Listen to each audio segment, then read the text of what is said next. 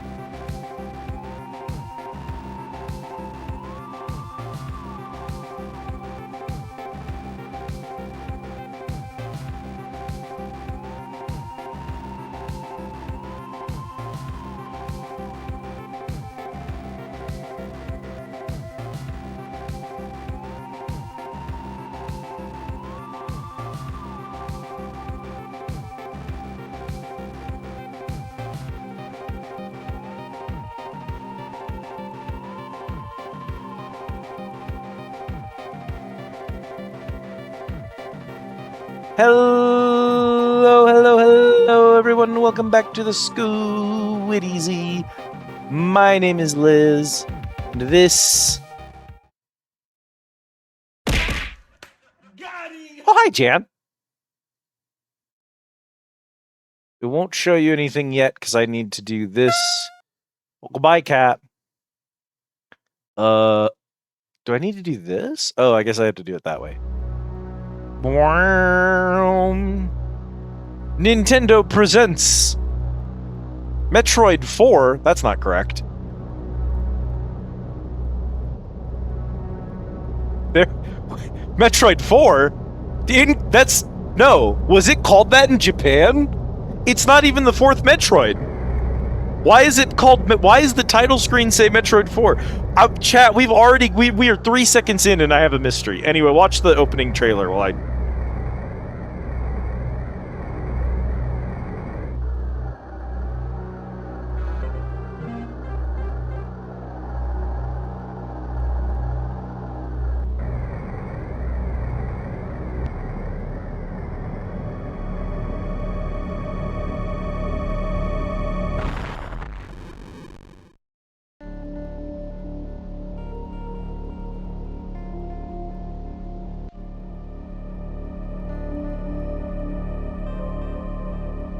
Referred to as Metroid 4 during production.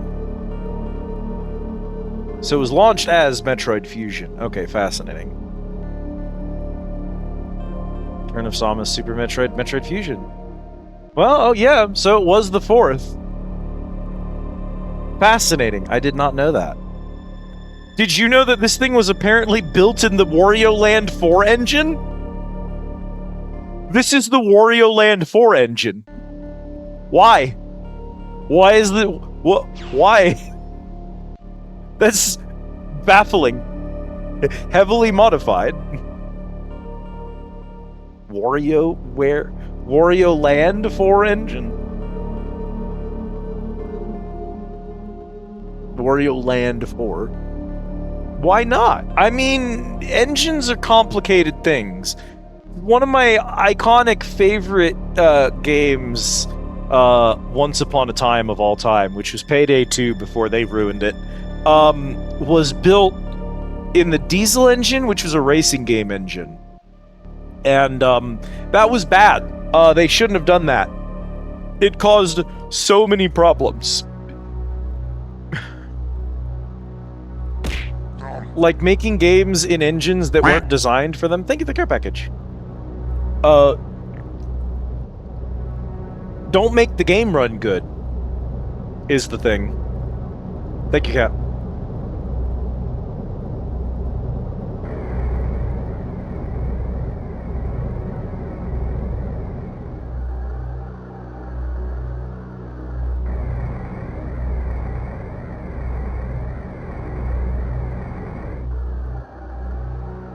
It just works.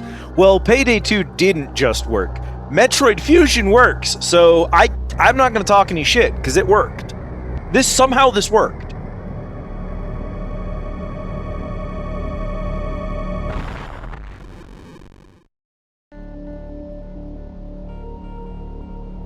Yeah, didn't we... Okay. I'd been assigned to watch over Biologics' research team, so I once again found myself on the surface of SR-388. In the beginning.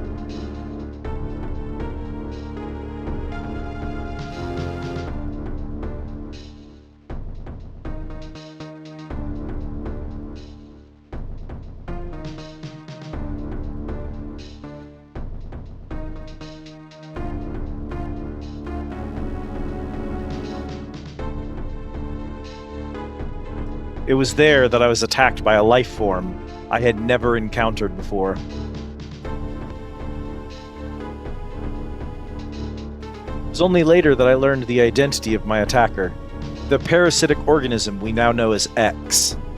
Unaware of my condition, I was returning to the station when disaster struck. Oh, I think his claim was Prime and not Fusion, but he probably also worked on Fusion realistically. I mean, he's the first American to ever suck Miyazaki's dick, so looking at his filter. Once the X had infested my central nervous system, I lost consciousness, and my ship drifted into an asteroid belt.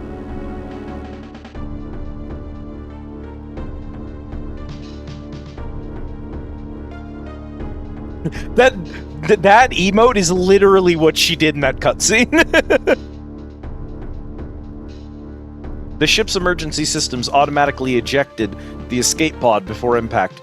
Biologics vessel recovered it and transported me to Galactic Federation HQ. However, during the journey, the X multiplied within me, corrupting large areas of my power suit.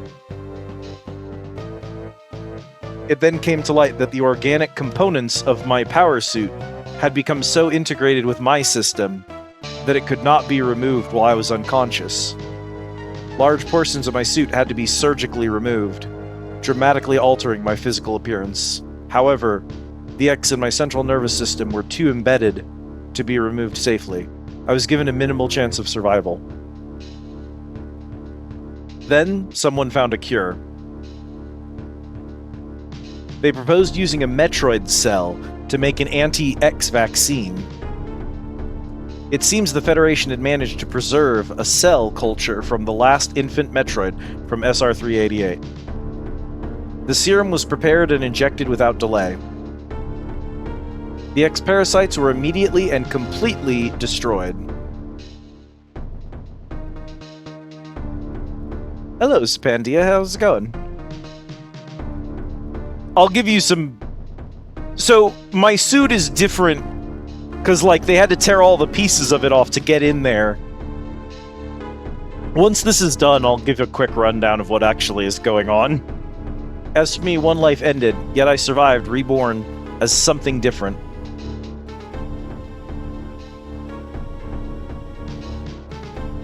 Thank you. Pondering this fact, I realize I owe the Metroid hatchling my life twice over.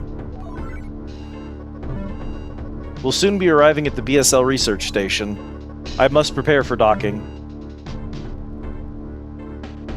The ship's computer has notified me of our approach to the Biologic Space Labs, or BSL, research station.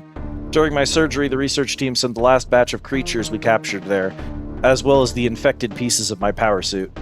After regaining consciousness, I learned that an unexplained explosion rocked the station. For some reason, this awoke a nameless fear in my heart, and now I am being sent there to investigate. My mission on the BSL station will be overseen by my new ship's computer. Following the commands of this blunt computerized CO is something I have to bear, as it was a condition of my taking the ship.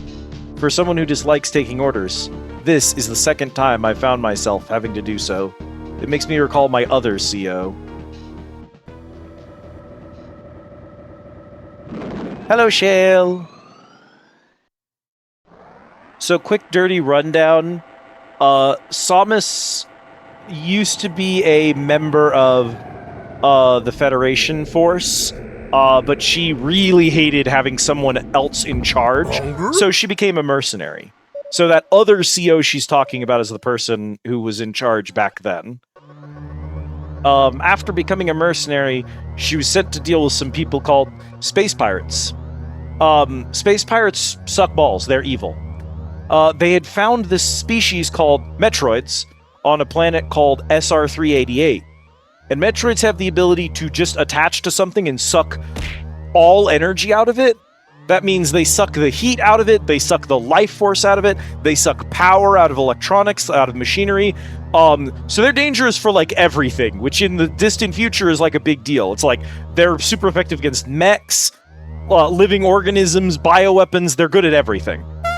So Metroids were deemed by the Federation way too dangerous to be left alive. So in one of the previous games, you literally go out and, like, extinguish all the Metroids. You wipe out the species, you kill all of them. The last surviving Metroid is a singular hatchling who saves you during an accident. And you take the Metroid, and you can't find it into yourself to kill it, because it's a tiny little baby, and it saves your life. So you hand it over to the Federation for safekeeping. It can't, like, by itself, it can't reproduce. So you figure they can study it, they can take care of it. So when you go back to SR-388 later on a research mission to protect some dweeby scientists, what you saw there was I killed a creature and it morphed into something else and then infected me. Now, Samus's suit is part power armor, part organic components. And it's not just a suit she wears, it's also like a living mech that integrates with her body partly. And so she controls its systems with her own neurology. Kind of like Master Chief's suit, where it's got organic components in it. A little like that. So, or like what's his name from Deus Ex? I didn't ask for this, and then the sunglasses grow out of the side of his head. Kind of like that, right? So she's actually a cyborg. She's not just a girl in power armor. She's a cyborg. So the X-Parasite gets in there, and it infects her everything. It's consuming her from the inside out. It's consuming her suit. So they have to tear the suit off, leaving her with only the under armor, which is also infected, and they can't separate that from her.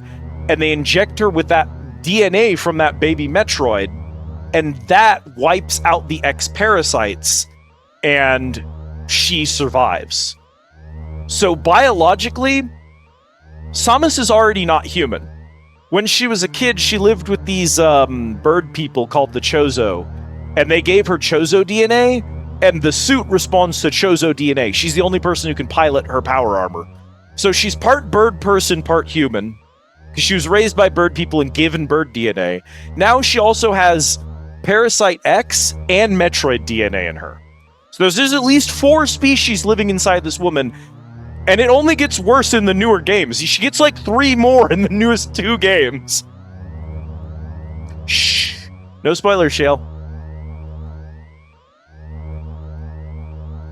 We're not going to talk about things we haven't come up to yet in the plot.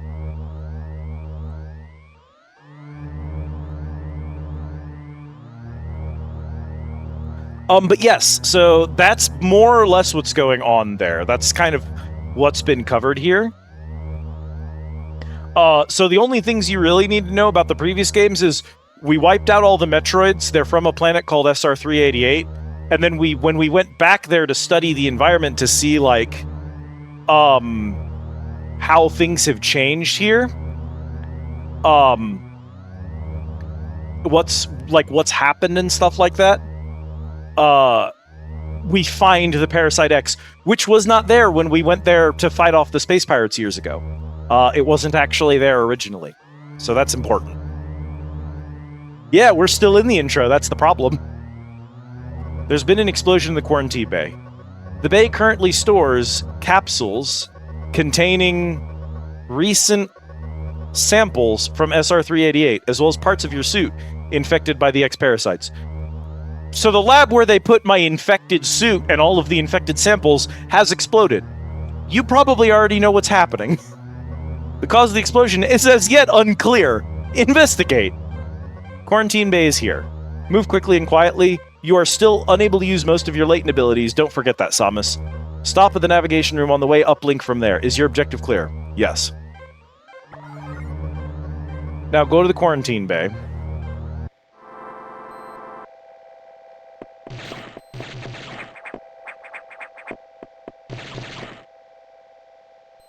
Yeah, because all of my powers are based in my suit and they stripped all the pieces off, I'm actually kind of useless right now.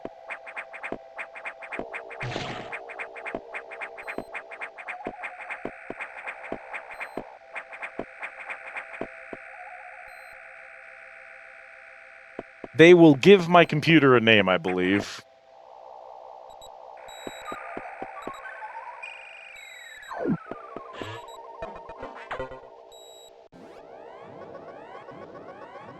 The quarantine bay is ahead.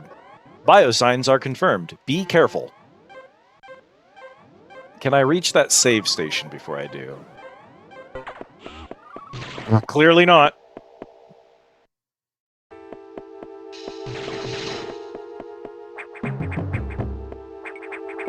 How's game volume? Is it high? Feels high.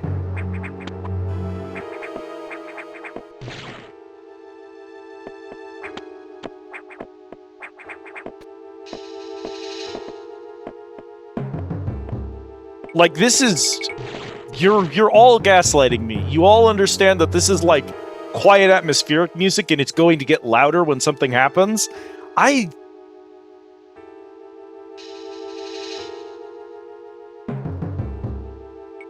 Y'all gaslighting me, I swear to God. Alright, well... Hey man, how's it going?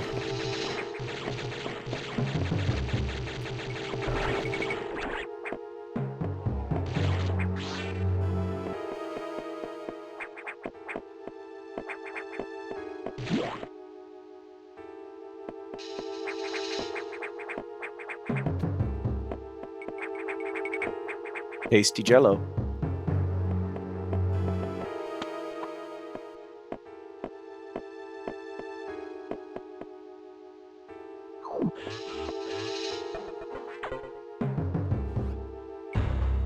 This is unfortunate news. The specimens brought back by the field team were infected by X parasites. The X can mimic its prey. Any species could have hosted it. Before the explosion, a security sensor scanned one. The gelatinous X parasites invade and rapidly reproduce, killing the host creature. They also absorb DNA and use it to mimic the host. You were almost killed by an X infection. Only the Metroid vaccine saved your life. It seems Metroids were the main predators of the X. There you go, that's where it says it. That's why the vaccine works so quickly and so well, but it has also changed your cellular makeup. You will never be infected by X again. In fact, you can now absorb any free-floating X parasites without a host by merely touching them. This will allow you to replenish health and restore weapons. You may also restore latent abilities this way, so pursue free X parasites whenever you possibly can. This station is home to many species, some violent ones. We must keep the X out of the breeding environments at all costs. This is vital, Samus. I am already detecting massive biosigns in this region. The X are gathering. This may be our chance to exterminate them, but you're only at 10% battle capacity. Your chance of survival is extremely low. The Federation needs you alive and on duty, Samus. Is your objective clear? Now, get going. I've released the lock on level 0 hatches. Look for the blinking hatches.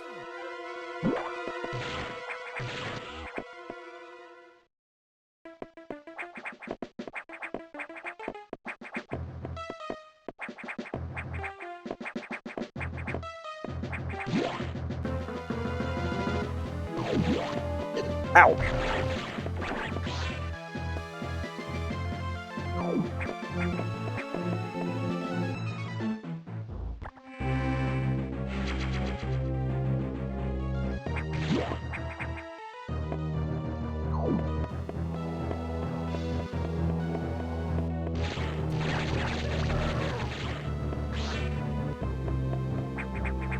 There's just a dead scientist there. I need to point this out. Y'all are gonna look at this dead scientist. And you're gonna think to yourself, I mean, sure, it's a corpse. It's a dead man. I've played video games. They put dead men in rooms to show you that people died. I need you to remember that the Game Boy Advance has, like, a 1 bit of data available on its RAM. Like, the amount of information that a screen can display is pretty daggum limited. And using up some of those resources to populate the world like that isn't something games were doing a lot of at the time. I don't think I have the firepower. There's a lot of attention to detail in this game that, like, was not common on the Game Boy at the time, that I just appreciate. I've received news from HQ. They can support you with downloadable weapons data. Once you have this data, you'll be able to use missiles. This will help against some enemies your beam can't hurt. Head to the data room for the download. The data room is here. Ba-ba, ba-ba. Looking at the art book for this game a lot when I was a little pebble. Indeed. With missiles, your chance of survival climbs to 20%. Howdy, Kit.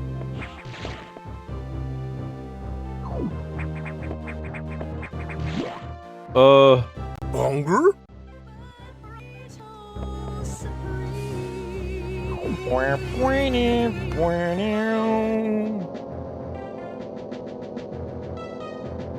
Hunger? That computer reminds me of a gruff Federation CO I served under named Adam Malkovich. He called me Lady on missions. From anyone else, it would have sounded sarcastic, but Adam made it sound dignified. Out of respect, and with some irony, I named the computer after him. So our computer is named Adam, because it reminds us of our obnoxious CO we used to have.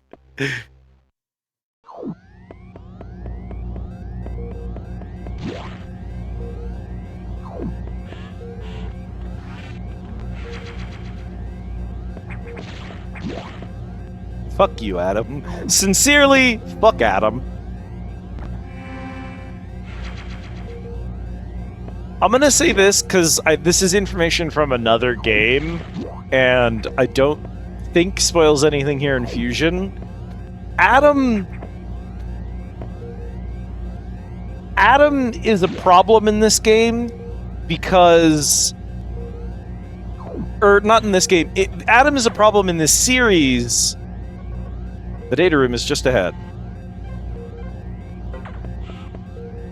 Because we get to meet him, but we only get to meet him specifically in Other M, which is the hated bastard child of the series. So, because we all hate Other M, Adam never stood a chance of becoming an enjoyable character because he's from Other M. So as a series, like as a community, we all hate Adam. And it's not because of Adam, necessarily. Maybe Adam could have been a good character, but he appears in Other M and we all fucking hate Other M. Electrical interference has knocked out the elevators on the main deck. This may be related to the X. I'll work on it. As for you, try to find another way to the target. It's located here. I'm renting huge biosigns, so I hope your missiles work. To reload missiles, you can use a recharge room or absorb a special type of X-parasite.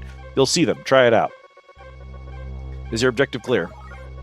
Missiles are your only hope. Don't hesitate to use them. Now find a way to the target. So there's this whole thing, right, where...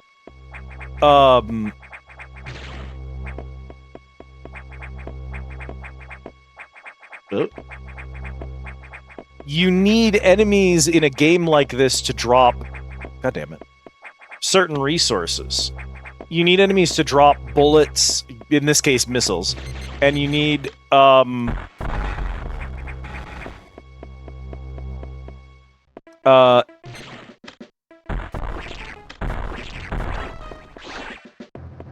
you need enemies to drop health. But it doesn't necessarily make sense for enemies to just have those on them, especially when they're weird zombie dudes. So you resolve that problem by making the X-parasites able to mimic anything, and so you make Samus's suit with the vaccine in it able to absorb them and convert them into material and resources for the suit.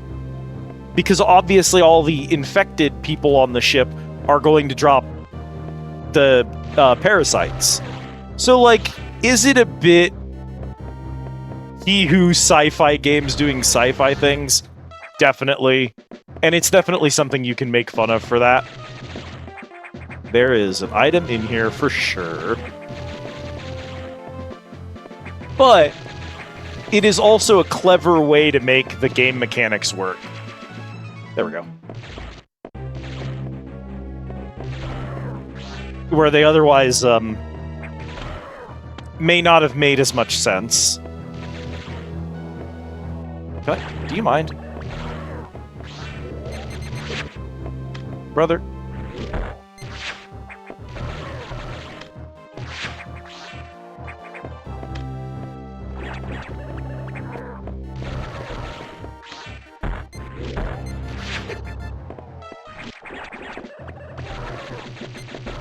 I'm losing the fight against this man.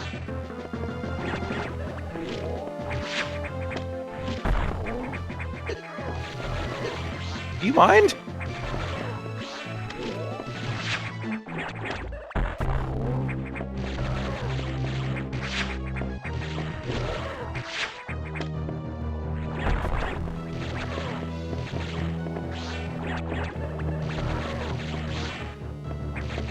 Stop bringing him back!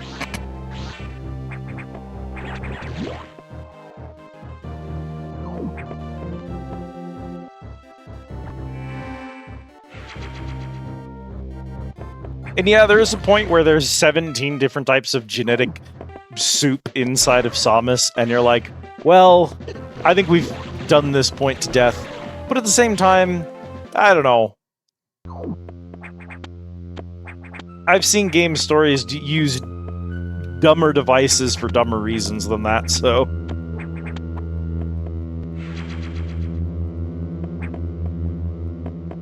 My estrogen tank.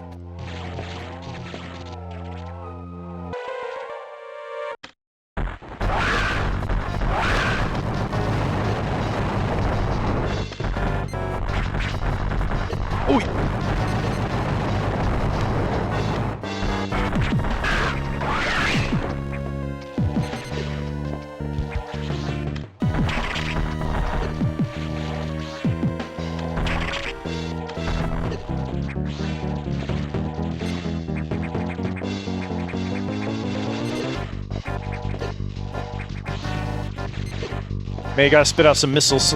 I'm out. There they go. I know they're in there.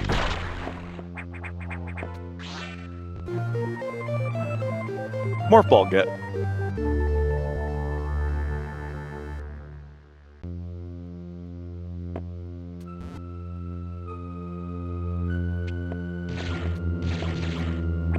It's Morbin time. I love that part in Metroid where Samus morbed. Bonger? Hey, Jade.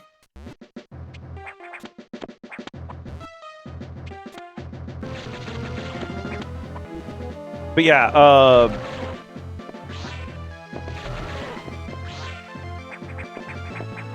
the health in Metroid being a tank that looks like a little medicinal pill with an E on it is the reason for the trans Samus headcanons, I believe. Among others, but that's, like, the funniest reason.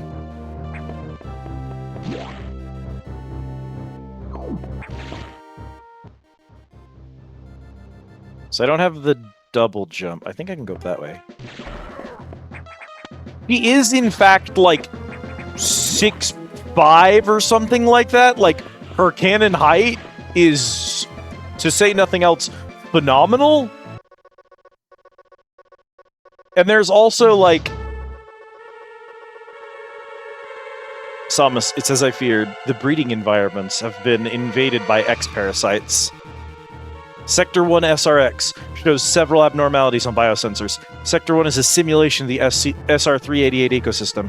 To get there, take the main elevator to the access shaft and use elevator 1.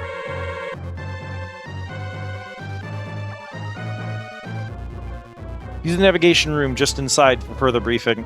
I'm not sure, but I think that whoever allowed the in the environment may also be linked to the earlier explosion. I say Samus.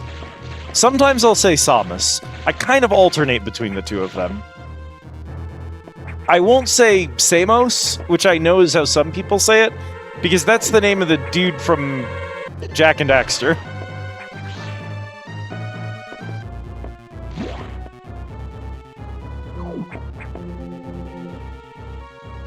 I kind of like Samus because it's got Sam in there, and that's like a community nickname. Yeah, Samos is... it's spelled the same, but that's the dude name. Samus!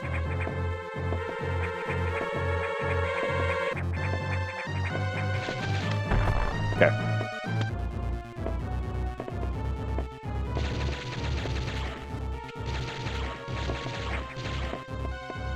You just gotta check, you know?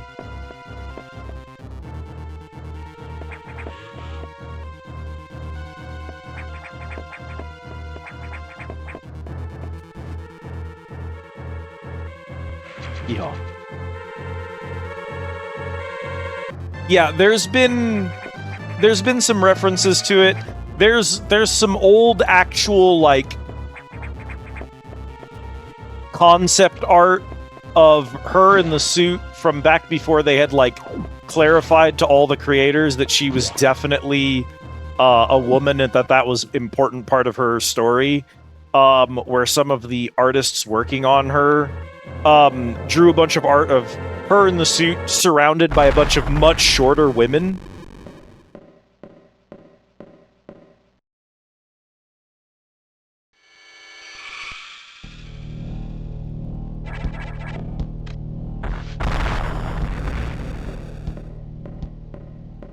So that's really bad, right?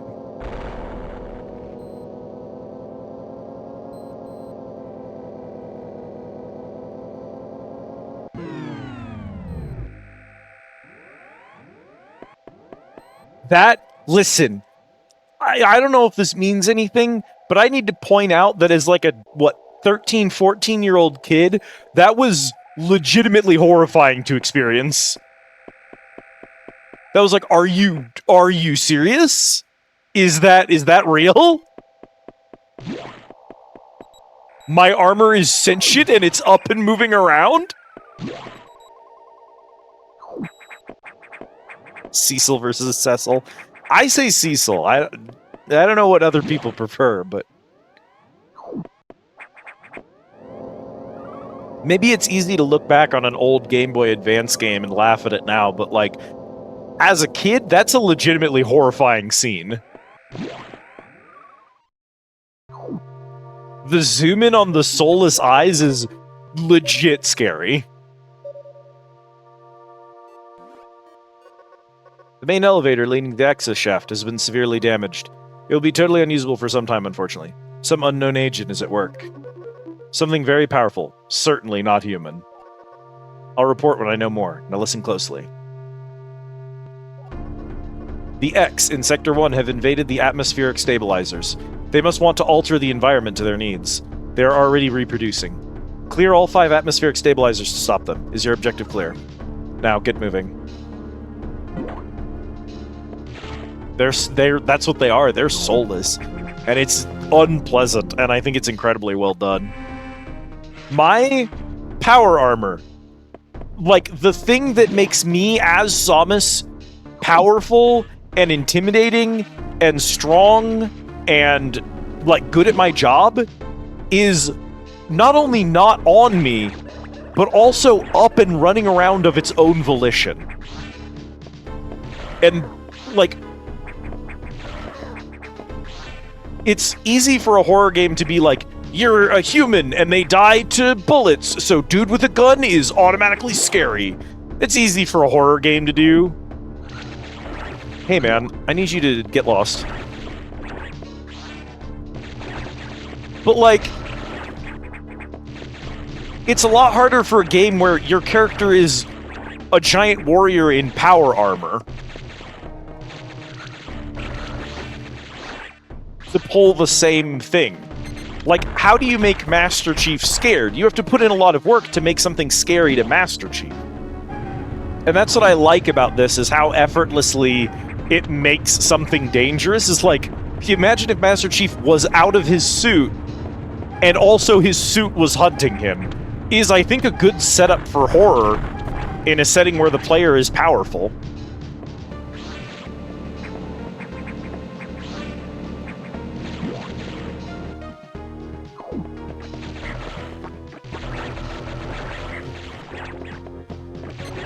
Hey man, you gotta knock that off.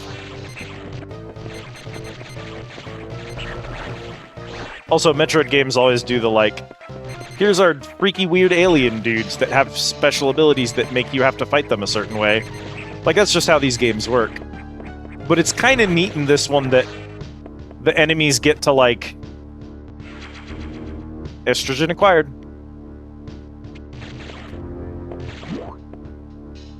You kill a group of them and then they turn into a different enemy and you have to kill them again because they're mimics. I think that's neat.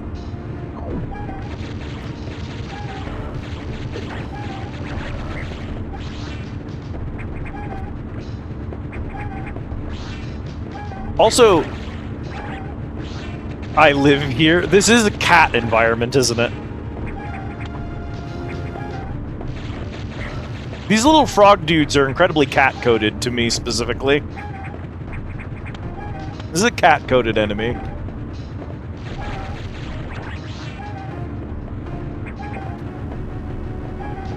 Yeah. Samus is a canonical trans femme lesbian who gets her estrogen by adventuring for it.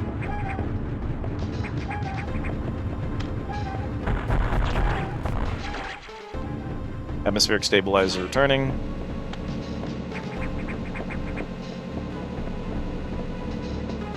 Alright, man. I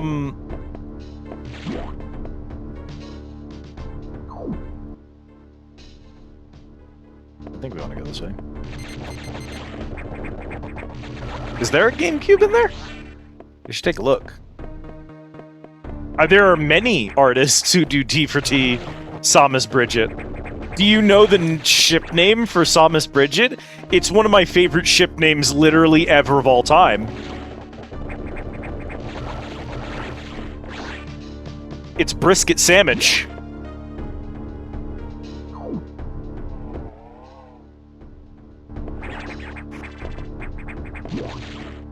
Samus's nickname is Sandwich because Sam, and then Bridget's nickname is Brisket. So, Brisket Sandwich.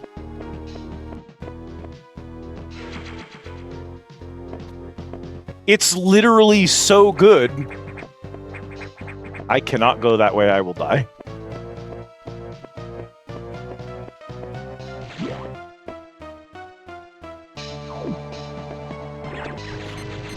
What the fuck are you? Don't do that. Wow! I don't like you.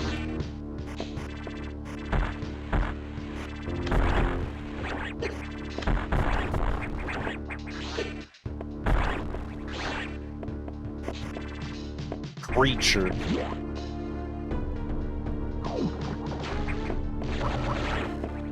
Crab.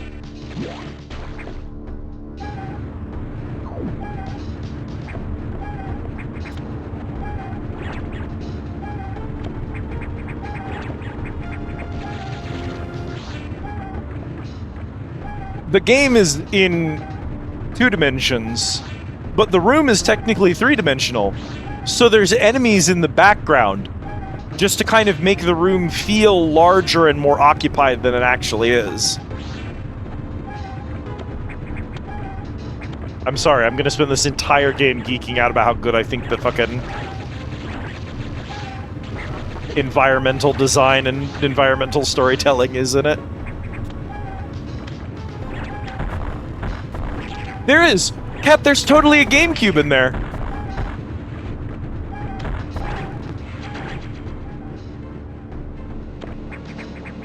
Did you see the GameCube in the wreck? We have another one. If you didn't see it, I'll show you the next one. Yeah, there's a GameCube in there.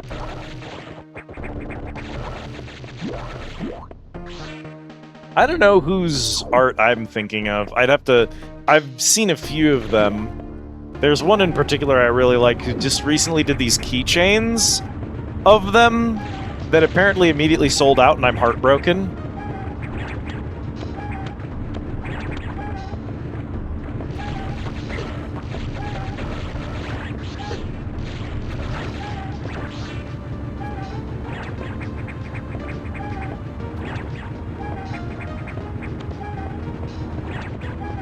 Yep, little GameCube stuck to it right there. I certainly didn't see that as a kid. Yeah, puppy girl and cat girl.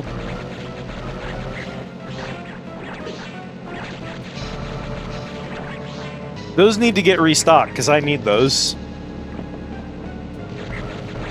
Hello, Emily. Yes, Samus is absorbing them.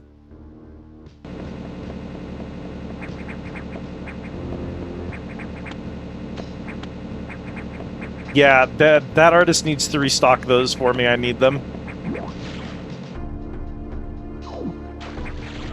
Wall crab. Such a Mega Man coded enemy to me.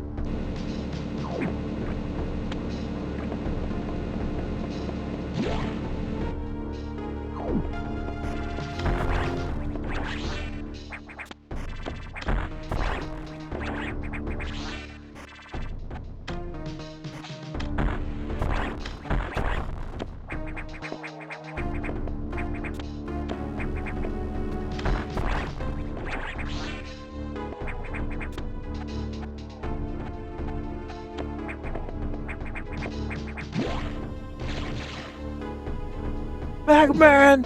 Super fighting robot! Fight to save the world! Picking up estrogen. Thank you, Cat.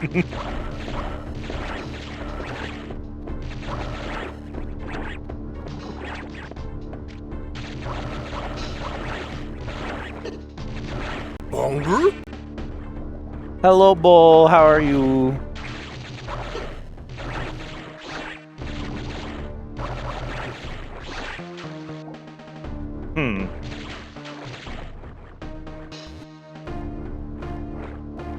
Bull EP.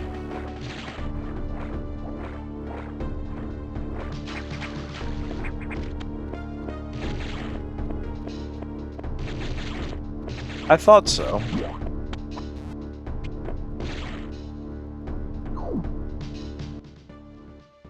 What's over that way? There's a save station over that way. It's also a save station down this way. This is a one-way. Welcome to navigating in a Metroidvania. It's always bad.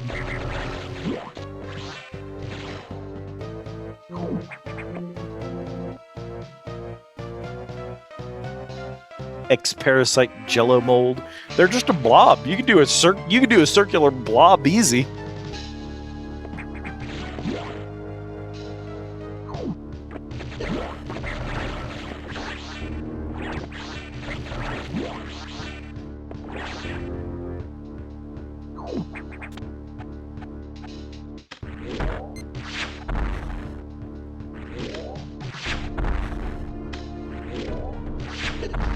You suck, my man.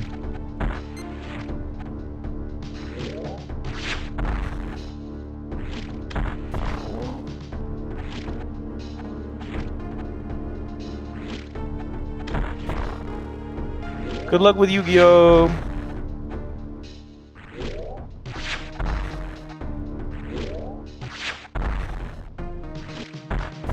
This enemy's less difficult if you're not asked the game.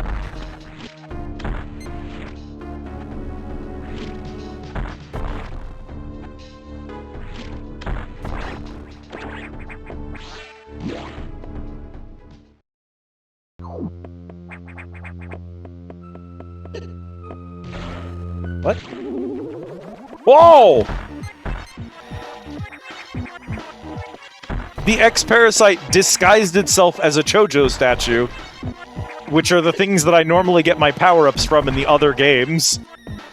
I absolutely just got mimicked by it.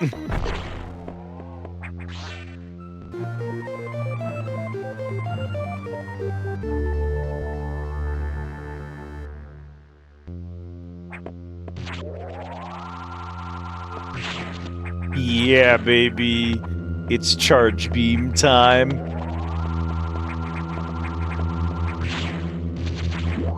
Fuck.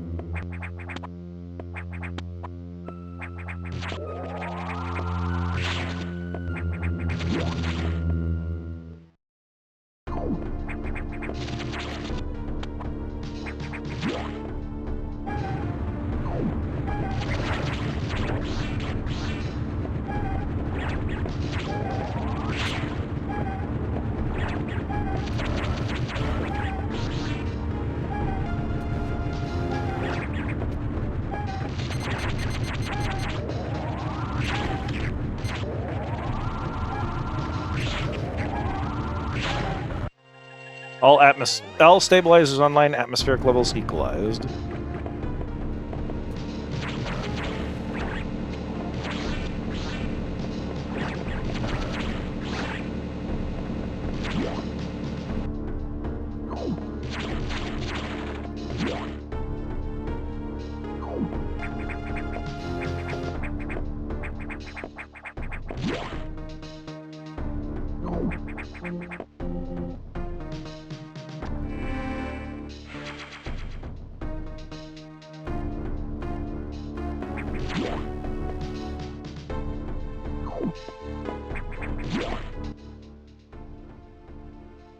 Okay,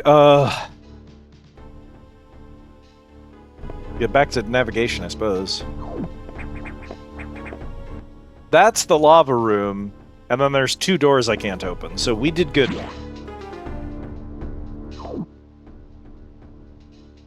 No, we want to go this way.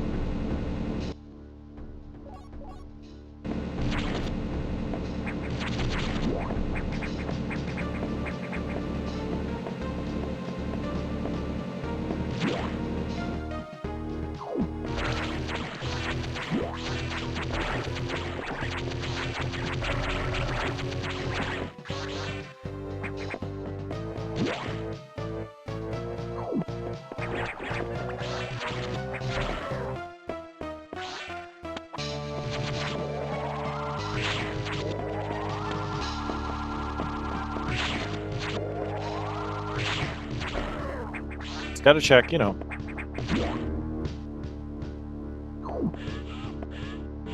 I think I'm full, but...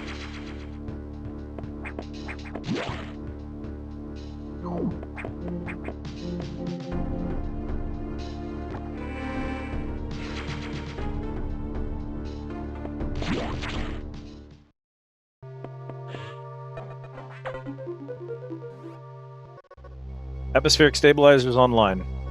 But many X have already made it to other sectors, it seems. In particular, Sector 2, TRO, the tropical habitat, shows abnormalities. I suspect the X entered this sector with the help of our unseen saboteur. He or it may be in TRO now. Samus, get over there. We need to put an end to this. Is your objective clear? Start moving. I'll brief you at the TRO navigation room.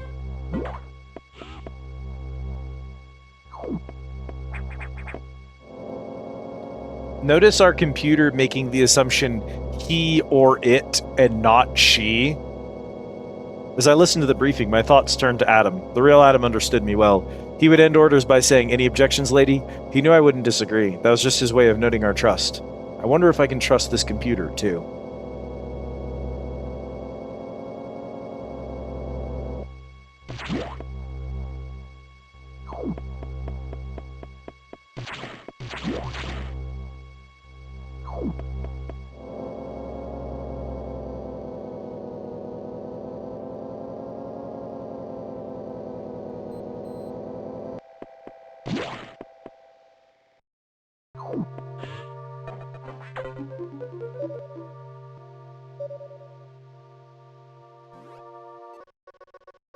I have learned the identity of our mystery saboteur. It's an X mimicking you. I have named it the SAX. I believe the SAX came from the capsule containing your infested suit parts.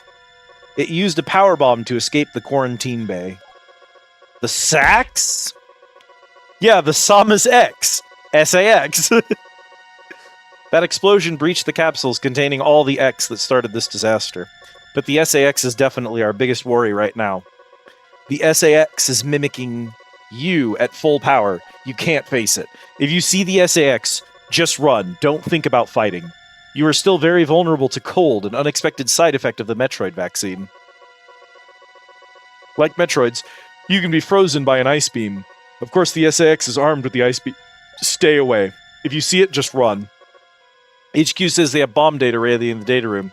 Bombs will help you find a way out if the SAX traps you. The data room is here, but it's sealed by a level 1 hatch. You'll have to find the security room and release the level 1 locks. But per safety protocols, it's not marked on the map. You'll have to find it on your own somehow, Samus. So first find the security room and unlock level 1 hatches, then go to the data room and get that bomb data. Is your objective clear? Keep an eye out for SAX.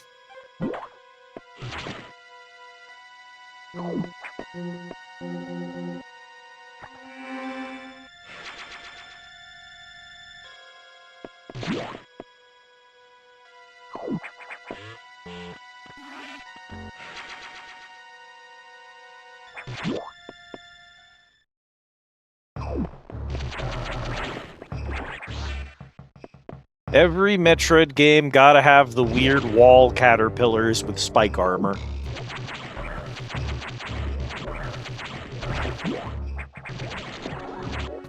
Brother!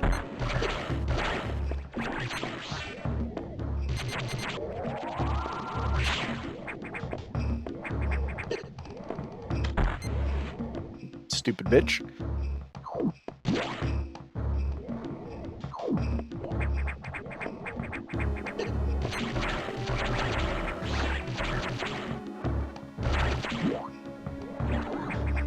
Your butt. Okay. I can't reach that without either a weapon to kill these dudes or one of my bigger jumps.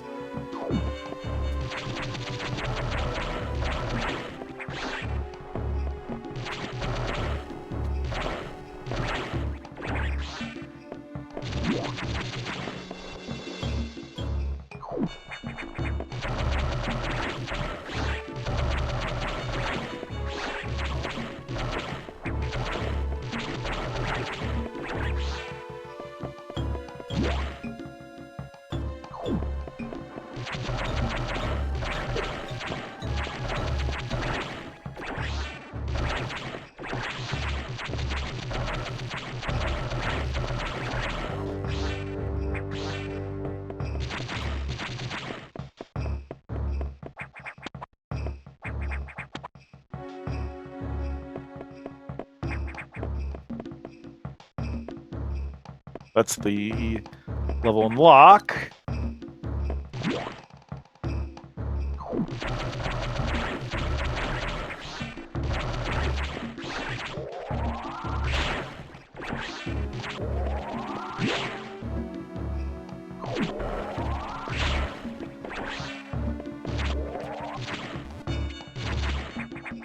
It's gonna be power bomb room.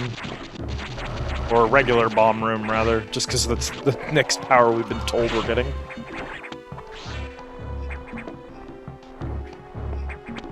Okay. There's another lock.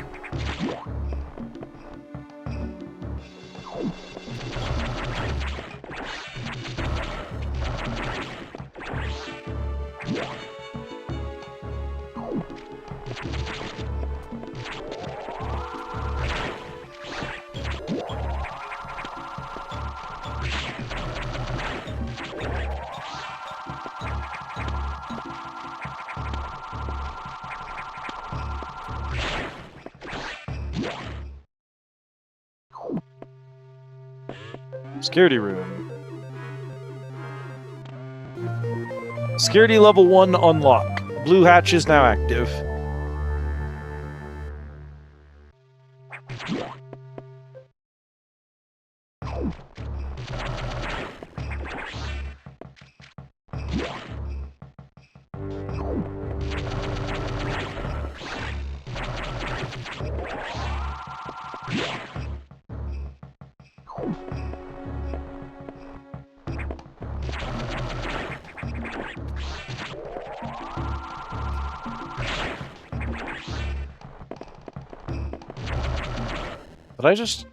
I did just walk past that door. What is wrong with me?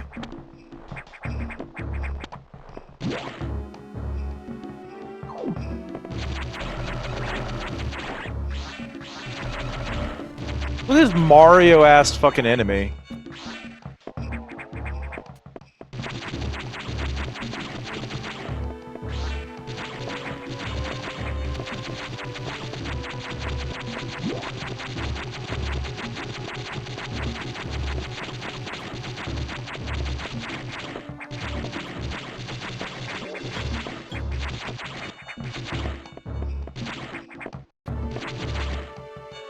Eh?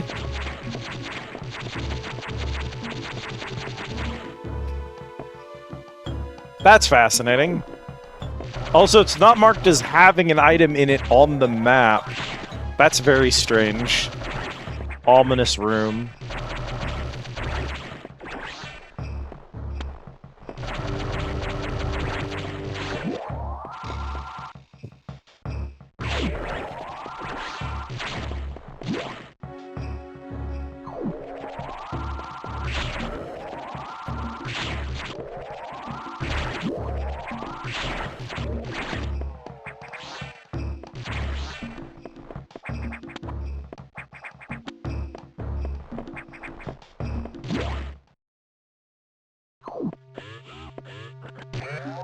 Hello, Adam. Oh my gosh.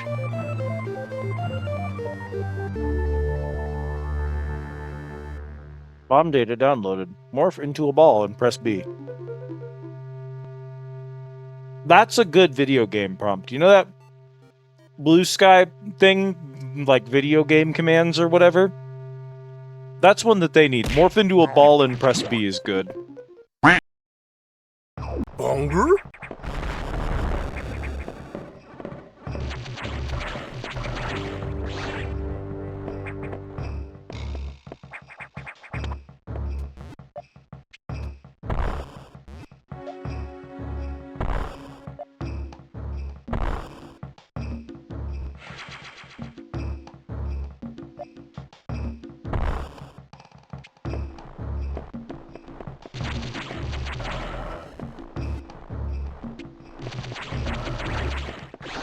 Something just destroyed that door.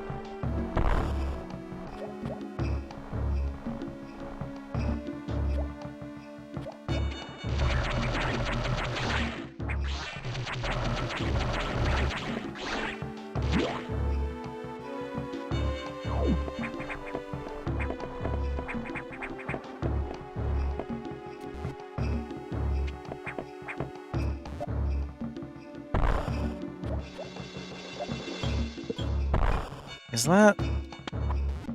Hang on. I do want to check that real quick.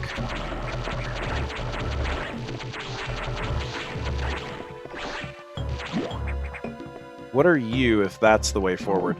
You're a save room. That's what I thought was going to happen.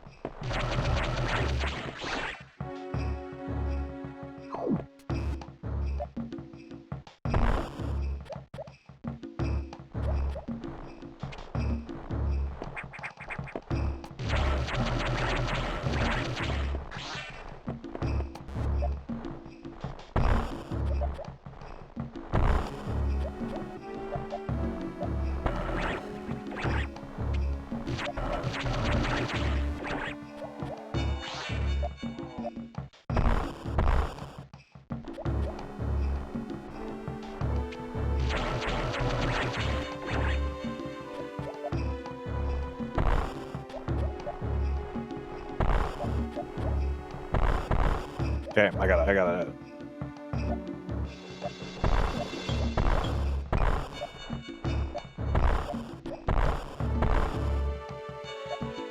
Wait, why am I doing it that way?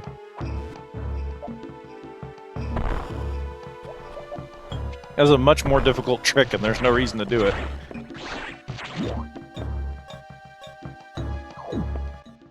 By the way, I love that the scan map is like, here's a map of the zone. It doesn't show you any of the, like, ventilation shafts or, like, maintenance shafts, because those aren't important for the people working here. Only a maintenance person would need to know where those rooms are. But we're constantly going through those stupid maintenance tunnels and ventilation shafts, so we're constantly filling out the map with things that just aren't on there.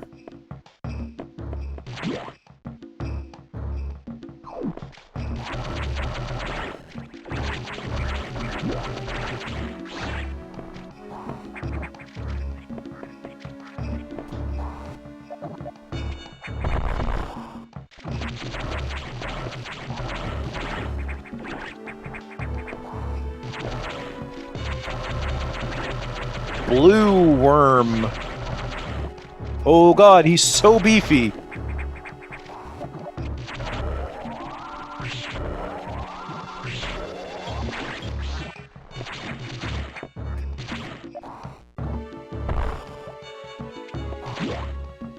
Hang on.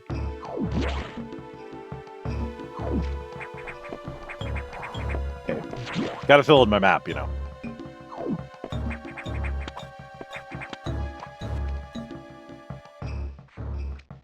Well, what the fuck's going on down there?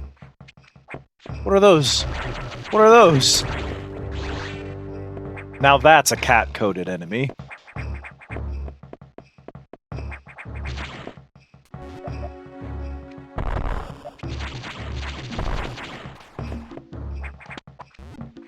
Slugs. So goofy.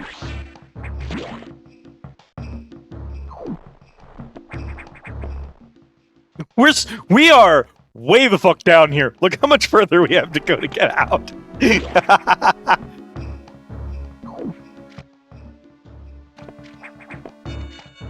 The slug room. Behold, slugs. I don't know what that enemy is, but it's definitely called a slug. I strongly believe it is a slug.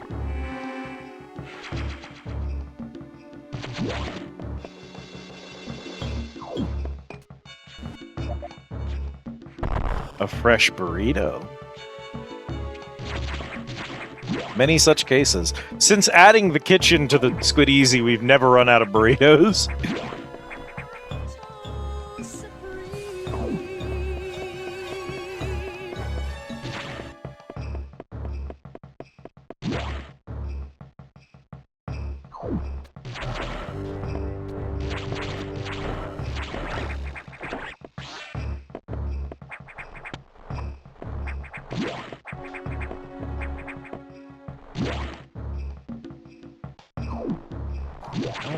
I don't think I want to go that way yet.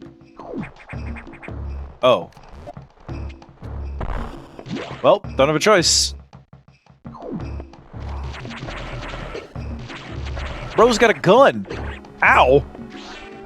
I didn't expect him to have a gun.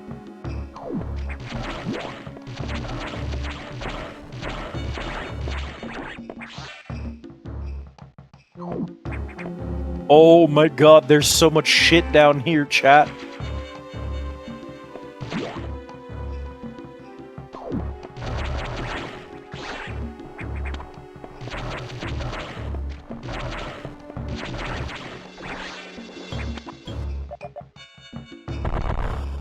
That's a power bomb.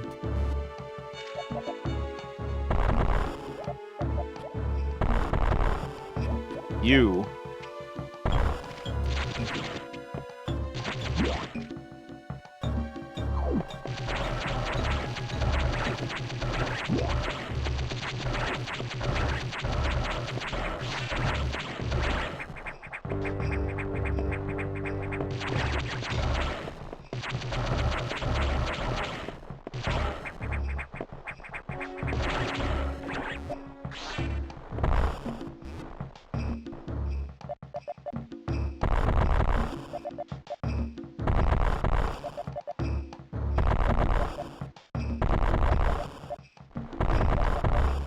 No, get out of the hole! No, get out of here! Go on, get!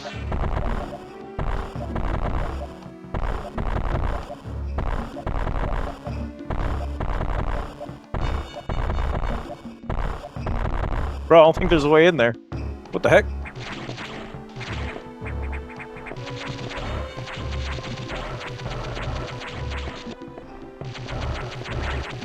That's awfully strange.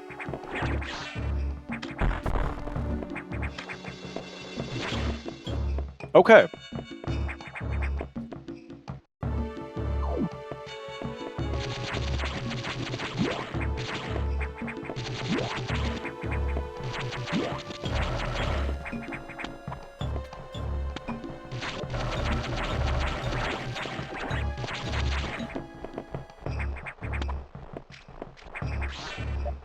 Power bomb, right? Okay. And I can't go back that way. I think we're good here.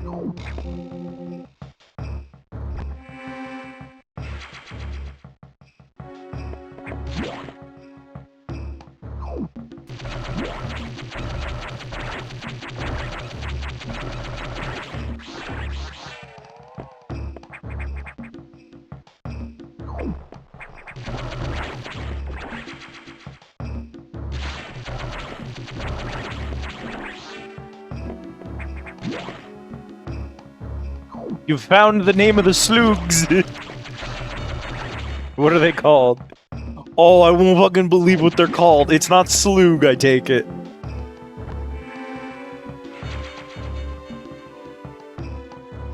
Booyahs! Wow, way too cute a name for a Metroid enemy. Booyahs.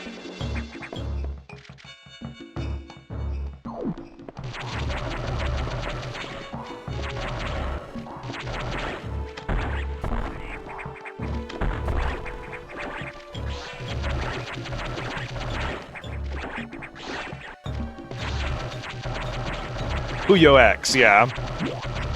Many such cases in this particular game, unfortunately. Most of the enemies are going to be called Enemy X.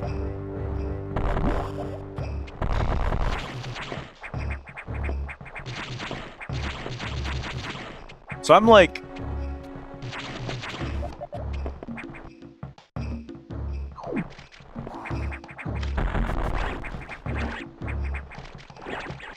Bro, you're a little cunt. Genuinely confused here. That's clearly a secret room. That's Powerball locked.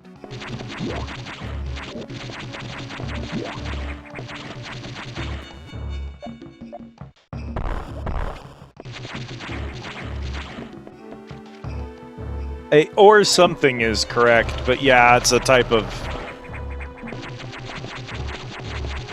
clone-y thing. I feel like I'm supposed to be able to get into this room somehow.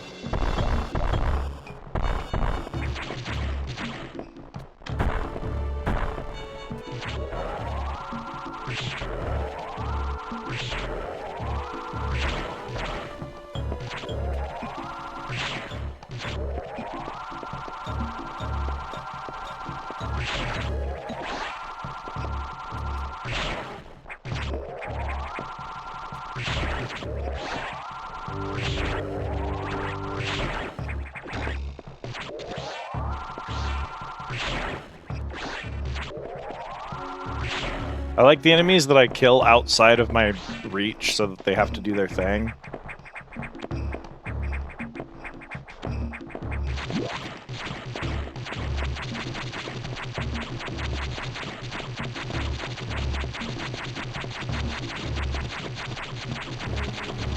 Yeah, it's sword fighting in Puzzle Pirates. What am I missing, chat?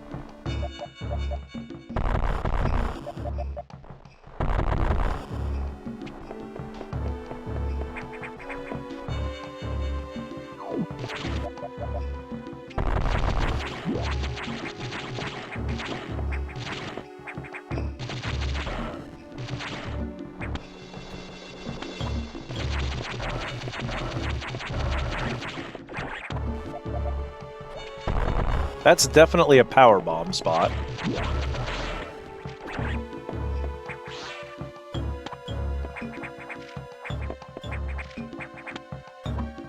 I feel like what I'm missing is I shouldn't be stuck here. This shouldn't be a one-way, but for some reason I can't seem to make that jump.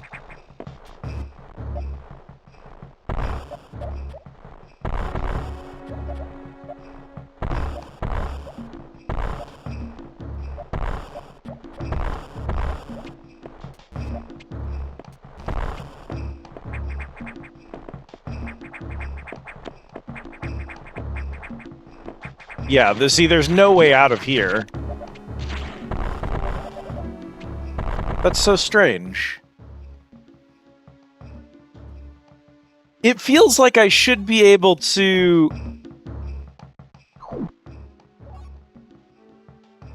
Proceed to navigation. Yeah.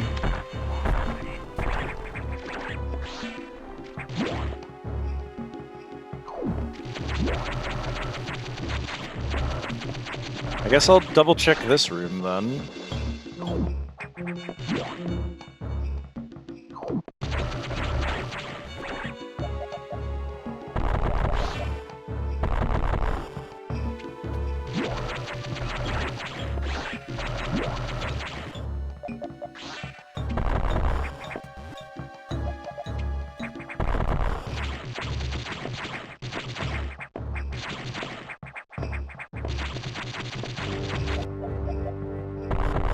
See, there's nothing in here.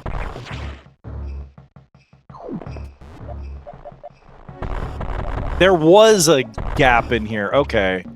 And that does go into here, okay. I was just being dumb.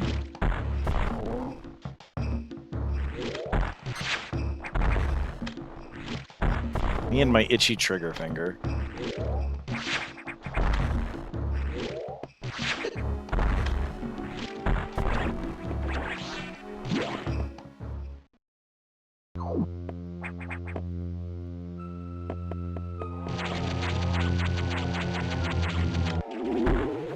Wow!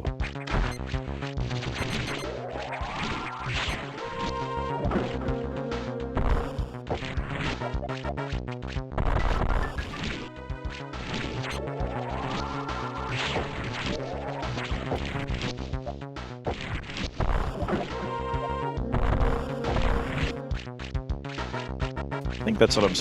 Am I supposed to let him catch me, maybe? Instead of putting the bombs down, let him catch me and then drop a bomb?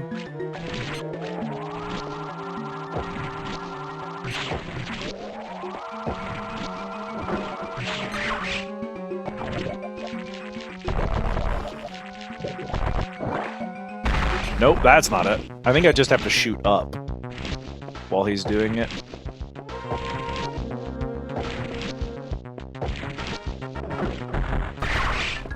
You'd think since I just unlocked bombs, that bombs would be the solution here, but...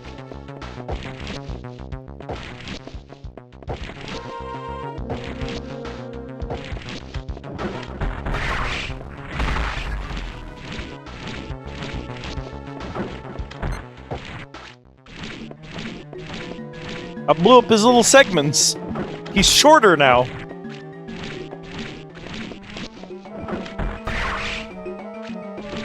His bits! He's lost his bits, cat!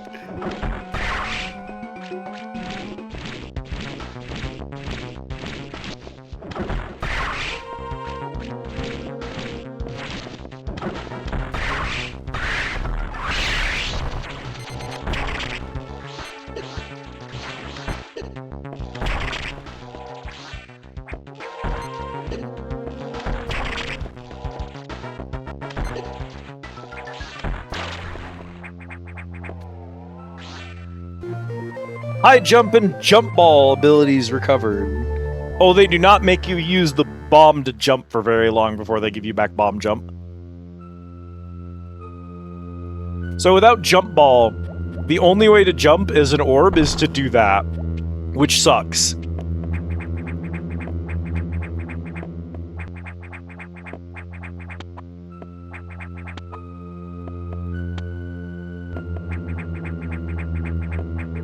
I can't reach the top corner of that room, which makes me suspicious. It would be very funny to need to return here with a different jumping ability later.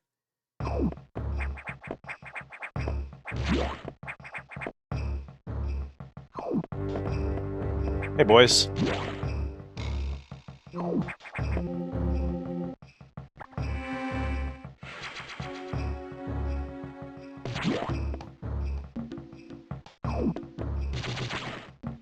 Ah. You see, cat, the worms, they've cocooned.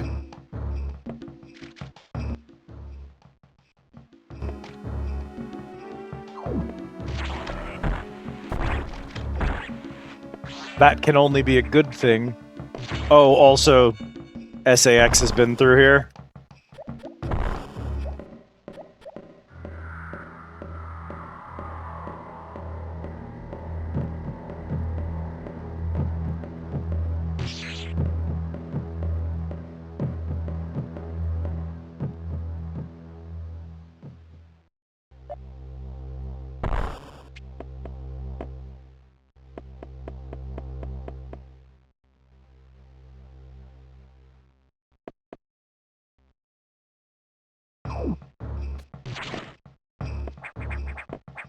The worms, they're beginning to hatch into something.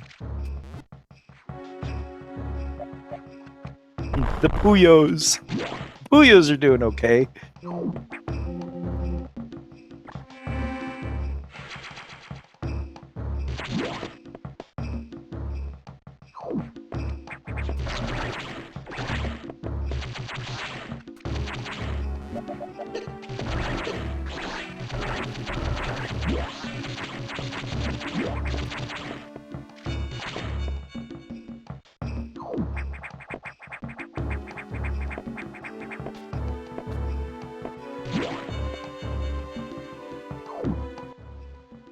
I don't think I can... Angry Fimsh. We don't have the Zero suit. Or is it the we don't have the gravity suit, which you need in order to move in water. Because, Samus is a heavy lady, so...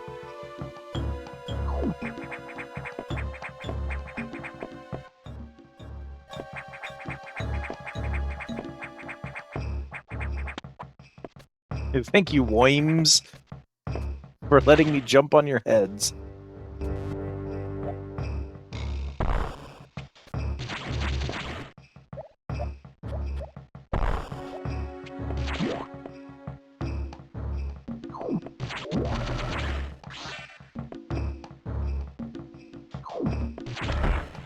I feel like I'm going the wrong direction here.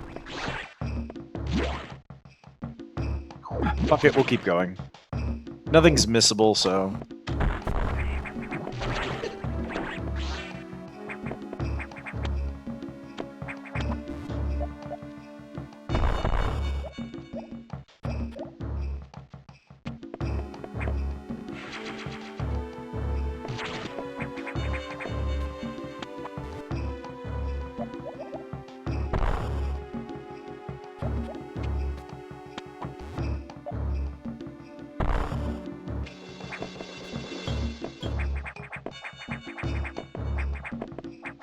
How'd I do that the first time?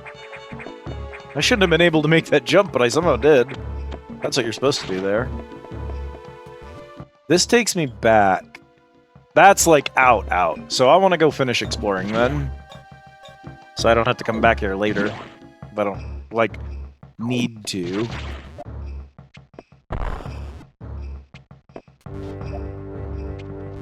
There's like 6 zones in this game, and this is zone 2, so we're about a third of the way done with the game anyway.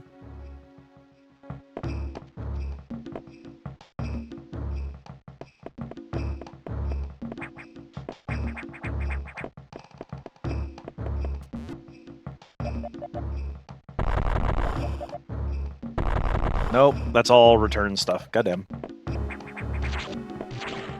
The Roomba Troompa should track down where that fucking Shoggoth went, I think.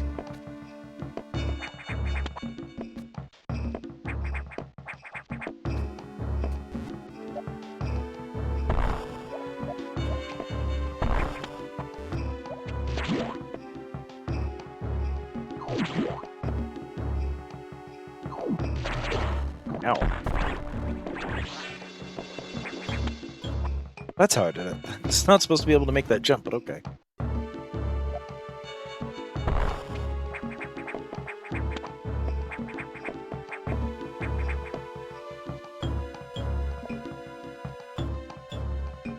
Again, not to like bang on the drum of environmental storytelling, but moving through this area the first time and having them all be worms, and then as you move your way back out, they're cocoons, and as you get closer and closer, they start to form more and more bug features and begin to get more and more hatched as you go.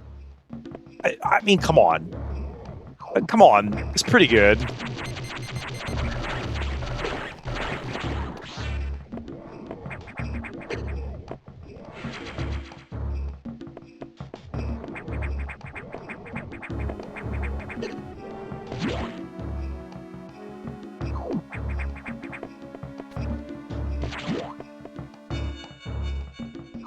cicadas as an enemy.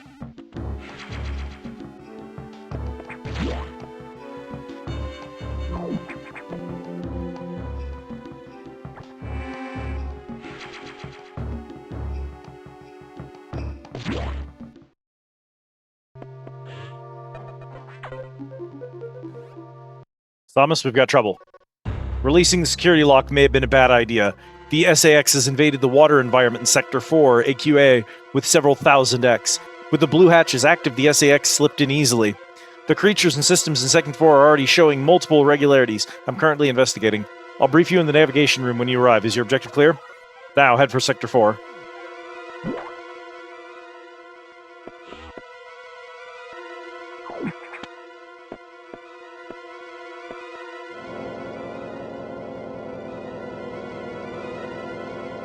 I mean, we need to find where the Shoggoth is first. The SAX, an enemy with my strongest abilities. But does it have a reason? Probably not. It's just a killing machine. In my current state, I can't face it head on. The SAX is me, only heartless. I must stop it before it learns its potential and threatens the universe. I'll placeholder asset.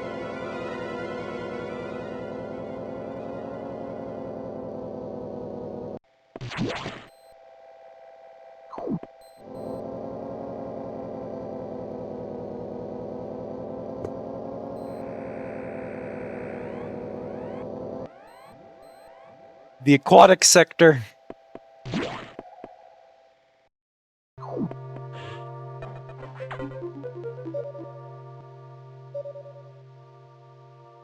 Jesus. This sector has taken more damage than expected. I knew the X were powerful and destructive, but still, this seems to be purposeful. We certainly can't rule out the possibility the SAX has a high degree of intelligence. I find the X fascinating, especially this SAX. But I digress. This sector is home to a very large creature. The researchers called Ceres. It is capable of moving and attacking at ultra-high speed. More senseless and widespread destruction here may be attributable to Ceres. No doubt the SAX released it, but I can't be sure why yet. Ceres returned often to the breeding tank here. Its natural behavior must be to go back to it periodically. It's a valuable specimen, but you have been authorized to terminate it. If you don't, it may invade other sectors. While you're moving, be careful. Some broken power nodes have electrified the water, but we can't cut the power. Doing so would affect the whole station adversely. If you touch the water, you'll be electrocuted. Conserve energy as you go. Here's the aquatic zone. There's a lot of problems with navigating an aquatic environment. But just to make them worse, the water's also electrified. Fuck you.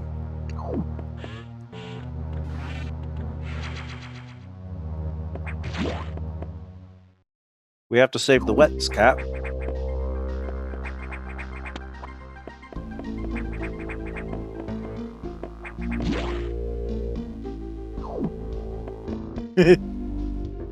Background bugs. Look at them go.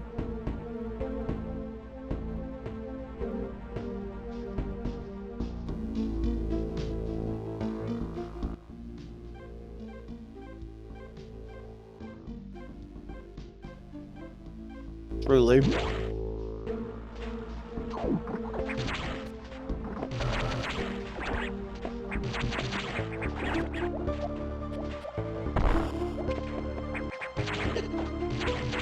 Heyo, fetus, how it do?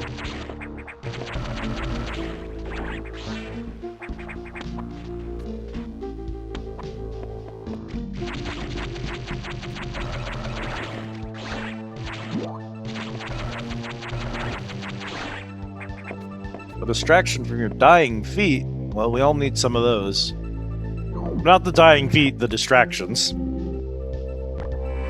Did you go for a long walk? Did you have long work today? Were you standing in line at the DMV for 12 hours?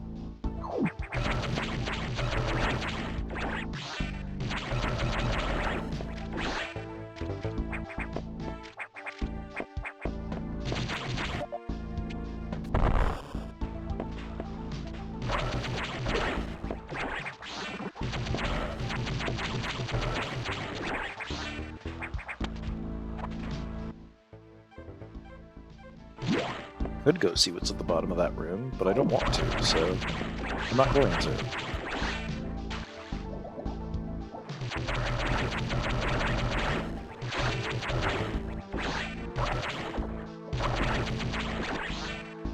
Been hiking since 6 a.m. It's 4 p.m. 1 more hour. Goodness gracious, what a hike.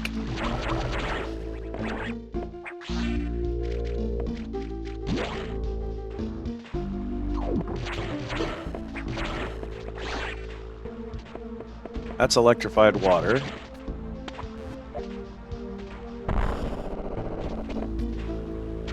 Ow, ow, ow, ow, ow.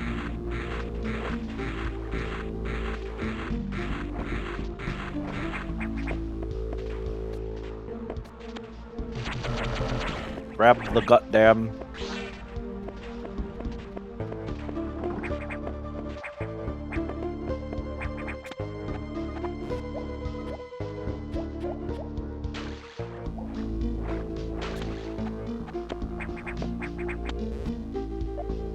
Eh. Nani? None of that.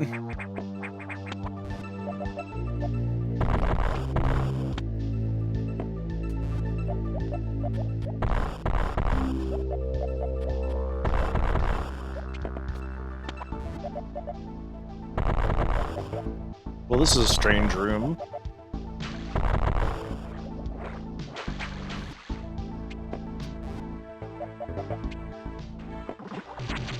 Yeah, it'd be the longest I'd ever gone, too. And it ain't even close.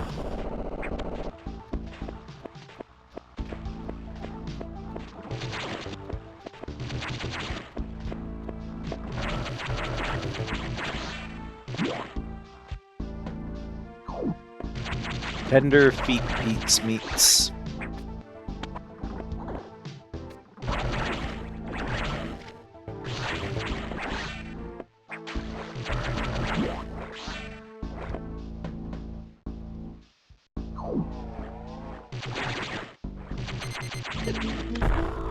Ow. Ooh! No, my health! Come here.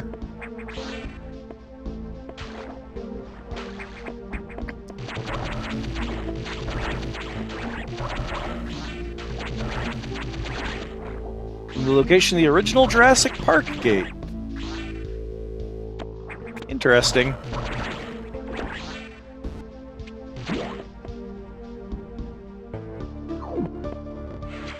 Energy tank acquired.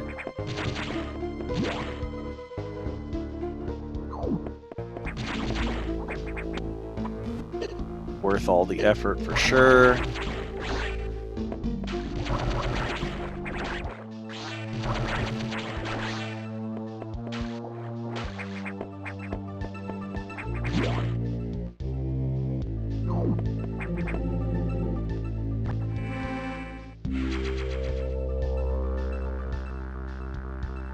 Hawaii. Hawaii. Hawaii.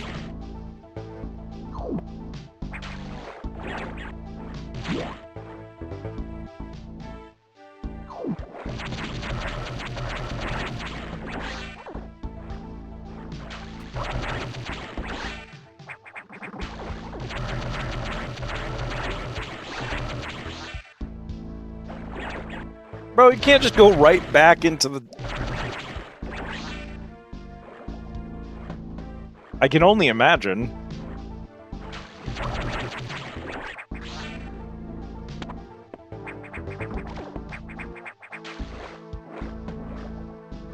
I think the longest hike I've ever done...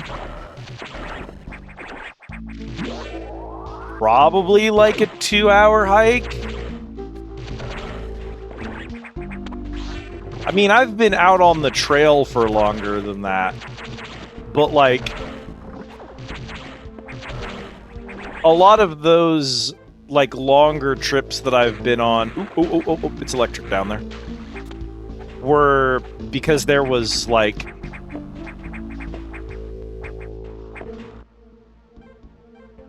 we were doing stuff on the way, if that makes sense.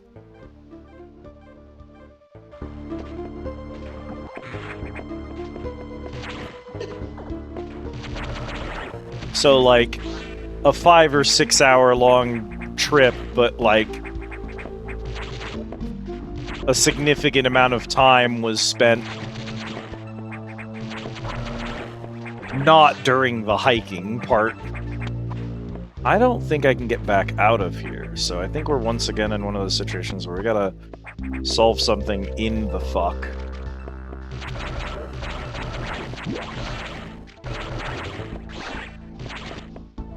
You gotta keep your electrolytes up. Get that sodium in you.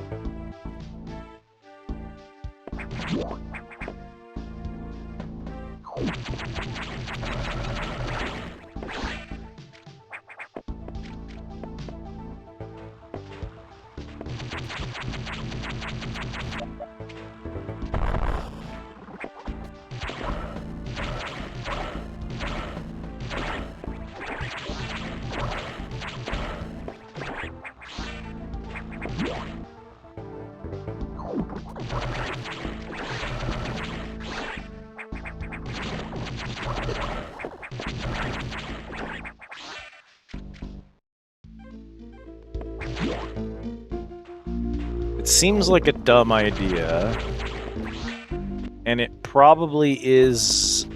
It probably seems like a dumb idea because it is a dumb idea.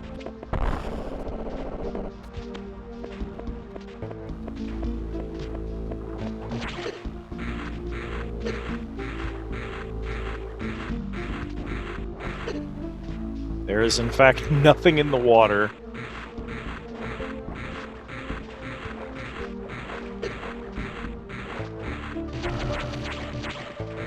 And I don't think I can make that jump without the the gravity suit, so...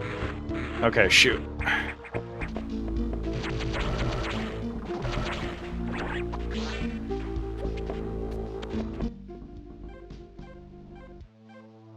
My target's right through there. That room had a thing in it. That room comes from next door. Either that save station there has something above it I need to reach. That room there has a path through it. Or this green room I'm supposed to be able to cross. I'm not sure which is which. Given that this room was so strange... Oh, hello! Knew it.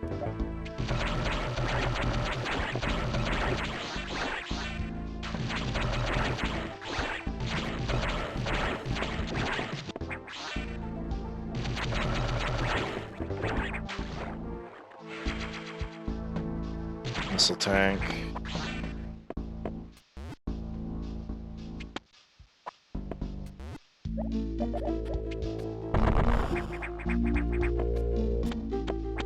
Think it'll do that on the other one too?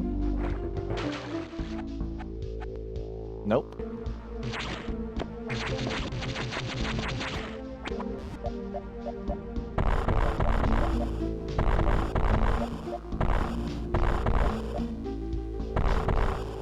Nothing.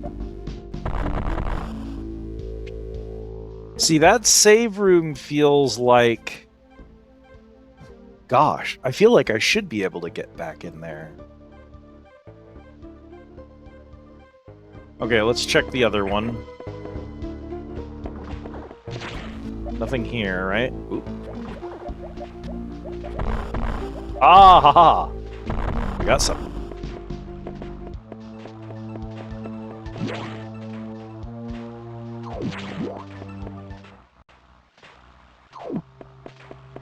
Pump control.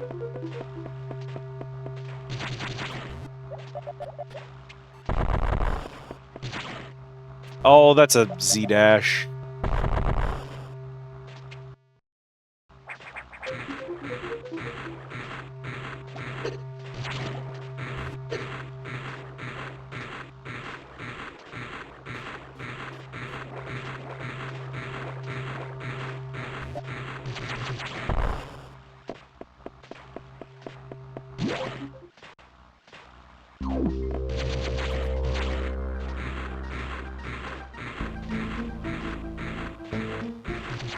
There are a lot of places to electrocute myself in here. I keep thinking if I check them that one of them is going to be like, oh, you were supposed to go through this zone. You're supposed to swim through the lightning and hurt yourself.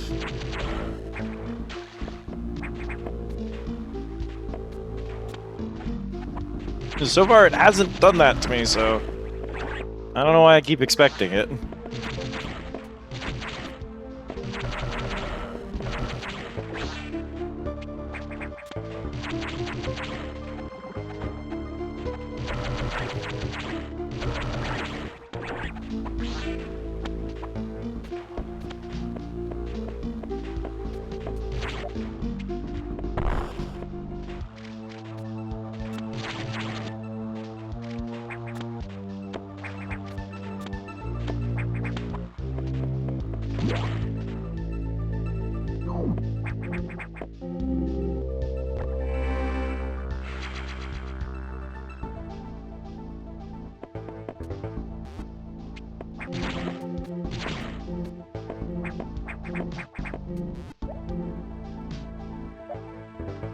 Goddamn. It's gonna be a hard boss. I have no HP. Defeated is the monster. Don't even worry, Cat. He's already dead.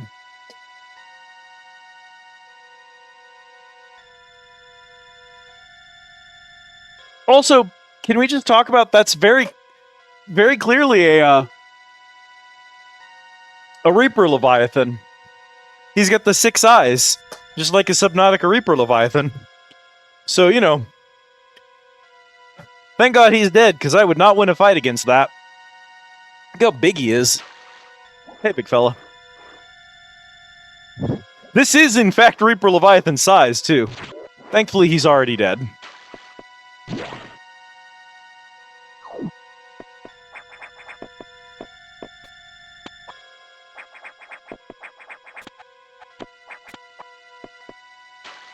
Man.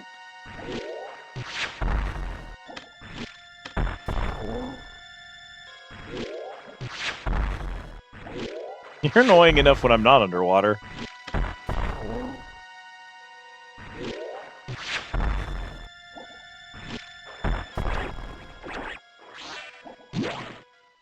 Guess at least he gives me full heal and full ammo.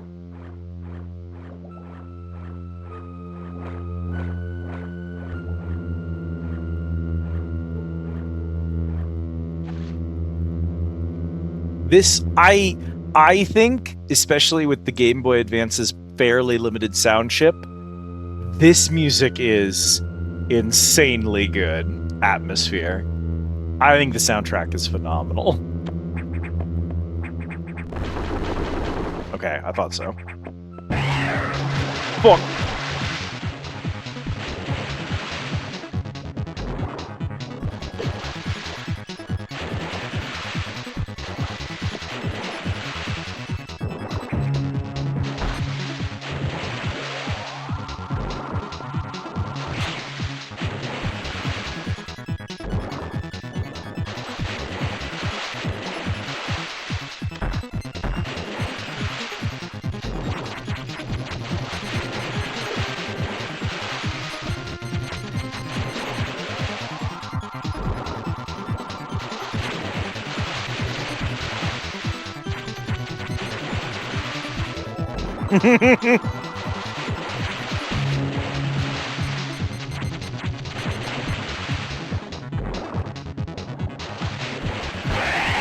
Ooh, hot! It pissed him off good! I gotta get out of the water. I gotta get out of the water. I gotta get out of the water.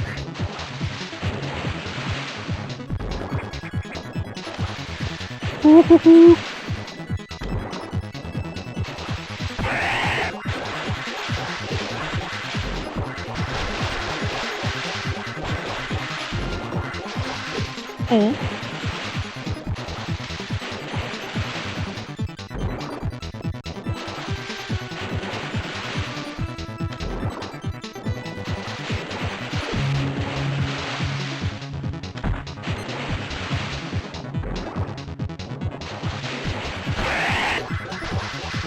Christ.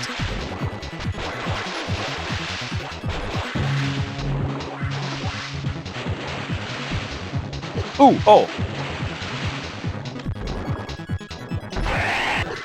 Oh, he went over.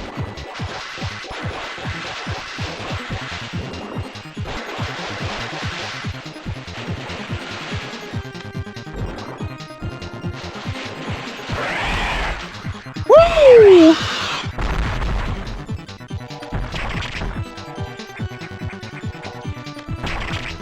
Get up here, boys.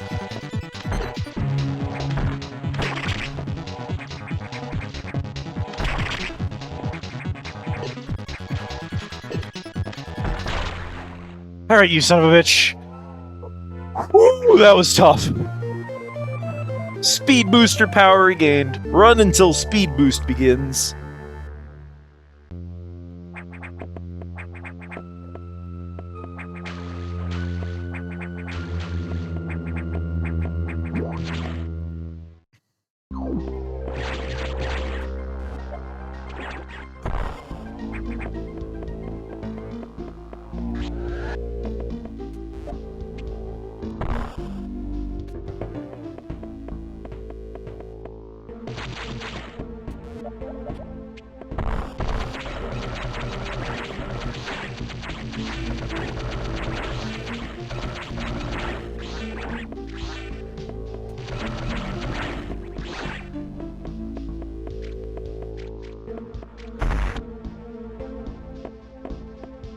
And that's it. That's ordinary power.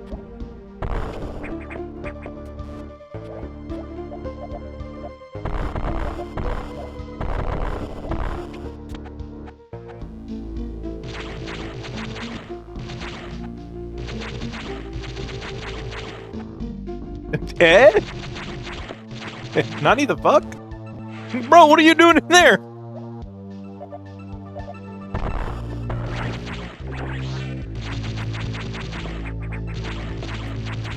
What's the point of that man's?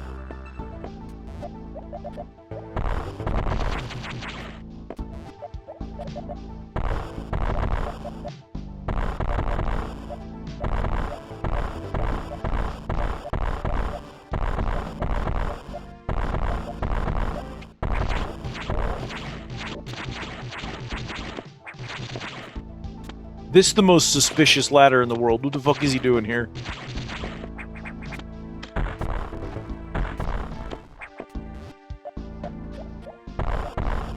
I knew it! I knew it!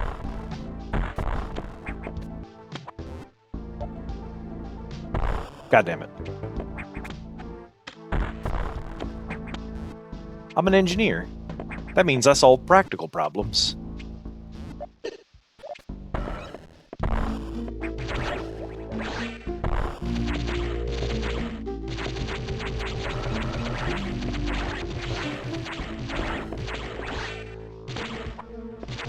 Give it to me!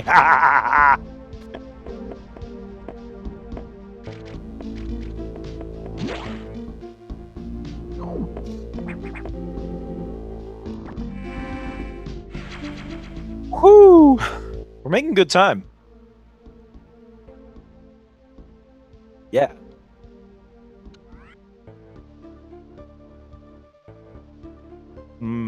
Miscellaneous. Okay,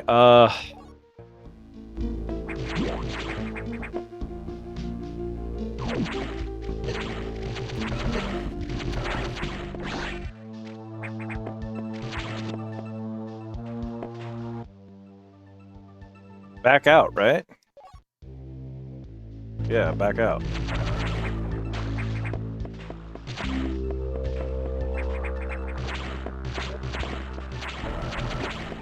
We gotta get to the pump room. So this is one of those parts where they, this is the,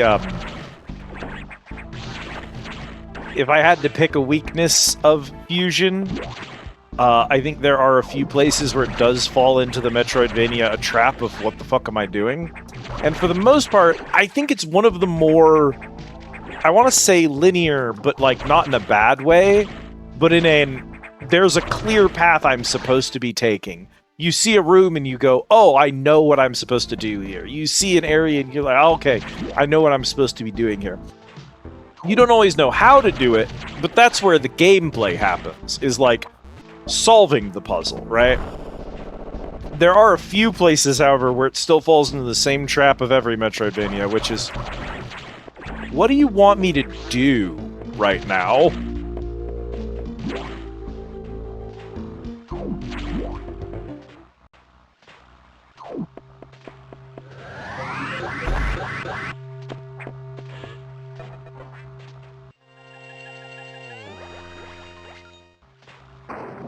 If you hadn't come in here and bombed that wall earlier, you would have no idea what the game was asking of you in this other area.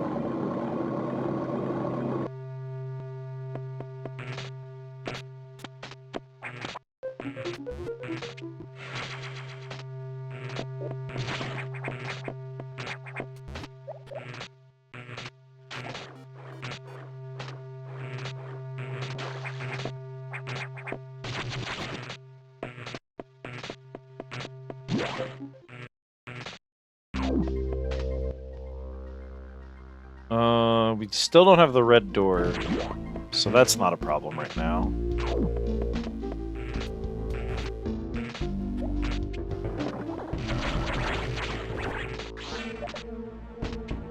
Doesn't seem like there's anything over there.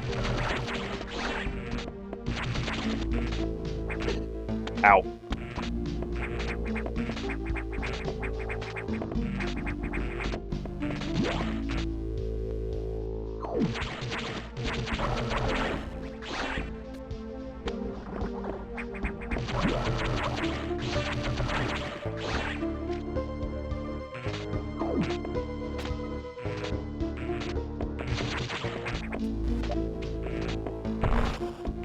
Okay.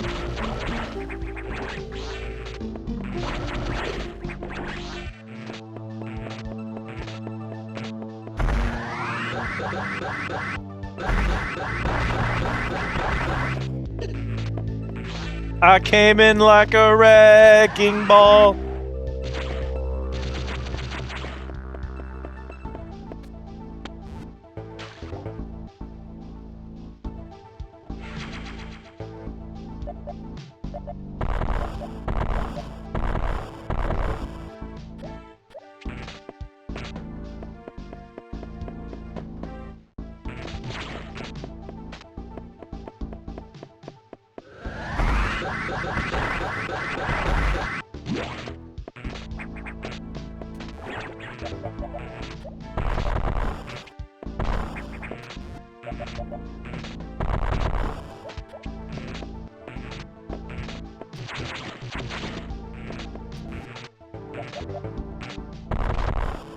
Power bomb.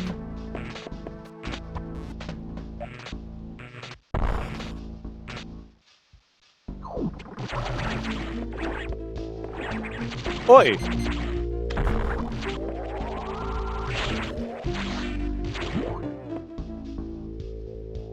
Golden crab.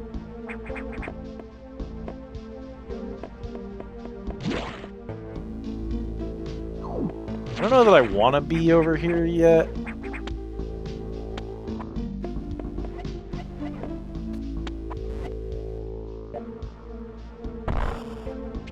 Okay, I don't think I can kill those. Yeah, okay. So they're gonna require power bomb to get past those dudes, whatever the fuck they are.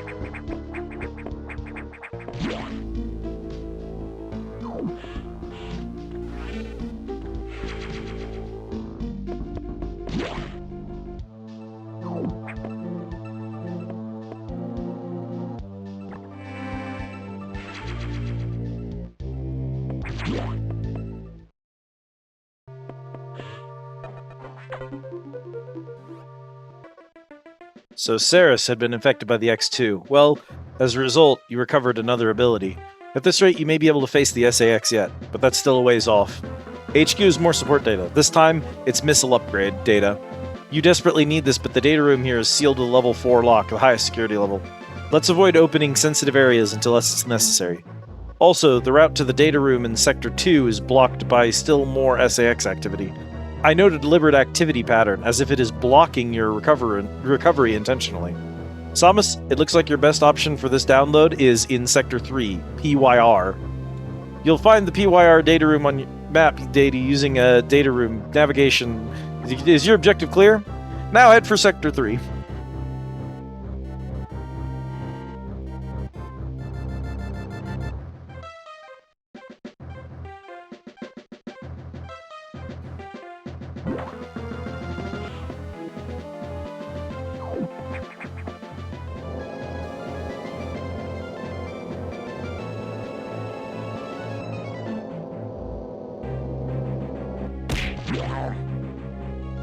It might be.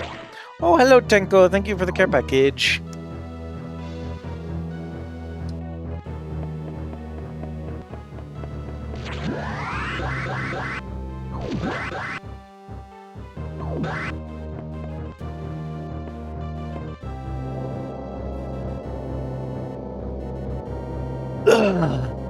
Hello, hello. Rows of bookshelves line the walls of this crowded chamber. Scrolls and parchments and texts are arranged delicately beside holocrons and datapads and servers.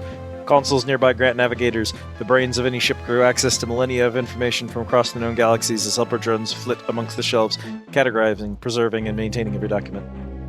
The game goes pretty good so far. I'm making really good progress for someone who hasn't played this game in decades. Thankfully, the X have not invaded this area yet. The data room here is sealed by another security hatch. In order to download, you must find the security room here and activate level 2 hatches. This may allow the SAX and X parasites in the area. We are left with no choice. Your recovery is our main goal. The data room is here. As I explained, security rooms can't be shown on the map. Be careful, Samus. You'll see very violent organisms here. And avoid the ultra-heated areas. Your suit can't take such high temperatures yet, but we're working on it. Level 2 hatches are green. Release lock and proceed to the data room for download. Super missile data is ready. Your firepower will rise. Is your objective clear? Yes.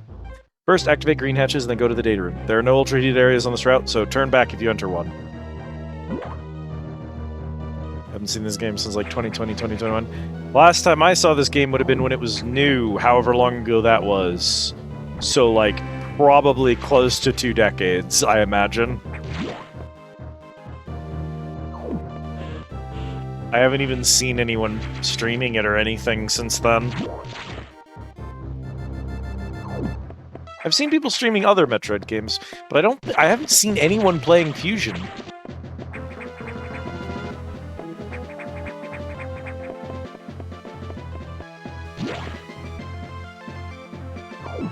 Ow, ow, ow.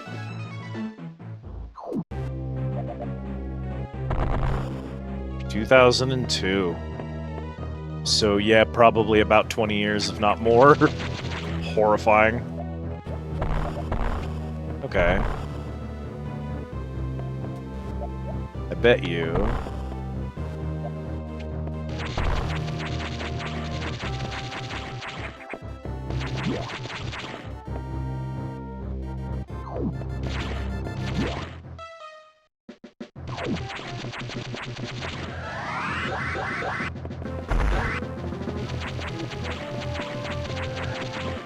Ah! Green security lock. Okay.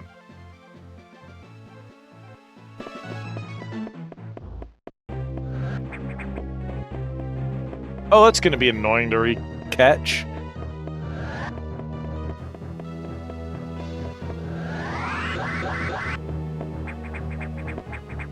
Your fave OG PS1 game being older than you? Oof. Oh, those are... Okay, well... That makes that much easier. Yeah, unfortunately, there aren't any PS1 games that are going to be older than me because I predate that console by a margin.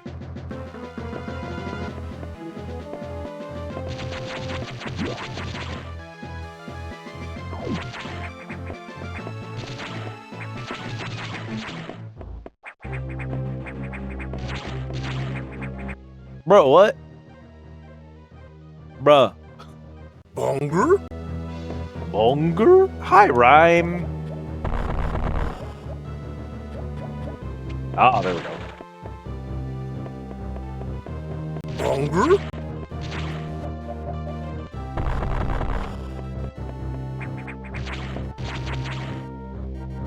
Yeah, we've got a whole currency system in this stream.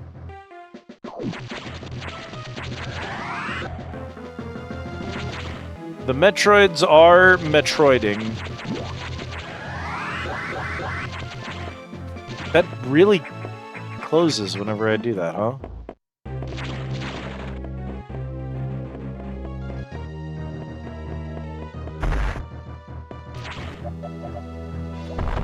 Cool. The Metroids are, at this point in the series, extinct.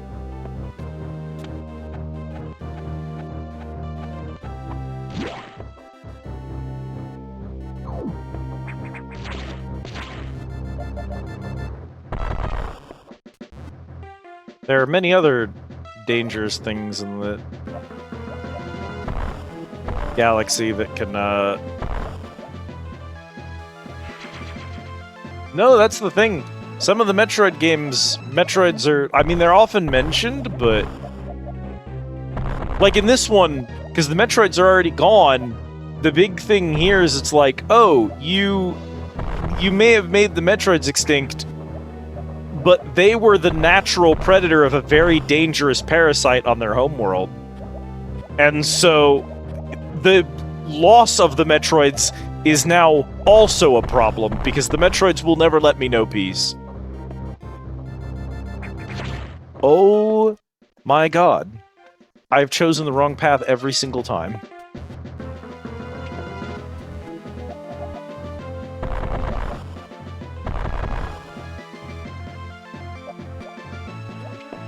Now I am the Metroid.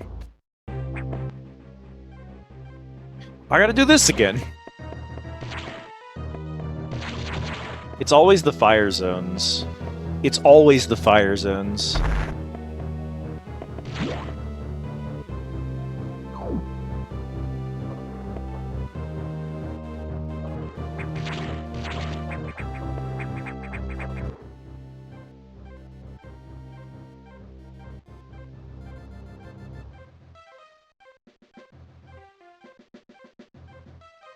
Bruh.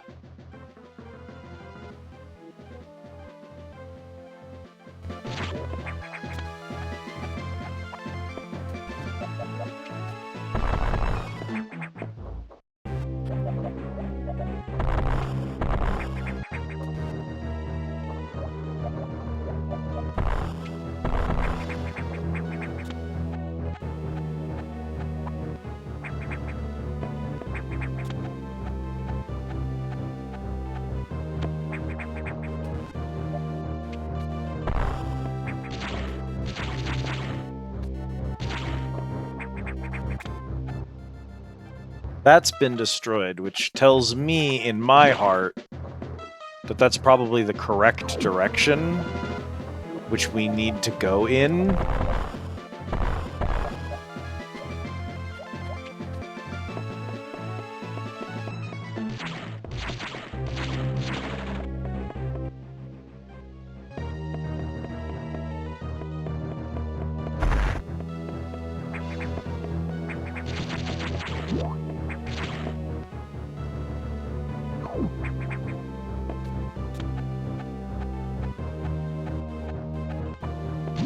The SAX is destroying my path towards my recovery items. Let's see. I see those down there. Hang on.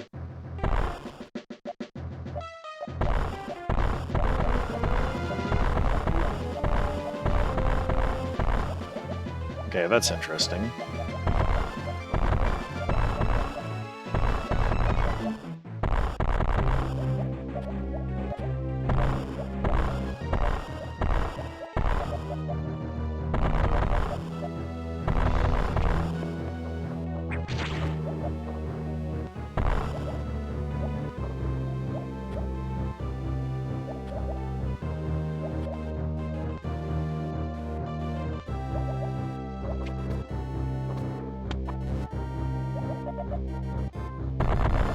Well, you can get over there, but you're not supposed to, because there's nothing back there.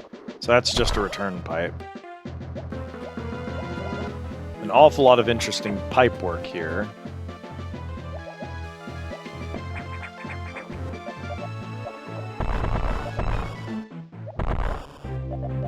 Okay, kid. Good luck. Night-night, boy.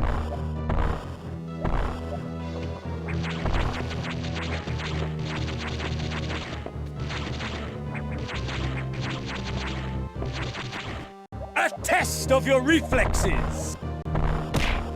Ow. That got some air. Did you see that one, Chad? That was nuts.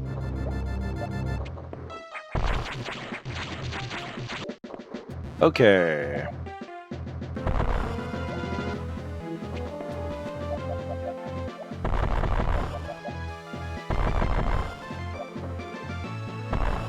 Knowledge go up.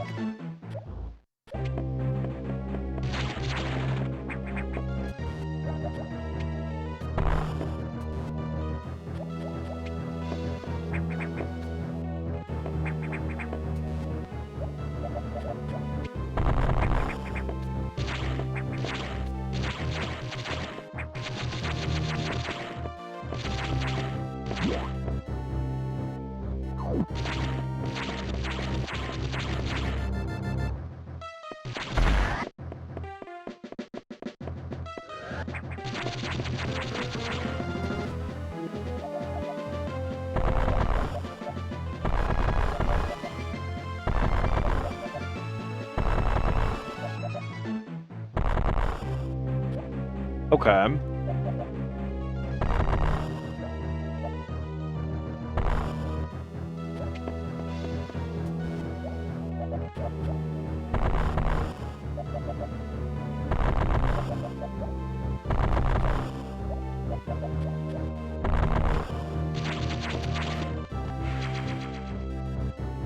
A missile tank, which is an upgrade and not progression, but okay. What am I missing, dude?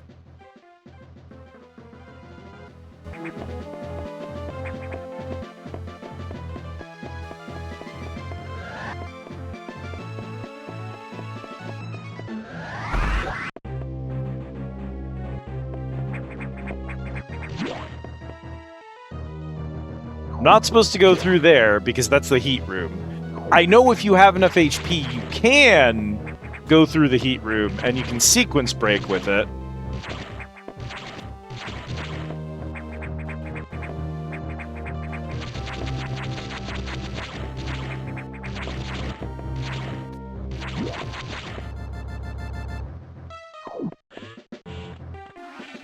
So we could go in sequence break, I suppose.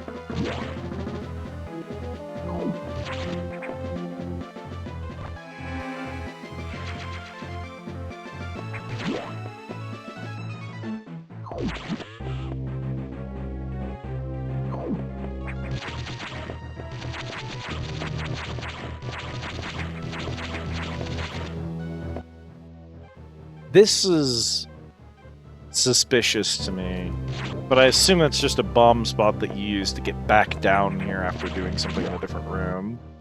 That's the heat room. That room's green locked. There's a green lock there that doesn't technically matter. That's obviously just the way forward.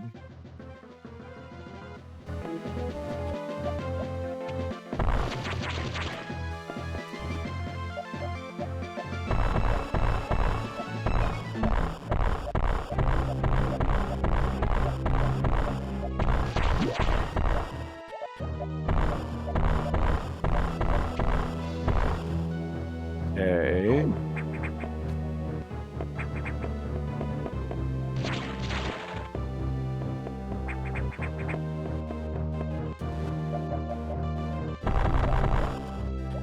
Right, okay. It's this room.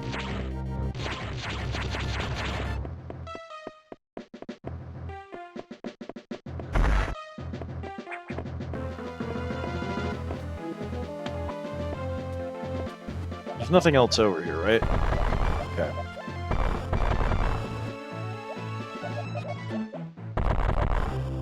Well, there's a power bomb up there. That's not what I need right now, but fascinating.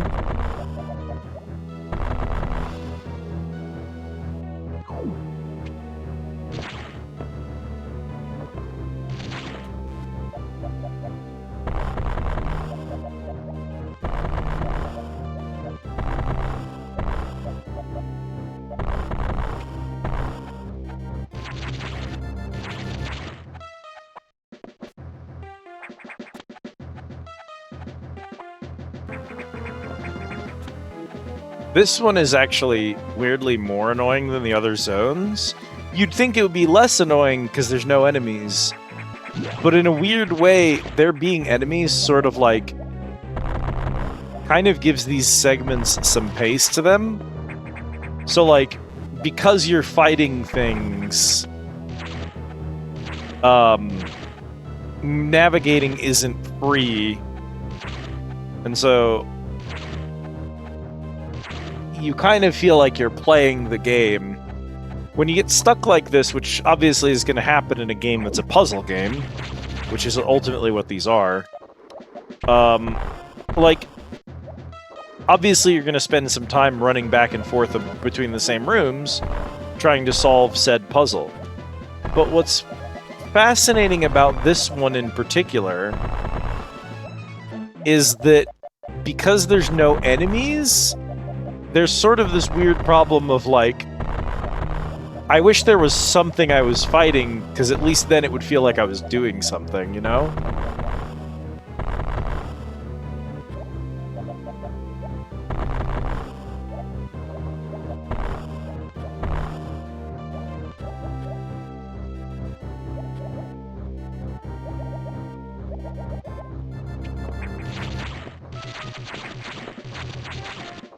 There's a part of me that can't quite believe that this room doesn't have more to it than this. I just can't find anything.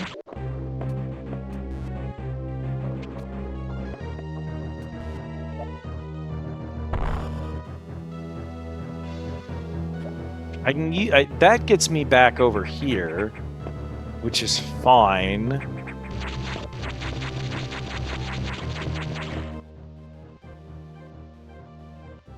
I may actually need, if you could give me a hint on how to progress the Sector 3 security room, because these are the trickiest parts of the game. Since the security rooms aren't marked on the map, you don't even get a clue of where you're supposed to be going.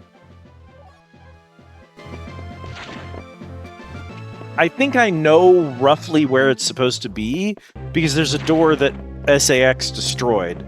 So I assume it's through that door, which means I just have to find, you know, the secret path into it. But the problem is I can't find that. It's this door right here. I'm pretty sure that's where I'm supposed to go. I just don't know where to go to. Bottom left hallway. Like that green one over on the left? Or like way bottom down here? Hey, Mara, how's it going? Mara, play Metroid Fusion. I will literally fucking DM you the goddamn files for it after stream if I have to. Play Fusion.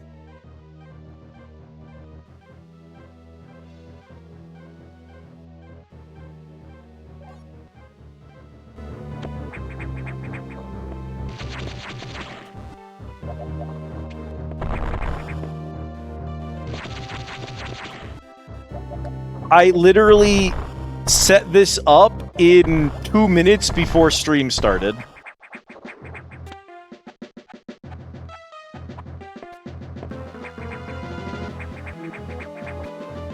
And it's like a 4-hour experience. Well, it's more like a 10-hour experience, and then like a 15-hour experience if you're stupid. Okay, I know where to go. I'm gonna get over there.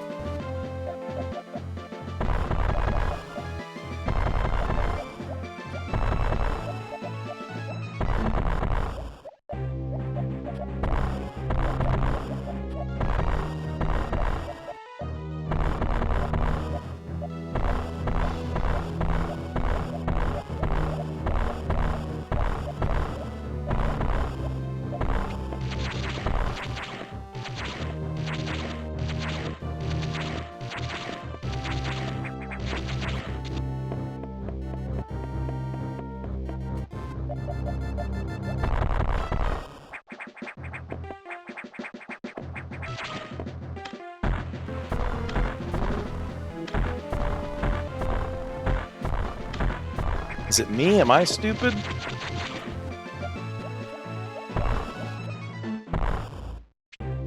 Oh, I am stupid. Okay. I can deal with that.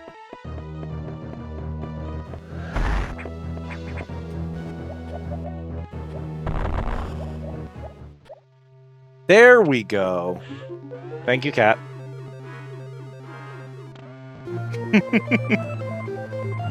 The smug-ass energy here.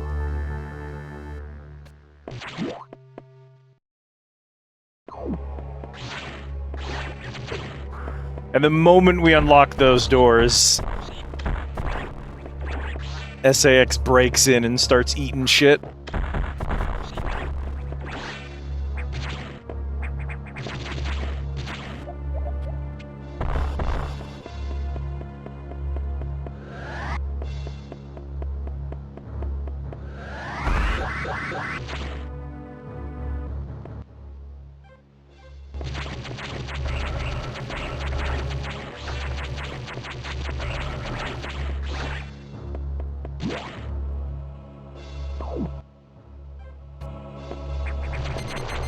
Oh, hi.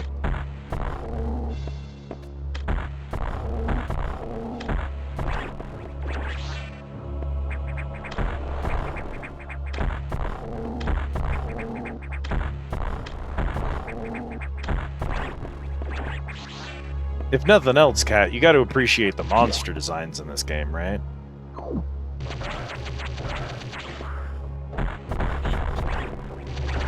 Metroid creatures are great. I love them. They are very bugs. Okay, man. If that's the game we're gonna play, so be it.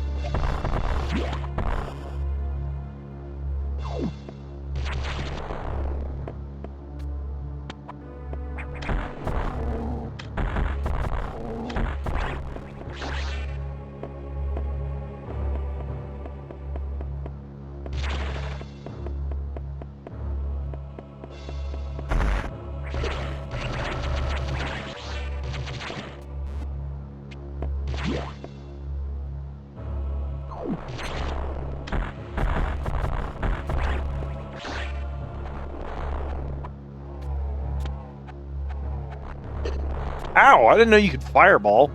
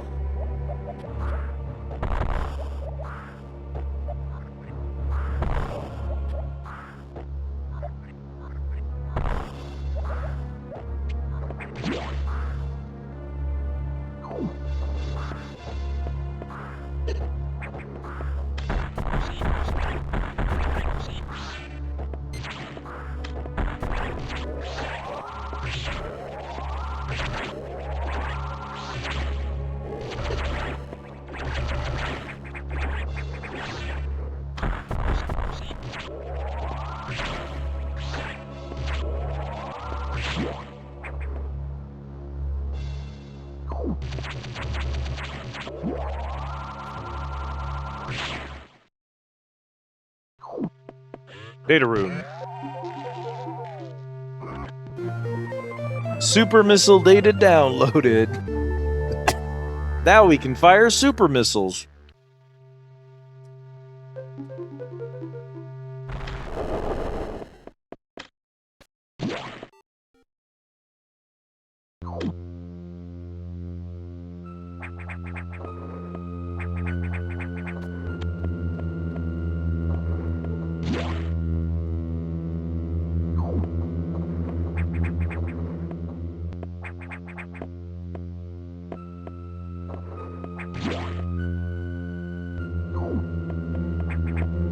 Super missiles is what they called you in high school. Well, that's fair. Seems like a pretty normal nickname, all things considered. All you know is bad when they give you a save room into a recharge room.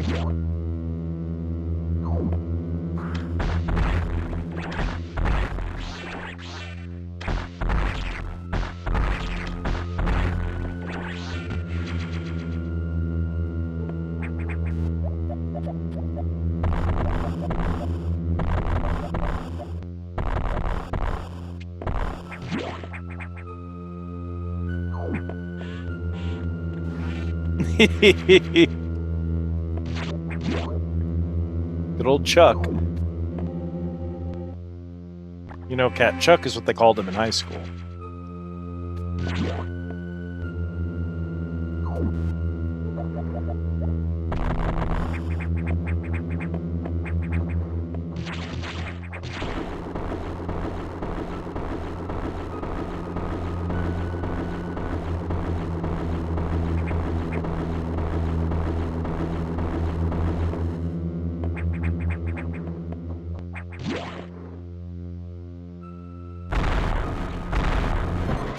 Wow! Hi, big guy!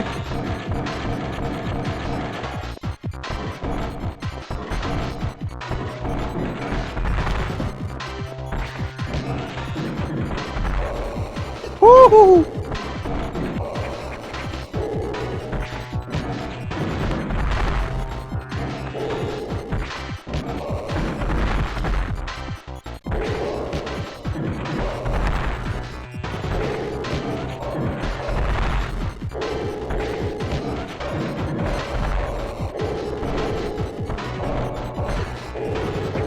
Man, these security robots get worse every year.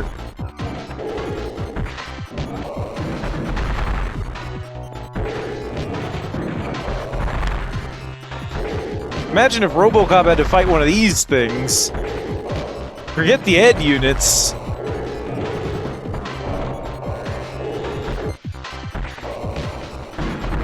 Flamethrower Titan Walker.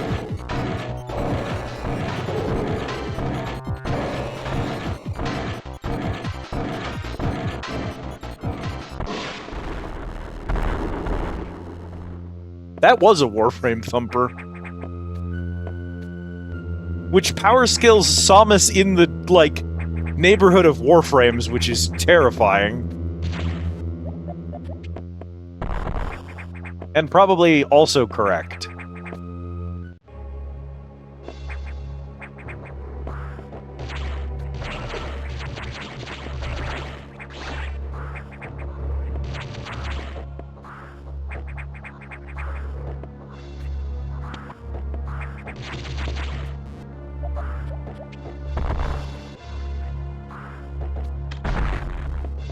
Okay.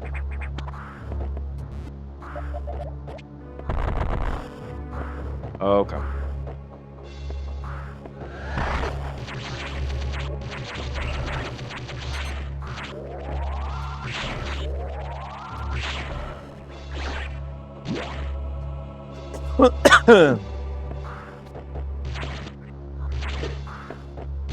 Don Quixote, who you have to call Dave.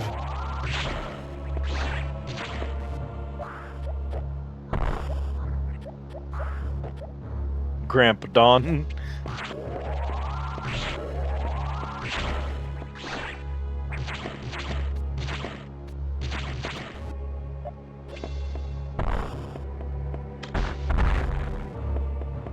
That's interesting. Why are those like that? Very fascinating. There's a item hidden in here, which is fascinating.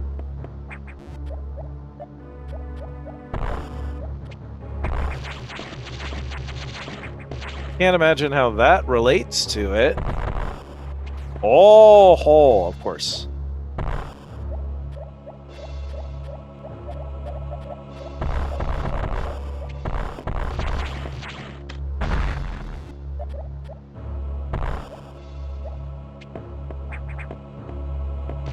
Are you exclusively there to prank me?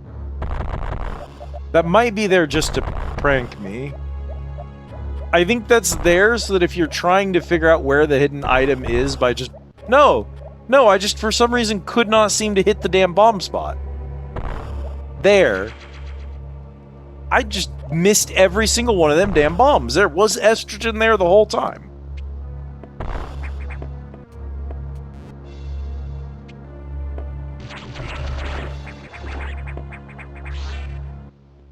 Okay. Whoo, Nelly.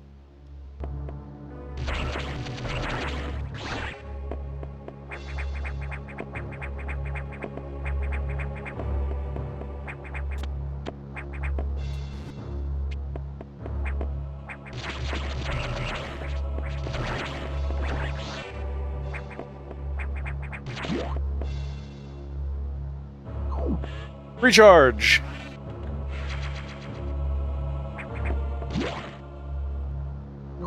Save. Bunger? Bunger. Hi, Kay. Thank you for the care package. Navigation room. And a treat. I see that you encountered a rogue security robot. Yeah, damn, dude, I sure did.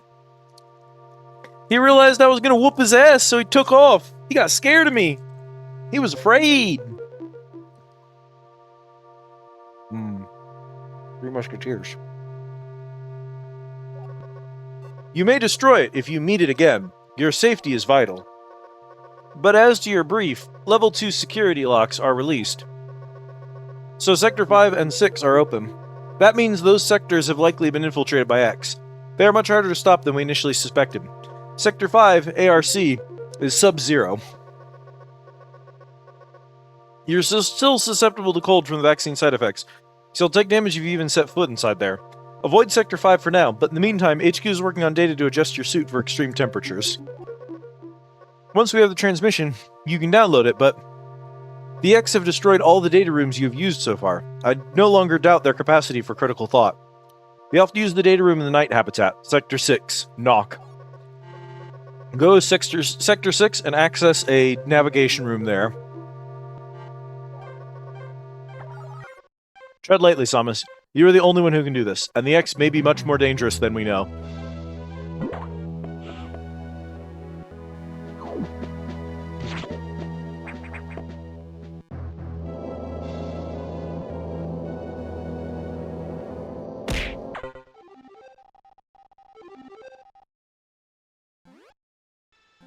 Yeah, I'd say so. Does Samus suspect anything? No, I do not think so. Good. Monitor her closely. Affirmative. Out.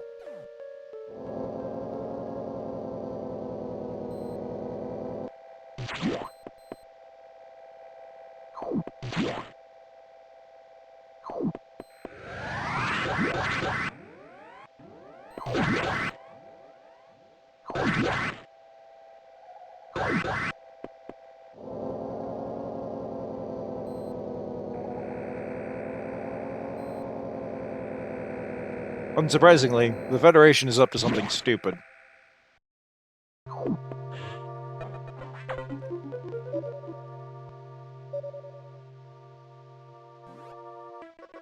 The Varia suit data is here from HQ, ready to download.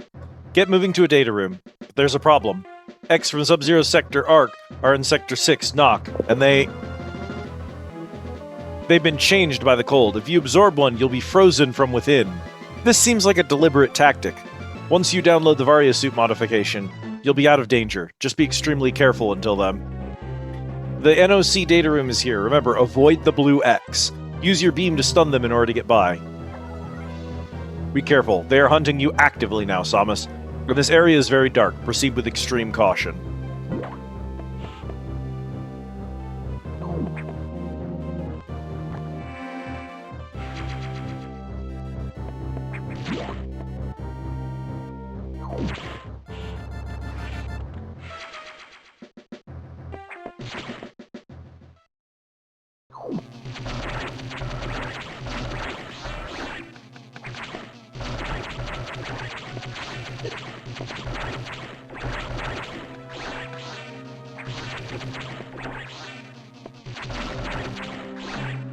Just some little dudes. Hello, Lily. Welcome in. Thank you for the lurk.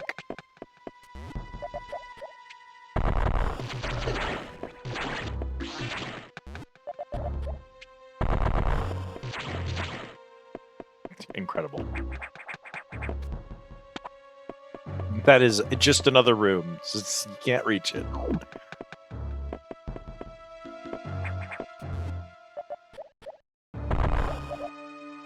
There we go.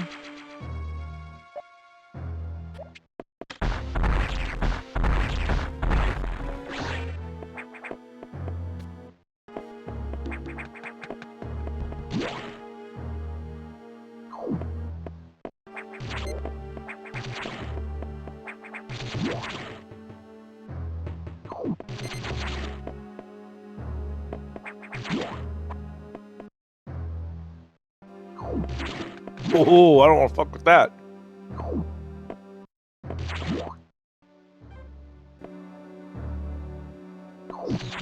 Woo! Scary. Hi. Ah! Bro hid inside the terrain to jump me. They are intelligent. Clever girl. Cool. Those do so much damage.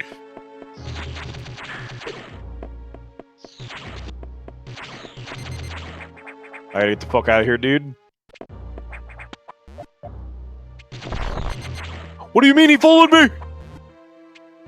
Oh, oh my god, I'm gonna die.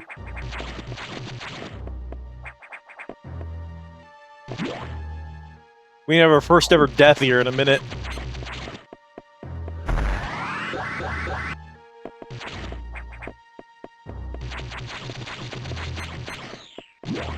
Oh my god. Oh, E-Tank! That means a full heal as well! Oh! That's there to save me. I owe this estrogen my life.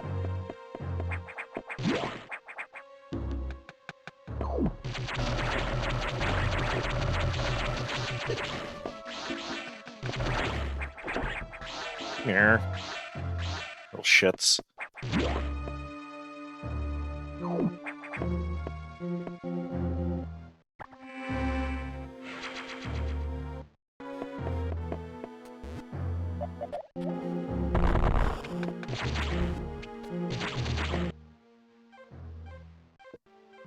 I may need to go through that room. That looks like the correct way.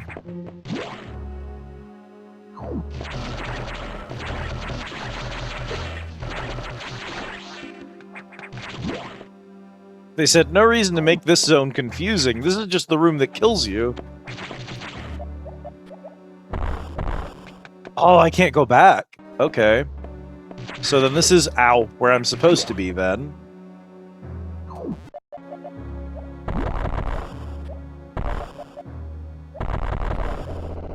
Yep.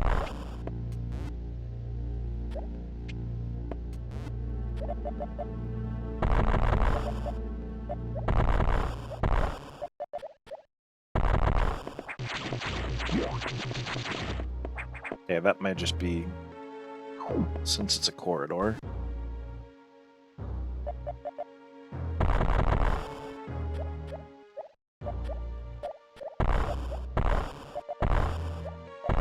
Don't have any power bombs.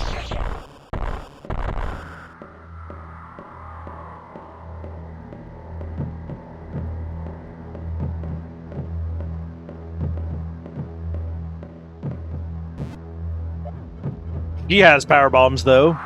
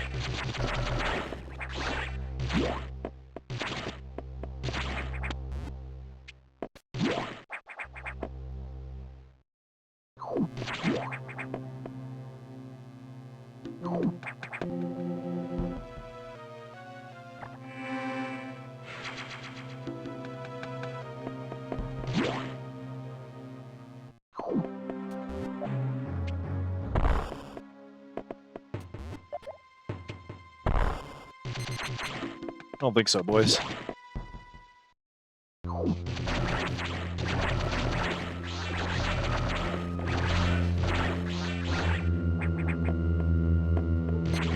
Ow!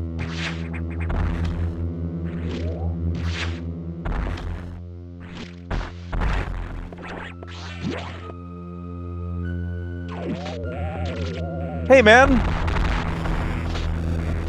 That's my Varia suit data! You cocksucker! He took my shit! When Adam said that they were haunting me on purpose now, he wasn't fucking kidding! Ow!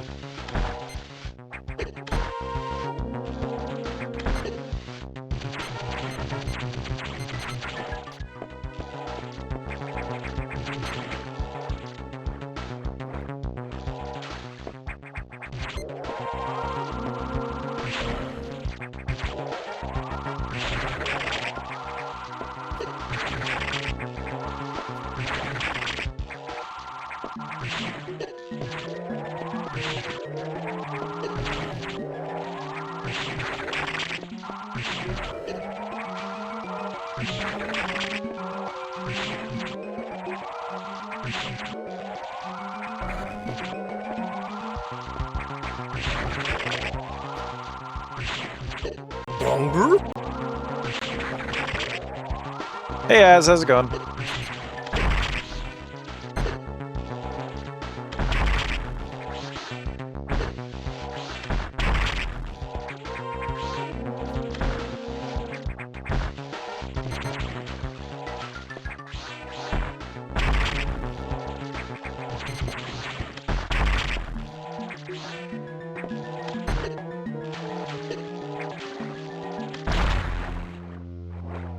Oh, yo, congrats.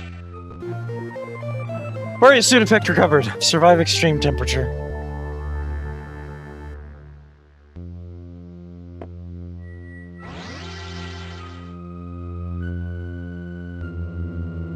And now I'm urine colored.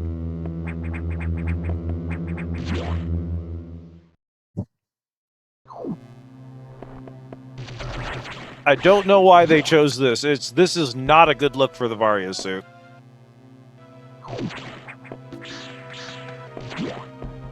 And how the blue dudes, who do still intentionally attack me, don't do anything, I just eat them.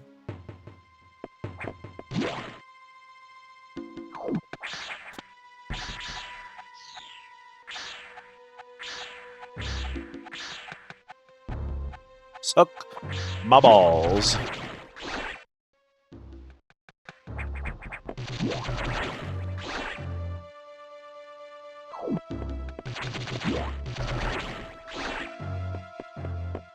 No!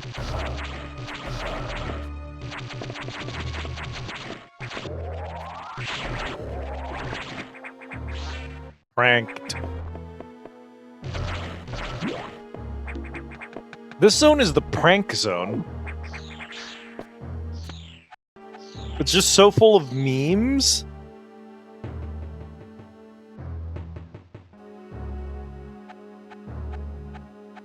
Oh, nice.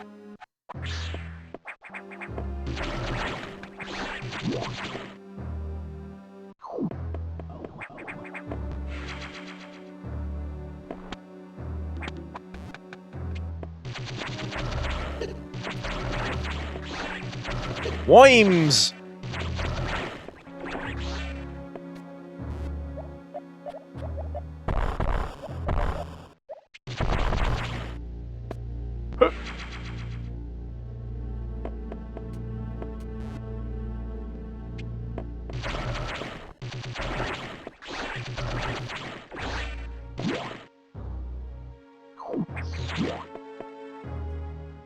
Okay, real quick, I'm gonna save. I'm gonna take a very short bathroom break. I'll put you all to the BRB screen real fast. But I don't think we'll run ads, because I don't think I'll be gone long. Oh, goodness.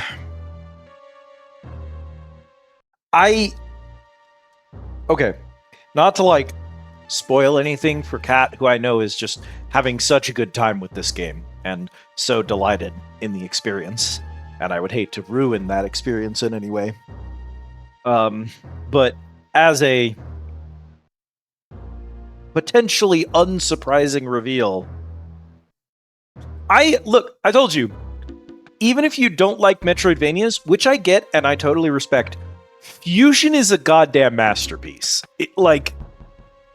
Especially given that this was a Game Boy game, like it was on the GBA. It's phenomenal how well they did with it.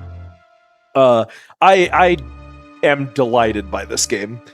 Even coming back to it after fucking 20 years, I'm like, wow, this is aged pretty well, all things considered. Like, I liked Dread. I'm a known Dread hater. A lot of folks gave Dread an 11 out of 10. I don't think it's merited. I think that game is like a solid 7 at best. It's sloppy.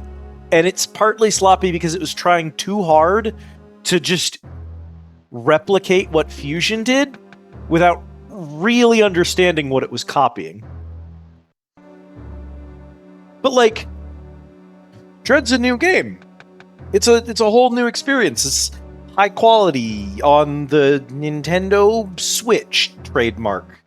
So it's got newer controls and newer mechanics and newer graphics and newer design philosophy. So the QOL should be good. So it should be hard to go back to a previous game. No, actually, Fusion still just blows Dread out of the water. No hate to Dread, because again, solid 7 out of 10. Good game, a lot of fun. But like, it doesn't have the atmosphere. It doesn't have the pacing. Its gameplay, its level design are just not as good. And that's a weird thing to say. When Fusion, like, a good 20% of your time in any Metroid game, but especially in Fusion, is rolled up in a little ball, running around rooms, dropping bombs on every single square of the room, looking for the one bombable tile. Fusion definitely has that problem. All Metroid games do. But Fusion is definitely bad about that. But I still think that its level design and its pacing blow Dread out of the water. To say nothing of the atmosphere. Dread's atmosphere is dreadful. Anyway. Brr. So not to, like, spoil your experience any, but you may have noticed there are 6 sectors in the game, and that we are on our 5th out of 6 total sectors, which might give you an indication of how far into the game we are. And it may not surprise you to hear that when we clear 6 sectors, we've roughly hit the halfway mark of the experience. Because you revisit all of the sectors at least once. So, like, we're making a really good pace. I can't believe we're this far into the game, and we're not even at 3 hours into the stream. That's insane. But yeah, I would expect that we're probably looking at, like, maybe a 7-hour experience with this game, given where we are and what our timestamp looks like right now.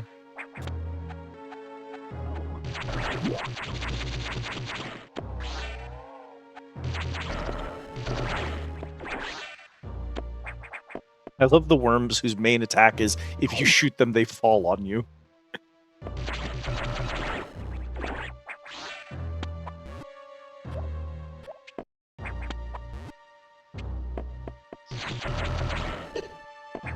What?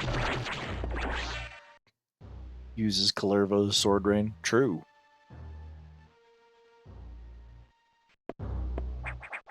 No!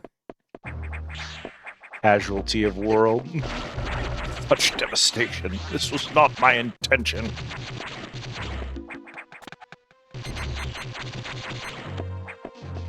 Hey, man.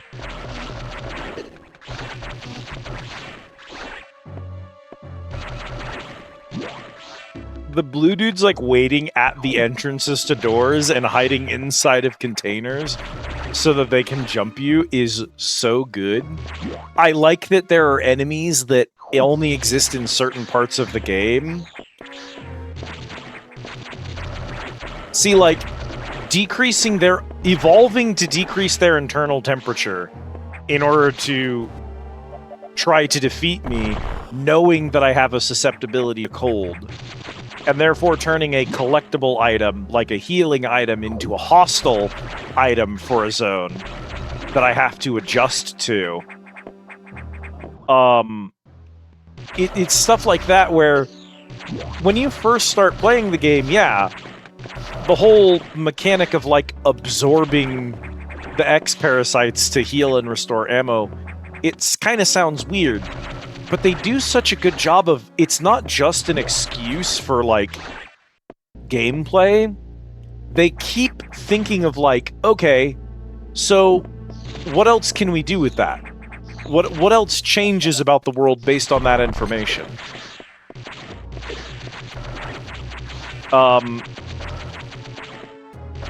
And now that I'm resistant to them, they sometimes run away instead of charging at me. Enemies change their behavior based on... Brother, are you...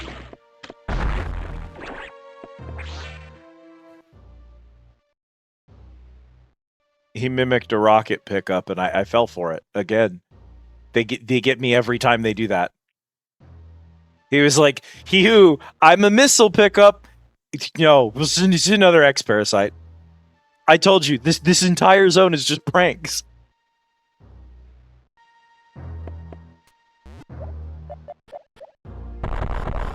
And then the missile grew wings. I was gonna say, they wouldn't do it to me the second time, would they?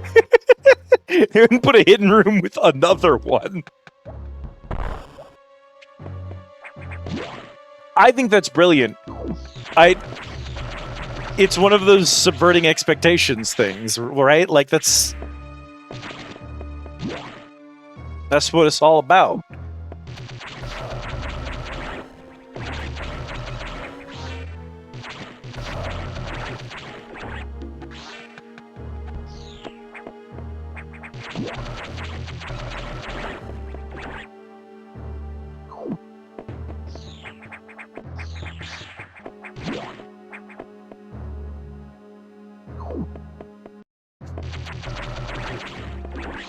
Now the blue X parasites know that I can absorb them.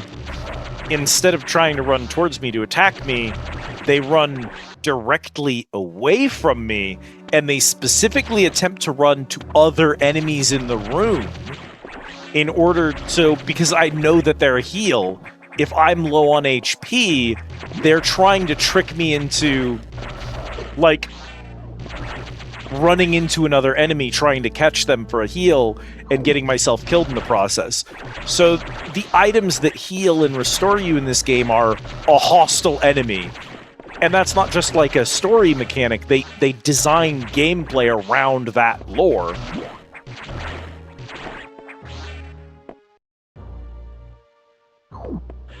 I don't know, I think it's clever in a way that, like, I don't look at a game that isn't Metroid Fusion and expect it to do what Fusion is doing, if that makes sense. Like, Fusion is solving problems I didn't even know other games could have. Alright, Adam, what do we got? How did that X download the Varia suit data? This doesn't seem to make any sense at all, unless the X have the ability to process data organically. At any rate, you have the various suit data. Now you'll be protected from extreme temperatures. More importantly, the SAX will no longer be able to freeze you, so you can escape easier. But you're still too weak, that thing is too much for you. You currently have no way of damaging it, but my simulations indicate that a penetrating weapon like the plasma beam might work. Developing modification data will take HQ some time, though. There's also a chance that you may be able to restore your plasma beam by absorbing a large core X, as you did with the charge beam function. As for restoring ice beam functionality, I doubt it. Your current cellular makeup would reject that addition. Therefore, HQ has developed an ice missile upgrade. This will add a freezing effect to your missiles. It will help. Go to Sector 5 for the download.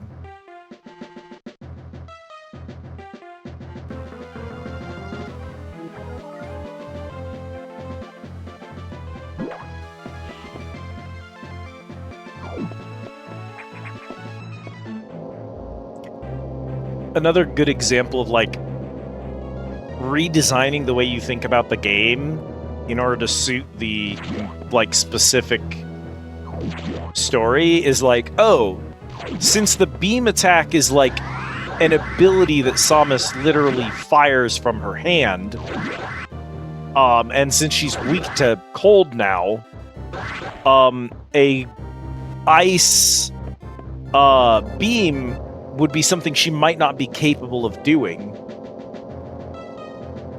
And so HQ has to develop ice rockets, something the previous games didn't have.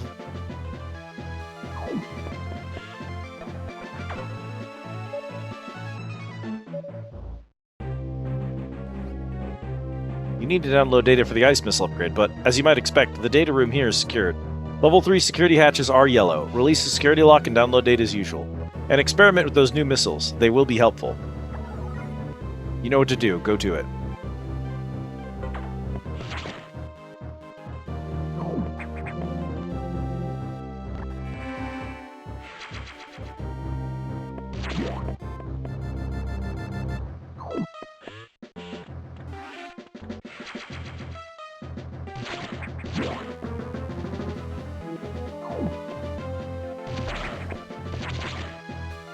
I have immediately been pranked.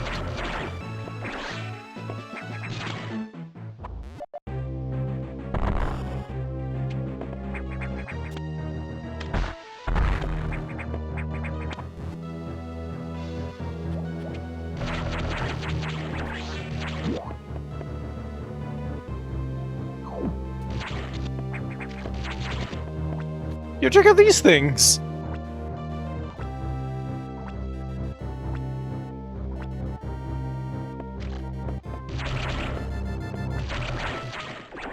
Those are great. I don't know what the fuck they are, but they're great.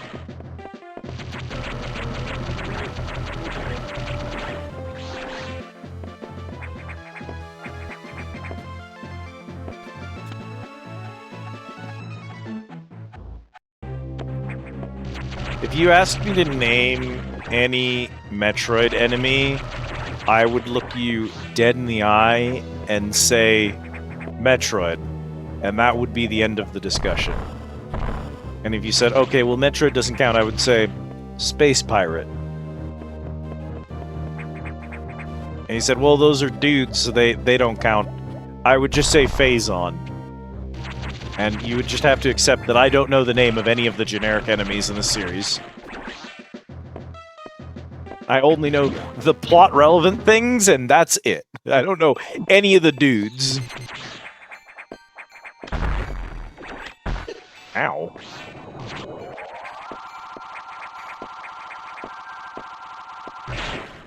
They're not good.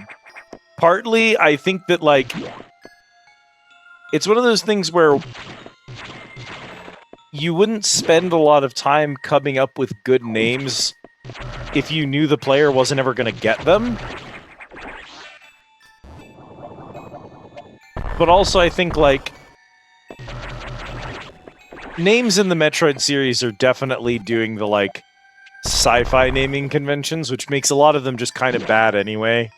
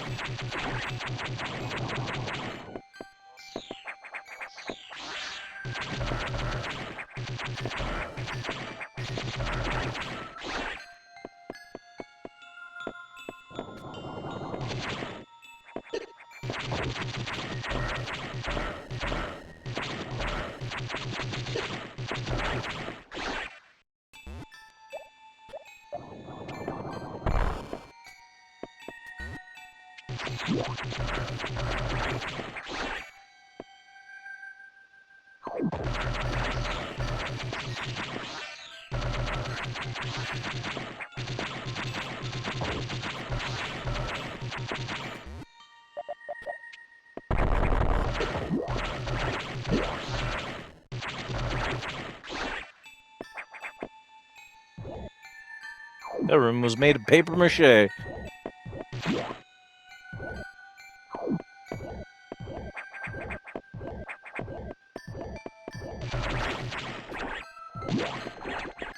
Brother, do not re-crab.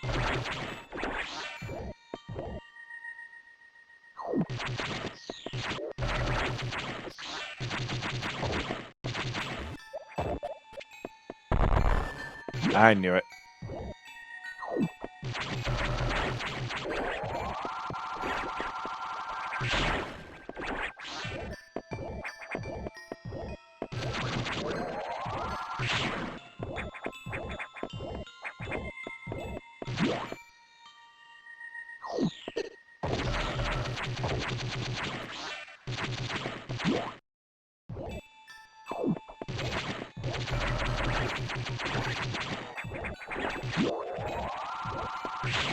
Is it the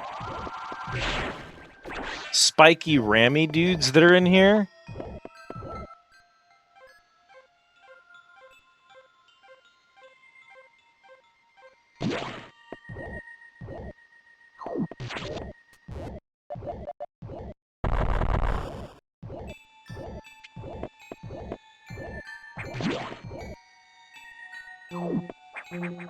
Are they the caterpillars from earlier that made the cocoons?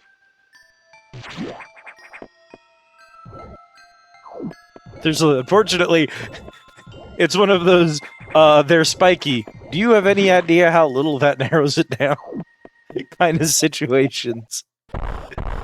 Power bomb. Well, at least this room was fine. Conkeldurr? Yeah.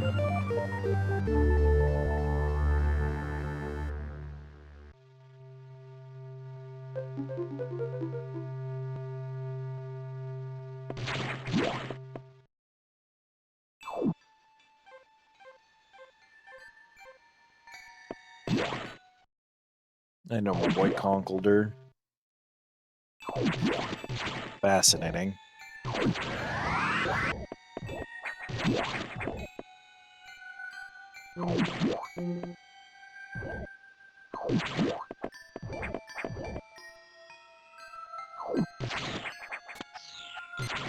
Oh, check out these dudes! I always thought they looked like little turtles.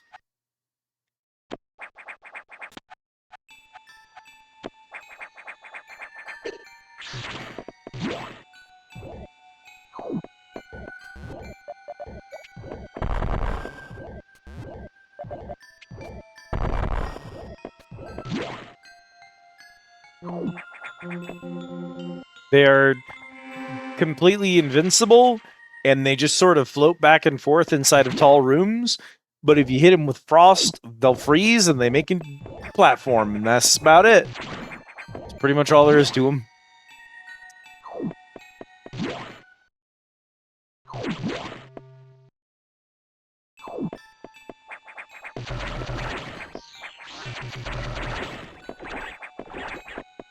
Re-crab. Why do they have a re-crab as ability? You kill them and they immediately turn into a crab again. Instant carcinogenesis.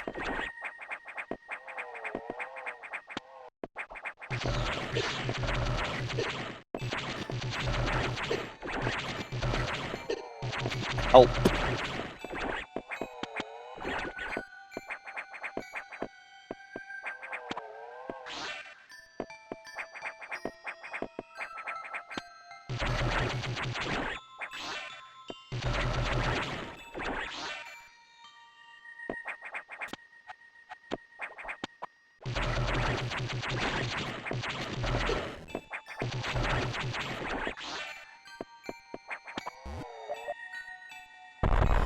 Oh!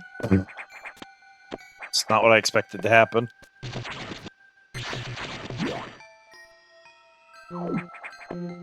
Another one.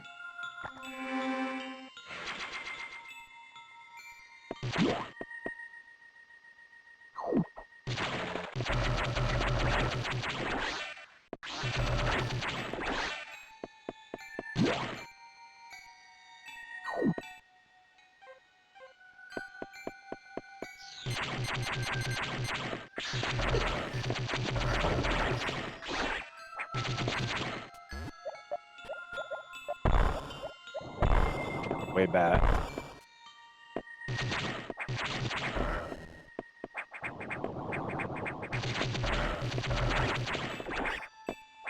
Bro, what the hell is that?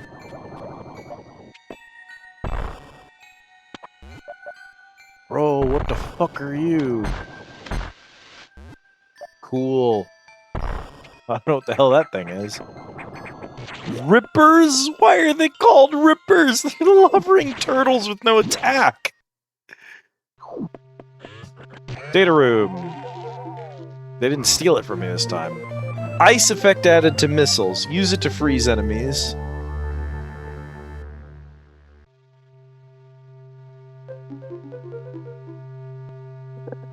Now my missiles kick ass.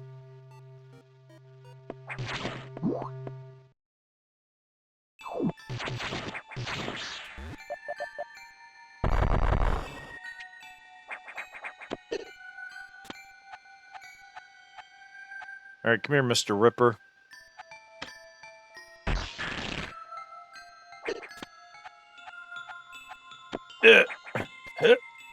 There you go. That's all they exist for. Oh, God, fucking... You dillweed!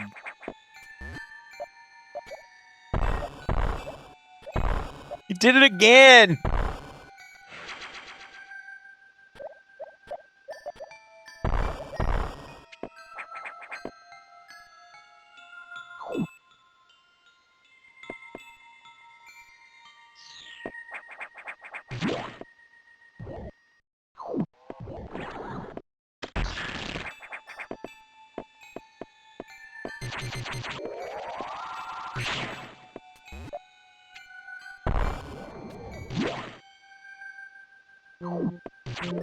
Why is that show a... Hang on, man.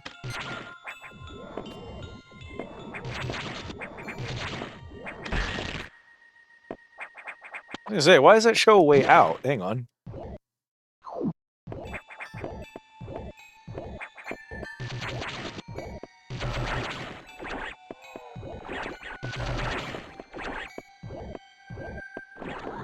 Thank you. Believe it or not, I actually needed you to do that.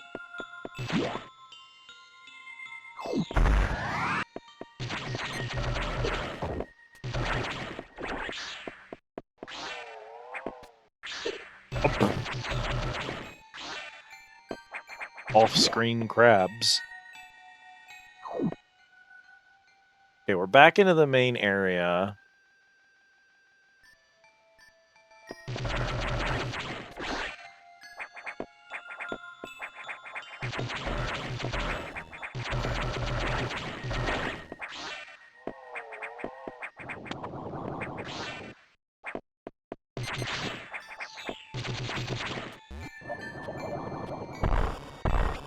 Oh, that's not a return point, is it?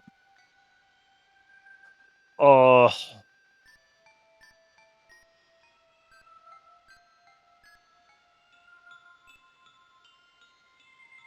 Well, then why would I want to come back here?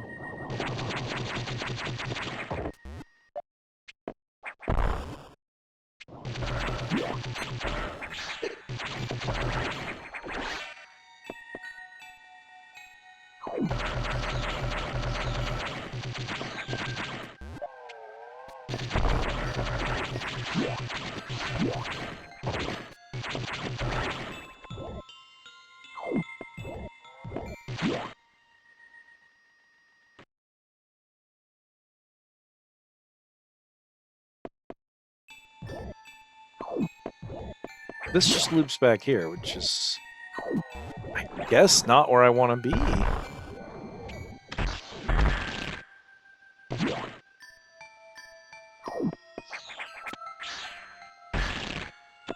Well, now, why the fuck did I do that?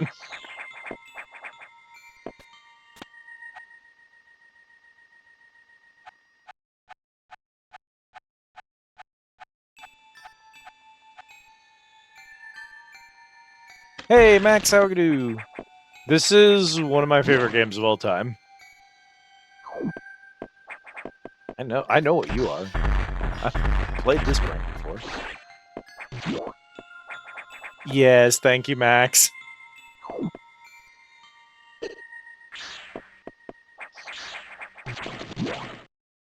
How you doing, bud?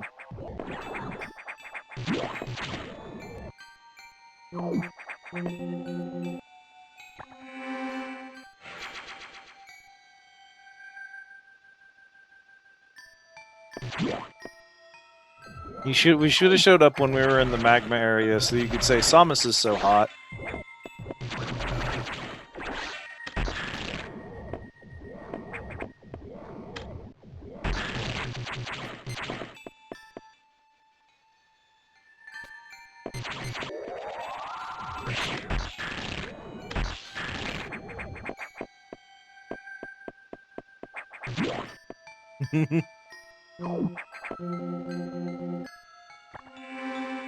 We've spent the whole game talking about how Samus is definitely canonically trans, so...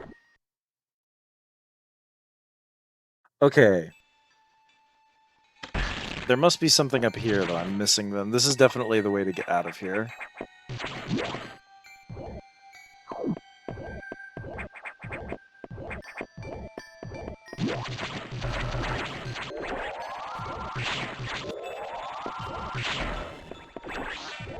Oh, I picked them up. I didn't want to do that.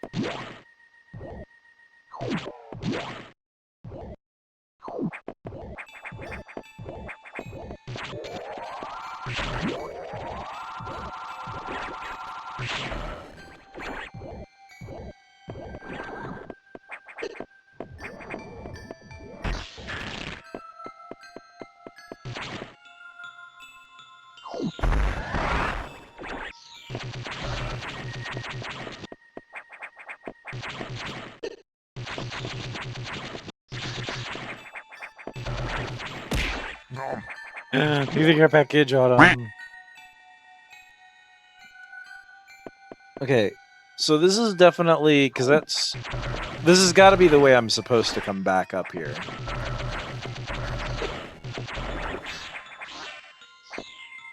Then that's a problem, which means there's got to be another way out of. Aha!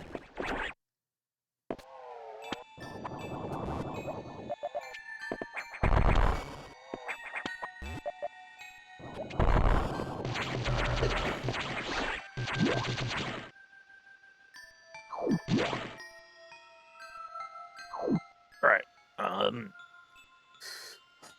So there's that. And then I guess I could see if there's anything up there. Just on our way out, we might as well, right?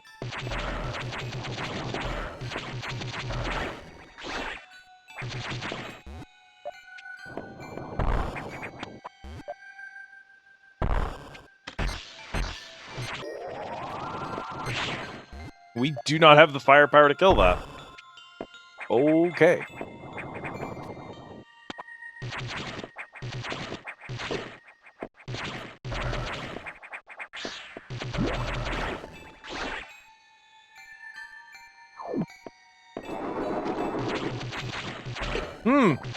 Don't love that. Wonder what that could be, Cat.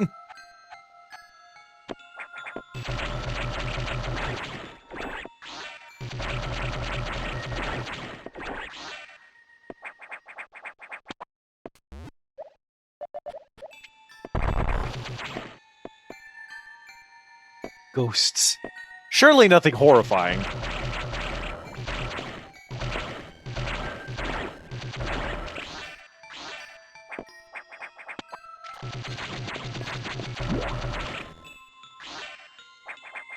Oh, you know what? What the? Well, never mind whatever else is going on in this area.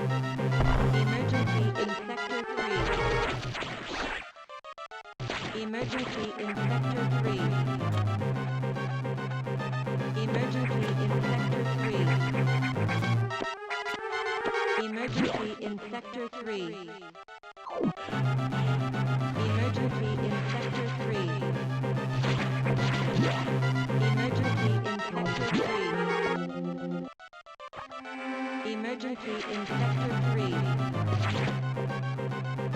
Emergency in Sector 3. Adam, what the fuck's going on? Emergency in Sector 3. The area could melt down soon. It seems the main boiler's coolant unit is malfunctioning. This could easily destroy the entire research station, as it would likely trigger the auto-destruct explosives. We have about 6 minutes. Hurry to Sector 3 and access the control room to the side of the main boiler room. Most of the systems in Empire are down because of this. Again, we know who to blame. The SAX must have hacked into the system control files. What impressive intelligence. Is your objective clear? Yes. There's little time. Hurry to the control room in Sector 3. 6 minutes to main boiler explosion. Fucking go.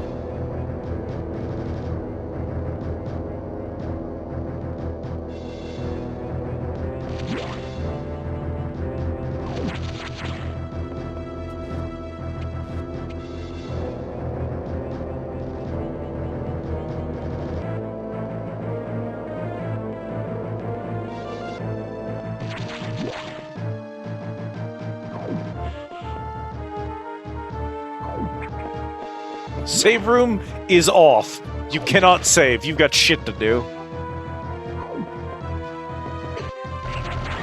Welcome back, Shale.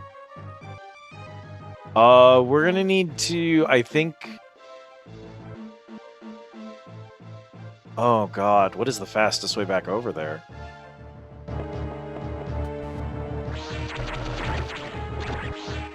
Congrats!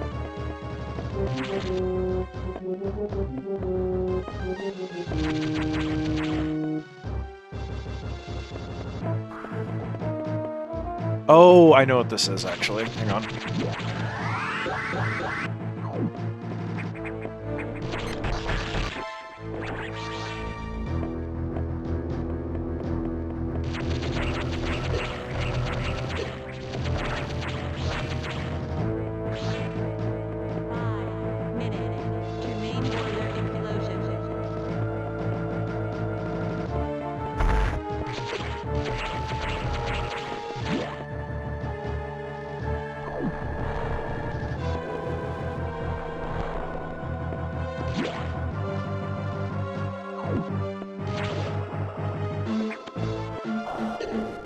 Ow!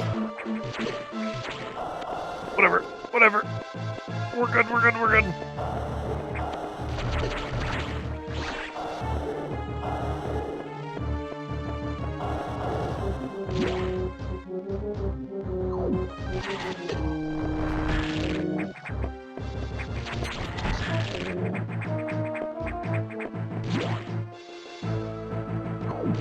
We may be a little close to an emergency, but that's okay.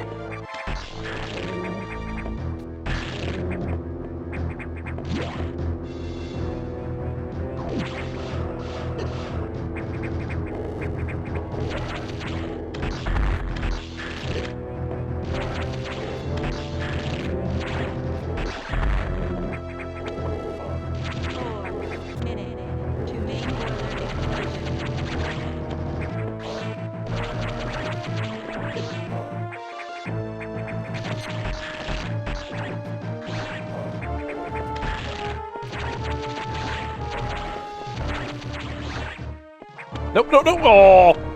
I knew it was gonna happen, too, and I still fell for it.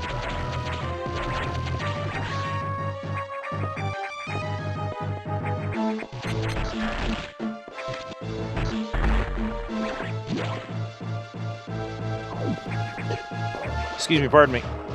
God!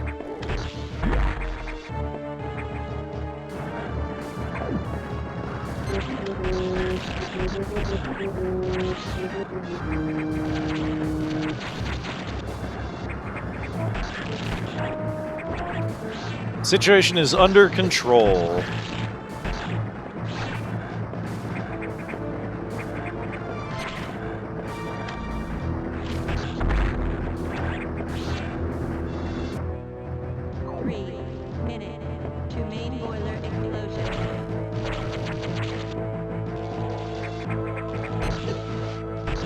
It looked like a scientist, but it was an SAX.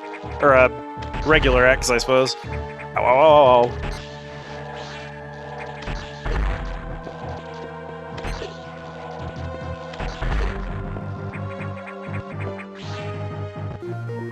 Wide beam ability recovered. Beam widened dramatically.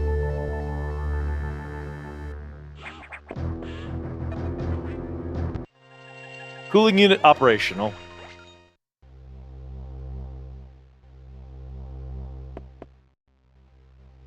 Whew!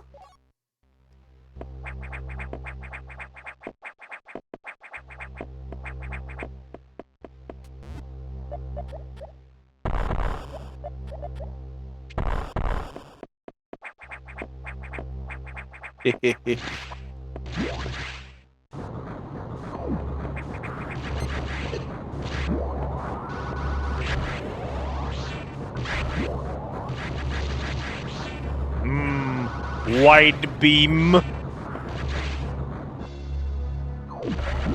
Pew pew pew pew pew.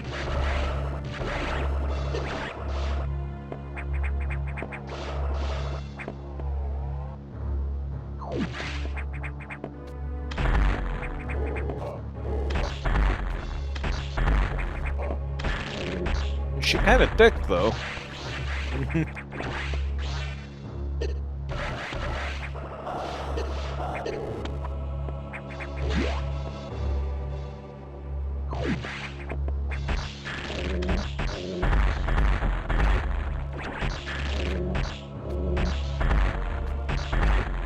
A Funi. A Fune, maybe?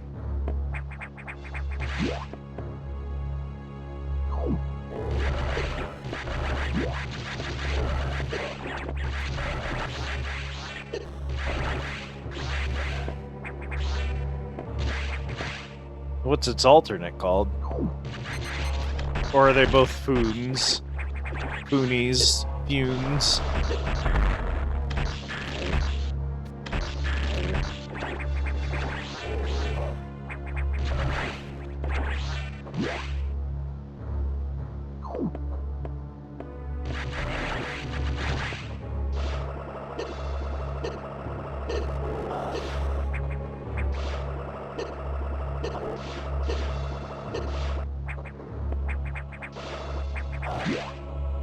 I know, it's a little bit of HP, but it's worth it to fill in the map.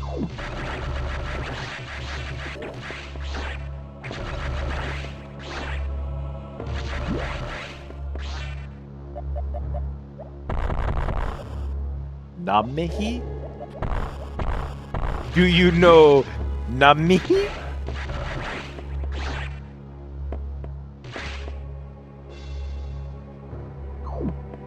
Bro, there's a whole shit back here.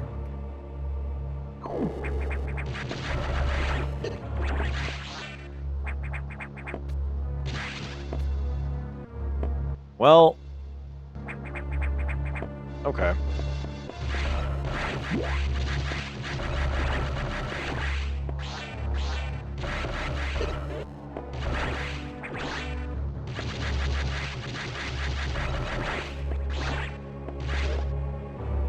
Close enough.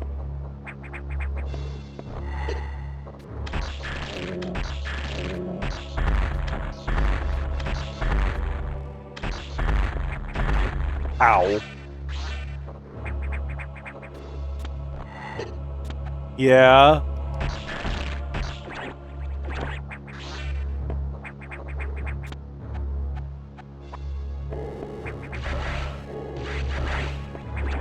Ouch.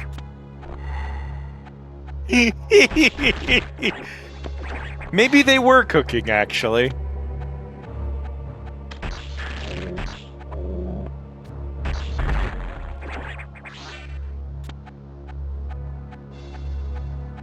Oh.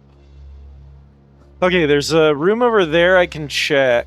I don't know if I can get that item, and oh, I missed the item that was in there. I don't want to go back and get it right now. I had to go back there later anyway, because I don't have the jump I need for that. Go out through this room. Oh. I've decided I don't like Sector 3. Decided Sector 3 specifically blows.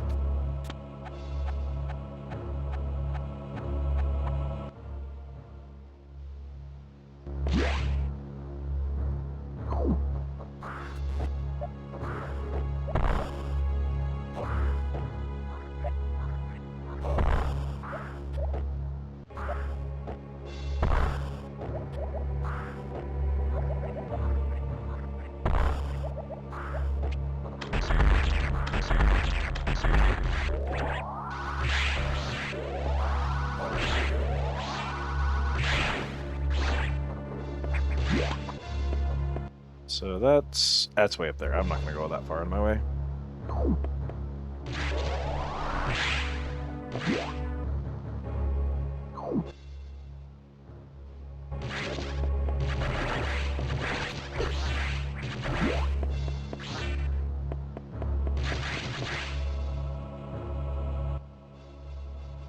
Above me. Right here.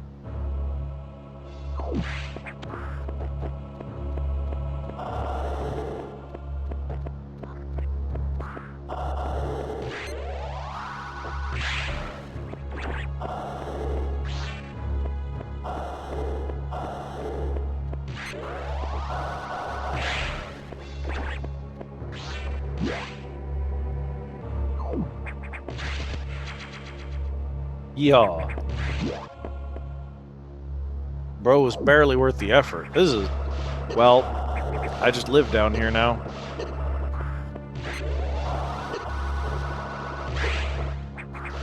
Whatever. We're headed out and we're gonna hit a recovery room, so...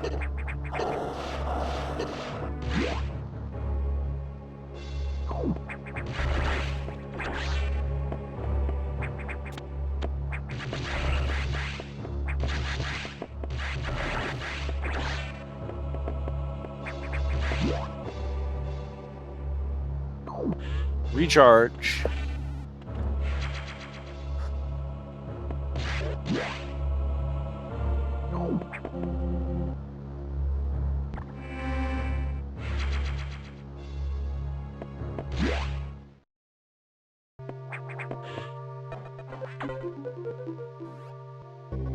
The X mimicked a crew member. It all makes sense now. The X can absorb the memories and knowledge of their prey. What an astounding find. HQ is very impressed. But don't you find it strange? This could have destroyed the station with the X in it. Not to mention the SAX. Unusual for a self-preserving species like the X, unless your presence is an even greater threat. A threat to the existence of X elsewhere. This is only a hypothesis. Perhaps their survival instinct is in conflict with their newly borrowed intelligence. Don't let your guard down yet. The X are still a threat. Samus. I see a biosigns on the habitation deck. Survivors? The infected crewman you saw had survived until recently. Maybe there's a chance. The signs emanate from here. Is your objective clear? I have just restored power to the main elevator. Use it to return and look for any survivors.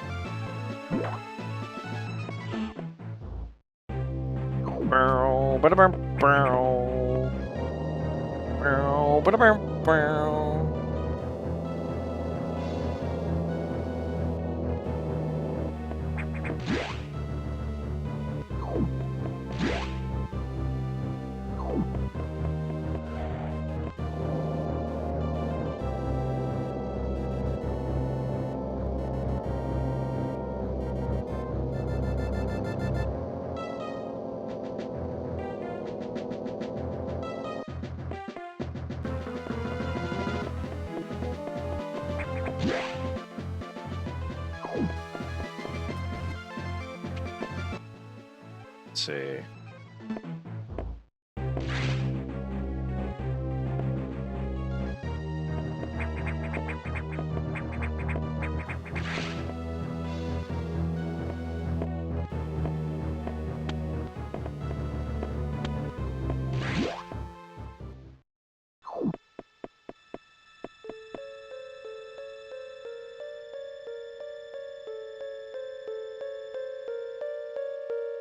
So, for those uninitiated with the series, this room might not mean much. That right there, you can't, even Cat knows who that is. That's my boy Ridley, the leader of the space pirates, and also the man who murdered Samus's parents.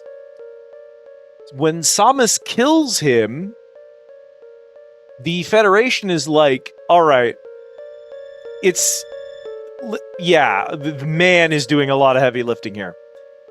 See, she kills him, and then he comes back as a robot. They took his corpse and they reanimated it with cybernetics. because the space pirates are like that.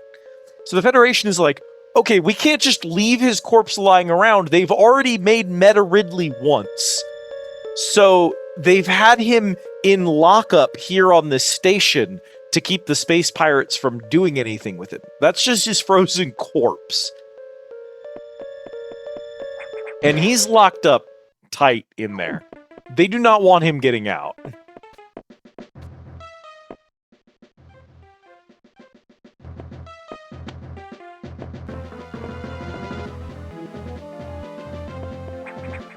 Cringe-ass nay-nay baby jail.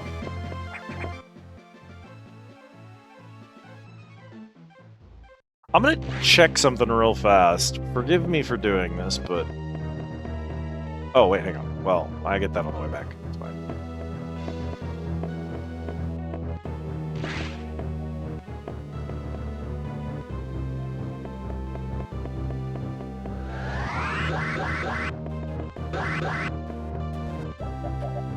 I thought there was a secret room behind the landing bay, but I guess not.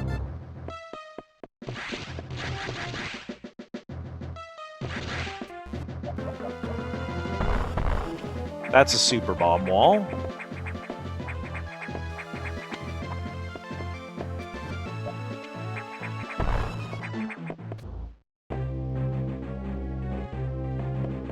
That's obviously bombable.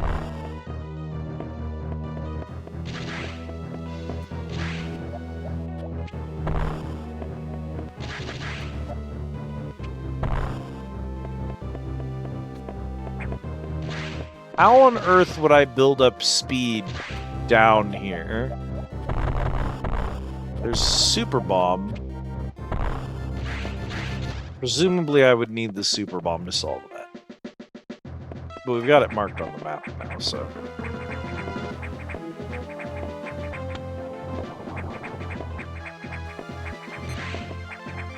Don't know how to kill those, so... Ba-da-ba-ba. Ba-ba-ba-da-ba-ba.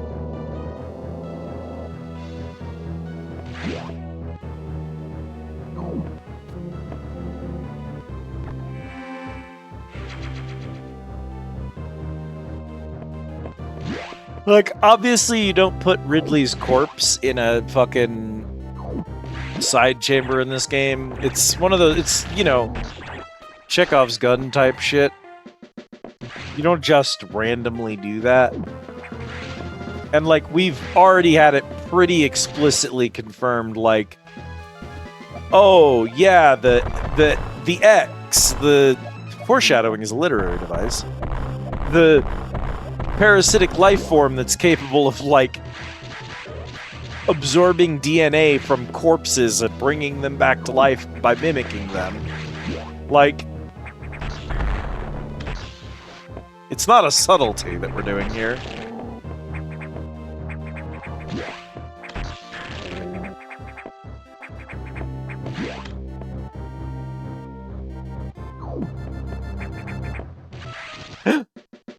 Cabo. Aminals.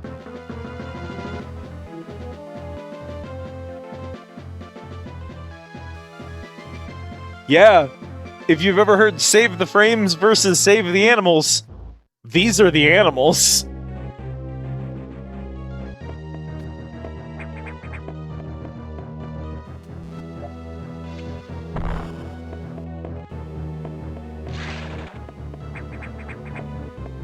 Chora.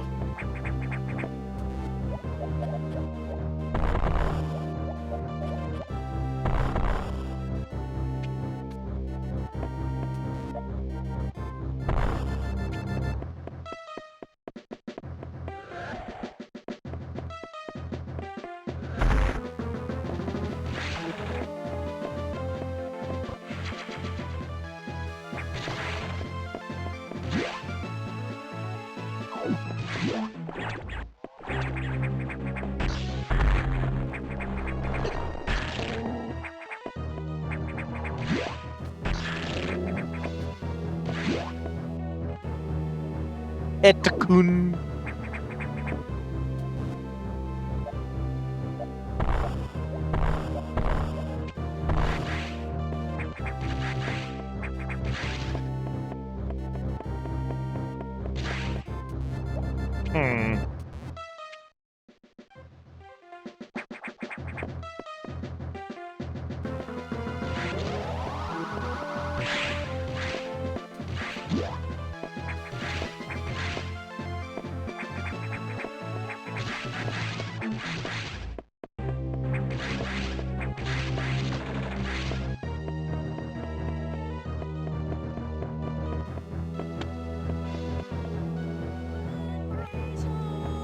supreme.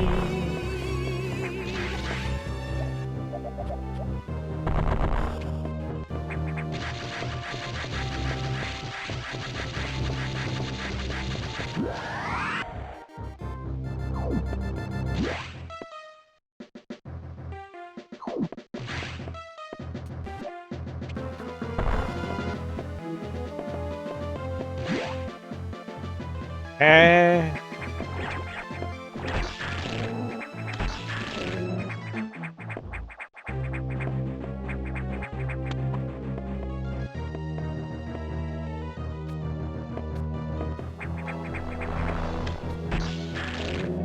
That didn't work like I wanted it to. Alright.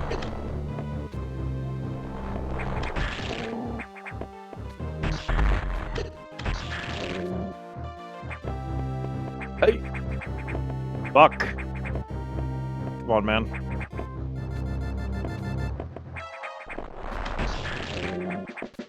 They just don't stay out for long enough is the problem. Also, how you doing, Bull?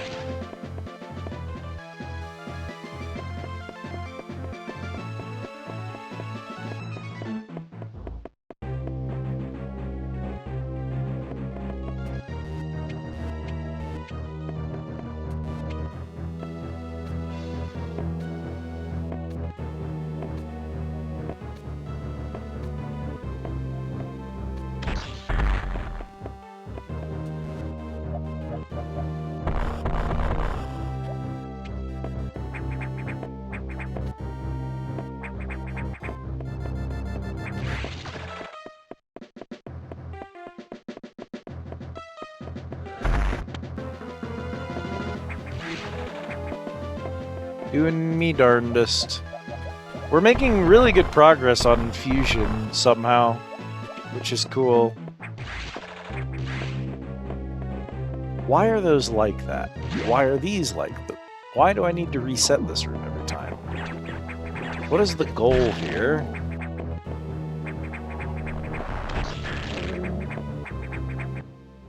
What is the goal here? Check for survivors. Yeah, it's, I'm sorry to say this, it's monkeys.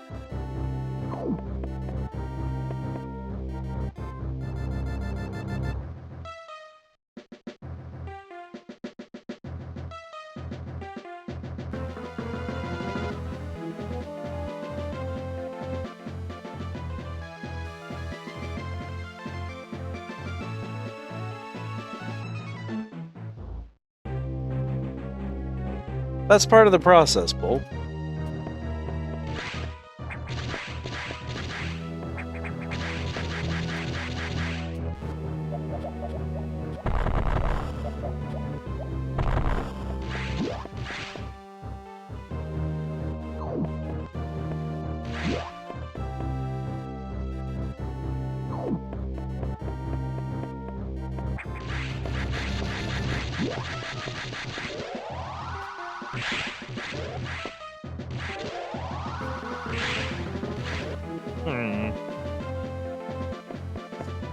I assume I'm supposed to open this. Like, I'm in the target area. These are, in fact, cats, monkeys. So I'm in the right location.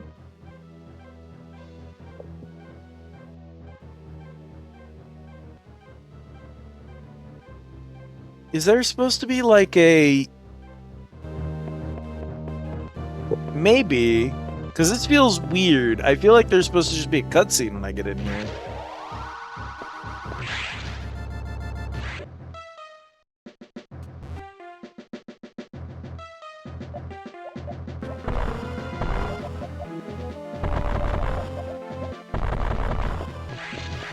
I mean, I've definitely done a lot of fucking around in here, and it hasn't done anything to the glass. It feels like something should happen when I come in here and see the animals.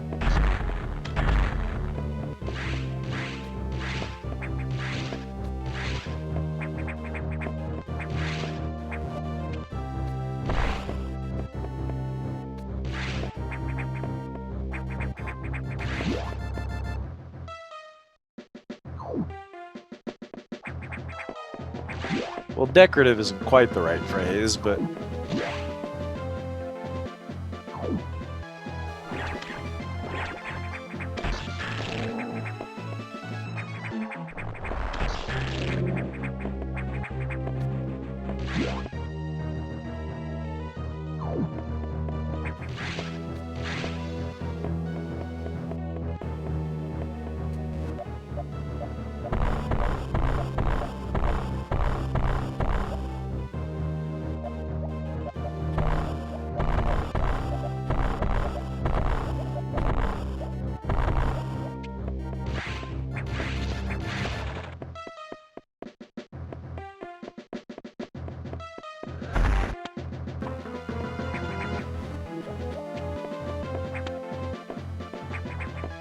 Oh, I see.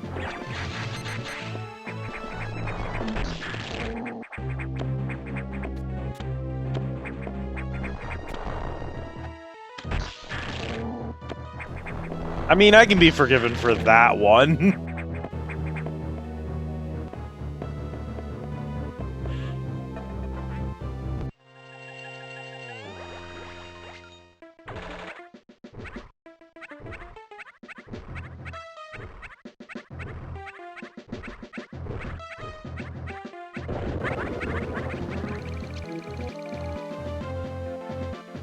Baby.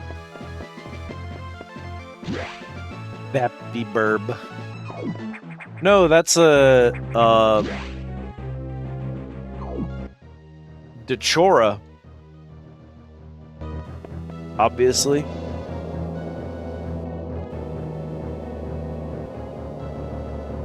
Etacoons and Dechoras. I've met these intelligent beings before. They seem to recognize me as well. How unusual to meet them again here. In the past, they've helped me unleash abilities I didn't know I had. But where did they run to? I hope they're safe. Yeah, they actually straight up tell you, well, you're for the, 300 other species they don't tell me.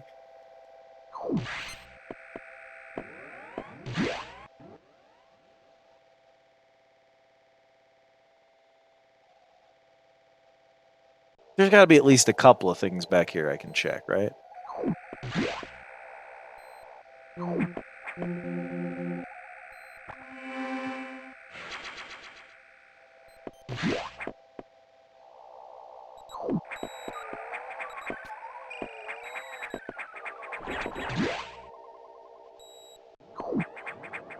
Oh man, remember the zombie scientists?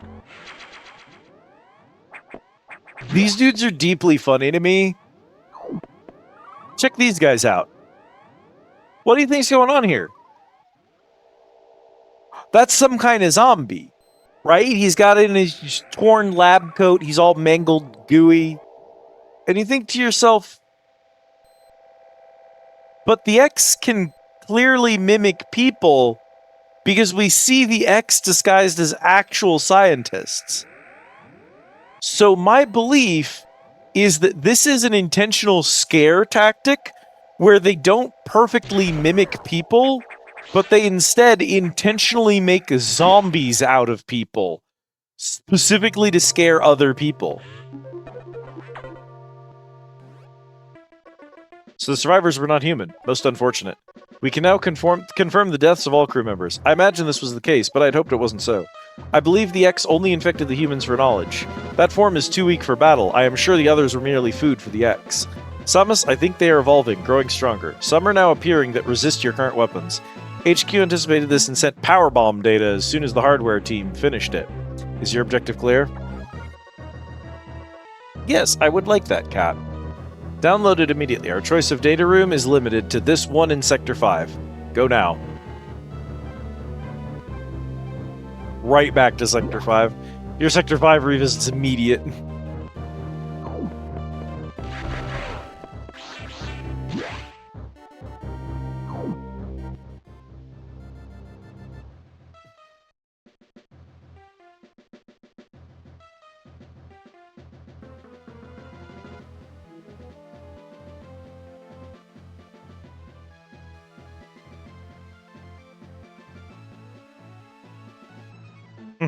Makes sense.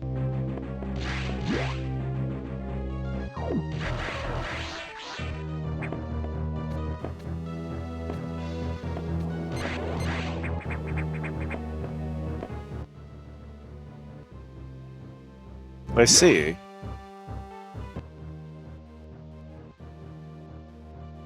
I don't think I can get back up there right now. It's okay.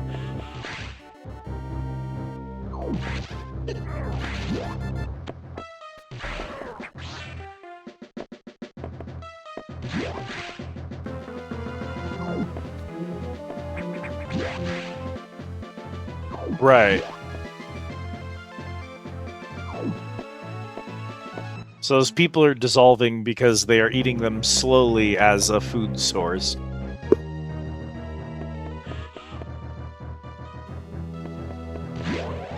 Fascinating.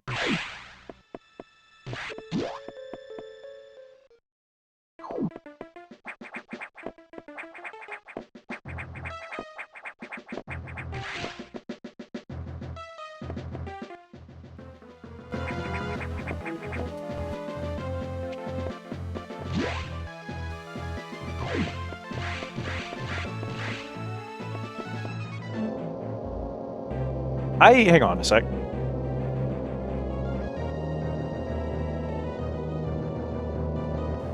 I am going to make us ride this elevator multiple times right now, unfortunately.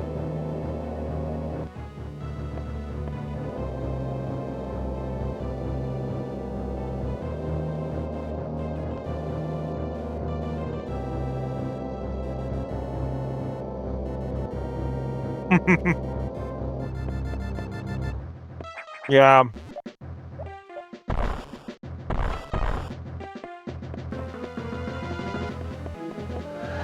That explains this hallway.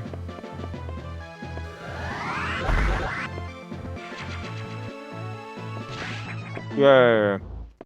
Okay. Back on the elevator.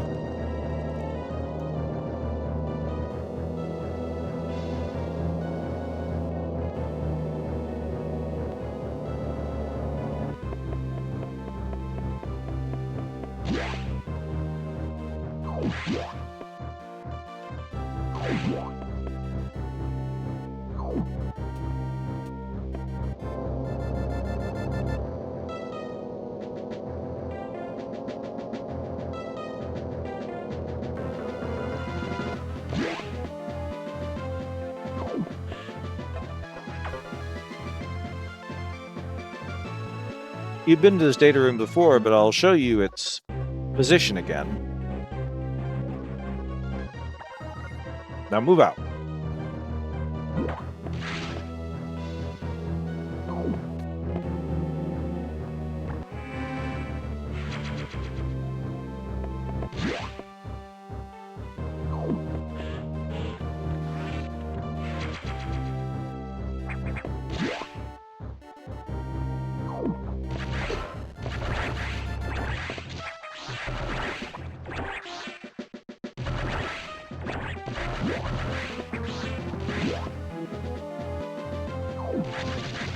Hi, boys.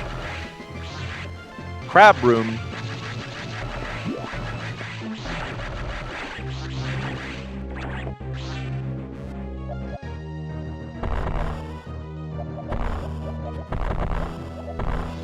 Oh.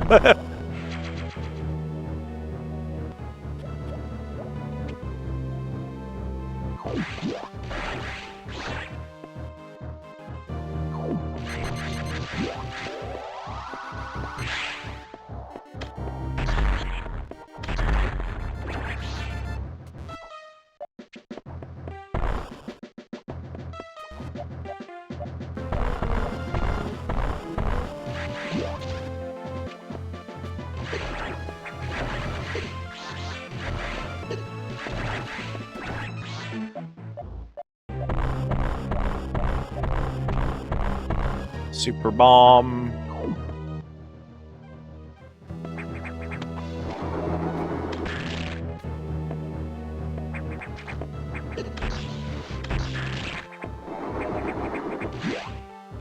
Yeah, whatever that thing is in there is definitely not horrifying. It's definitely not scary. It's probably pretty normal for this area. I'm sure that it will not be something that would produce nightmare fuel in a child playing this game for years to come.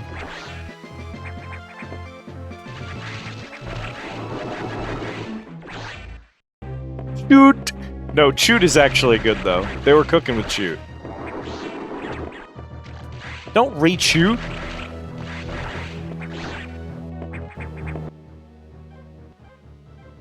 He chewed again.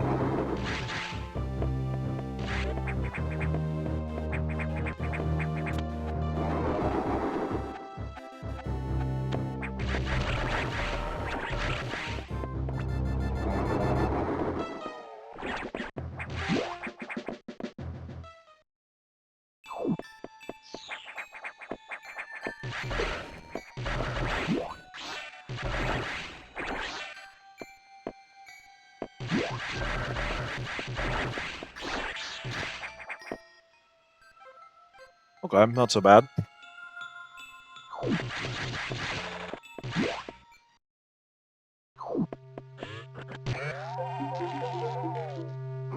Power bomb, baby! Hello, Kaz. It's good to see you.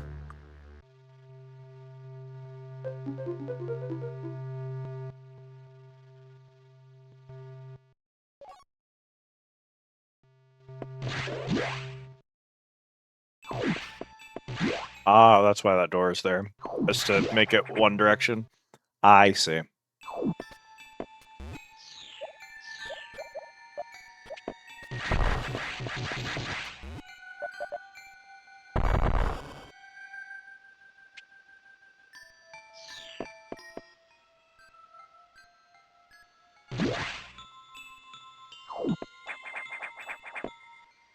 And then this is a power bomb.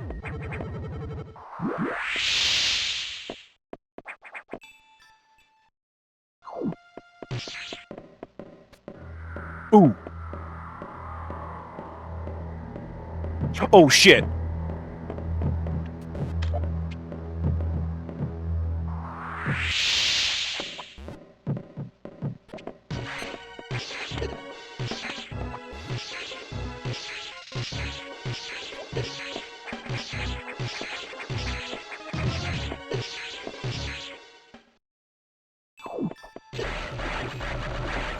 She almost killed me.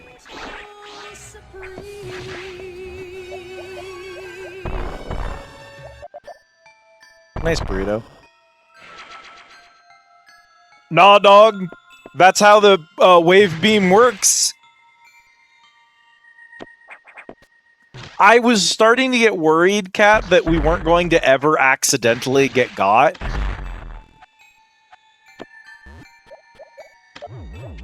And, like, it was essential that we got to experience her chasing us at least once. She almost immediately killed me.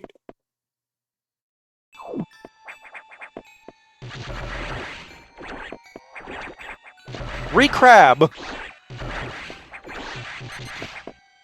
Poo.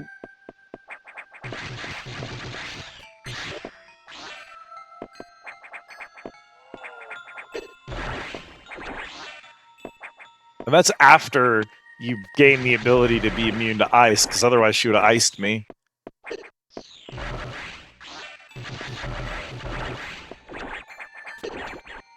Recrab!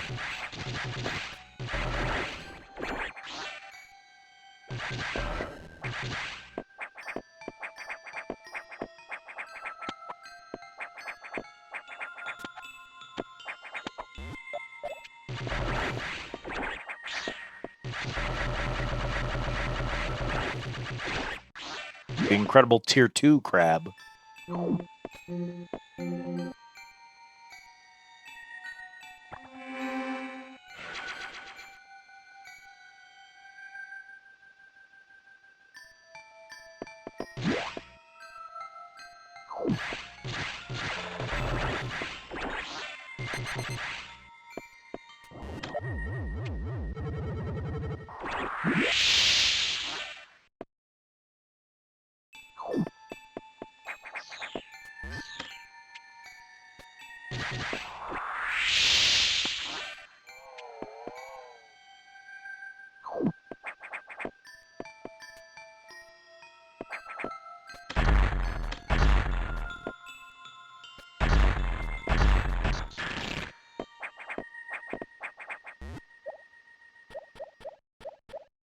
Are you kidding with me?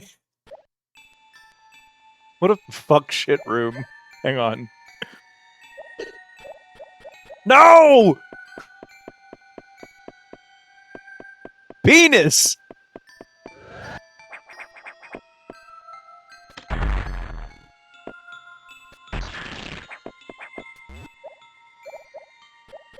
Penis!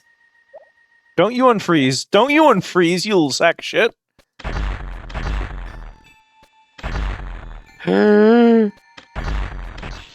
Anyway, if you've been wondering this whole game, wow, why did they give Liz 130 rockets? When are you ever going to need 130 rockets? This is the answer.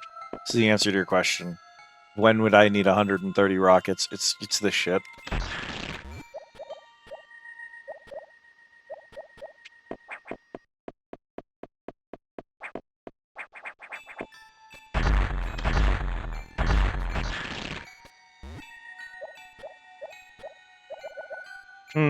What do you mean?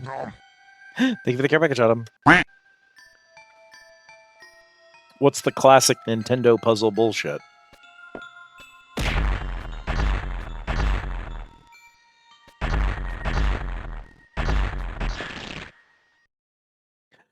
Oh, I can't do this. I'm gonna scream.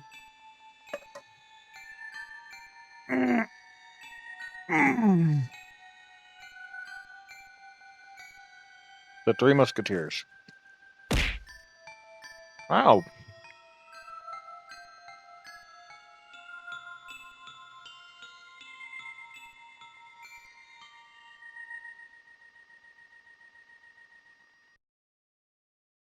Yeah. I don't know what they're doing here. This particular puzzle is definitely not cooking.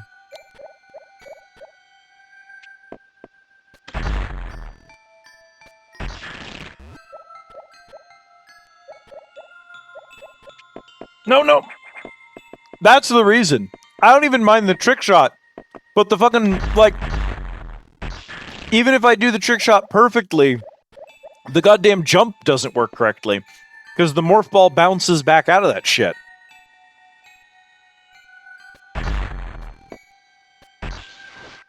How did that miss you?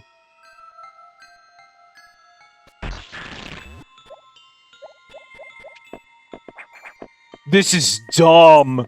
This is a dumb puzzle. Why'd I... Well... This is a bad puzzle.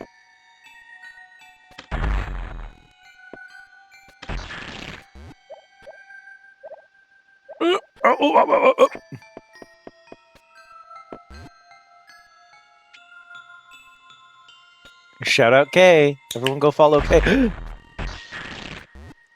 Everyone go follow Kay. Fuck me, dude! Why is it so bad? What am I doing wrong? I'm doing something wrong here. This can't be correct. It's that right there where when I turn back, I can't actually bounce off of those. Like, you can normally force yourself back up after one of those sections, but they're like making me hop so that I can't get free of it.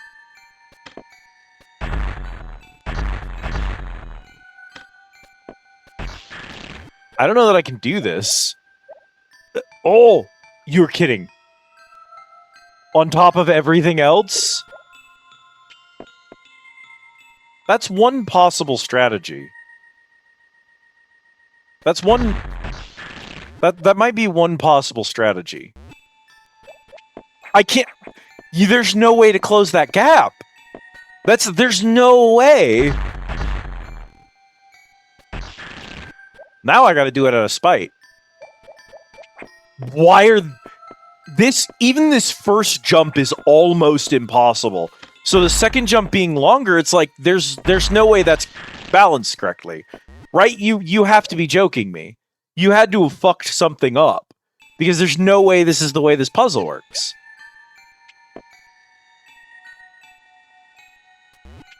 I gotta be doing it wrong or something.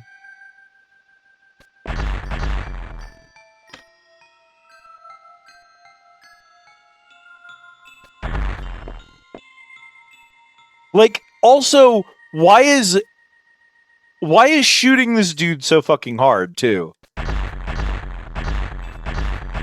Why did you make this jump? This stupid-ass fucking ledge jump? It's so... The whole puzzle is so much worse because of that. No! God damn it, I did it perfectly! There's no way, dude!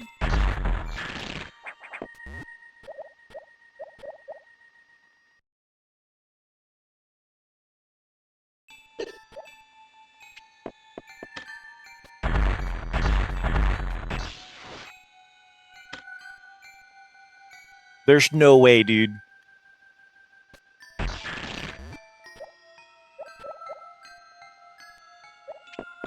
No, no, no, no! No! Why do I hop? That's not the way those work! I swear to God, they programmed this one specific jump differently than how these stupid fall-through platforms have always pissed me off, but I swear to God, these are worse than normal. These are not working the way they're supposed to. You normally have a second to hop off of them when you land on them, so that if you react quick enough, you can get away. These ones are, like, sucking me off something fierce. Which is not how those are supposed to work.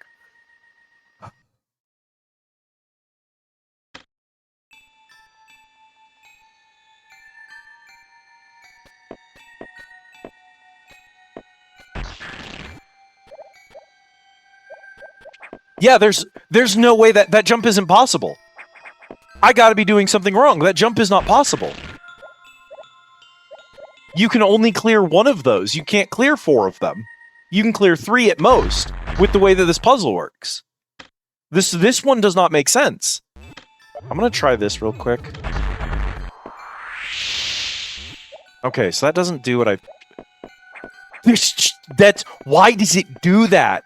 Why is it that once I've started falling, I can't... Even when standing up, I can't initiate a jump again? I swear that's not how these platforms normally work.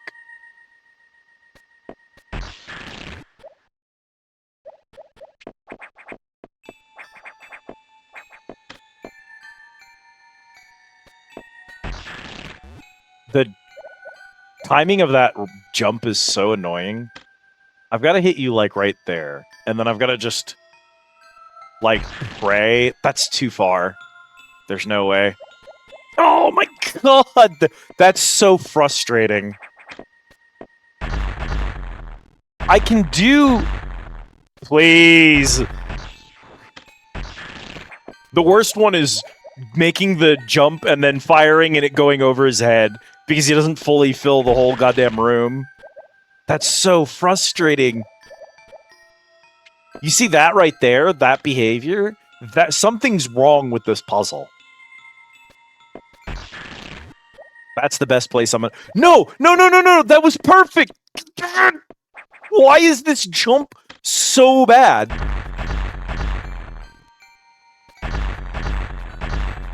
There's no way. There's no way, dog. We're gonna run out of rockets. We're going to run out of rockets. There's no way, dog.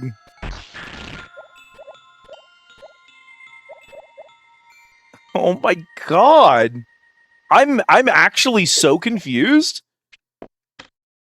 I don't think I've ever had this much trouble with the puzzle in a Metroid game before. And I've played this one, but I've played this game. I've 100%ed it. I don't remember ever having this much trouble with the puzzle.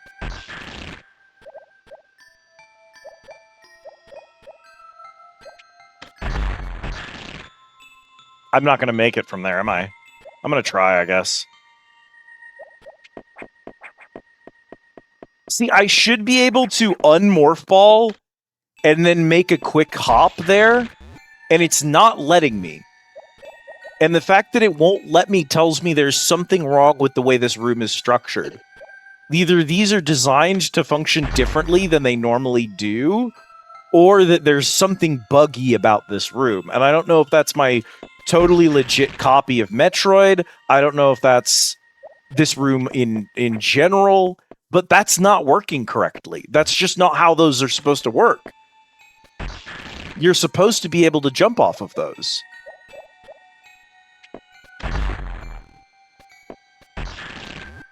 It's not a great place for him. I'm not going to make that jump. I've got to get him, like, mostly on the third one. Close to the middle point, I think. Yeah, I'm not going to make that. I start falling even before my full hitbox is over that gap. There's something wrong with the hitboxes in here.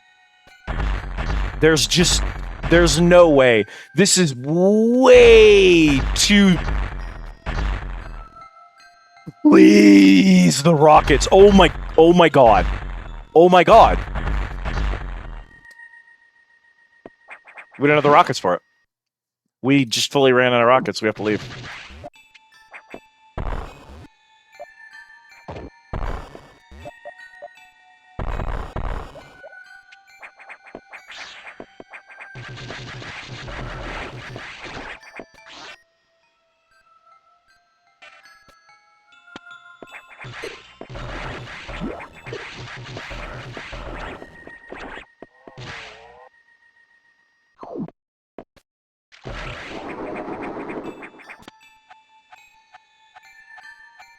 See, it's this shit right here. The distance I have to travel to get to a recovery room to reset my rockets. There's no way. That puzzle must not be working correctly. There's no way that puzzle's working correctly.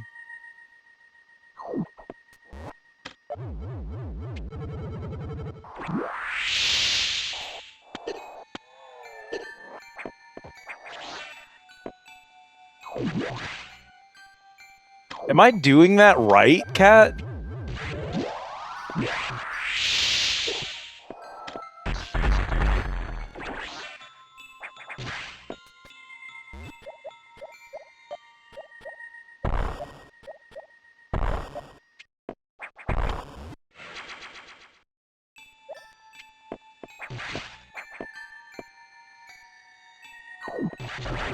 There's no way it's that precise.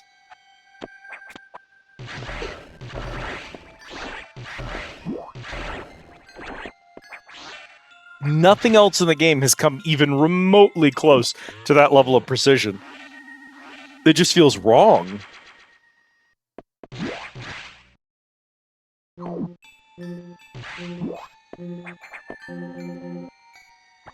Oh my god, if I had made it through and then got dropped out from that, I actually would have been so fucking mad. I would have been so mad if that had happened.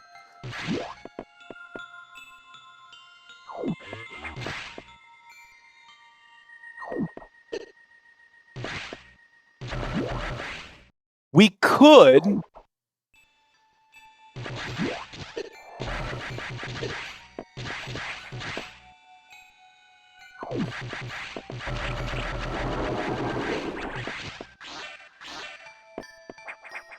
No one's more persistent than me. Certainly not some IGN dweeb.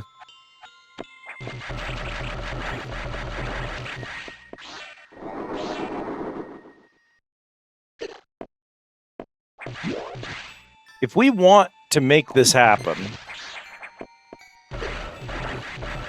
I'll show you what we're going to do.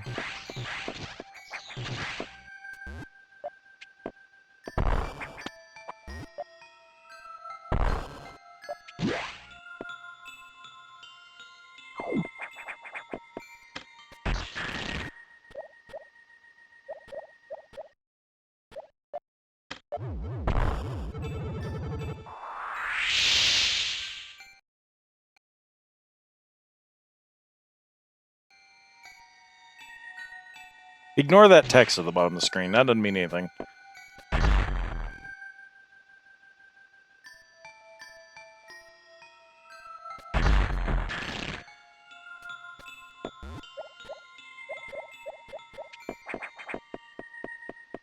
Let's see. Okay.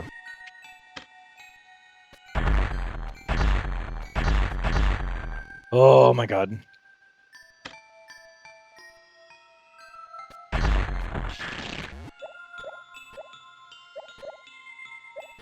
There we go. First try. Huh. Let's go! Yeah, see, it was that easy.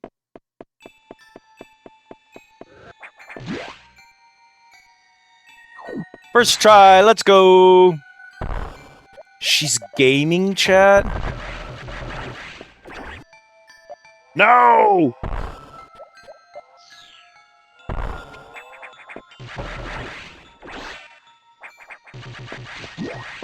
Easy baby game for babies. Hot girls stay winning.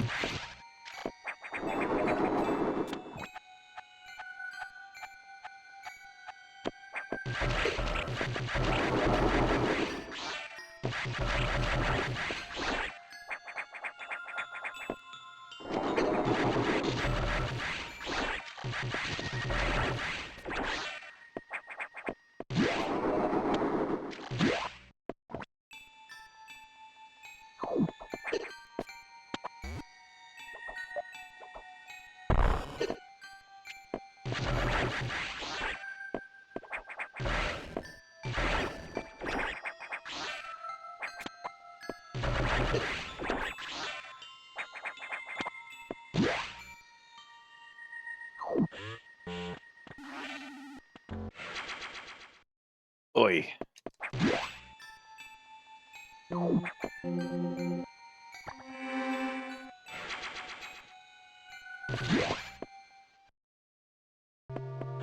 What do you got for me, bud?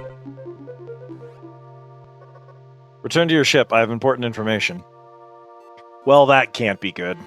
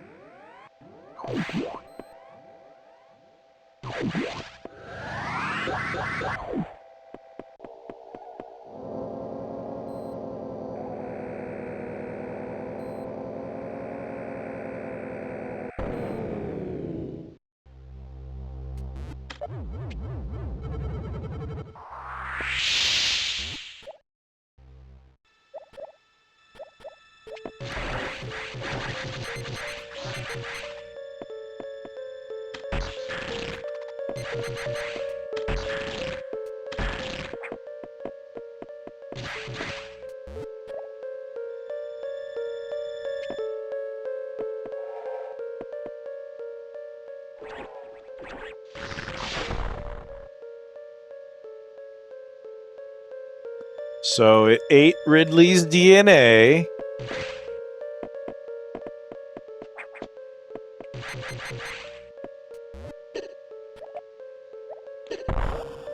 Hey, yeah, look up there.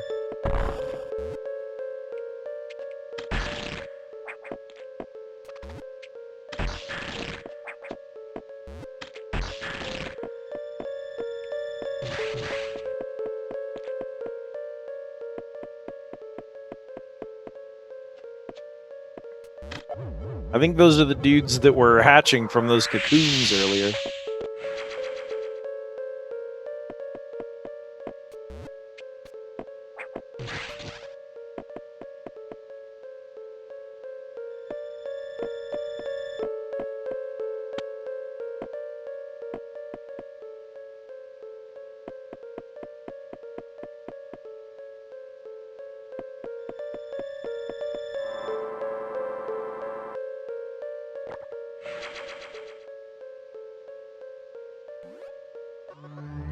The main silo of the reactor core has gone offline.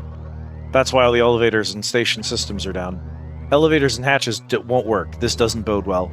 If you can get to this point, you may be able to start the auxiliary power system. Then we can figure out why the main silo went offline. Is your objective clear? By the way, I asked you to return here to tell you... Some strange creatures have boarded your ship? I confirmed that they were not ex-hosts and gave them a berth. Do you know anything about these strange creatures? Were they the source of the healthy biosigns earlier? Very well then. Their presence in the midst of this disaster must have some significance. I will keep them here.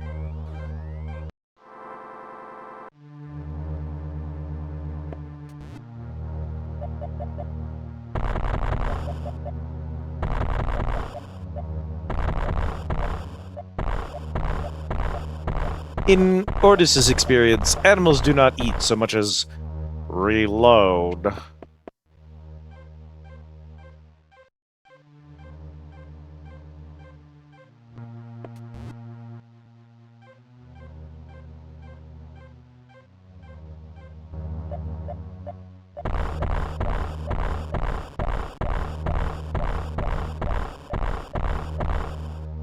Yeehaw. Oh, hey, man.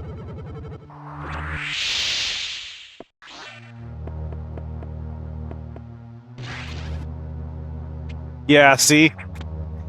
They're what hatched out of those. Okay.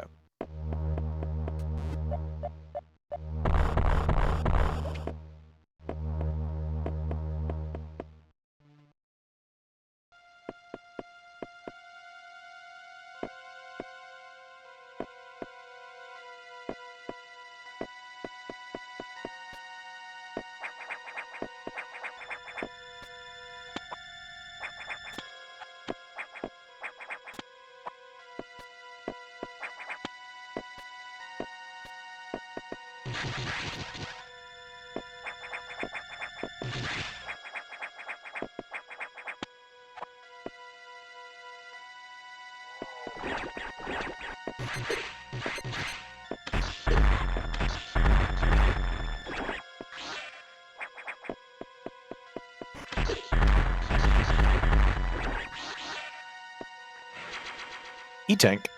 A little bit more estrogen.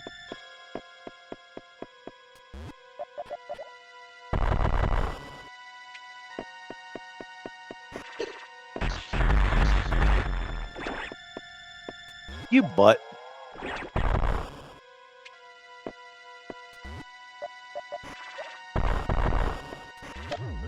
Cool thing about power bombs that makes them super useful for this area is that when you use a power bomb, anything on the screen that gets hit by it that is a secret, even if it's not a power bomb secret, is automatically revealed. So you can immediately see the, like, layout of all the secret tiles. So if you're someone who doesn't want to spend 80% of their playtime just, like, bombing random spaces hoping that one of them will explode and you'll get an item out of it, you don't have to. You can actually just do all of that at the end of the game when you've got power bombs. Just tells you what you need to do.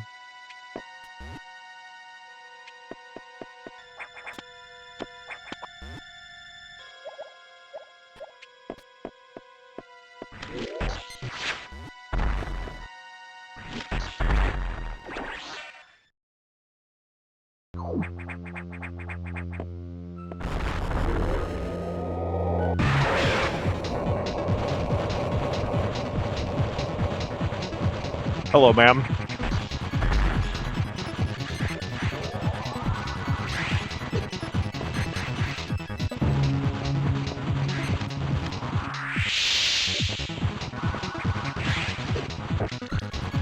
Put me down. Ow, not like that.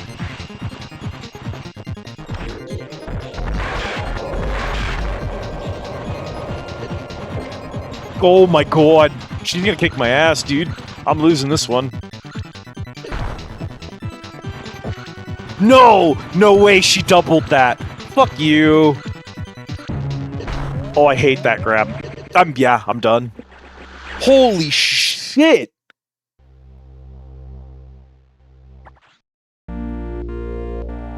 Oh, that's a sucky place to have to restart. That boss?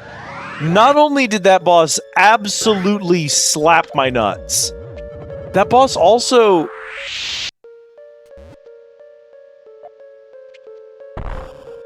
Oh, we saved before talking to Adam.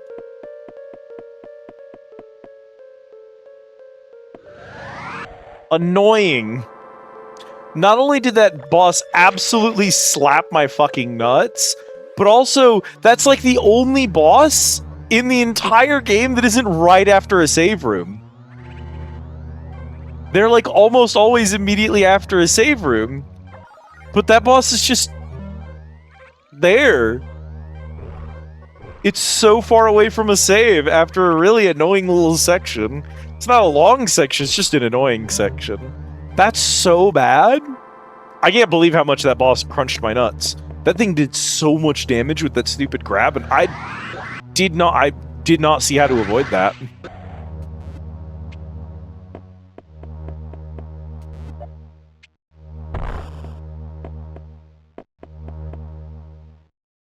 Okay.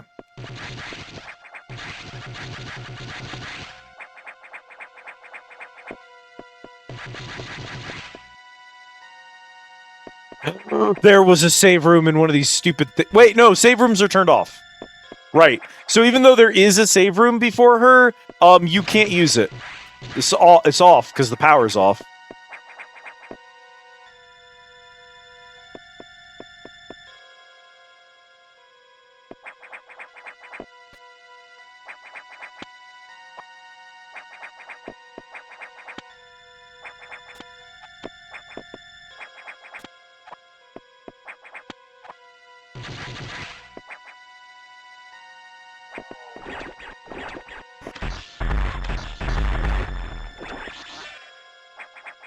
Fucked up and evil.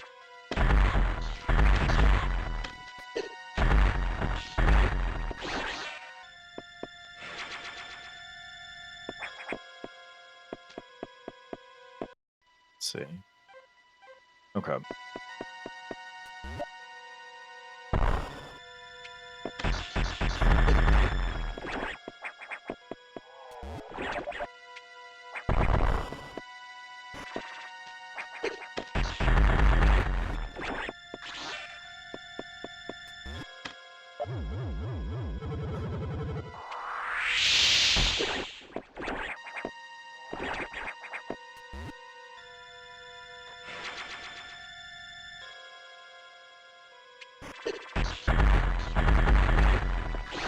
Every single one of those dudes managed to hit me. I did not avoid any of them.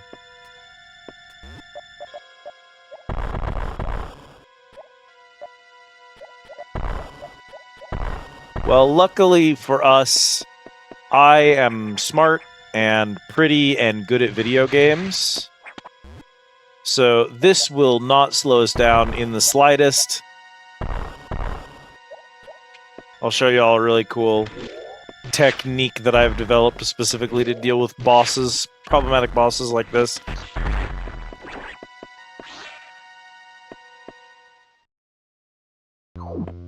It's, watch this. Check this out. Boom. I know, cool, right?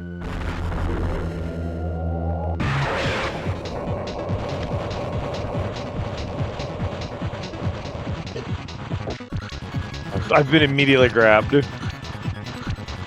I wish there was literally anything I could do about that.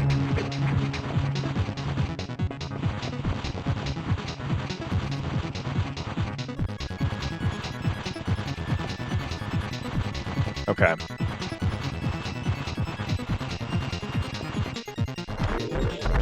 Kind of understand the flow now. God! Her grab activating when you're falling through her with iframes is so bad.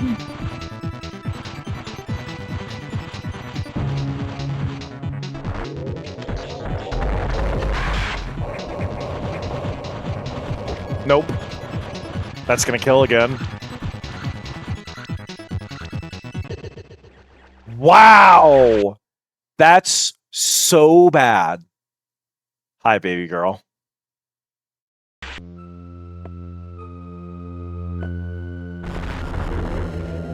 Oh, the embarrassing thing about that text is that you can see that the folder this game is saved in is literally just labeled torrents and such.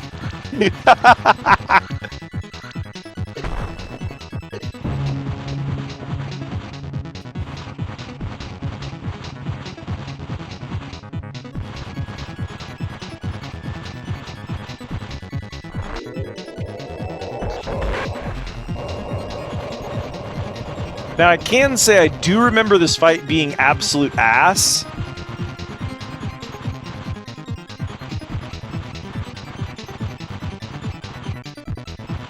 So this isn't coming out of nowhere. I do, unlike the turtle thing, which I just have no memory of that being a problem at some point. I do remember the spider fight blows, and I know that many people do not like the spider fight. Because it's just unnecessarily mean.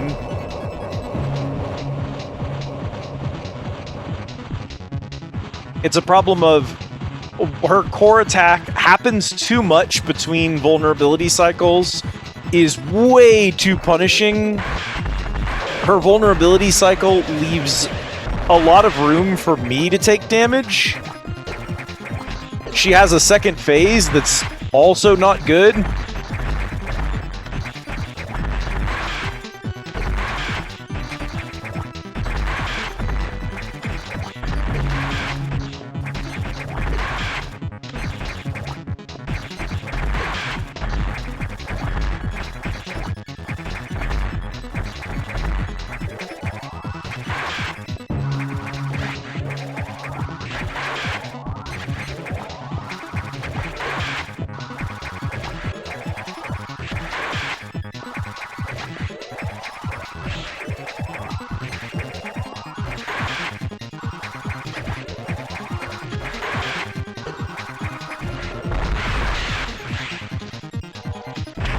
You then have to kill the stupid X afterwards, which is never good.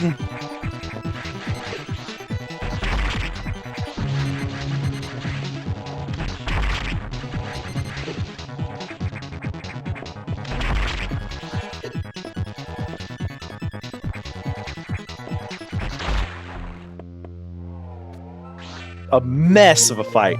A mess of a fight. It only took us 3 tries. Which, frankly, is not the worst thing in the world. Anyway, space jump.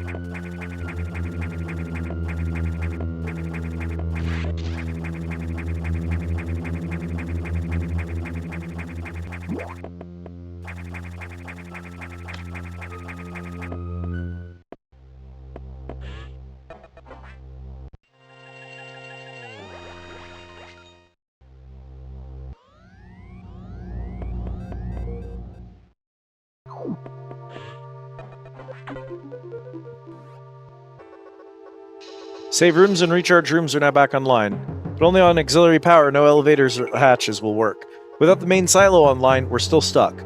I believe the source of the problem is the vegetation you saw earlier choking the reactor core components. Is your objective clear? We'll have to find the source of those roots to proceed.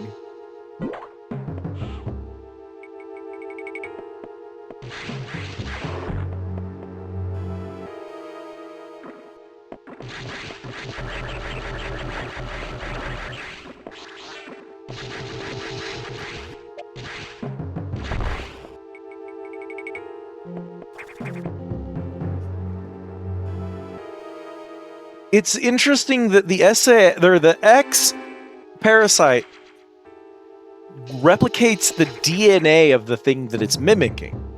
It literally copies its DNA, which means that it works like that creature does. So if that creature has some sort of, like, obvious weakness, if that creature has some sort of evolutionary fault, if there's something about the way that creature works that is exploitable, or in other words, detrimental to that creature's survivability, the X just also has to live with that. So it's really funny when it does these creatures like these,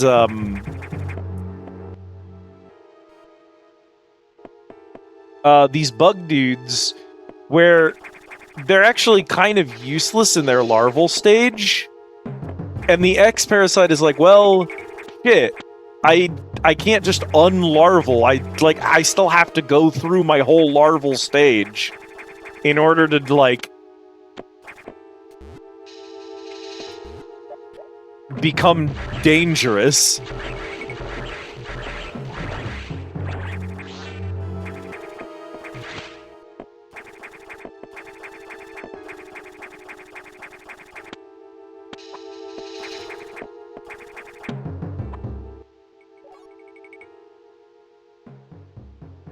Caused by plant roots in core. Investigate. Maybe I'm not supposed to leave that room yet. I can leave that room. And I may, in fact, while I'm up here, do a quick save and recharge at the ship.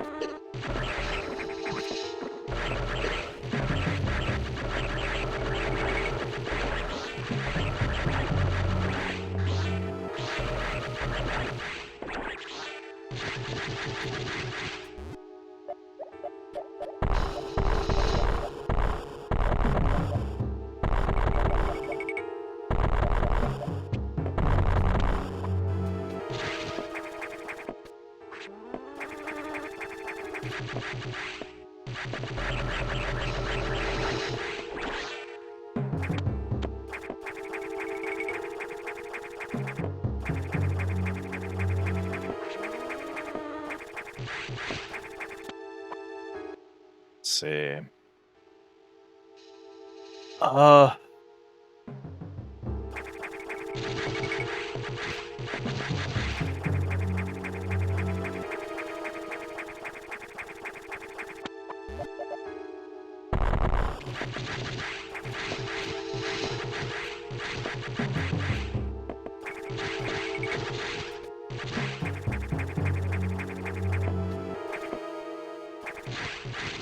There we go.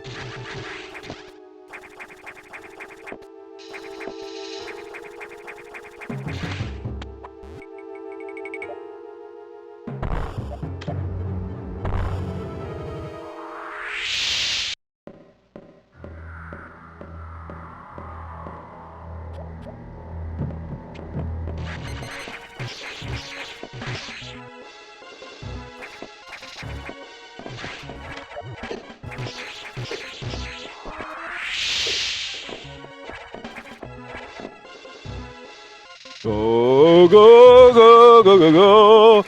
Go, go, go, go, go, go.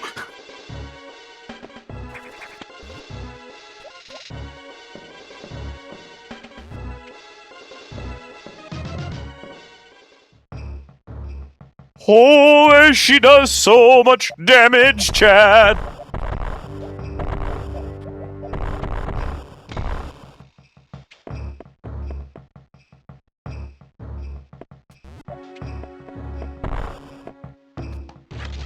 Why is there a missile point on the floor? Who did that?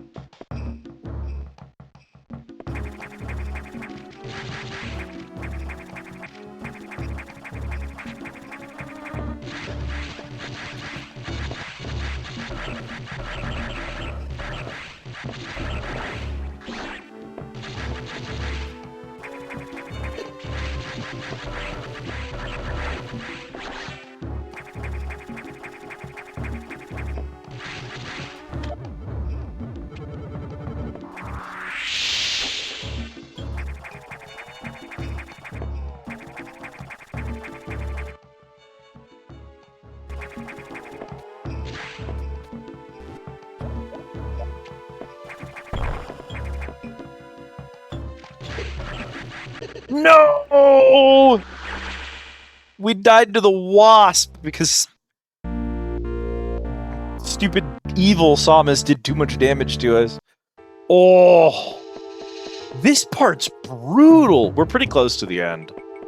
Like, we're not at the end. We've still got a few sections to go, but like, obviously the difficulty is taking an uptick because we're nearing the end. But holy shit!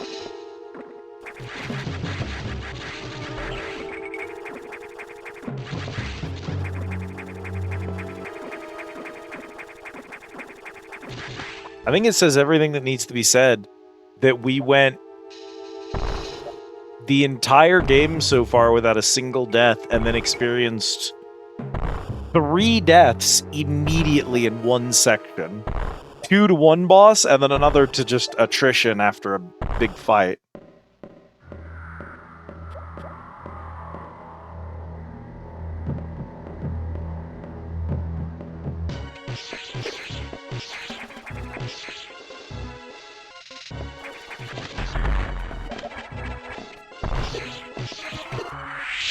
Why does she do so much with those lasers?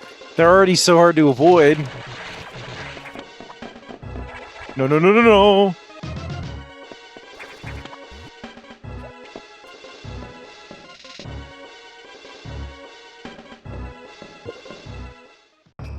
Okay, we've got a little bit more HP to work with. We gotta be really careful on these dudes in here.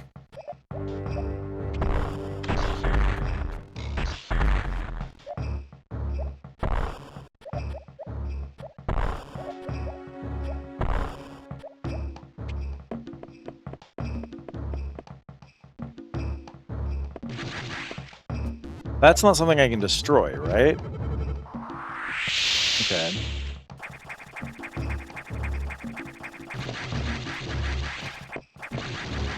Ah, there we go.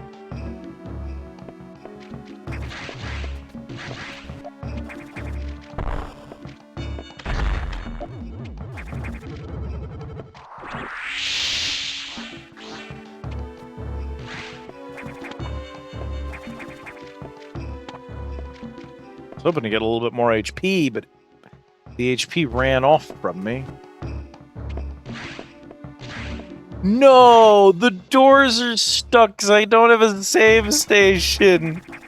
Oh my god. This section is brutal. You can't save during it.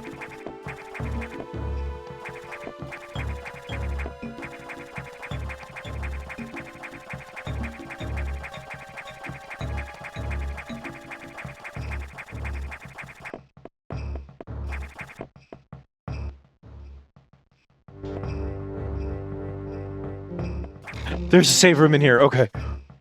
Oh, God.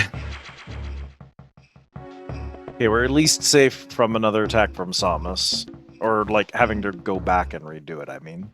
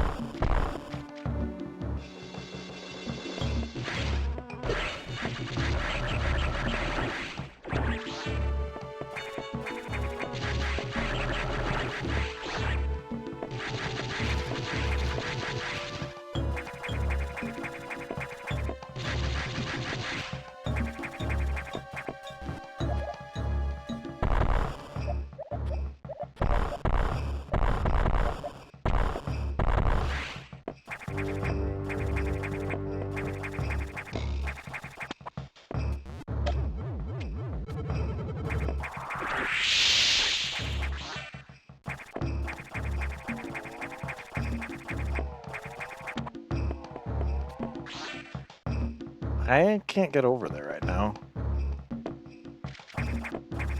That seems incorrect, but... That's gotta be incorrect. This feels like the right way forward right now. Oh my god. This zone is a mess.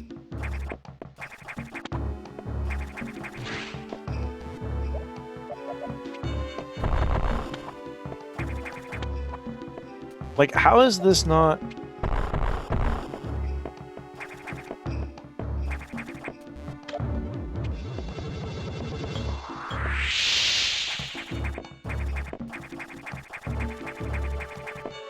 Okay.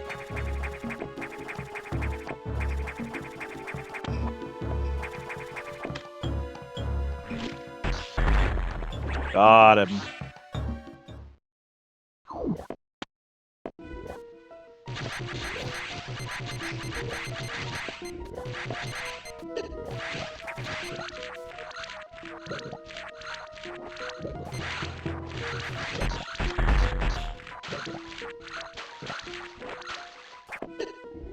Oh my... Bruh! Oh no! There you go, Michael. There's no way to stop this. Edge with the steel chair! Sasha, hello, welcome in, Raiders. How are you doing? How was your stream? What were you getting up to tonight? Itchy tasty, indeed. How are you doing, Sasha? Welcome in, Ziggy Virus.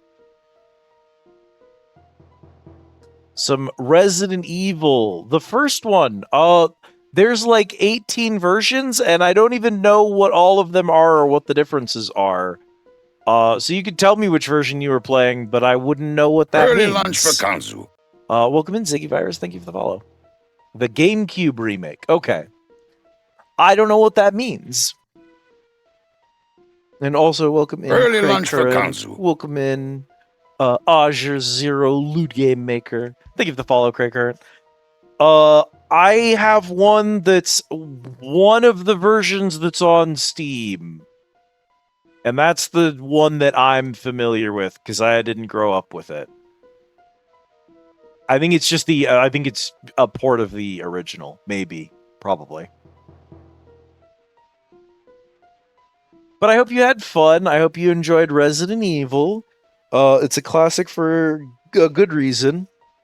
They added lighters because if you don't burn the zombies, they come back as stronger clawed zombies. Wild.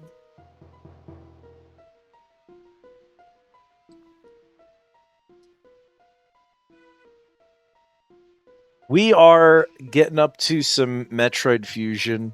If any of you need to raid and run for... I think it would be weird to say spoiler reasons, but at least 2 people have already left chat tonight with a lurk because they didn't want to spoil Fusion. And it is one of the best games of all time. So if you do want to play it in the future, I understand. Also, if you need sleep or food or a shower or something like that, please go take care of yourself first. We're going to be here vibing, hanging out, trying desperately to clear this absolutely nut-crunchingly hard section of the game. The fusion reactor part in Sector 2 is... There's a lot of things in here that kill you, and I'm getting killed a lot. And I'm currently desperately attempting to deal with this nonsense.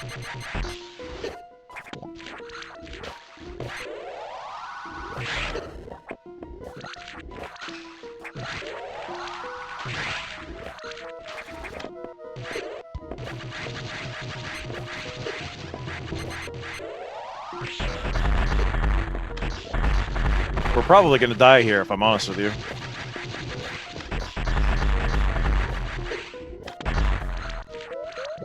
Yeah, we're going to die here.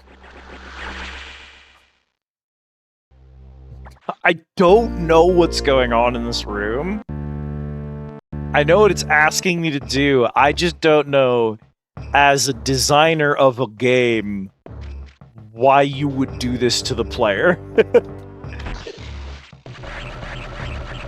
The problem is, I've been getting my nuts kind of scrunched for a hot minute here, and, like, just have not had an opportunity to kind of, like, rest and restore resources. And it's been something of a problem. We're going into this fight without max HP.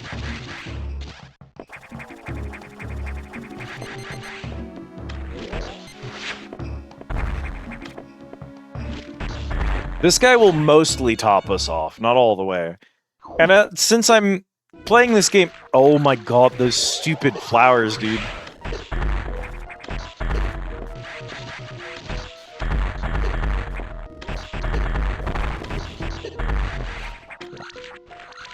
They have like a... They sort of suck you in when you get close to them, and it's just not working good. Yes, go and get you a shower, Sasha. Thank you so much for the raid. Take care of yourself.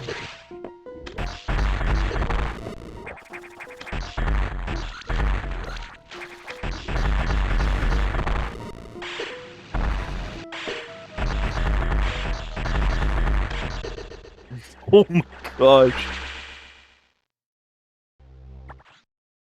I mean, this is the Game Boy Advance version, technically, and I'm playing it with the totally legal and Nintendo-approved Xbox 360 controller on my computer. But, like... And I mean... I don't know. I feel like a controller is easier to hold because you can turn it without having to worry about moving your screen, you know what I mean? Like, I don't change my angle of gameplay, the viewing angle that I have on the game when I move the controller side to side. And there's something to that. Oh my, I'm losing so much HP to these dudes just being too beefy to kill in one hit.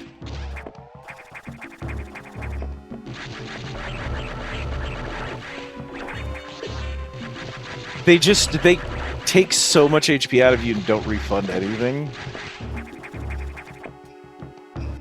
Yeah, I don't see why. It's a D-pad. A D-pad functions the exact same. It is the exact same controls it would have been on a Game Boy.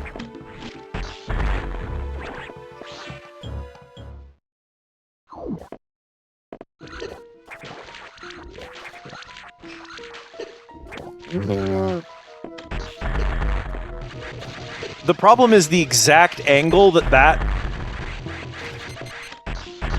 little pip comes in at is making it very difficult to avoid.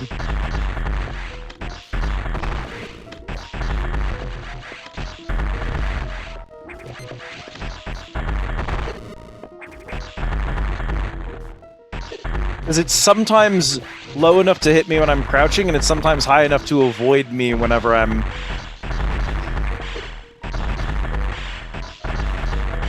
jumping to try and pop it.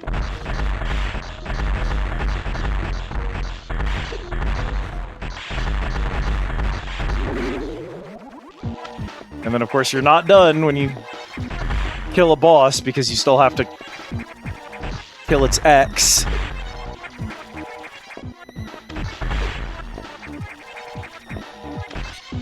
Oh, gosh. Christ.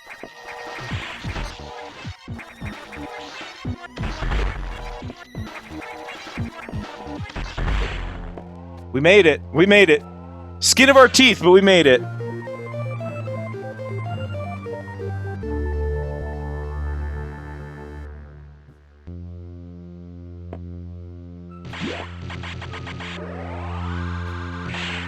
Oh, baby.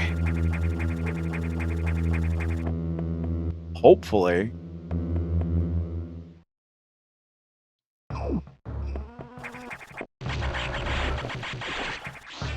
At the very least, these guys are a lot less dangerous now that I can do umpteen billion damage.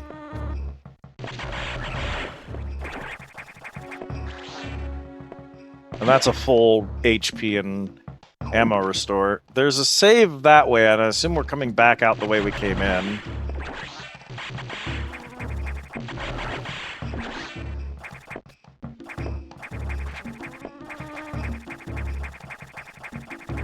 Come on now.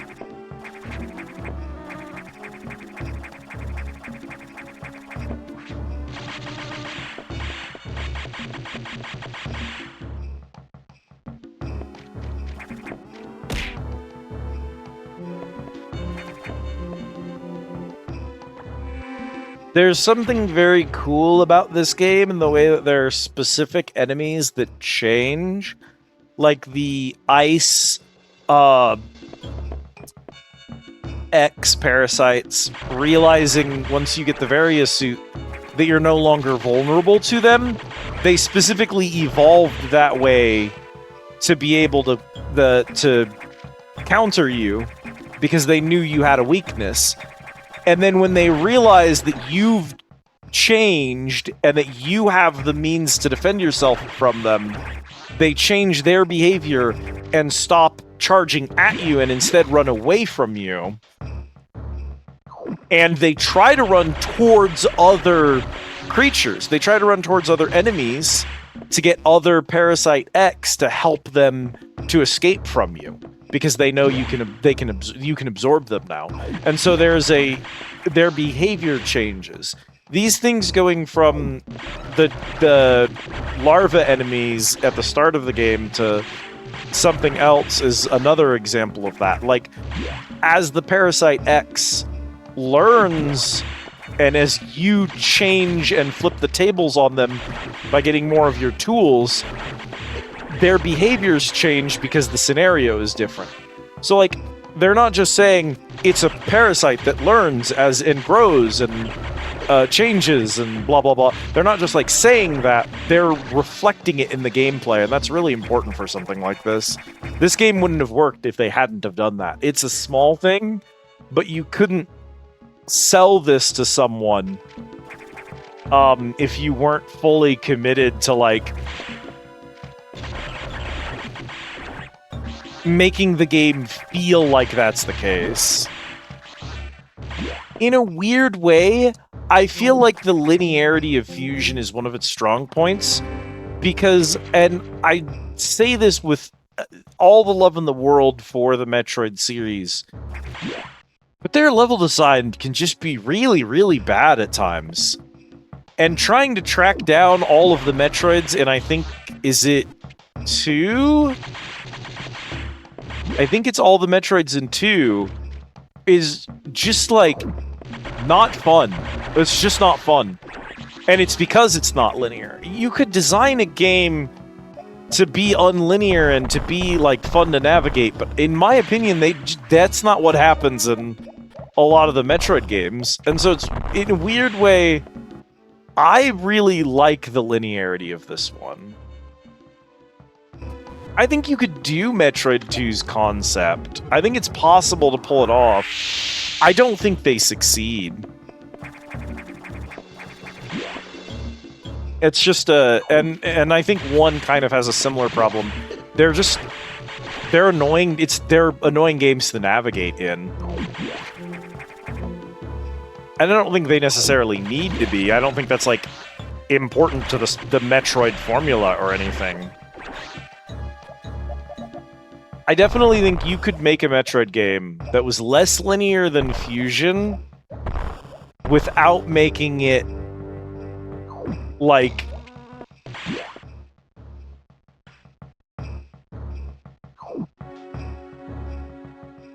yeah, the remake of 2 is really good. But yeah, I think you could make... Oh, that's the stupid... I don't have that one. I came all the way back here because I was like, I can finally make that jump. Nope. Now I'm not going to remember to come back here because it's not filled in anymore.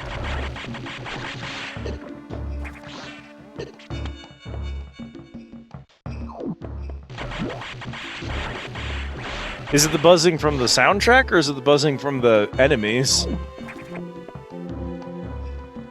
That's those big flying enemies. They make that noise when they charge you.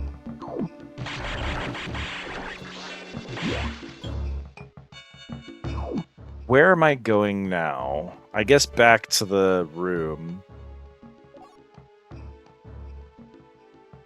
Yeah.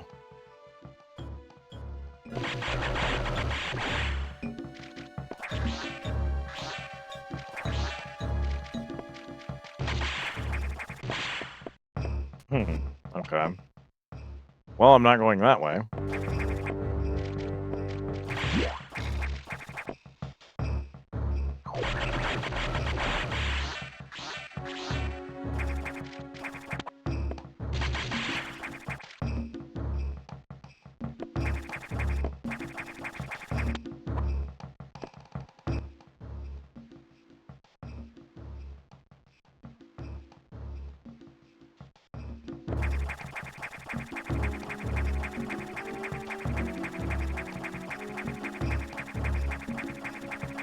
You may be thinking of a different game, because it's not how that works in this one.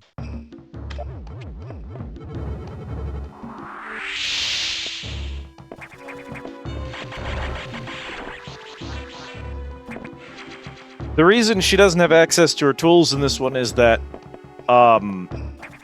her suit is possessed. And they had to rip all of its components off of her because she got infested by the X. Yeah, it's not that she's been ordered not to use it. That is a different game.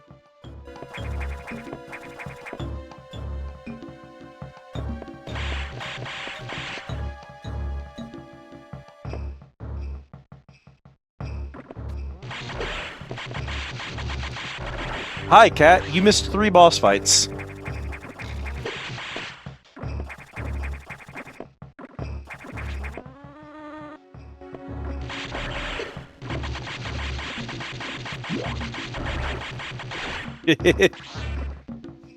That's a very funny thing that you have said.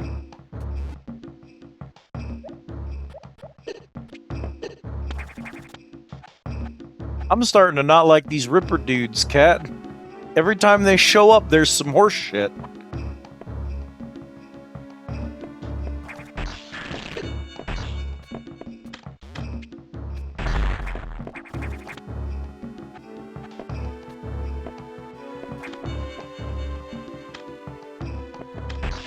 Always something with these little bitches.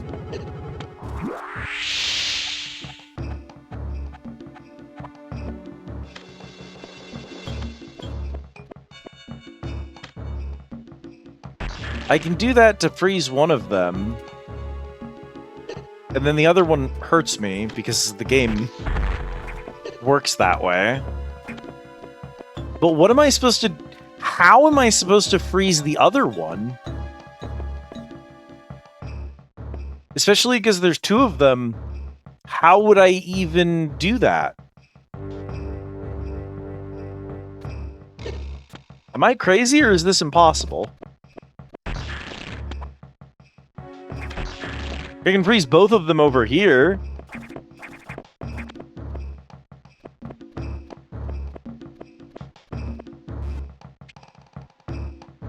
What are you talking about? Stand on the one down 1 level? That doesn't make any sense.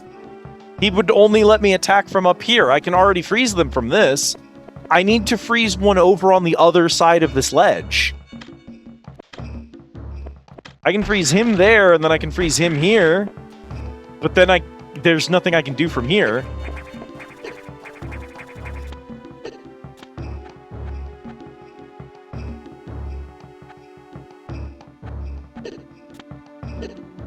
I see what you're suggesting.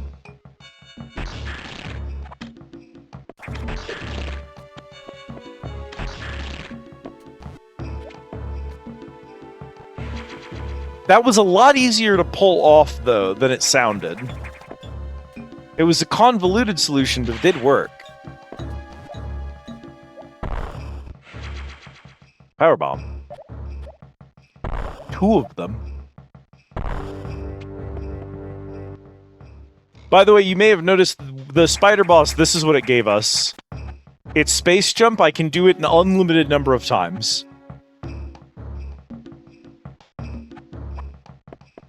Thanks, Twitch. Yeah, if you put a dot in a thing, it'll hyperlink it.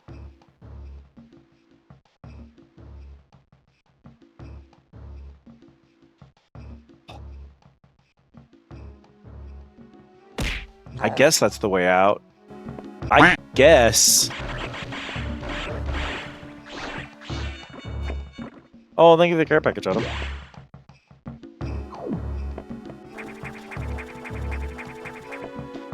I still ain't got no gravity suit. I ain't need no fucking gravity suit.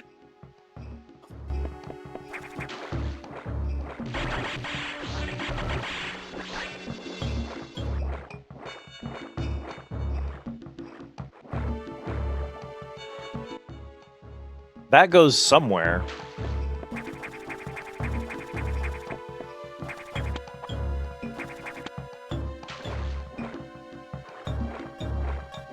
No. The boss icons just stay there. I don't know why. Howdy do, Bonnie. What brings you by? Hunger? Oi! My head.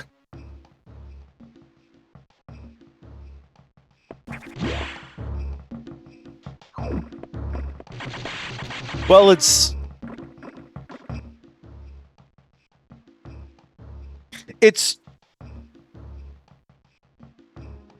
okay, so full disclosure, I've really thought it was Wednesday. So I really thought you were supposed to be streaming with Chams and Buffy. Turns out it's not Wednesday, actually.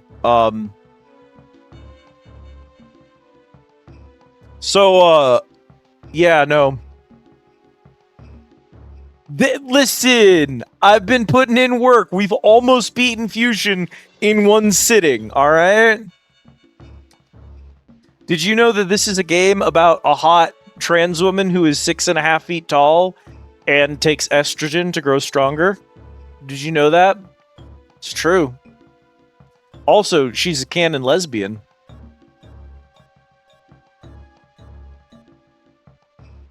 It's true, though.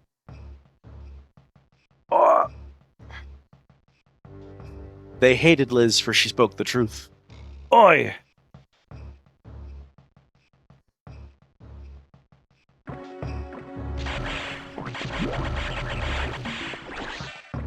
Okay, if we're lucky, this save station is accessible.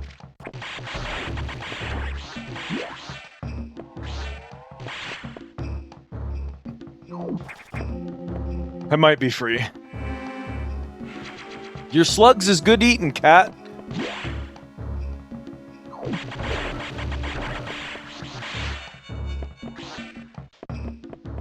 I need the health.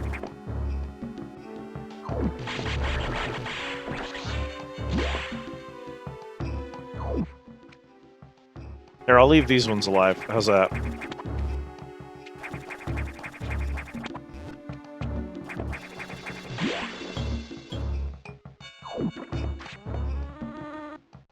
The man's gonna hit me. Whoa!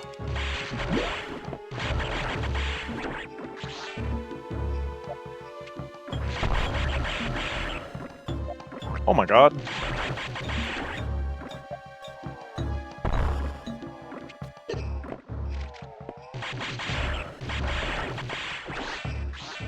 This game asks the real questions, chat.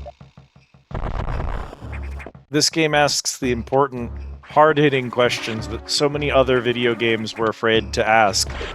What if your health and ammo pickups were angry and hated you and wanted to kill you? And really, I mean, all games should be asking, what if your health and ammo pickups were actually angry and wanted to kill you?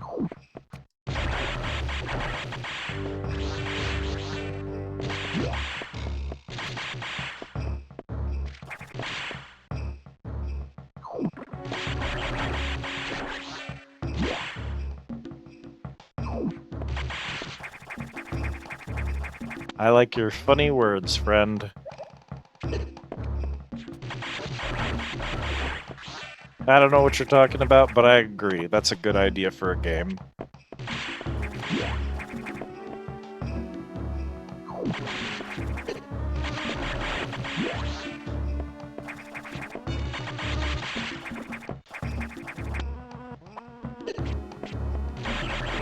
These dudes do so much damage. I get nothing back for killing them. We're just gonna die again. I get hit by them too often to use them to heal myself, even though I can go in and out of a room repeatedly, kill one of them, pick up, and then go back out. Like, I would get killed too many times. I just take too much damage doing that.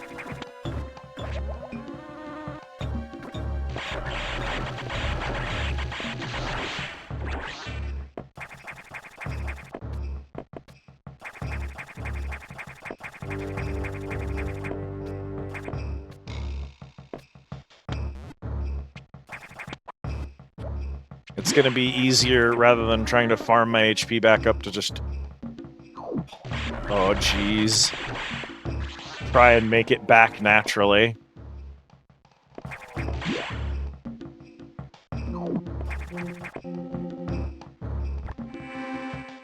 You know what's funny? I consider Metroid Fusion, its aesthetics and its themes, to be the primary inspirations for Elizabeth and her lore.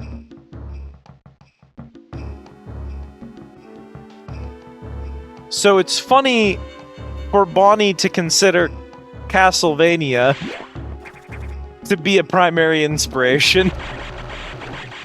We're the Metroidvania sisters.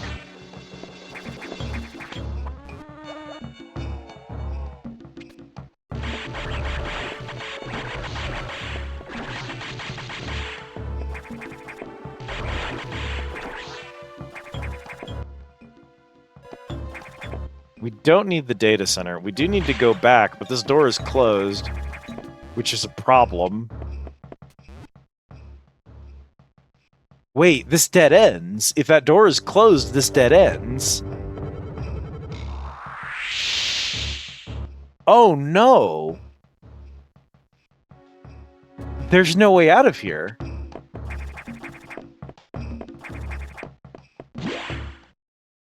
Hey bro, do you have any data for me? No, I didn't think so.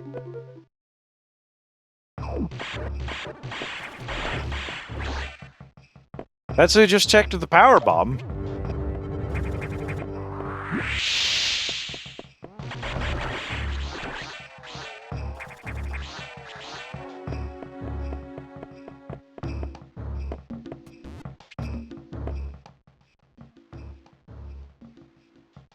That doesn't seem right. I came all the way up here for nothing.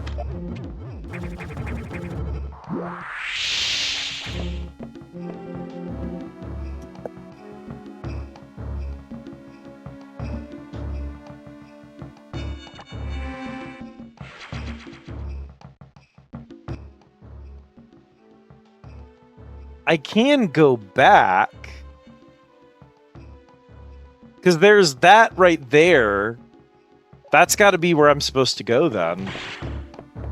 I did see it let out into the thing. I ran this way because I wanted to pick up some items.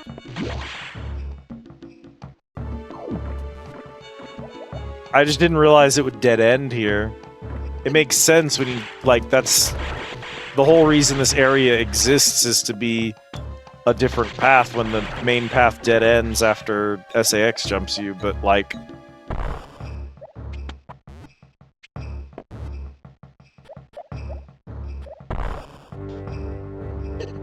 Bro!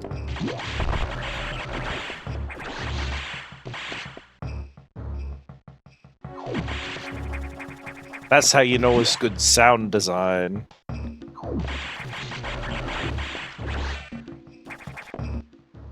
Oh my god.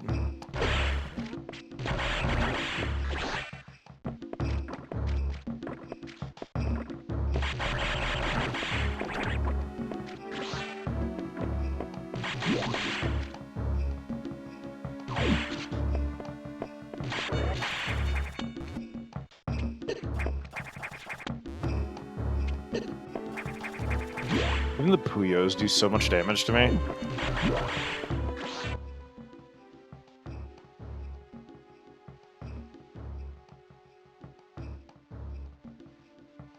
Incredible. Very good, Cat.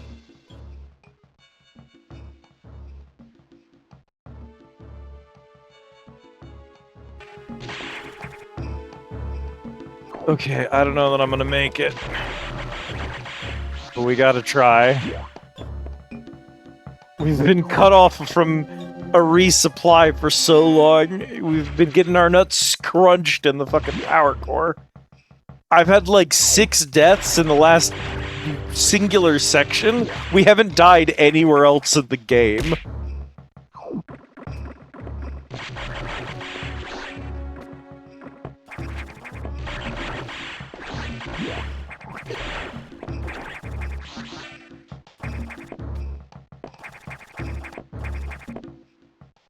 Oh my gosh. Okay. I lose like an entire HP bar when I hit one of those guys. I had to kill like 20 dudes to get a health bar back. But then I lose it instantly on hitting one dude.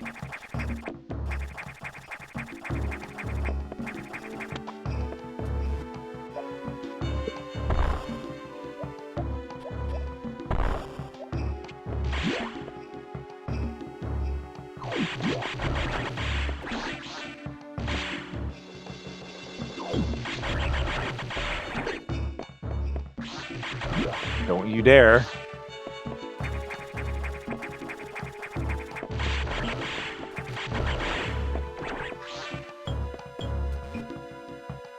Okay. No.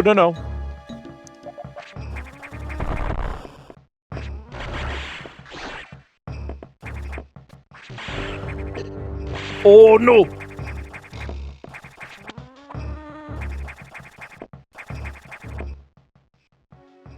What? Okay. It's fine.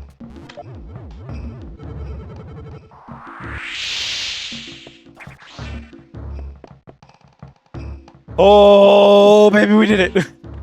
Oh, you didn't think I was gonna do it, but I did it.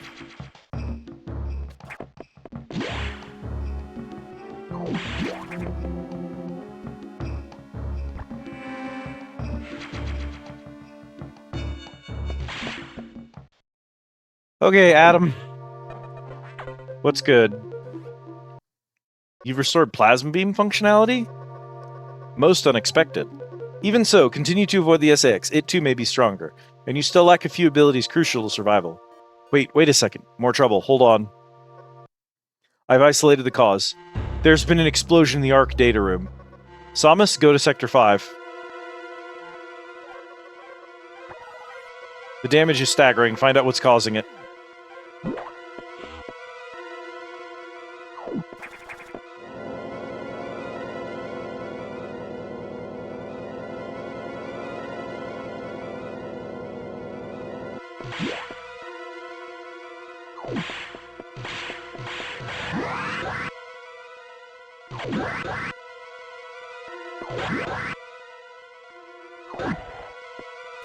Back to Icicle Hell.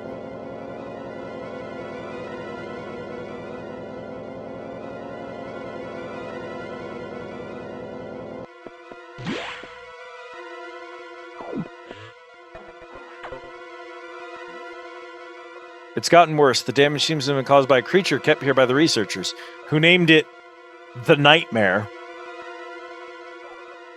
Apparently, it was a biomechanical organism designed for military applications. It possesses uncommon power and can manipulate gravity. We must assume that it's become an ex-host. We have no choice. You must find it and defeat it. I cannot confirm the location. Is your objective clear? This thing is out of control. Hurry, before it destroys the entire station.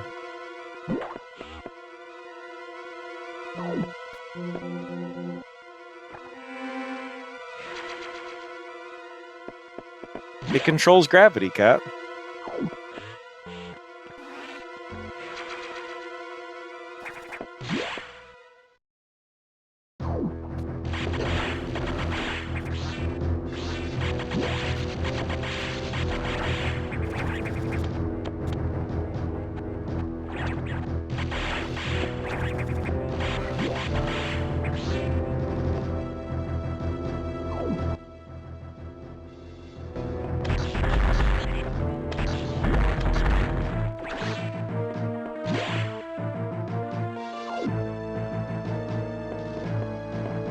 Remember in this room, Cat, there was some kind of weird shadow in the background, and now it's definitely not back there anymore. It's extremely not back there.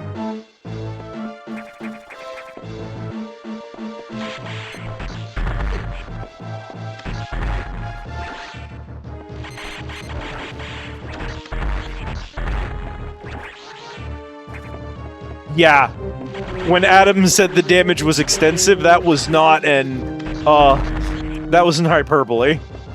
The damage is extensive.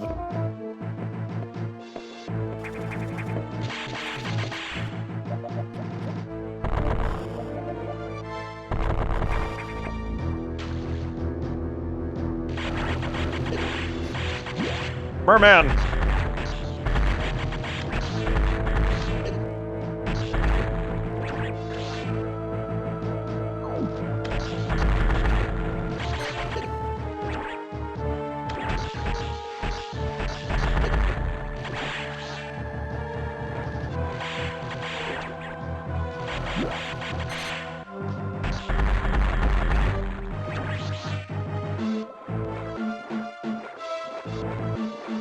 If I had to guess,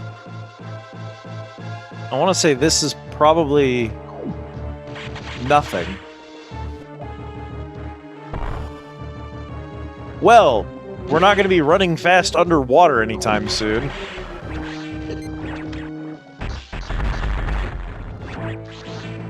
I guess soon is technically the answer, but...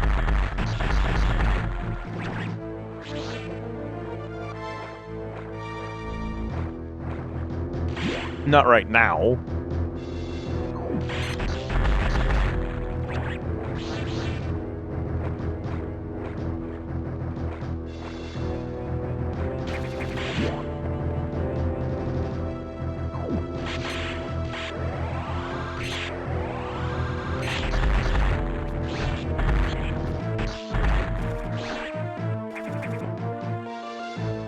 Ah, good luck with the responsibility, Az. Night-night.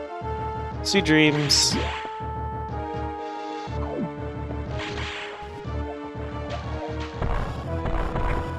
Same problem here.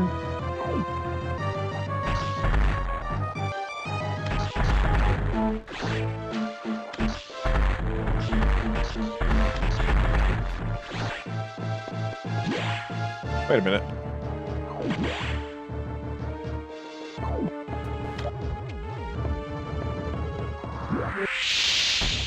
That's what I thought.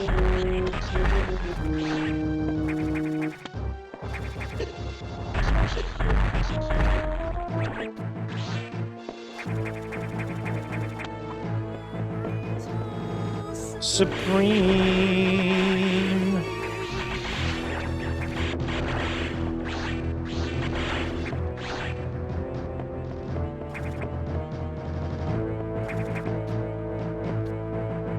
One of these has got to be a save room. It's not this.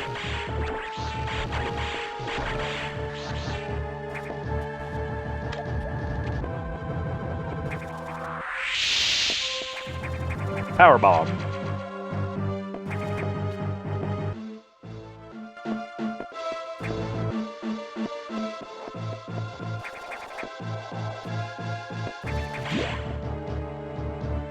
There we go. Which means that we are now close to the boss. Because unlike the spider, every other boss in the game has a save station somewhere nearby.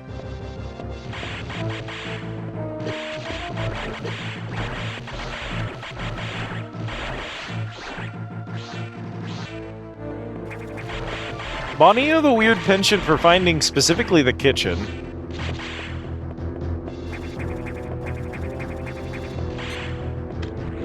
Have you had a burrito supreme yet today? You should get you some food if you haven't. Hungry girl. I mean, I get it.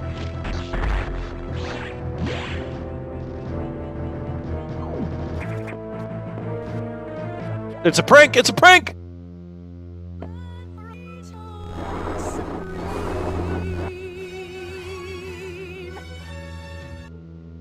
A pupusa and a chimichanga, and I feel like I'm gonna rupture.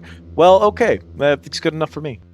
Cat, remember the shadows flying around in the background? And I was like, he's definitely not gonna be a nightmare creature that will haunt the dreams of a small child that plays this game when they're younger and keep them up at night. I lied to you when I said that. Also, yeah, I got pranked. Like, I saw the E-Tank, and I was like, that's not correct. This should have a path to the boss room from here. And so as soon as I started rolling towards it, I went, oh, it's a prank. Anyway. So this is Nightmare.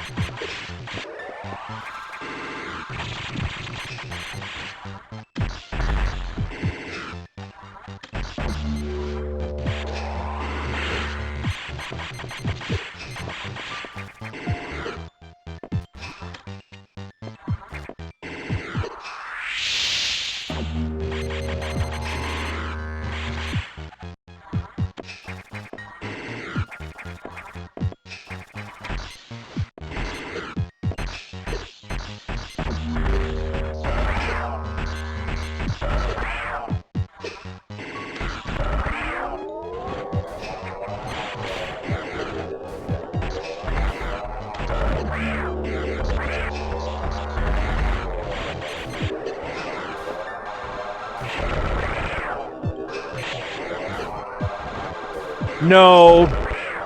It gets worse. I told you this was a horror game. I have at no point been joking with you.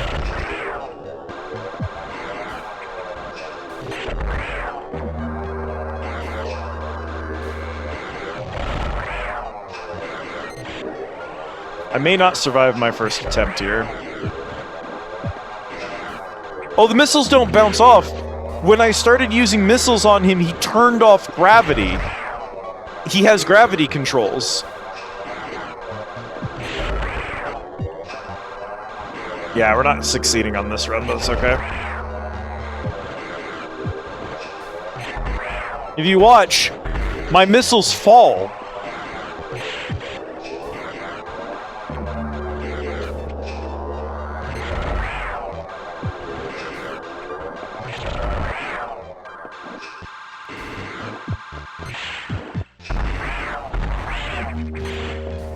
Yeah.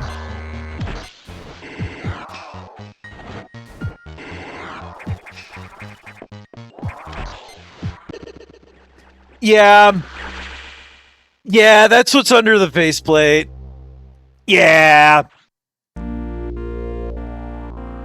Okay, we need to destroy the gravity engine with slightly more HP remaining. It was like almost dead when we got there.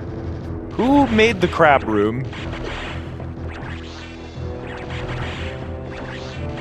The crabs in the crab room respawn. Pestilent creature.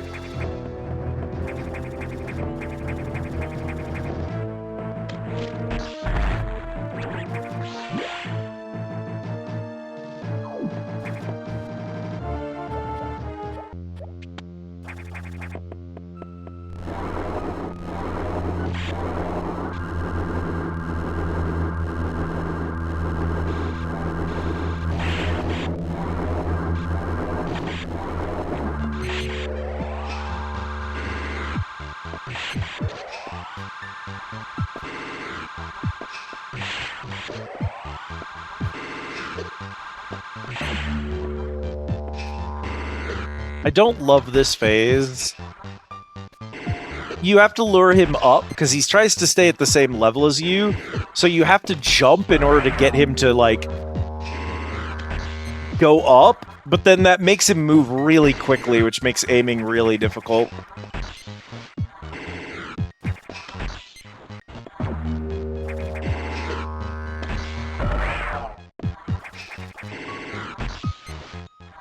It's also, it doesn't help that he's got a really bad hitbox. His arms blocking the front shots is, like, really frustrating.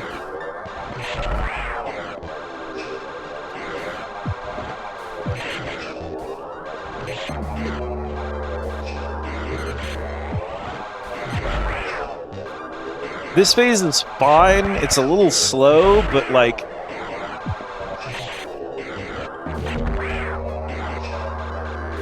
I can mostly mitigate the damage here.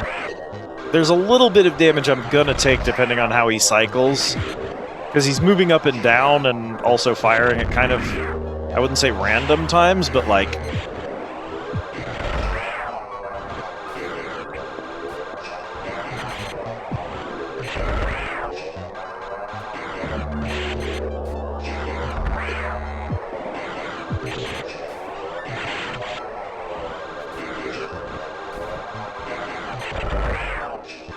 Ooh.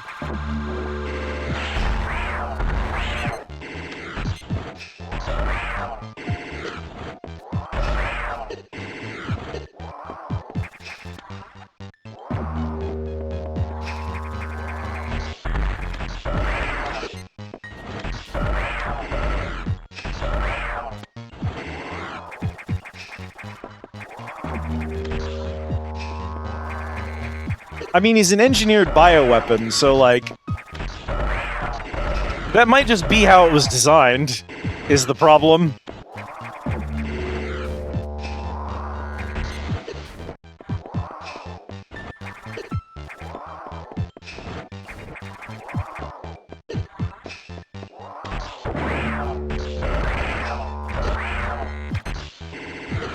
I don't think you're listening to me, Cad. Jesus, this is a hard fight. Hello, Alucard. Thank you so much for the resub.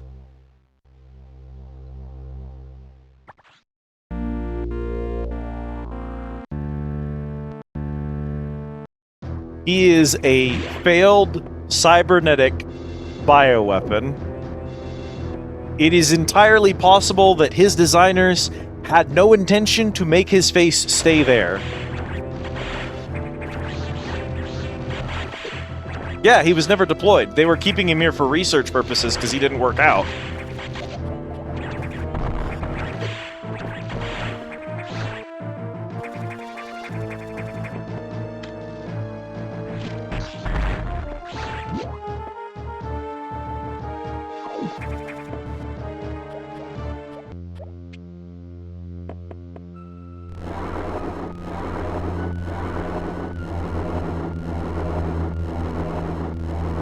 I think the worst part is knowing that when I'm clear of this, we're going to have to do a, fucking... I believe he's already been gotten, yeah, which means I have to do an, X fight after this. Because at the end of the day, he's still got organic components. That was much cleaner. Okay. These have some good cycles for me here.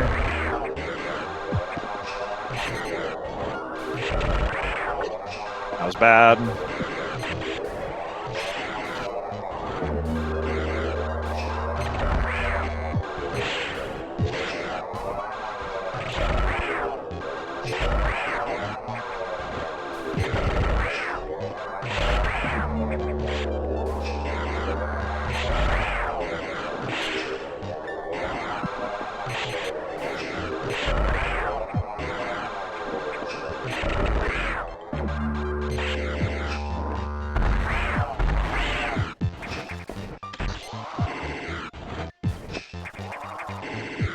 A big problem here, aside from, like, how aggressive he is and how easy it is to take damage in this phase, because he hits really hard, is that his face is, for some reason, like, those stupid horns on the top are really good at deflecting missiles, which is just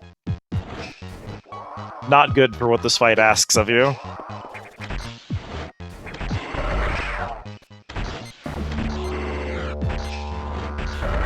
Oh.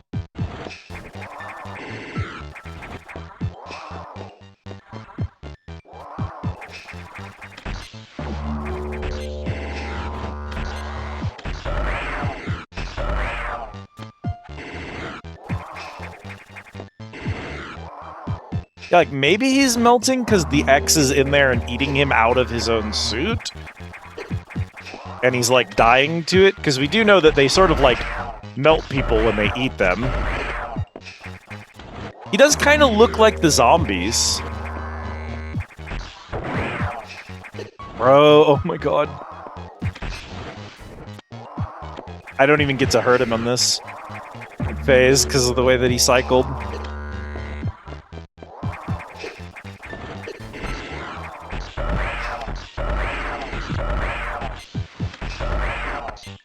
Please. You can space jump infinitely. However, the space jump is, like, really it's really bad at triggering, I guess I would say. Like, you can only space jump if you... Oh my god, I'm gonna die to that. Oh, that's so frustrating. You can only space jump... It's hard to describe. You'd have to play the game in order to understand the problem with the space jump in it. But space jump is not a double jump. Space jump is when you are going back down halfway after the apex of your jump, you can re-trigger. So if you mash the A button, you'll often not get one, and you'll do this weird thing where you'll just you lose the ability to space jump for a few seconds and lose a bunch of height. I would say that it's timing based. And in some ways it kind of is, but the problem is that the timing is just inconsistent. Sometimes Fusion just eats an input on space jump. It's just weird. It's weird about it. I wouldn't say it's like bad about it, but there is a trick to getting it to work that I have read a dozen different people all talk about how exactly the move works. All of them describe it differently. All of them tell you that they know how it's supposed to function. And then you watch them play the game, and none of them are 100% consistent all the time. So there's something just weird about the timing to it. But yeah, I lose way too many rocket shots to the weird hitboxes on this guy, which I think is kind of the point of his fight, is that he's very oddly shaped, and it makes your angles difficult on the shots.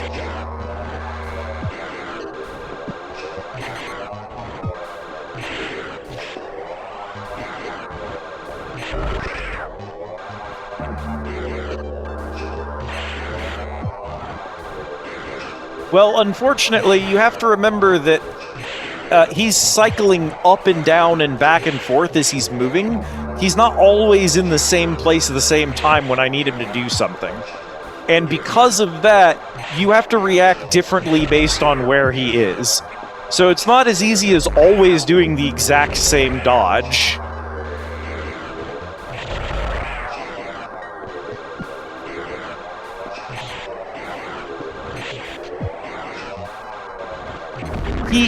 The thing is, he follows you in the third phase, and bosses that follow the player are always going to be a little inconsistent because the player is inconsistent.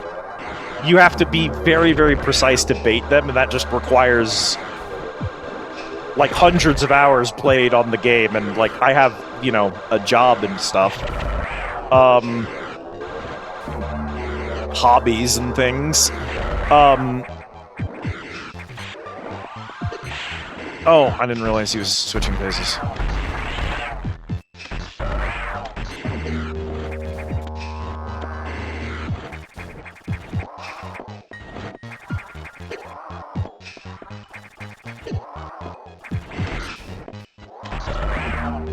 Really, the most inconsistent thing about him is his damn hitbox. His hitboxes are abysmal. See, that right there is a perfect cycle. That's exactly what all of these cycles should look like. I trick him to go up, he swings wide and misses me, and then when he comes back down, he swings wide again. The problem is, I just did exactly the same thing that time, and that time he decided to, instead, just come right down on top of me and then not move again, hitting me 5 times just instantly. Because his movements are... So, when he changes directions, he does so slowly, and then he starts accelerating again. And because of that slow change of direction and slow acceleration, if he gets on top of you, he just hits you like 10 times. Which I think is overly punishing, and really, really reflects the problems with his hitbox. He's too large and weirdly shaped for what it is that they kind of want you to do with him, I think. It makes him a really, really hard boss. He's not like... I'm not, like, frustrated with this fight. Like, we've died here, what, 4 times now? 5 times now? I'm not really frustrated with this fight, but it is one of the harder fights in Metroid in general, but certainly in Fusion.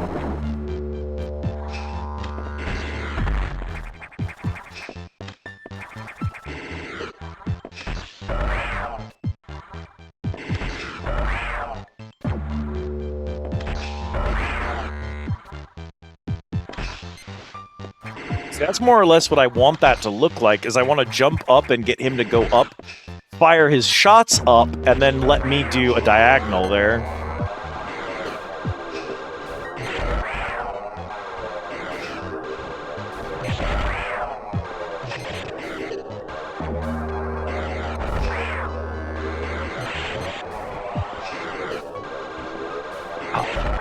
I'm getting unlucky with the patterning here.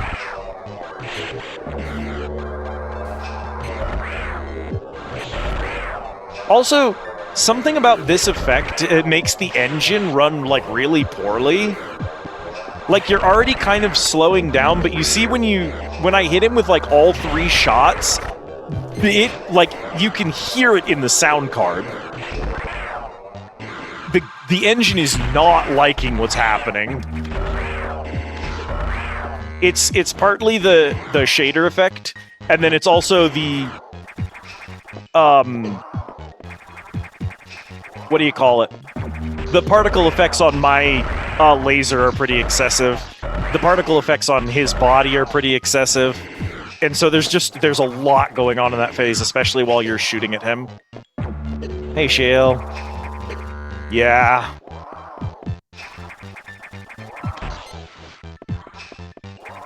Why'd he just double cycle? He's still going.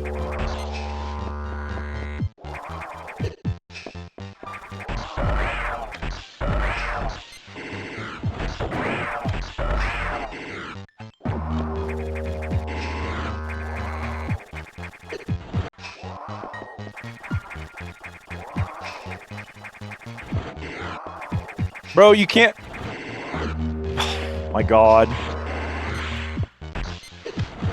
Oh, that's a bad place for me to be. Oh my god. Exactly 0 health.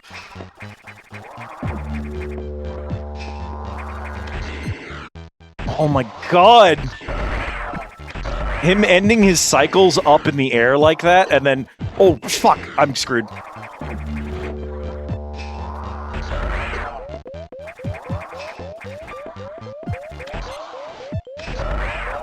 No, I couldn't. I couldn't do anything there. I was really hoping that he was within a couple of rockets. Also, I gotta say this. Fusion in general is a little overtuned. Fusion is extremely hard, primarily because enemies do a ton of damage compared to the amount you heal from killing them. And bosses in particular it's sometimes just downright nasty with, like, how much they're capable of doing and how much HP they have. So this is a game that, like, more than any other Metroid, really punishes you for missing, like, any of the E-tanks. It's kind of not the point, because you have a target audience for this game. And while that target audience certainly is T, this game is harder than what other games from this same very company targeting that specific audience are. This game asks a lot out of the player. This was past the point of Nintendo hard. This wasn't where Nintendo was doing the thing that, like, all of games were doing at the time, which was...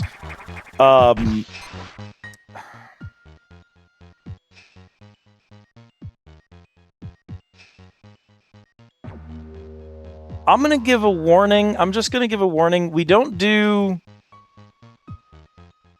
We even as a bit, we don't do skill issue type talk here. We just don't do that. It's disrespectful to me. We're playing games here to have fun, not to be good. So we just don't have that kind of... We don't talk like that here. That's just not how we talk here.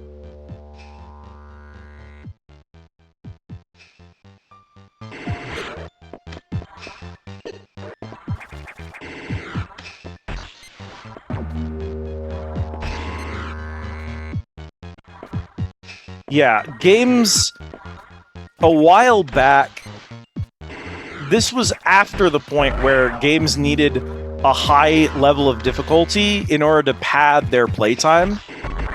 That's not really what Fusion is doing. Fusion is hard, mostly because there's a few problems within the engine. There's a few problems with the amount of HP that enemies have and the amount that you deal. There are problems with the way that certain things run.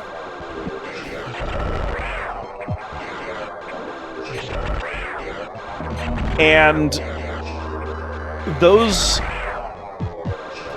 problems, like, you can't look at any given balance issue and say that's the point.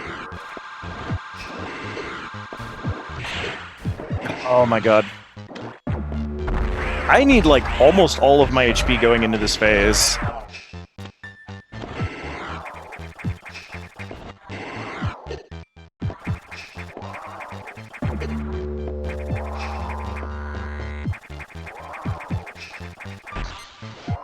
He's gonna do the weird thing again where he just stays in this cycle because he's decided he's moving the wrong way.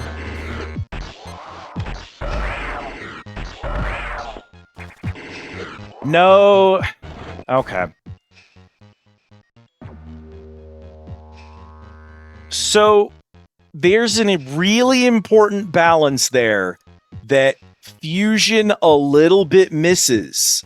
That's really important. And this is an important thing that every game that's trying to be horror needs to pay really close attention to, and it's what makes Resident Evil and Silent Hill at times really good at what they're doing, and at times a little bit sloppy, because like there are very, very few perfect games. There's always a little bit of room for improvement. I think Fusion is a masterpiece. But the problem with these difficult bosses is that difficulty isn't horror. Horror is supposed to make you feel powerless, but there is a problem. There is a weird problem that horror video games have that other video games don't have that is at work here, where the tension of horror comes from making you feel powerless. Here's the issue. I don't feel powerless against this guy because he's 3 feet away from a save room. If he kills me, the tension is broken, and I just reload and do it again. Horror shouldn't make you die repeatedly. Horror shouldn't make you fail. It's why Dark Souls doesn't work as a horror game, because the high difficulty and the demand to constantly restart impedes upon that. Horror can be the aesthetic. Bloodborne is a good example. Bloodborne has a horror aesthetic, but people don't see Bloodborne as a horror game because the difficulty leads to a lot of deaths, and as a result, the tension of Bloodborne is lost often. There's a lot of tension breaking, and that works for a game like Bloodborne and Dark Souls, and to a lesser extent to Fusion at times, to many other Metroid games. It works when you break that tension, especially repeatedly in Dark Souls. Dark Souls is really, really hard. So it does this thing where it intentionally builds you up and then breaks the tension by killing you. Pinecone, welcome in! Hello, Raiders! For those of you who do not know me, my name is Liz, and this is my Undersea Tea House, the Squid Easy. Welcome in. We are in the middle of a rant about Metroid design, because I'm losing badly to this boss. He's kicking my ass. This boss is whooping my butt so bad. Hello again, Cray. No, it's fine. I am, in fact, the mall suck. Welcome in, lizards. Hello, Bluttet. Hello, Pinecone. Hello, the Hydrator. Hello, Cinco. It's Nightmare. Thank you for understanding me, Cinco. It's Nightmare. I died twice to the spider, and I died twice to the plant dude. And I was like, oh, right, this part of the game is really hard. I'm getting my butt handed to me. But I, like, cleared them on the third try each. And then we hit Nightmare, and we've been here for, like, 8 attempts. He's absolutely kicking my ass. Hello, Raiders. I'm about to ramble for a little bit. I want to do a little bit of talking about a concept that has got me, on some shit. I want to get some thoughts out of my head. But if you need to raid and run, don't even worry about it. You pop on out of here. You get some food. You get some sleep. You get some whatever you gotta get. We're about to have a squid rant. You take care of yourselves. If you're gonna be sticking around, we're in the middle of the Nightmare fight. I love Metroid Fusion. It's one of my favorite games of all time. I love Metroid to death. Oh my gosh, Pinecone. Please go get some rest. Go rest yourself. Thank you, Cabo. You do a good job. Thank you for the lurk. I appreciate you. It's so good to see you. I hope you had a good stream. Go take care. All right. So, here's the thing. This is the problem with a boss like Nightmare being as hard as he is. From a design perspective, one of the things that Fusion is doing really well is building tension. Every one of its scenes is doing a really good job of building this tension, building this suspense that it needs in order to pull off its atmosphere. And it loses that fully every time you die and restart, because by reloading, you break player tension. In a game like Dark Souls or Bloodborne, by repeatedly building and then breaking tension, they generate a sort of like feedback loop. They don't kill you slowly, they kill you very, very quick. Loading back into the game is fast, dying is fast, getting back into the action is fast, getting your ass handed to you is fast. Because by repeatedly breaking and rebuilding the tension over and over and over again, that game does this like sine wave bullshit to your physical and emotional well-being. And that's part of what manages to hook you on those games. That's why, even when you die 100 times to a boss, you keep going back in, because it's the pacing of it. When I have to reload at this save point and run through 5 rooms in order to get back over to Nightmare, what ends up happening is that pace break isn't immediately refulfilled in the same way. There is a boss run, and it's not super short. But at the end of the day, what Fusion is doing to build tension isn't necessarily combat. It's scenario. It's avoiding the SAX. It's dealing with the problems on the station. The atmosphere of the game is building the tension. I don't have that atmosphere in between all of my Nightmare runs. So the game loses steam, loses energy, and loses effectiveness the longer the player is stuck on one single part. Which is why Fusion is more linear than many of the other Metroids, because through the linearity, it keeps you rolling through the story beats more consistently.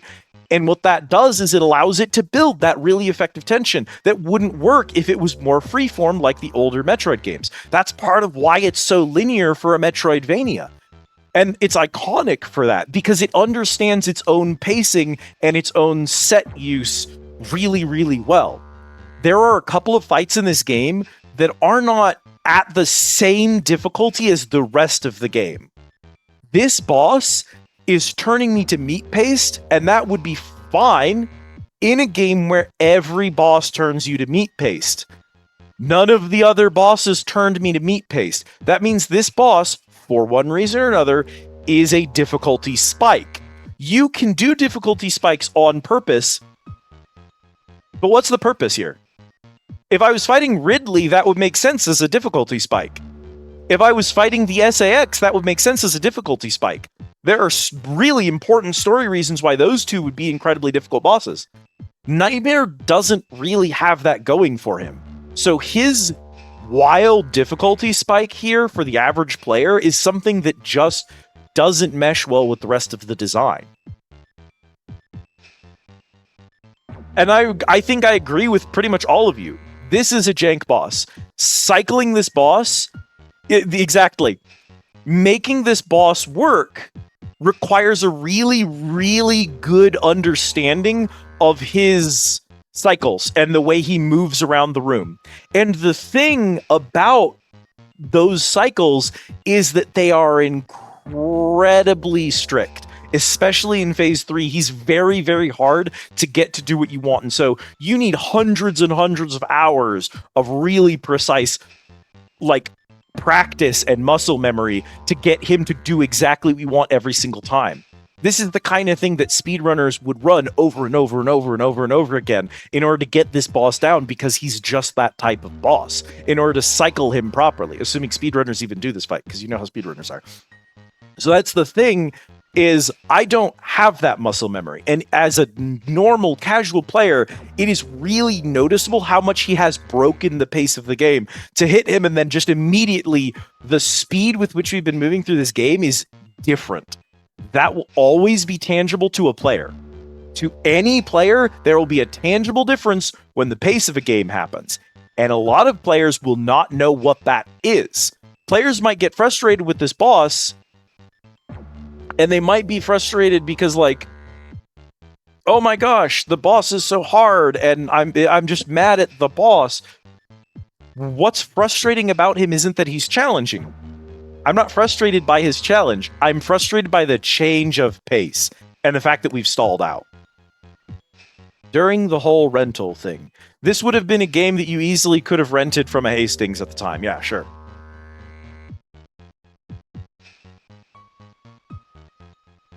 And there is a problem of that. There's definitely methods that make Nightmare easier, but I wish it wasn't so unforgiving. He's a really cool boss. Oh my gosh!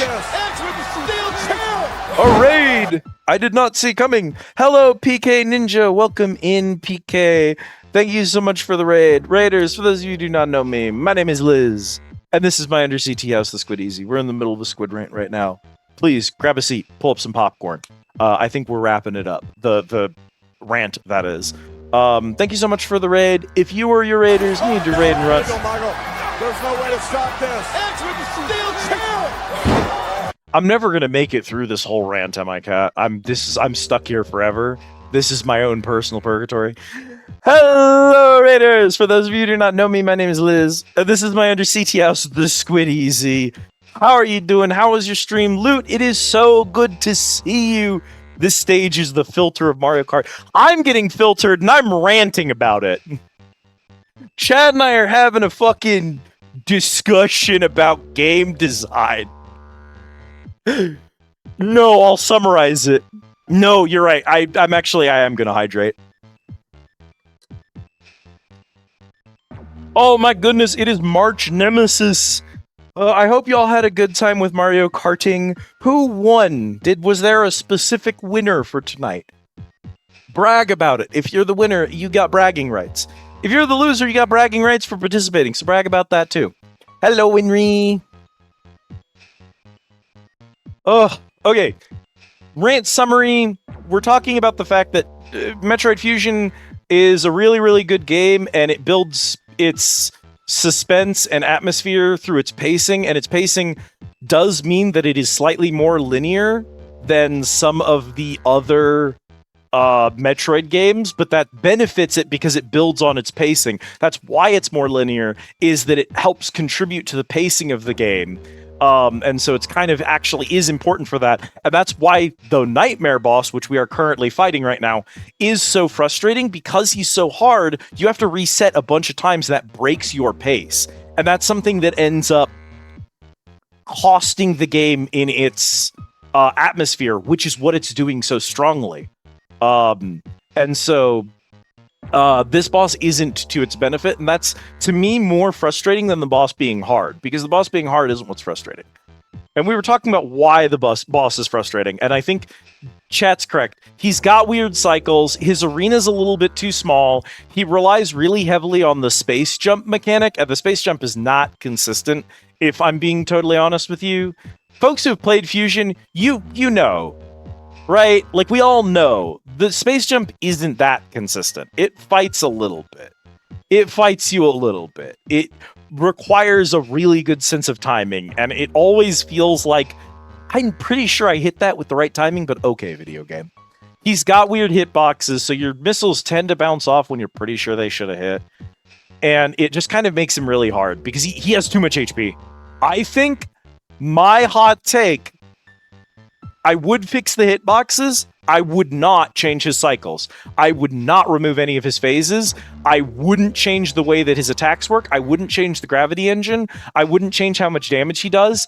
If I wanted to make this fight a little bit easier, a little bit smoother, I would tweak down his HP and I would improve the hitbox specifically on his face in Phase 3.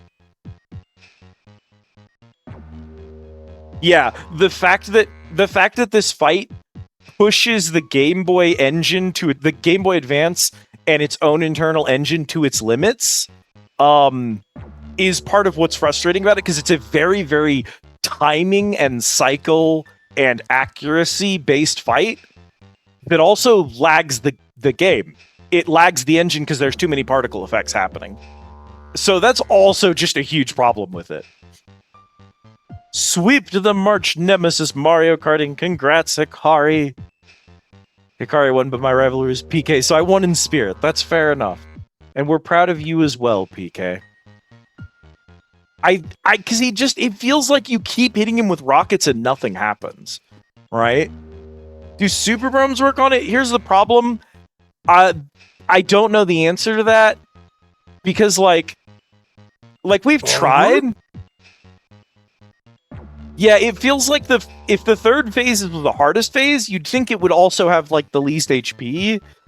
But like, I almost can do the first two phases without taking damage, and then I get to the third phase and hoy. Thanks for the orders, folks. Yeah, we're cooked on this run. I couldn't get the Z jump to do its job, and I couldn't get the... Okay. We've had some time to cool off. I also have been going for 6 hours, and this is, this has been harder on my poor arthritic old lady thumbs than I thought it would be. So that's certainly not helping. Thank you for the care package, Autumn.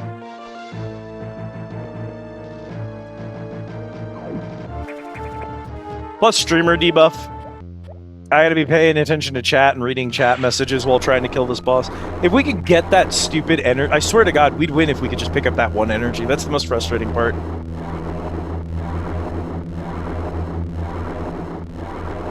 Okay.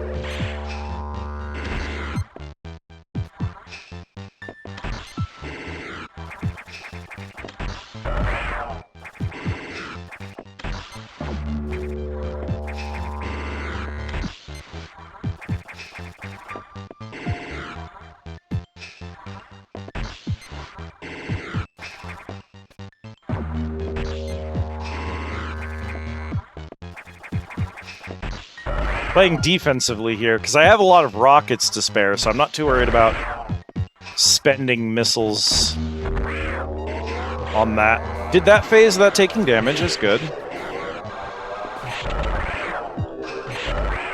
You can hear it in the sound card, you can see it in the particles, and the way he cycles. This phase lags him the fuck out. At least this is the easiest phase, but...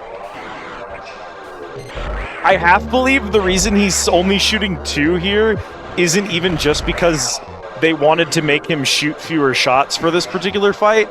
I half believe it's because he can't shoot more or else the fucking engine crashes.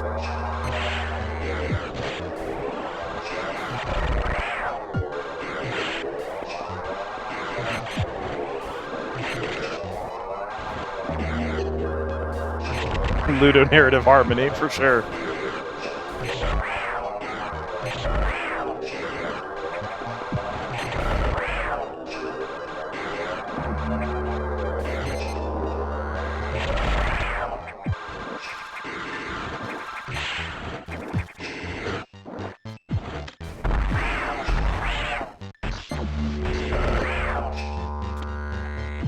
I am so sorry to the folks who've never experienced this game before, who are now experiencing Nightmare's face for the first time. See, he got on a bad cycle there, and there's just nothing I could do about it but eat shit a couple of times. Oh my, the lag there! Why'd you go that way? You literally changed your cycles on me, buddy. I was in the right place, and he just went around the long way for some reason.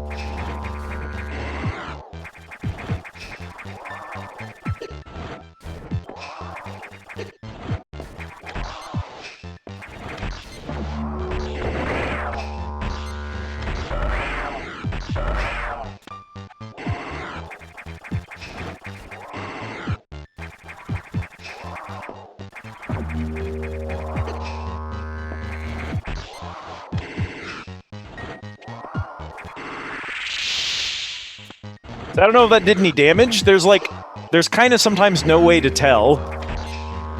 He's just gonna go right and left and kill me. Oh my god. Nope. Nope. Couldn't get out of there. You see, surviving this fight as a normal player, as someone who doesn't have his whole cycles memorized and have a really specific set of like muscle memorized inputs in your heart and soul, I feel like winning against this fight without that is partly getting lucky about his cycles and his movement to some degree. I feel like there's an element of kind of getting a couple of lucky cycles. I could be more accurate with my missiles. That's part of the skill check. I'm missing too many missiles in that phase. Am I stupid here? Yeah, okay.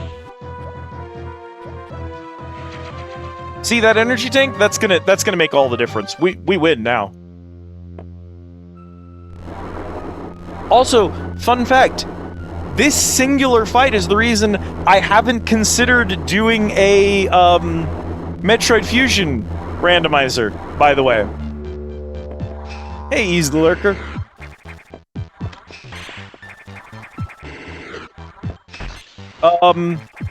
Because God forbid I should reach this fight and have, like, no energy tanks.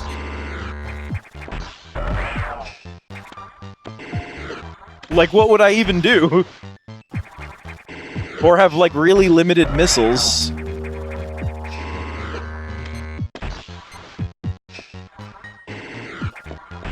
I feel like I'm getting really unlucky with the lasers on this run. Just when he's timing them is rough.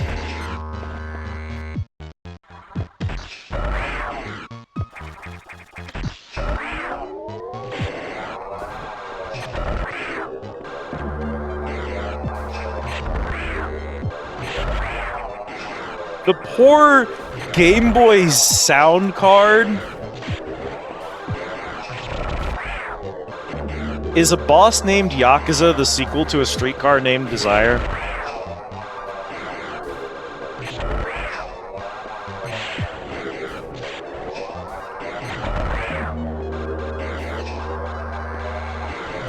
Oh no, that's much easier because her cycles are predetermined. They don't base themselves off of where you are. You just have to learn her pattern and then crouch out of the way. It takes like 2 runs and then it's like, oh, well, okay, I know the patterns now.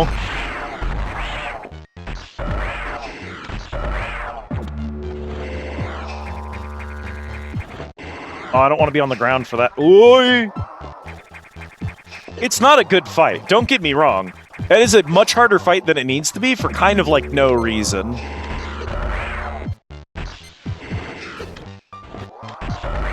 Bro keeps doing this thing where, oh my... Space Jump didn't come out when I needed it. He keeps doing this thing where he decides to end his cycle up top, and what that means is not only can I not hit him, but he comes down while firing his stupid lasers, and so he ends up just doing a bunch of damage to me doing that, because he's making too broad of a field for me to, like, get above or below them. Because yeah, this is a wasted phase now. There's nothing I can do about that.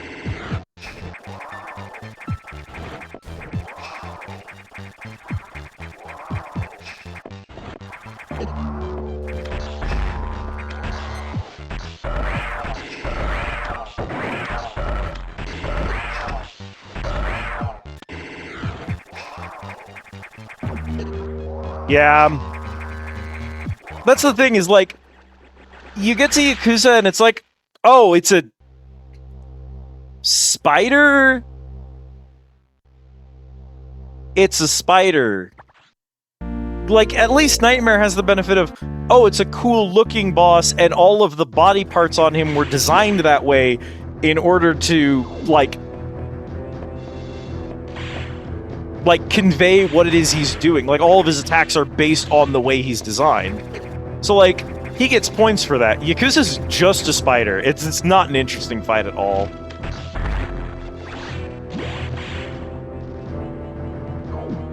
If you just space jump up to the ladder and then fire missiles from the ladder, you can fire more missiles. Oh. You get lasered a lot. That might just be worth eating the laser. No, because the lasers knock you off of it.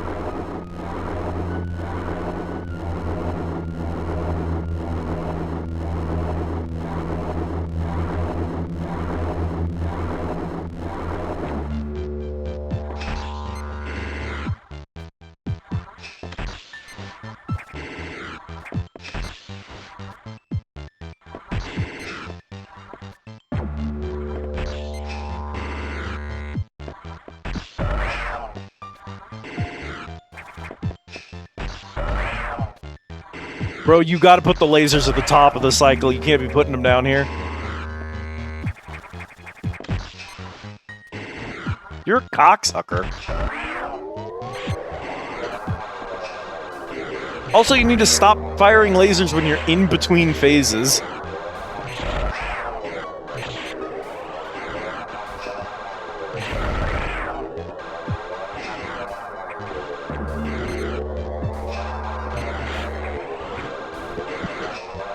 No way I couldn't crouch under that. Oh, should have just jumped. It didn't even do that much damage in this phase. It just sucks.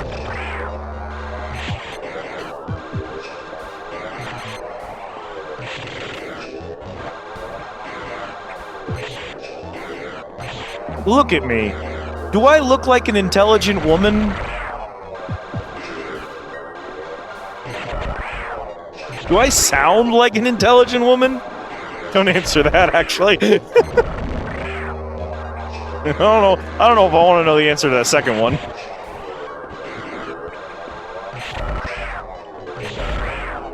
Anyway, pleasure to meet you as well. Oh my gosh. Okay. We'll do the ladder strat. We'll see how good the ladder strat is. Oh yeah, eat frames, Game Boy!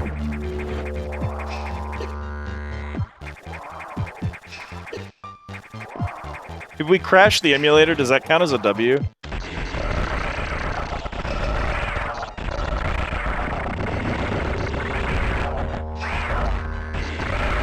Miserable.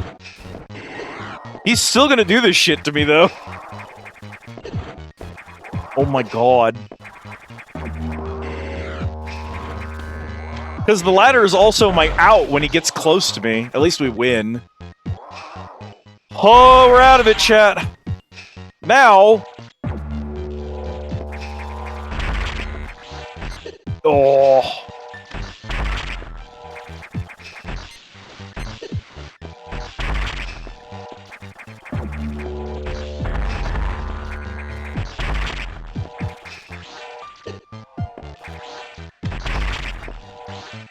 We tried the ladder stat a few times earlier, but it was also back when we weren't cleanly doing the first two phases.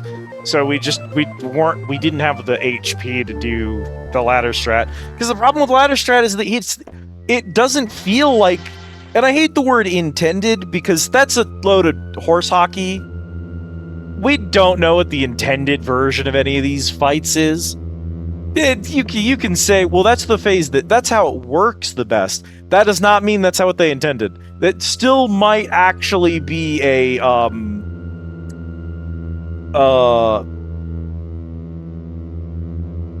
it might be cheese. But like the thing about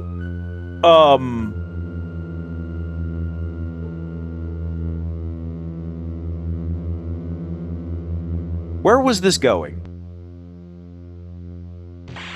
Oh, the thing about that particular strategy is that Metroid is a series that, like, rewards you for playing defensively and focusing on,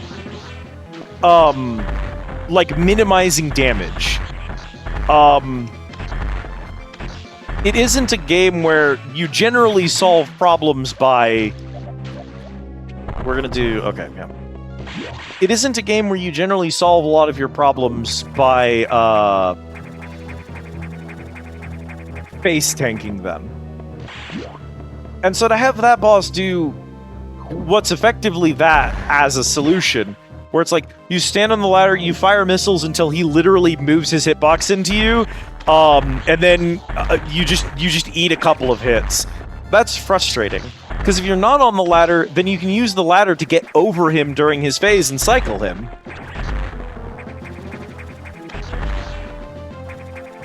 But we needed to change our... Like, winning against that boss required changing my mentality, and I've tried that a couple of times. If he's up at ladder height, because that's where I am, because he's focusing on wherever my height is. Why the reason the ground jumping strat works the way it does is it guarantees that when he gets right up against the thing, it's very easy to jump to the ladder and be above, and then you rotate him correctly. Ladder strat is not very consistent about doing that. I mean, the second time, he just did the thing where he just walks into me and then sits there, and I just tanked 5 hits to it. That's not actually how you're supposed to avoid him, but the thing about that strategy is you do so much damage you don't need to avoid him. You have the energy tanks that it doesn't actually matter. And that to me is frustrating. Which is why I've beaten this game twice, and I did it 20 years ago. And I'm gonna be honest with you, I have no idea how I solved that problem. I don't know how I beat him last time. But I suspect that the way that I beat Nightmare the last time was probably by brute forcing the jump strat and getting lucky on his cycles on the second one. Or possibly by walking out of this room and collecting every energy tank in the game. Which there's probably a few that I don't have that I could have at this point.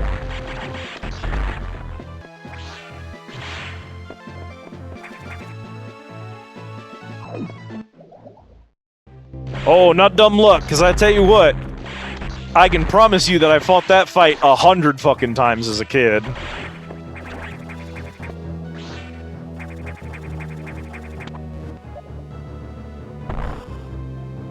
Why is this here?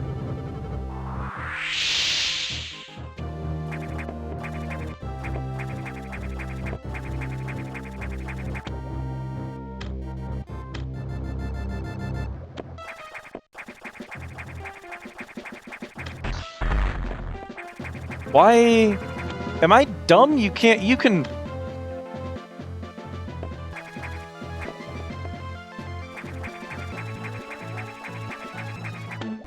I don't think I have wall jumping in this. I don't know if it's because I haven't unlocked it yet, but...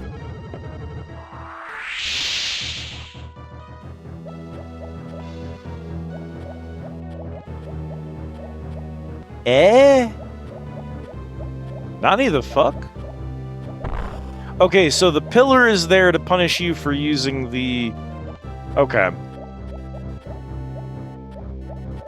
It's to punish you for using the power bomb to see where the weak points are.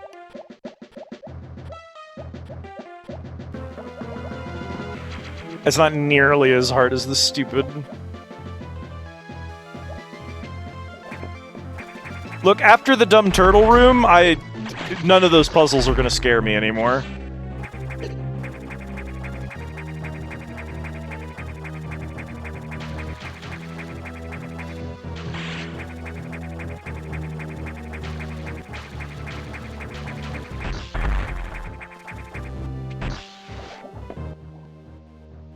Is this... This is probably not the way to get out of this area. Because I don't think I can do anything in that room.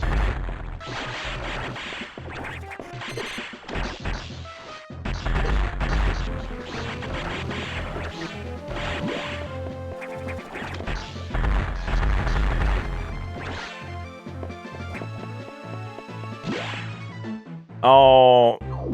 I don't know. Speed booster is what it's called in this one.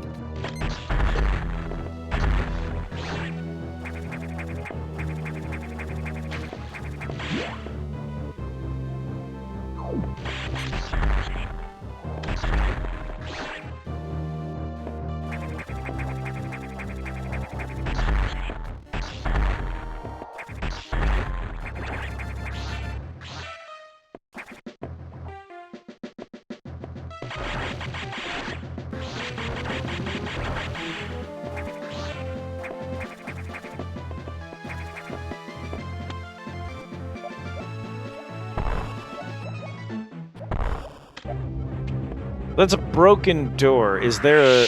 There's not a shortcut. Can I not? I can't go back this way.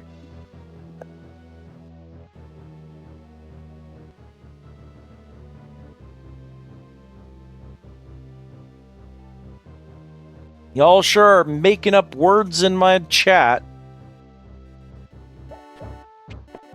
A vertical shine spark?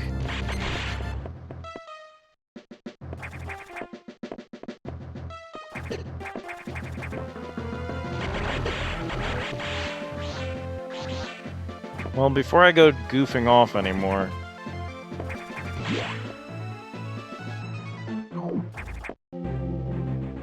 I am like 12% sure that you need a specific suit upgrade to do a Shine Spark. I'm like at least 12% certain of that.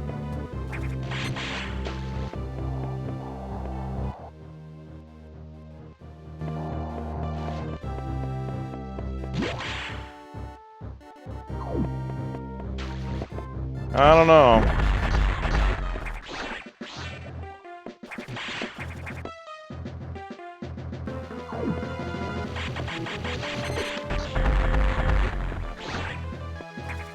Well, I guess I don't need bullets. Brother!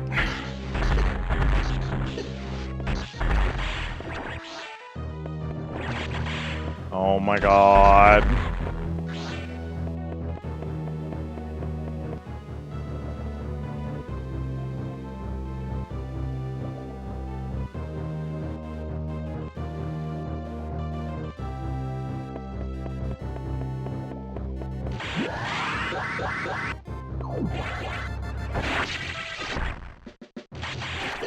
Wouldn't you think that at some point the game would, like, tell you could do that?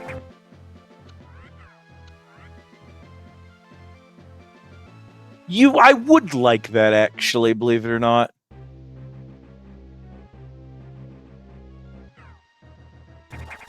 I'd probably freeze a fish and stand on his head. I don't know if that's necessarily what the game was asking me to do, but... Alright, you have fun with that. Oh my god. I thought the door was still open.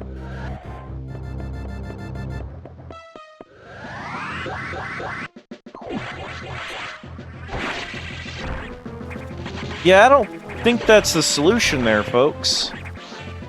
None of the fish are high enough up in this room.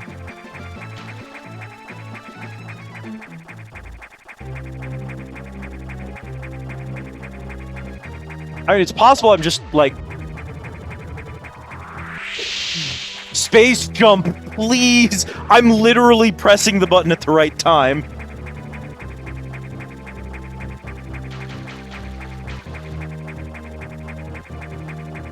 Oh, that's it right there, huh? Is that what those are? I thought those were the stupid, Yeah, that's what I thought. That's a screw attack icon.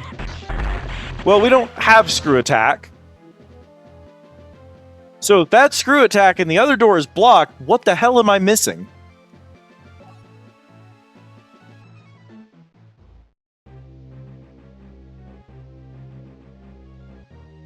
I don't have screw attack.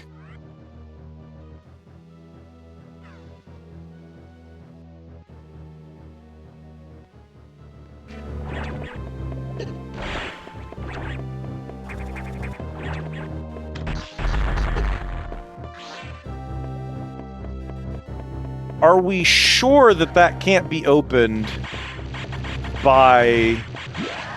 Maybe it can. Brother!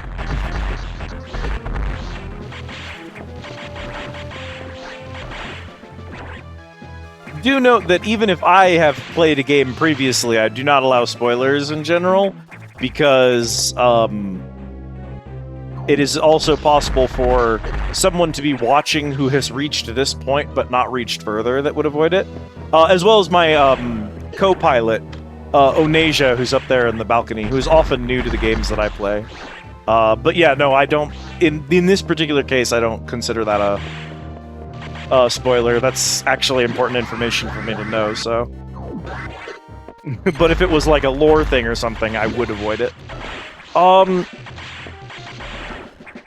Yeah, am I stupid, chat? This is the part, especially you, Kat, if there's... Now would be the good time to backseat, because I'm confused.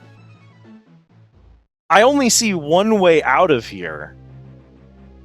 It's possible I need to powerbomb somewhere else, or like, maybe we need to Z-run at the other wall? Let me check that.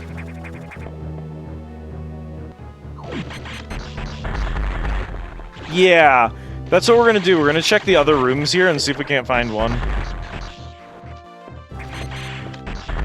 Yeah, that's what I'm thinking, because, like, structurally what they would have done here is they would have made a thing that you can only escape from this area if you have the gravity suit. Yeah, there it is.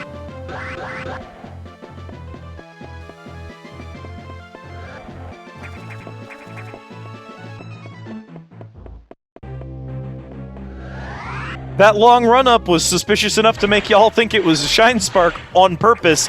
We were supposed to run the other direction.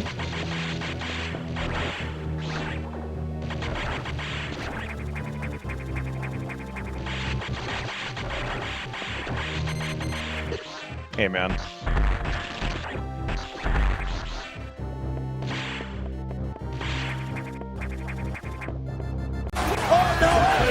Astral Hammer, welcome in.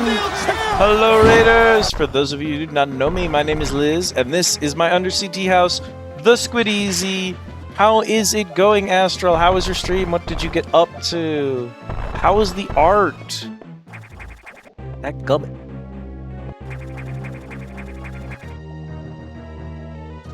Hello, Leighton. Welcome in, Raiders. If any of you from the raid need to raid and run, know that I respect that hugely.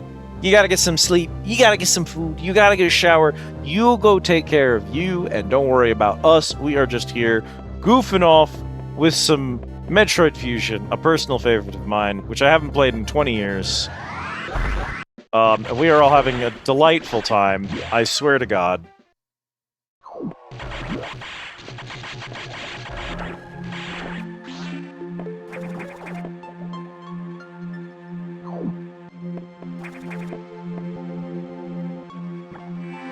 Oh, cat! I've created a crisis, and I knew I was gonna create a crisis. But I didn't have a choice, you know?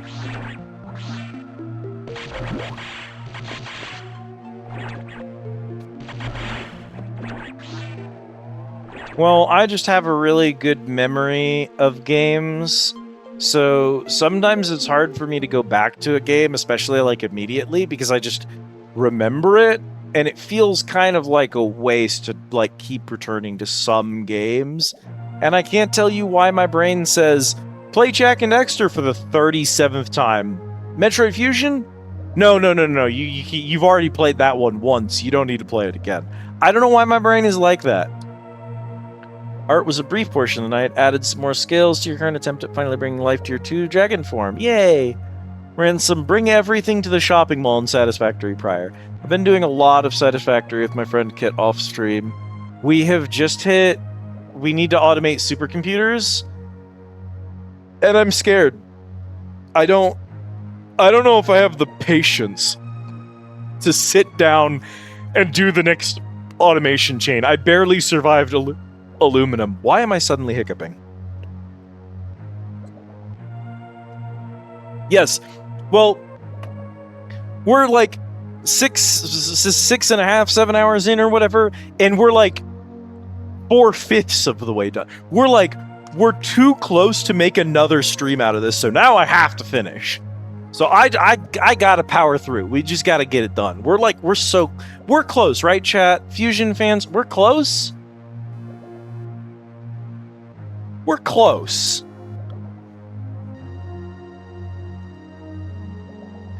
It's incredible they didn't call Jack's sidekick off. Kirby's Adventure is weird because I couldn't tell someone how to 100% it, but I instinctively can do it when I play through it. I know the location of every precursor orb in Jak and Daxter. Every single one of them by heart. By instinct.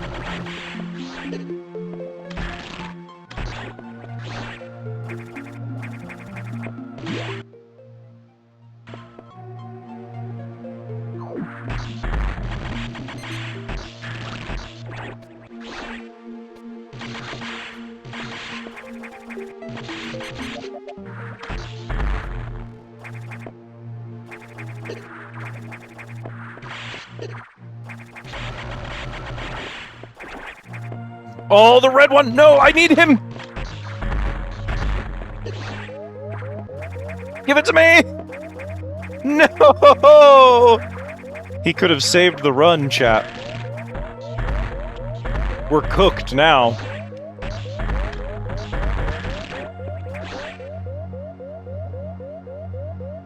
Refuse to spend them, then learn NPCs had unique dialogue only after you buy power cells.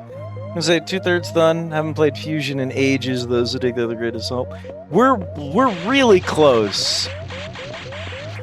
Nightmare is really far into the game. I'm gonna die for this. I'm gonna die. The moment I am in an attack hitbox that's going to kill me. The moment I pick this up. Oh! I got out and then got hit by a different attack. Thank God I went and saved after Nightmare. I did not want to have to do that again. Yeah, you're permitted to laugh. That was funny. The fact that I, was paused in a attack, and I was like, oh, hee. Okay, hang on.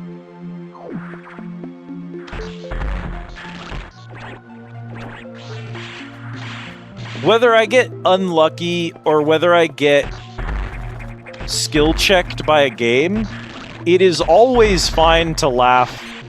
No matter what it sounds like, I will generally let y'all know if I'm actually not having a good time. I'm usually actually having a pretty good time.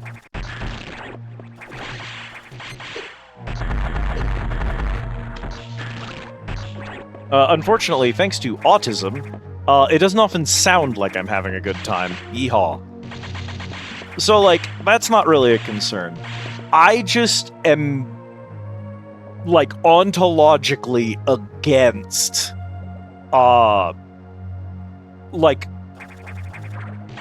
referring to something as, a skill issue, or saying that, something frustrating about it. If something is frustrating about a game, saying that it's by design does not fly. Yeah, mine apparently, I've only recently learned this about myself, I thought that I was a really angry person who couldn't get along with people.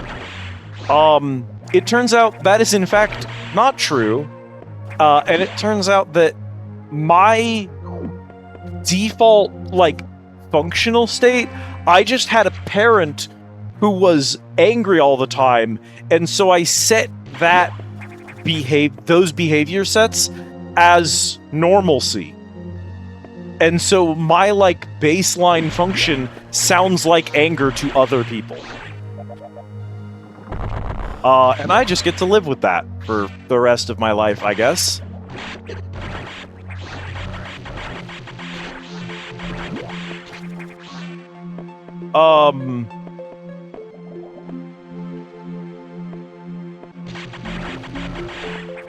But yeah, like, I'm really big on, I'm really bigly against any kind of spoilers. I'm very stingy about that one. That is the easiest way to get removed from my Twitch chat, is by intentionally spoiling things.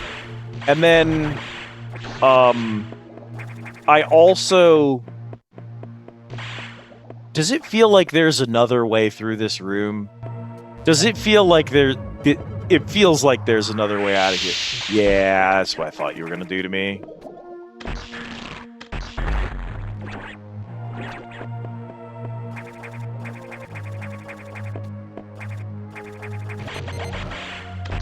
The heck?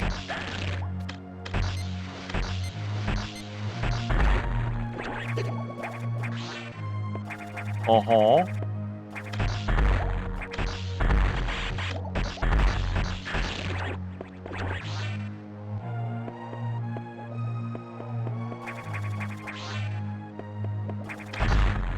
And, like, I sounded upset when I was talking about Nightmare. I wasn't. I just get really passionate about, game design. That was just me being passionate about game design. At no point during the Nightmare fight was I upset, but it was very easy to make that mistake.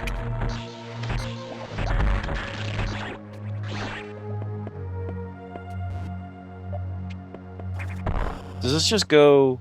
This goes somewhere else.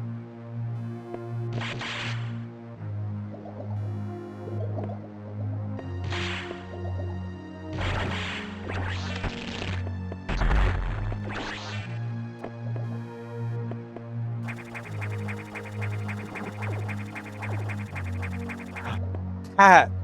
Crab box.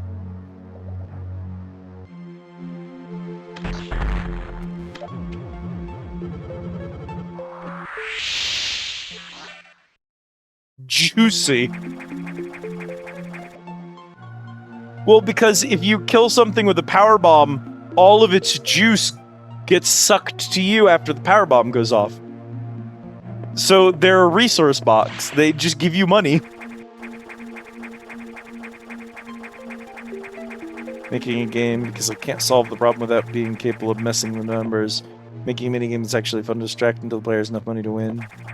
It's developer mercy. You can do it an unlimited number of times too, because they refund your power bomb every time. Well, the only way to get better... Oh, they don't actually. You don't get power bombs back from greens. Well, still. Some juice. Only way to get better at something if you can't do it now is to do it anyway. I thought you did too, but I stayed at 19. I thought the greens gave you both of your ammos, but I guess not. Yeah, see? I just picked up 2 more greens and I'm still at 18. Maybe the reds do? The reds probably do.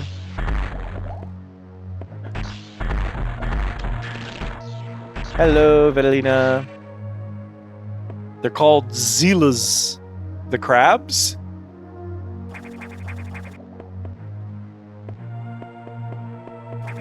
I have been wondering. Based my idle game off of bad ones. Now it's basically a project to make enough distractions to fill the time.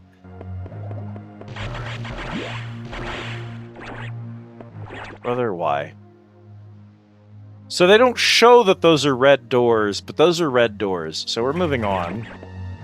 We got some stuff out of it. That's fine. Also got some resources, which is good. Bro! Even if I had known he was there, what was the play? What would I have done?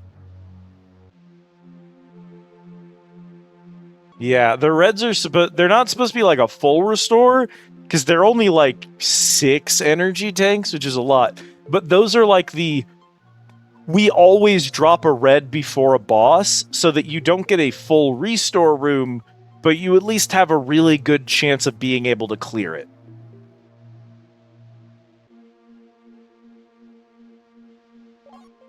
I can't believe it's not gambling.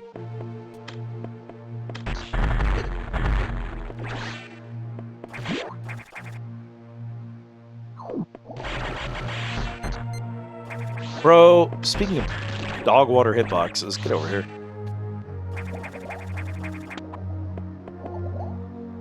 I don't really think hitting you with a bunch of rockets is worth it. Oh, please let me go home. Go get you some food, Astral.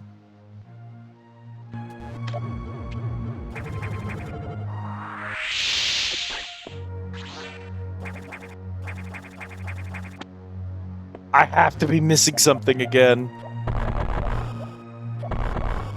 I don't know what it is, but I'm missing something.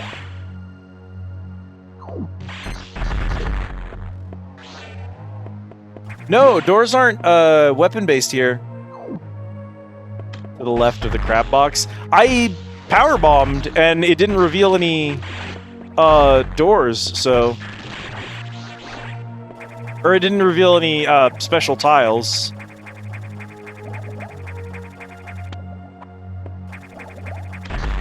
Yeah. It's a level 4 lockout. You have to get a security room to open those. And I don't think you can find security rooms unless you're,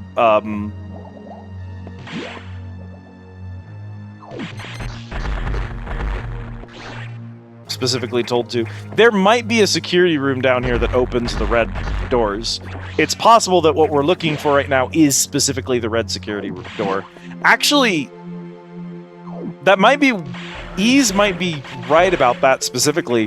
That might be why... That is what we're doing. Yeah, so see that box down there? I bet you that right there is probably the security room, which is why it's locked by a red door. So there's a secret way in there, so we need to go back over there and see if we can't crack it. That explains why this is such a big roundabout path. This is actually the solution we're looking for here. You can't refish.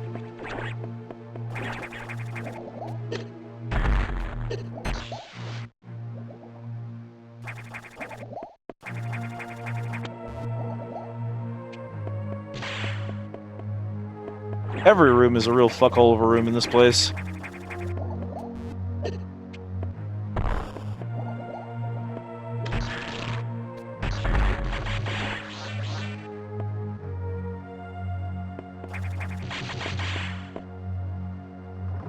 Yeah, and they suck.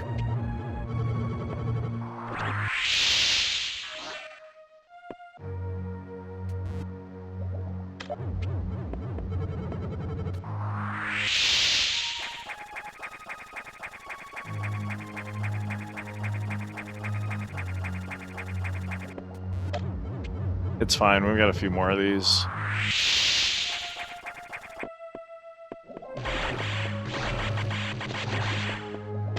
Your butt. It feels like one of these, right? Yeah.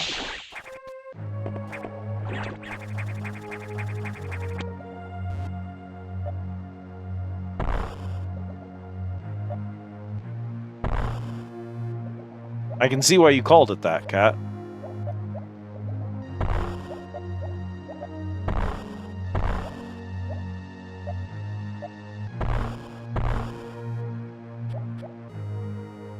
Looking for the heat tank.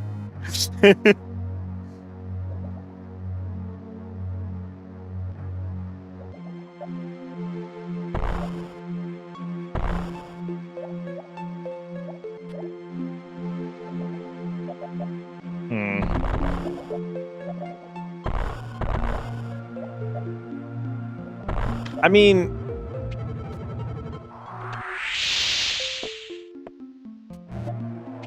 Even that didn't fix it, did it?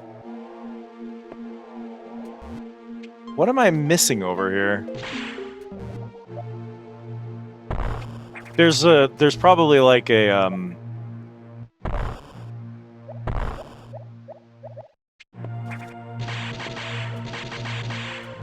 Why would this be here?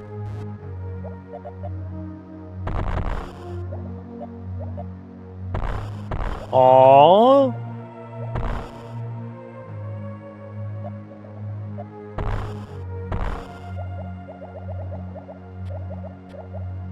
Am I the stupid one? What?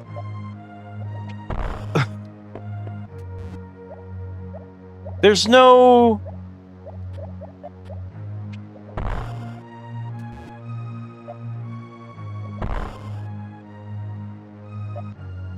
Yeah, I feel like something's wrong here. There's a gimmick to this that I don't understand. Because a power bomb should expose any secret blocks. The only thing it doesn't expose is passable walls. But I'm literally walking into these walls and none of them are passable.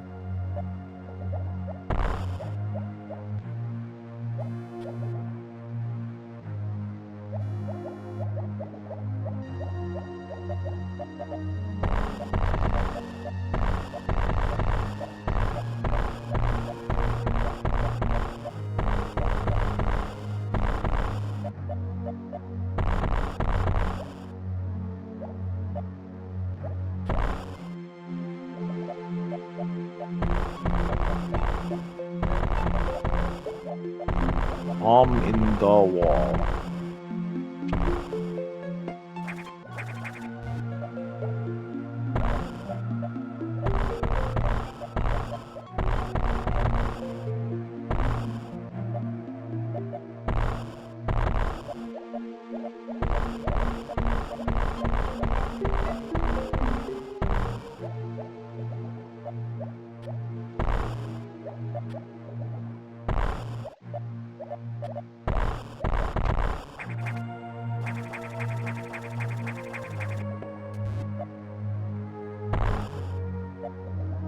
Like...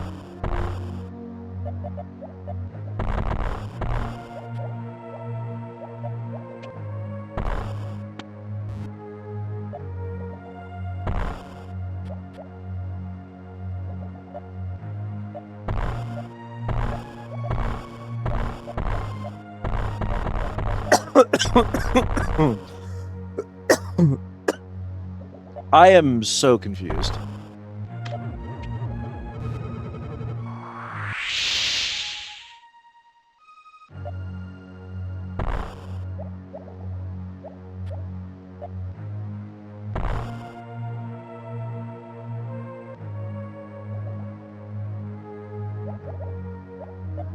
So from here, we'll hop into the coral room. Yeah. Like right here, right? Where I'm jumping now.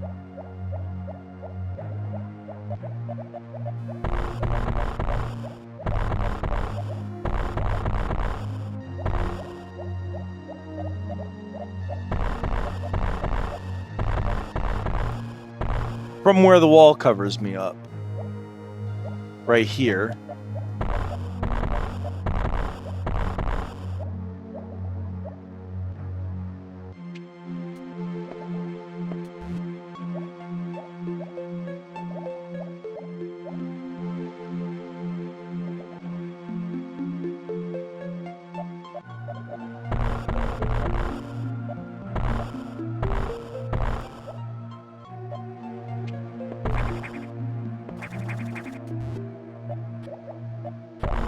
Oh, there, it's right here.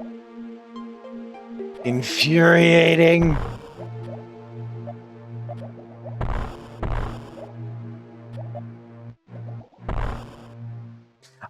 I suspected there was a fake wall, I just didn't know where it was. And yeah, every tile on that room looks completely different, so it's impossible to tell which one they are asking for.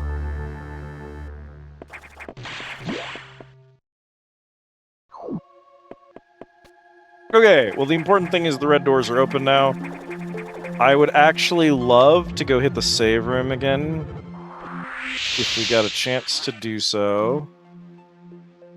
Oh, I don't know if it's gonna be worth it.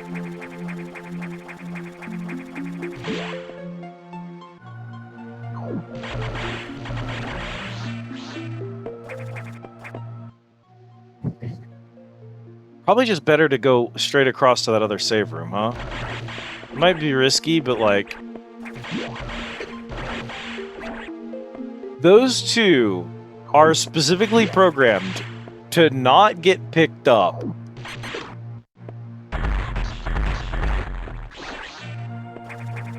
For the first 3 times that they die. They die as a fish, and then they have to turn into a big fish, and they have to return into a big fish, and then they have to go and turn into a seahorse, and that's where they can die.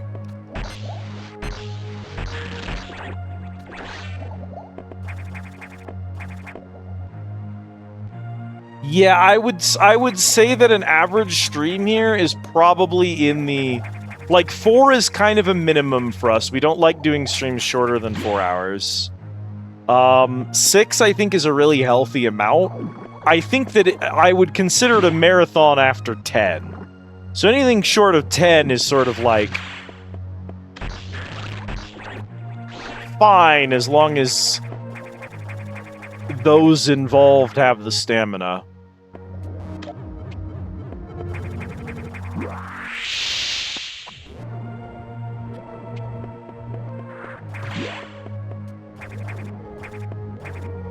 Takes a lot of time to get there. I didn't have any viewers for the first 1.5 years I was here.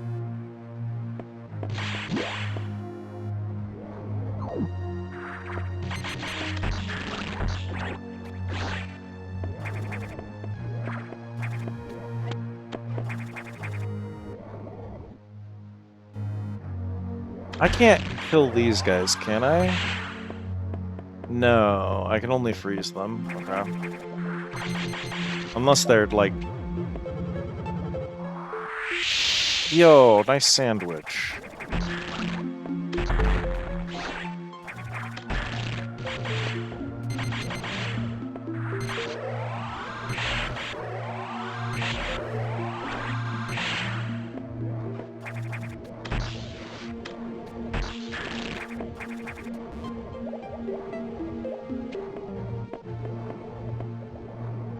Kind spark? Very strange place for that to be.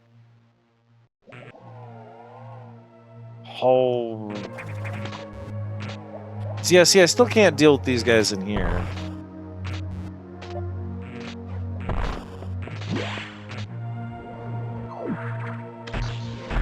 Ooh.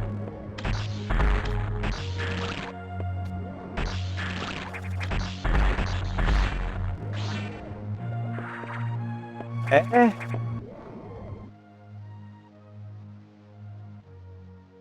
No.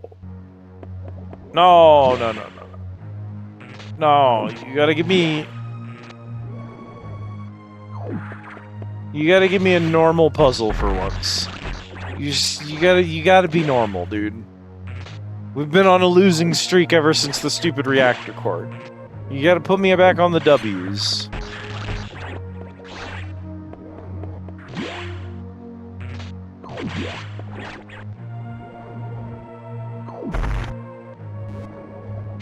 Okay. The reactor core is a sudden, sharp increase in difficulty, and especially if you're a kid, or if it's your first time playing, it is nut-crunchingly hard. And then you come out the other side of that, and it stays hard, but like, because you've kind of been doing that up until that point, it doesn't feel as bad, because it's kind of like, well, this is the pace the game is at right now. but the spike feels nasty.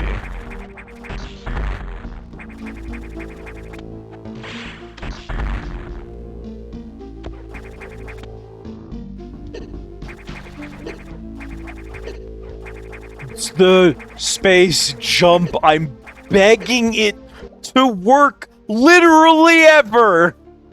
It's so inconsistent.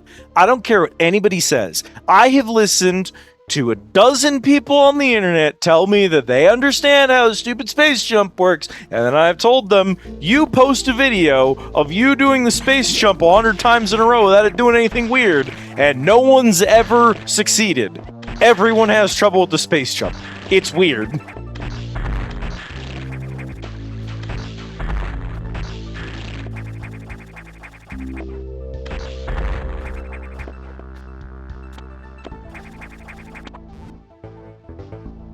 You have the option to try and get a bonus Easter egg scene without them. Can all be done right now in the game, so you're going to do it now.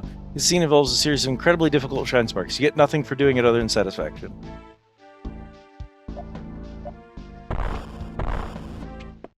What? What?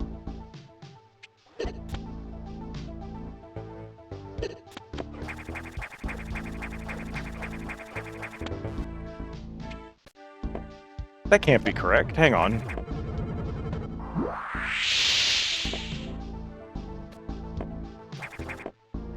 Well, what? Hypothetically, if I did that, what's in there? What do you mean? What do you mean? I could theoretically I could do a corner jump off the dude or off the ladder and then fire it at the apex of the jump and clip it through the corner, and I could hit one of those and get in there. But what is the point?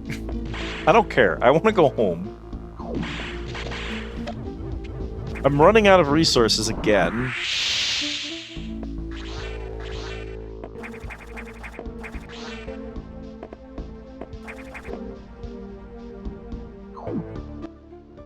Data room, but I can't do anything about that right now. I want to get over there. Is that the way out? That's the way out.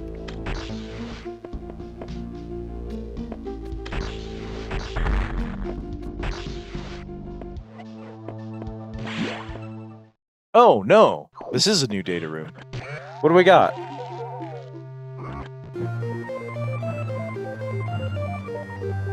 I see. I see.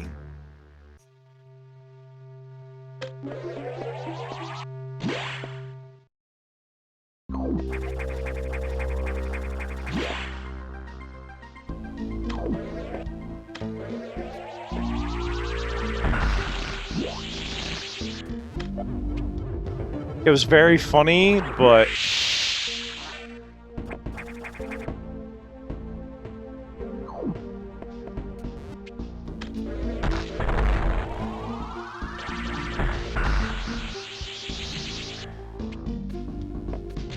yet the question remains, for what purpose? Oh!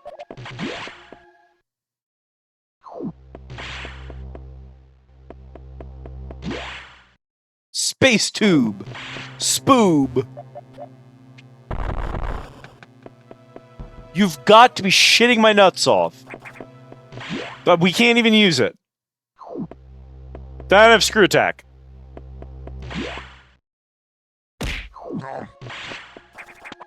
Thank you for the care package, Autumn. Thank you for the treat, Autumn.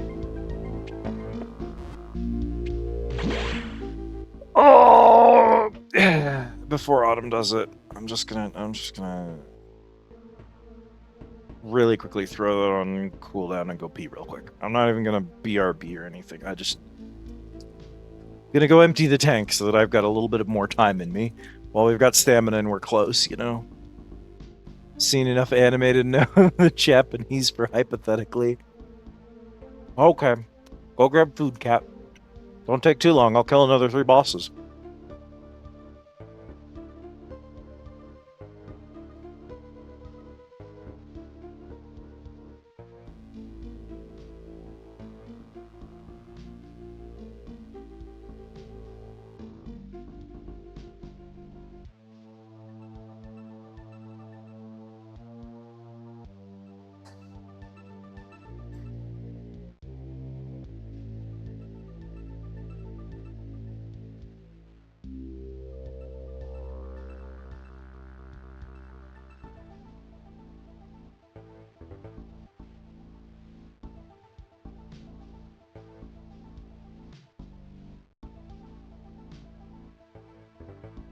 Me when Metroid OST.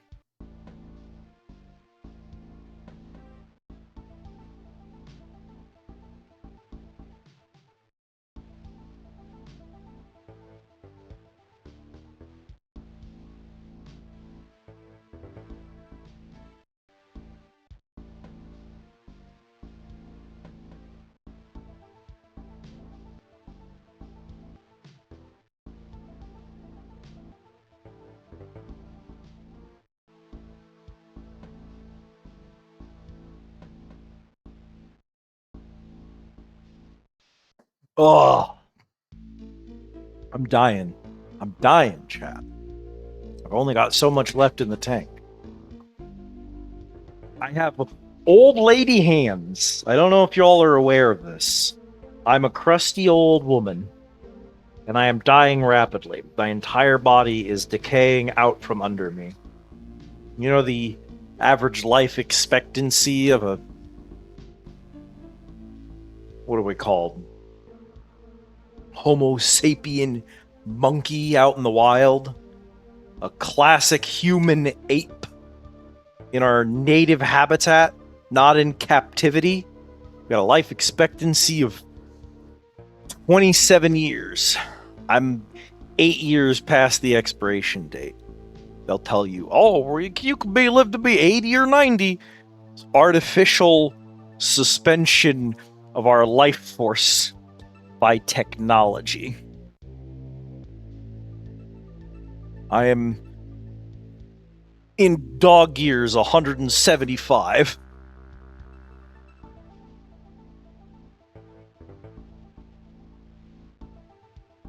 My thumbs hate me.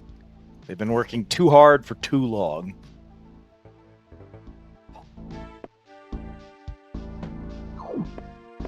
We gotta do this room again.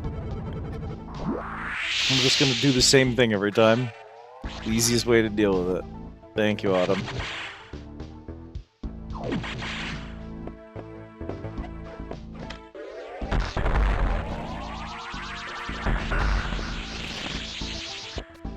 He had started to do the thing.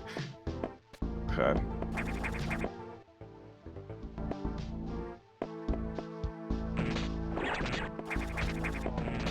Hey, man. Wait, you eat shit.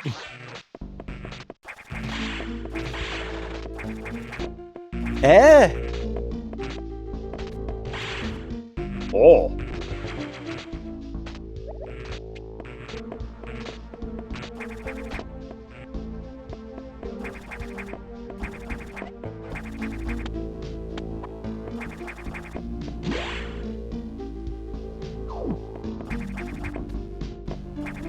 Oh. Her faith, her hope, her power restored.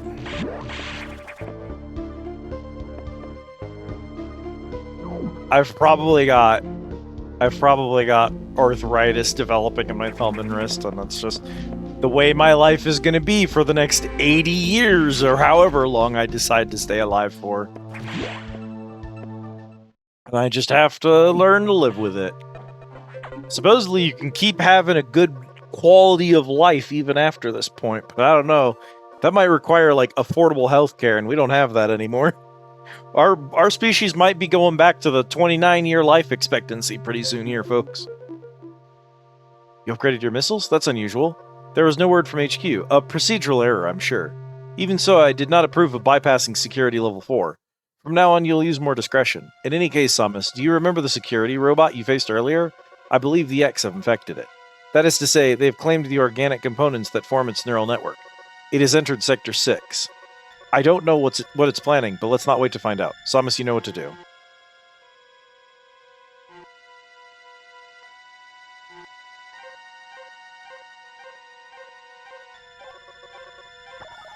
To Sector 6, quickly.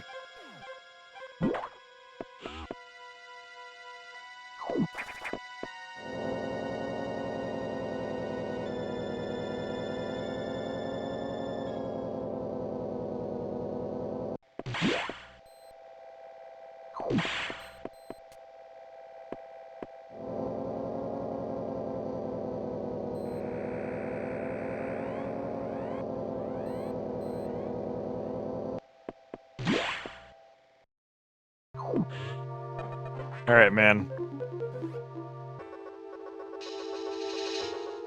The security robot seems to have gotten much stronger. This worries me, be careful. We have another problem. Once you're done, leave knock immediately. The SAX is tracking you. Don't stay longer than you must, understand?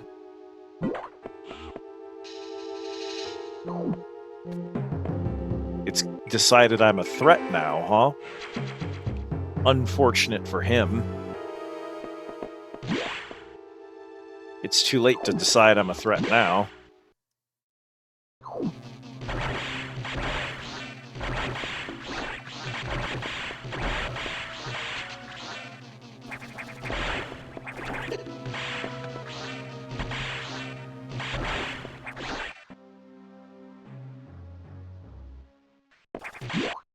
What? Security robot box detected in Sector 6. Engage. Pop-Tart.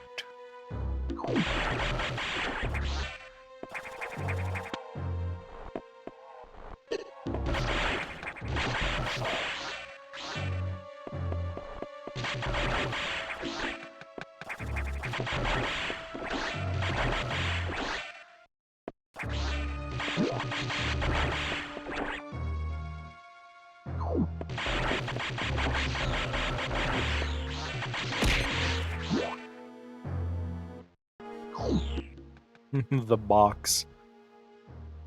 Do you think he's in the boss room? It's the only place is unexplored.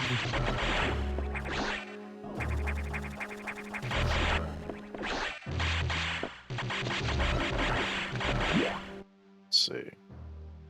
Going this way. My sons, the wiggle feelers.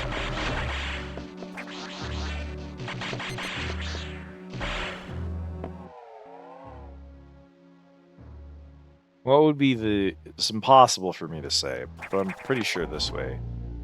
I could go left. No, I'll just do this and then I'll hit that save room on the way. Is that a one-directional door? Never mind. Suck my balls.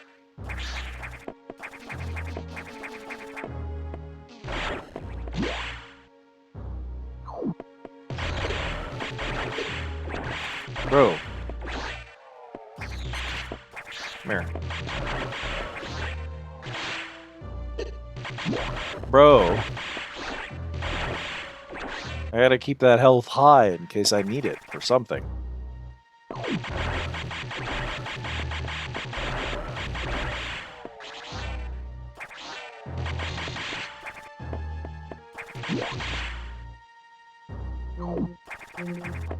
Yeah, we were talking about that earlier.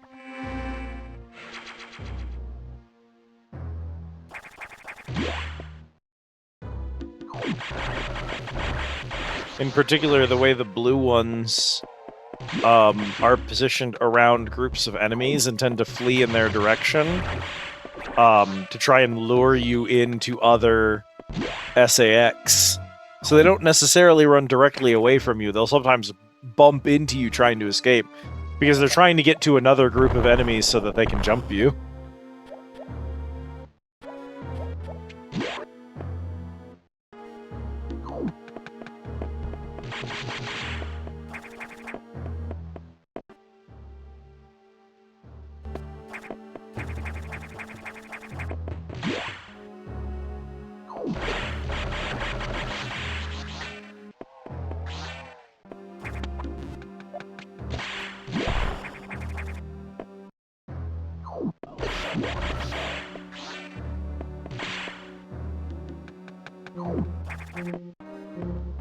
These enemies haven't leveled up since we last came through here, so they're, like,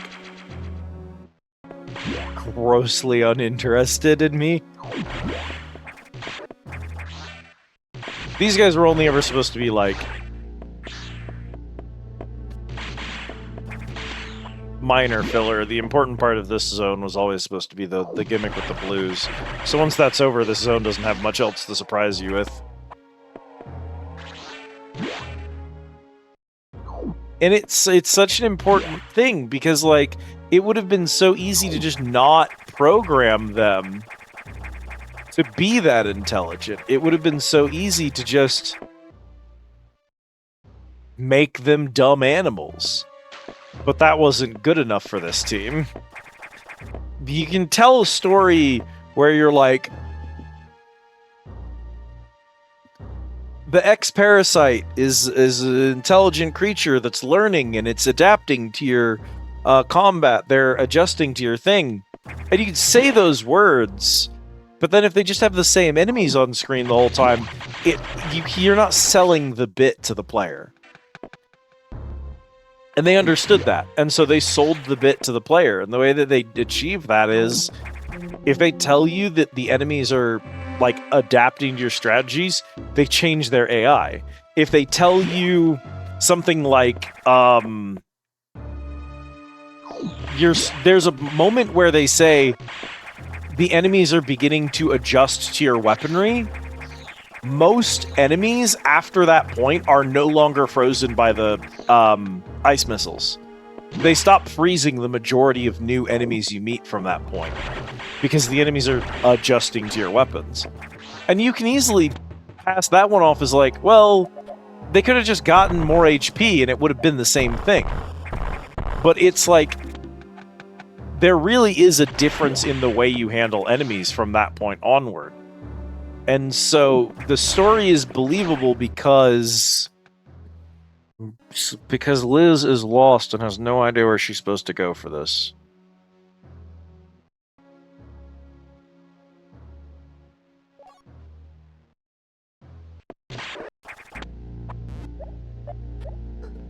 It's like the story works as well as it does because there's effort put into making the gameplay reinforce it.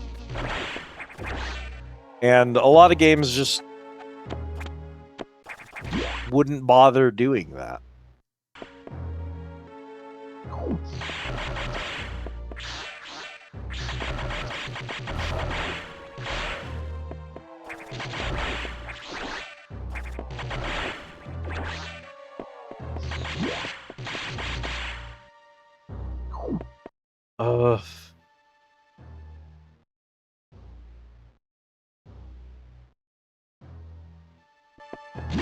What am I missing?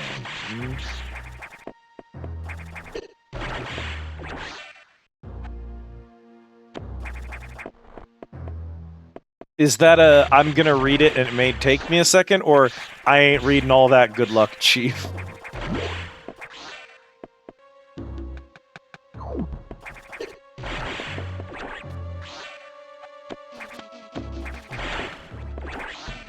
All one.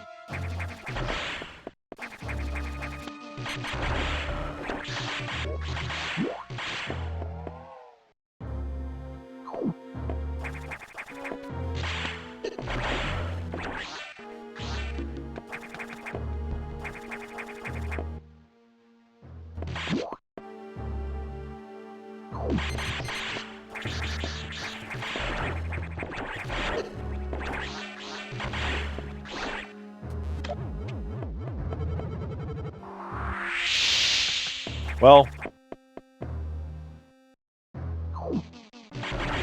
I found it.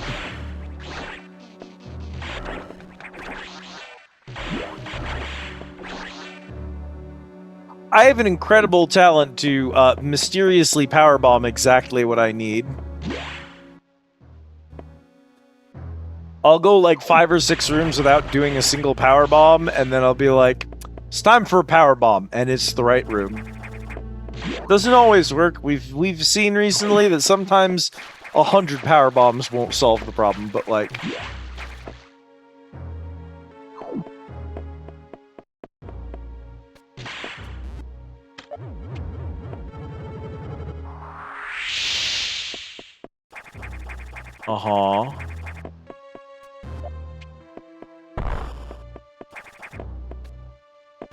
screw attack up there.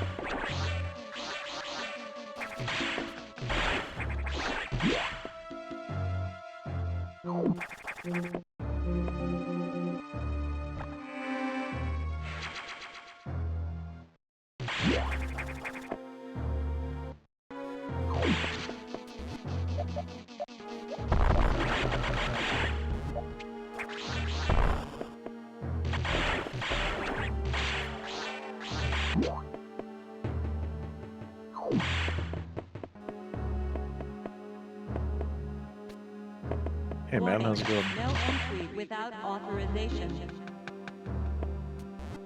Warning, no entry without authorization. Warning, no entry without authorization. Warning, no entry without authorization. Warning, no entry without authorization. Oh, that's it? You just gotta get her to say that? Okay. No entry without authorization.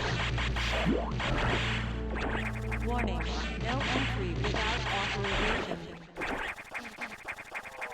Warning, no entry without authorization. Well, it makes sense to me. Warning, no entry without authorization. Warning, no entry without authorization. If the water room was on the way, Without authorization. I wouldn't. It would make sense to me because it's one of those things. Yeah, see, like, you hear her saying that, and you're like, well, we're hunting a security robot. So it makes sense that triggering an Without authorization. authorization warning would trigger a security robot showing up. And you hear the explosion to let you know you did it. He's somewhere out there. Warning, no entry without But then you have to know what room he's actually in. No, it is on the way back, actually. That does make perfect sense then.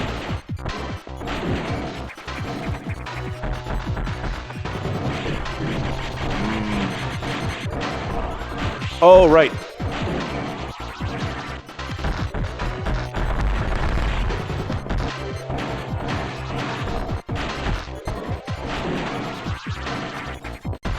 Really?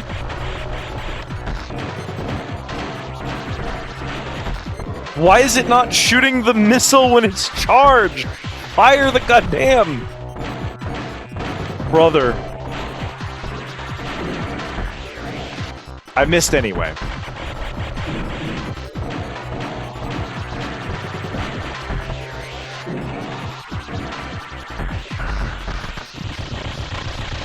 Ooh, oh, the frames. That's electric water. Yeah, I thought so.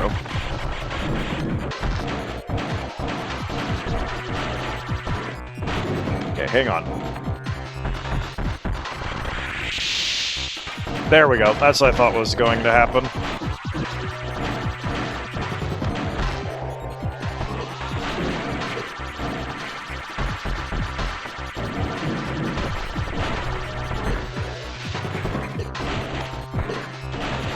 Oh my god.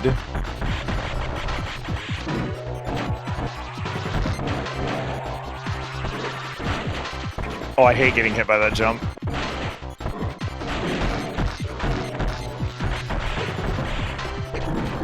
Why is it so much...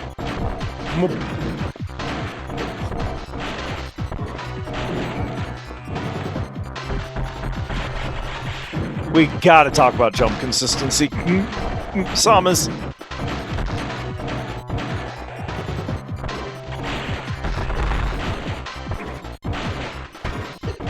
Girl, you gotta grab the damn ladder. Sure. But he's got legs, gang. You're supposed to shoot down into his head. That's... He's a tube. You shoot down into the tube.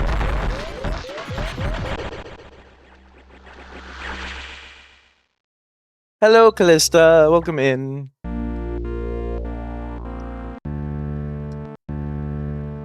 Warning, no entry without You can fire diagonally at his armored legs as much as you want. You're not going to get much done that way. without authorization. Okay, this will be better now. I know how to fight him, and... No entry without It's about getting the right angle on him, because he's a lot quicker than he was in the last one, and his jumps actually clip you, whereas in the first one he was more merciful. Warning. So, No entry without authorization. I'm just gonna have to get his timing down. I don't think he's gonna be particularly difficult. Once I get the timing down.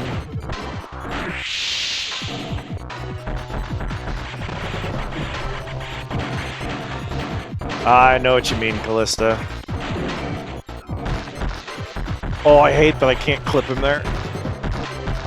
Yeah, see those diagonals, that does not make sense to me as a strat. If I could get to a spot where I was clipping, yeah, all of the rockets as they came out, she can grab it from the bottom of the pool. She's just bad about it. Why?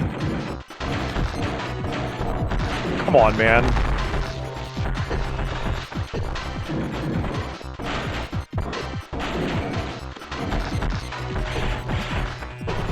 Oh, this is a frustrating fight. See, compared to Nightmare, this is an easier fight overall, but this is way more frustrating. This is way less fun. I am immediately upset about this boss. Those diagonals bouncing off the clear head part. Nah, that's dumb.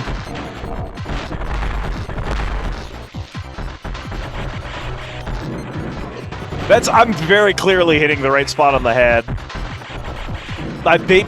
If they are doable, it's not by design, it's by accident. Because it's definitely designed to not allow you to do that.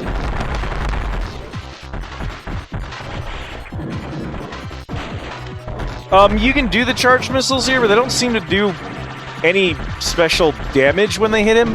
Also, they're so goddamn inconsistent, I swear to God. Yeah, like, I think it just does the damage of a normal missile, if I'm honest with you. The one diagonal hit.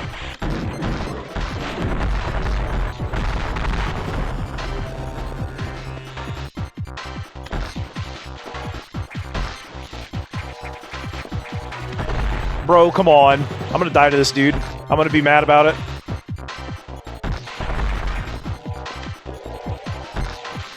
Why is that not hitting him? Why is it not hitting him? Why did that not hit him? Stupid.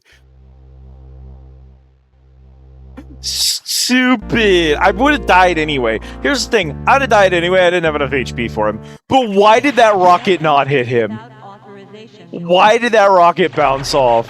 Dumb ass design. I don't like the eyeball dudes. Warning. No entry without authorization. I don't think they're very consistent. Without authorization.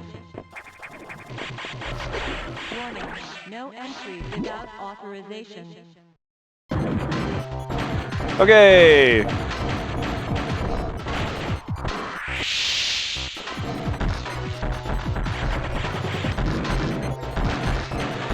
I have like a billion rockets anyway, so like...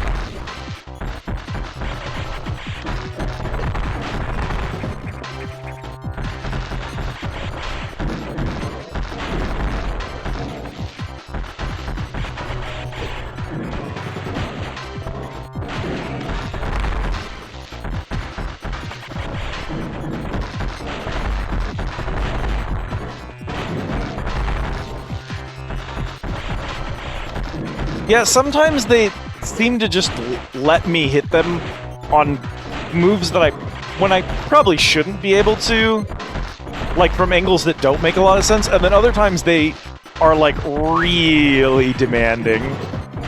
And it's not like a specific X, it's just like on some runs you get lucky with the hitboxing on them. I don't know why I'm more consistent about other things. I'm really bad about the X's specifically.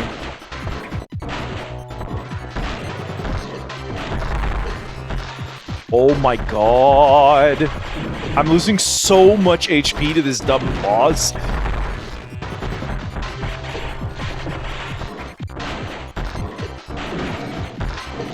Yeah, see, I think Nightmare is a hard fight, but I think Nightmare is a good fight. I don't think this is a good fight. I don't think this fight's well designed.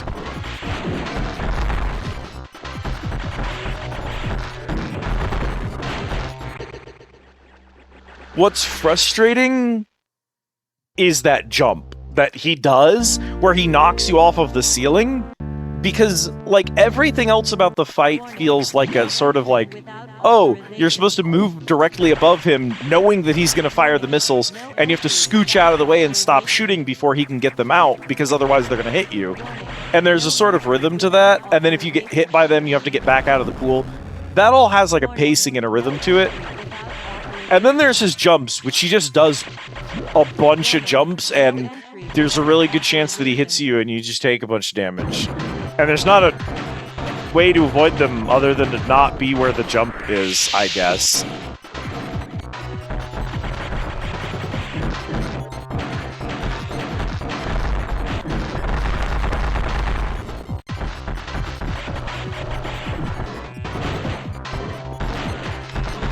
He kind of, I bet you actually the correct way is to not follow him over there, because he can only jump diagonally. So I bet you if I just stay over here, he can only jump away from me here. That's probably it. See, this is the type of defensive play that Metroid usually rewards. My temptation is to be aggressive with him, but the correct play is to do this. Because he can't jump at me. He has to jump away because he can't jump outside of the pool. And this is the part where if you were good at diagonals, you could easily punish him here, but...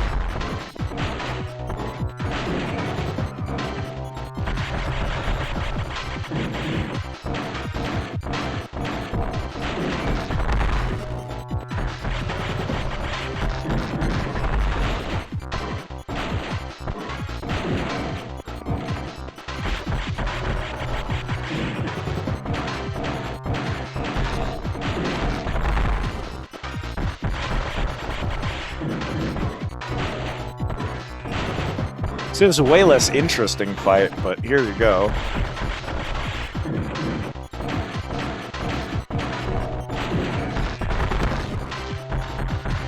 Ooh.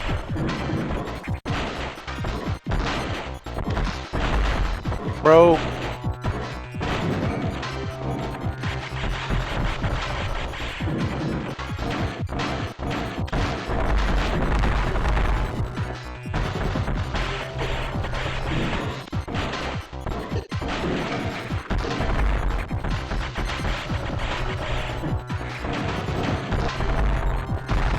All right.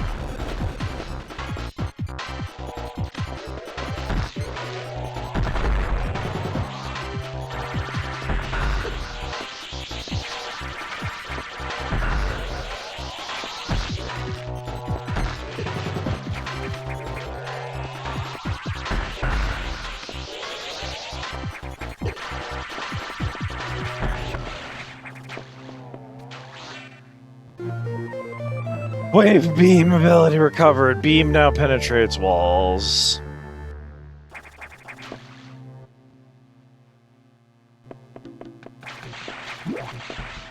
Warning, no entry without authorization. Warning, Behold. no entry without authorization. The best move in a Metroid game. The stupid-ass wave No beam. entry without authorization. Warning, no entry without Yeah, this move is cracked. Warning, no entry without authorization. Warning, no entry without authorization. Warning, no entry without authorization. Warning, no entry without authorization. Warning, no entry without authorization. Warning, no entry without authorization. Time to cook the crab box. Warning, no entry without authorization. Authorize this pants grab. Warning, no entry without authorization. Warning, No entry without authorization. Warning. No entry without authorization. Warning. No entry without authorization. Warning. No entry.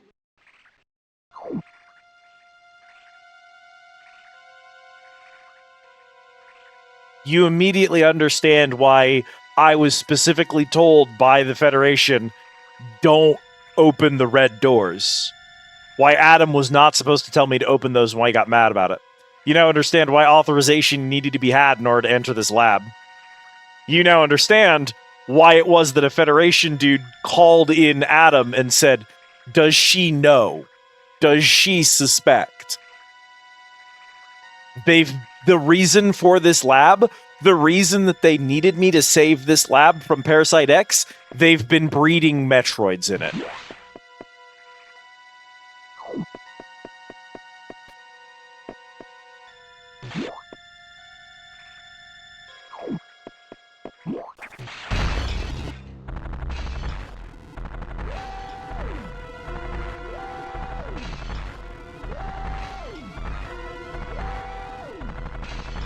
No, I do not like how Dredd wrapped this story up. I think Dredd did an absolutely dog water job.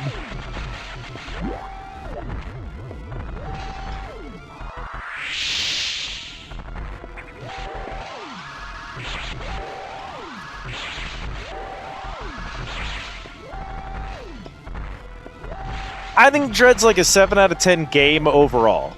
I think that it tries a little hard to, like... It tries a little hard to be... This sector will soon be locked down. 60 seconds to isolation lockdown. Incredible. Do you think that she reacted to the Metroids that way because she copied my memories of them, and so she has Metroid PTSD? At the end of the day, Parasite X is the main food source of Metroids. They eat Parasite X. So the Parasite X probably hate Metroids too. But I'm wondering if her reaction to this lab isn't based on the fact that she has Samus's PTSD.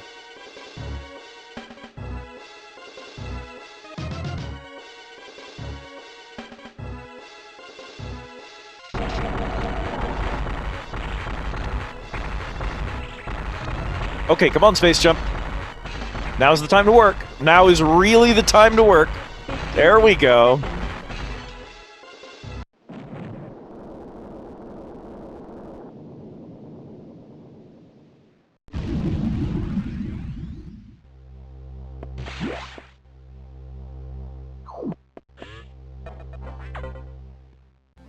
Adam, we gotta talk.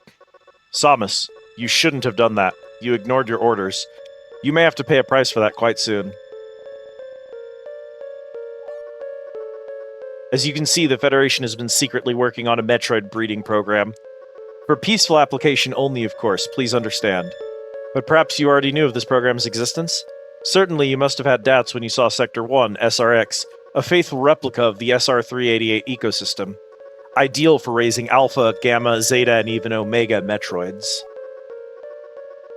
This research even uncovered techniques for rapid growth. Imagine creating an Omega from a larval Metroid in days. But that research is finished. The X has smelled out its natural enemy, and one of the SAX is on its way here. One? Are you saying there's more than one SAX? Don't be so surprised, Samus. You know that the X reproduce by asexual division. Because of this mechanism, there are now no fewer than 10 SAX on board the station. There's 10 of me hunting me now. Yeah, this whole game they've been building suspense of, like, I need you to imagine spending the entirety of, like, what would even be a good example? Like something like Amnesia or Resident Evil or something like that, running away from, like, the Pyramid Head or the whatever. But, like, in those games, usually there's, like, multiple creatures, right? There's not, like, one zombie. Mr. X is maybe a good example. ironic given the name X. But, like, imagine running away from Mr. X for, like, 90% of the game, only to, in the Twilight Hour, be told, yeah, so in the base right now, there's 10 Mr. X's just running around? It's like, are you kidding me? You were trying to amend for causing the X parasite to rapidly... So, they hadn't discovered the X parasite by the time they had started the breeding program. But notably, the thing about the way Metroids work, Metroids absorb energy. Like, all of it. That doesn't just mean electricity, it means life force, it means, heat, it means... in some ways, they violate the natural laws of thermodynamics. And so, from the Federation's perspective, it's like, oh, this is a breakthrough for physics, because these things don't obey the natural laws of thermodynamics. They're capable of absorbing energy and, like, multiplying it in a way that just doesn't make physical sense to us. There's definitely a breakthrough to be had here. But, like, I mean, Adam even immediately Adam says, like, oh, yeah, they're only for, please understand, only for peaceful purposes. Also, we could totally breed even Omega Metroids. It's like, the immediate next thing you did was like, let's breed the Metroids to understand how they work. And also, let's breed the most dangerous ones, too. I know what you're doing. Like, I know exactly what you're fucking doing. You're trying to make them a bioweapon. It's the exact same thing the Space Pirates are doing. I immediately don't trust them for that.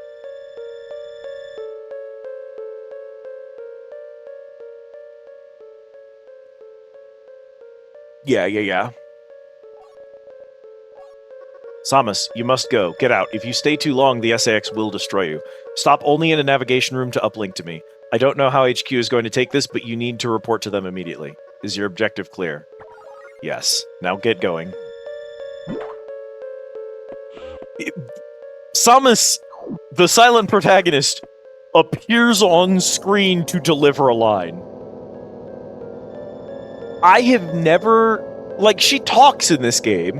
The real Adam would have said the same thing about that incident, but he would have softened the blow. He was relentless in his criticism, but he always cared. He was not a machine obsessed with duty. No such compassion could exist in that computer.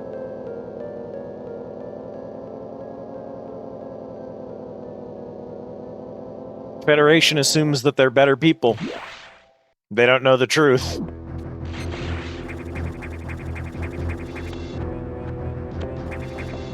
Like, the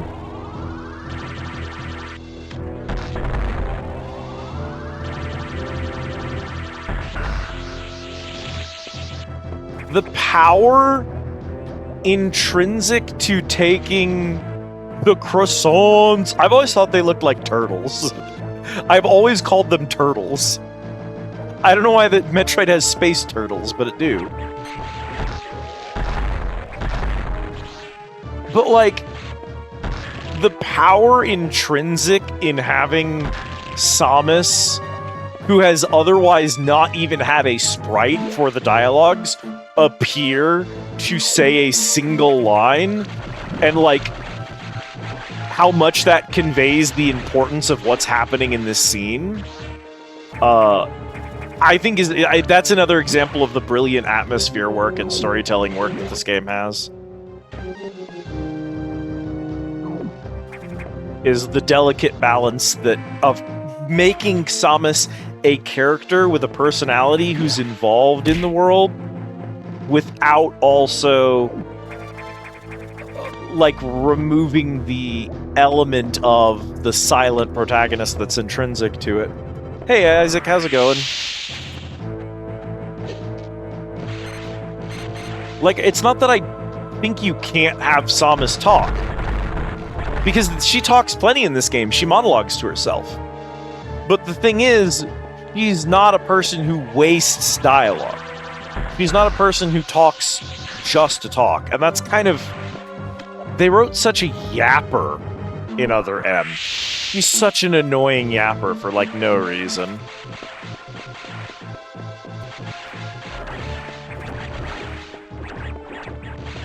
Oh, hey, man. Ow!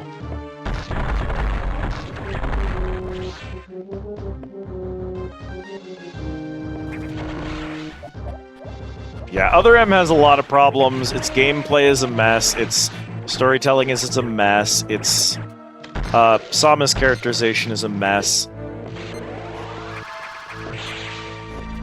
I can't hurt you? I am unable to hurt this man.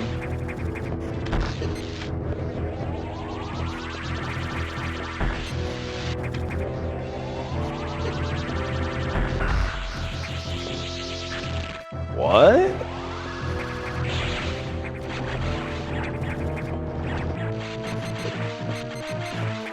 Nani?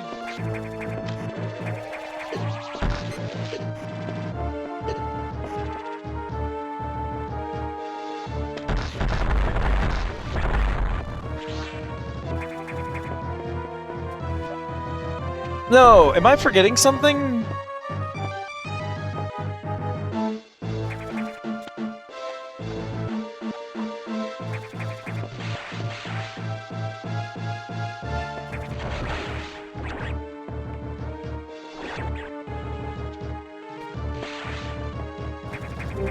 That sucks that he gets to do that. No, I'll tell you what. Can we cheat it?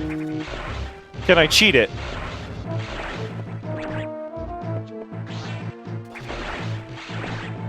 What if I just don't let him form?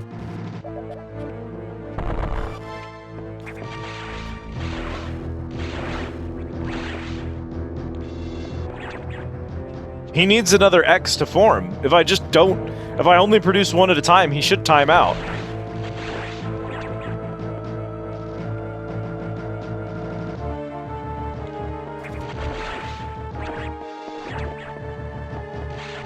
Oh... It doesn't break the lock if you do that. But...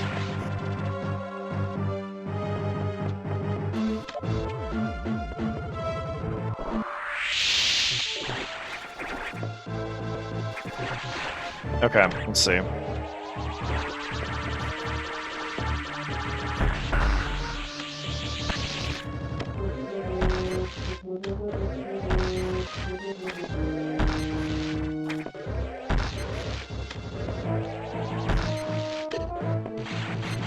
Bro, are you kidding with me?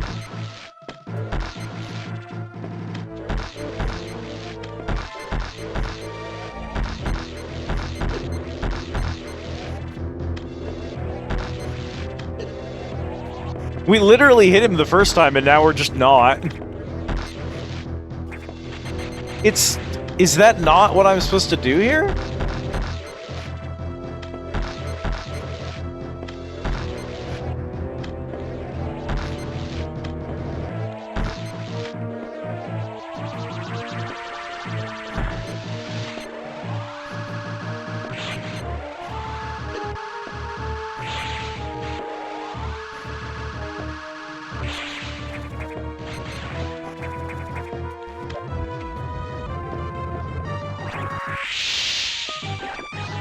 I created a second one.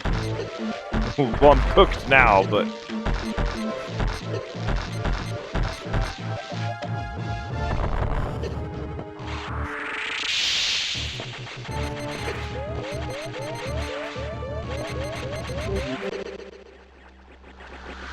That doesn't... That can't be right. Am I... No, that can't be right. We literally hit him the first time. There's no way the window's that tight, right? I'm doing something wrong. I gotta be doing something wrong.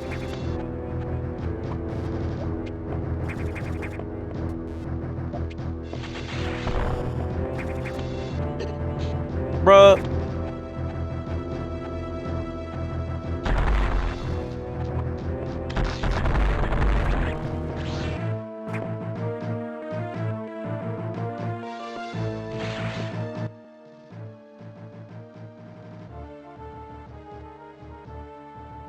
Oh, yeah, I mean, I last played this game like 20 years ago, so...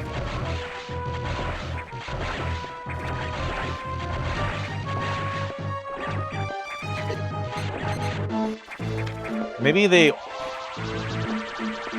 Oh, god damn it.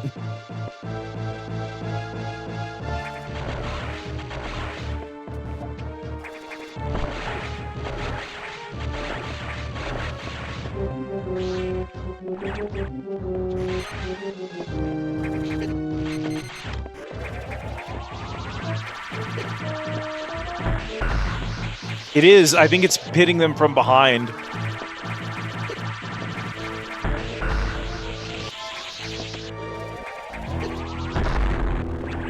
Wow. What do you mean he got to reform? No. Are you serious?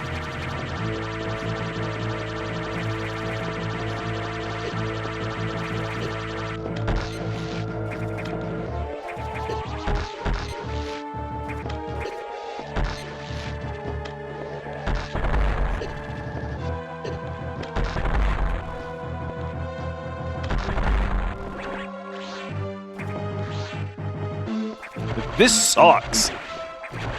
Oh, the door's open. Let me out! Let me out!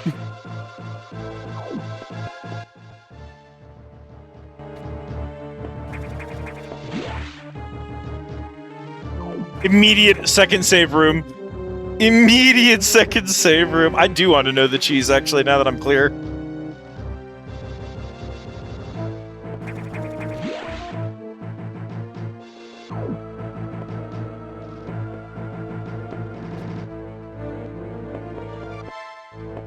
GG, we out of this bitch.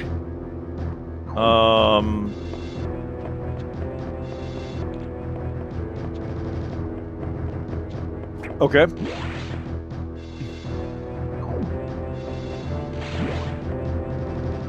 Oh, fascinating. That probably was what I did the first time, actually, then.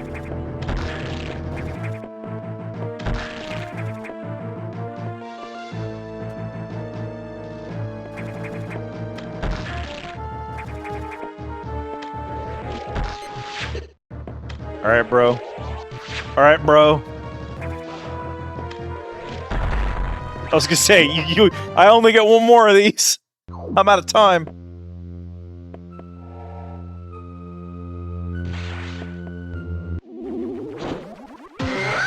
Ridley fight.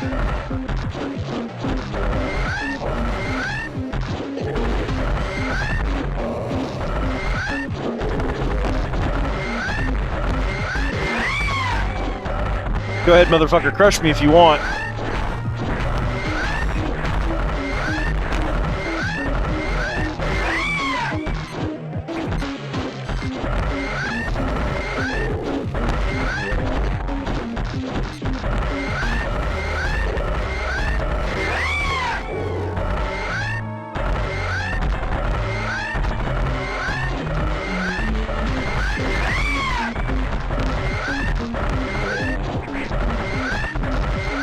I am not clearing this shit.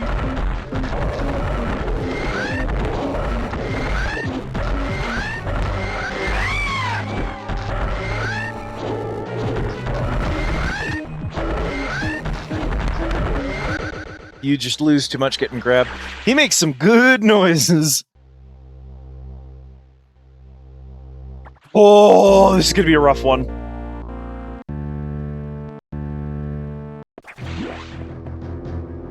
Can I do a cheese here? I might try to do a cheese here. I don't think it would be too hard to do. Bruh.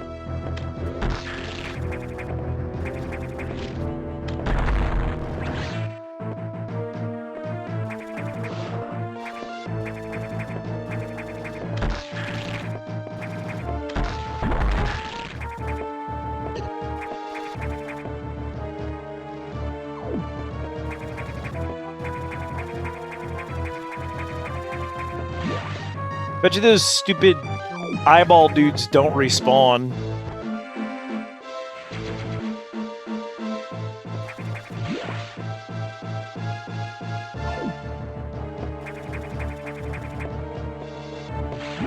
This would be a rough location if that was the case. You have to fight Ridley with no potential restock. They don't. Ooh. Okay, this is just gonna have to be a hard fight. Fuck.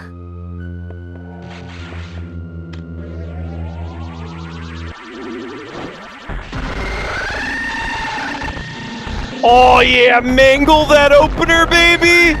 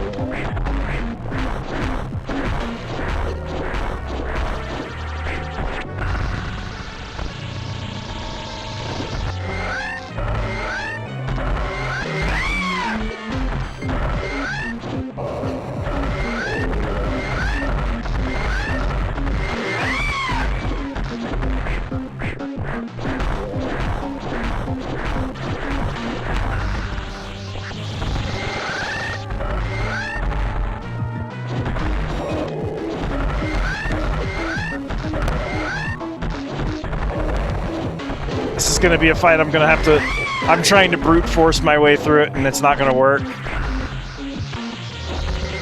No, no, no, no, no! Yeah, damn it! Oh, this is already such a hard fight. I actually cannot believe that there's no way to restore my ammunition and energy before this fight. There's no way that they did that. I'm actually shocked there's not a restore here. This game was so good about that until this particular fight.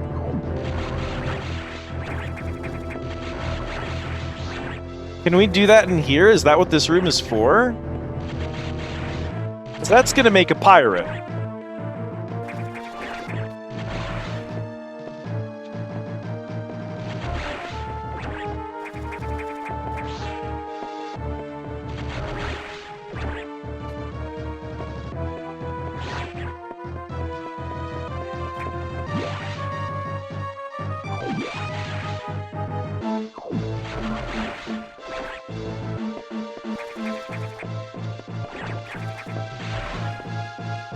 He's gonna try to make a pirate, but if you deny them, you can scoop them up.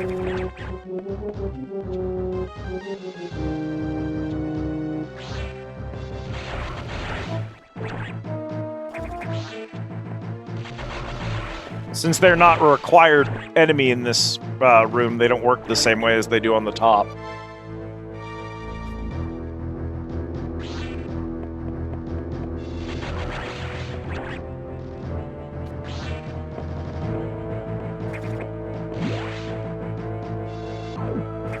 I can kind of increase my HP and ammo doing that.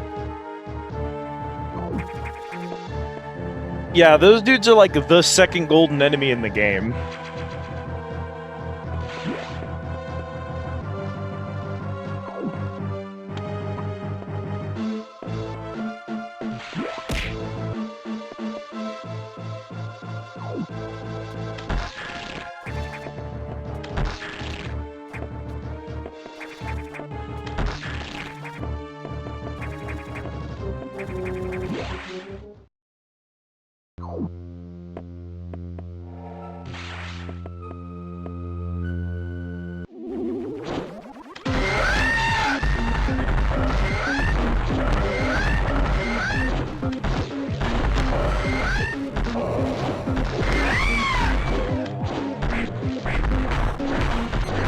Oh.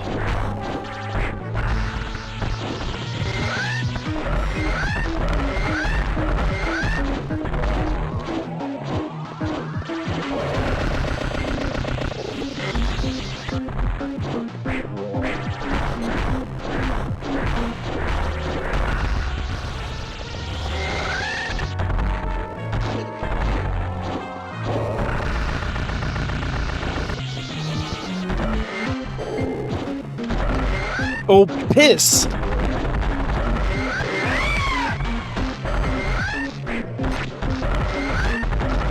oh god, I didn't know he could spam it like that.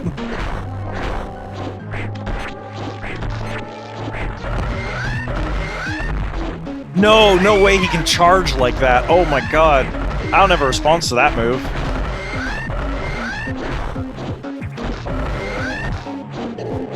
Oh, this isn't the run either. Oh, I wasted so... I was doing really good for the first, like, HP bar, effectively. You can't be up in my grill like that, dog. Yeah, because it's about his hitbox colliding with you. I'm gonna be honest, this, like... I don't dislike this Ridley fight. I don't think this Ridley fight's bad. I think this Ridley fight's good. But I think it does have a problem of... You saw what he did at the end there, where he moved into the corner and just sat on me? If he decides to do that, there's really, really nothing you can do about that. You just tank that to the face if he does that.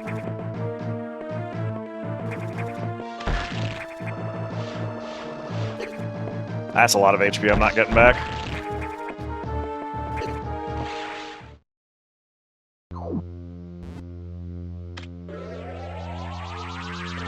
I want to know if charging a super missile is worth the effort. Is this giving me extra damage on him when I have it charged?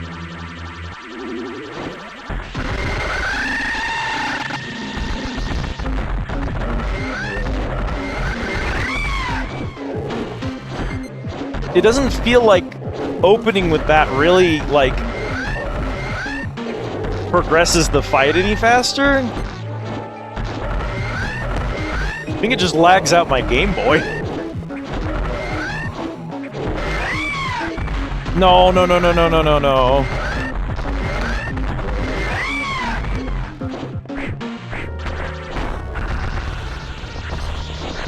Oh, we could check that. Because I would love to get into this room with full HP and resources.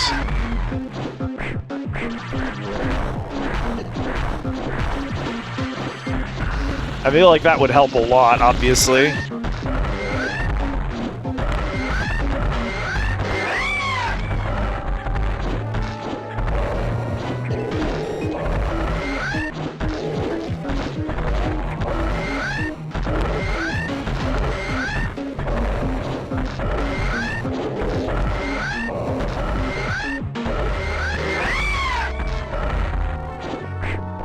Ooh. That didn't hit!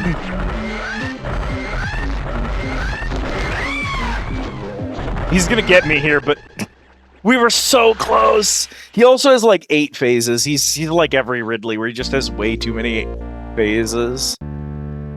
Oh, let's go see if we can farm those croissant enemies with a power bomb. Because if we can get a little bit of extra health and ammo, that might make a difference here.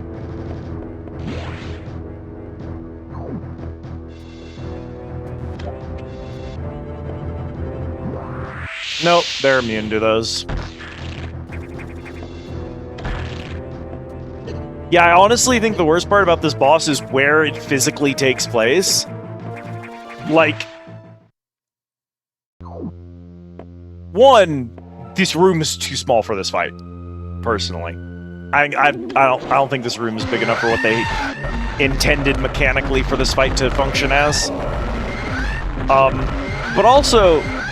I think this one, why would you have this fight, which is obviously going to be, like, balls hard, in an area where I couldn't top off my resources? That doesn't make any sense to me.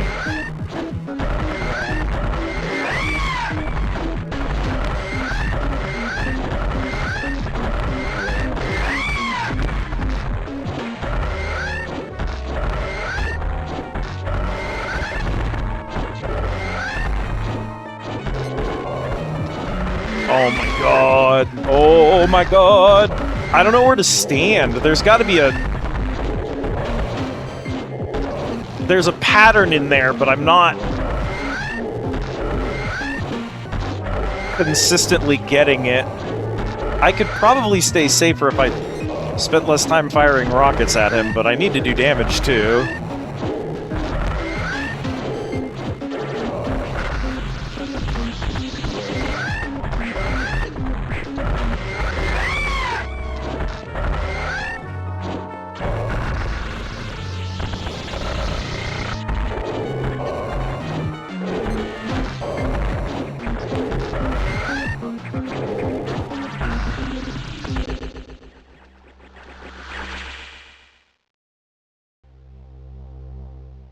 I think that's because, like, I feel like this fight is designed really well for a Metroid game where enemies don't hit as hard. In Fusion, you get punished really hard for having slugfests. Like, it was the problem we were having with Nightmare. You're really not rewarded for duking it out with an enemy that way. You are much more rewarded for, like, spending the time to get out of the enemy's attack cycles, and taking fewer, like, direct shots and just taking pot shots. But this particular Ridley fight feels like it isn't designed to let you do that. It feels like it's expecting you to sit there and tank those hits, which is kind of I feel like Nightmare sort of feels the same way. Those two specifically feel like the robot. I think he's less fun than Nightmare and Ridley. I think he's a less interestingly designed fight, Box. But the thing about Box is that, like, he plays to this game's strengths, right? I'm aware, Kat. I'm doing the best I can. Thank you for letting me know. This is the final boss. It's not the final boss, but this is the final boss. Slows him down enough that it seems you can just... It lags the game, and I think I get more missiles out because of the lag. Thank you for the care package, Adam. Yeah, at the end of the day, like, Box feels built for the way that this game works. He feels like he's scaled to the gameplay, I guess I would say.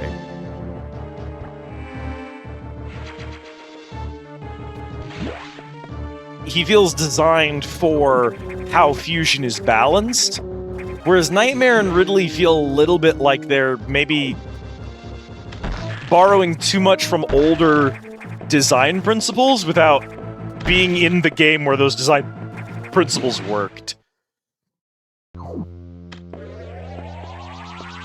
Yeah.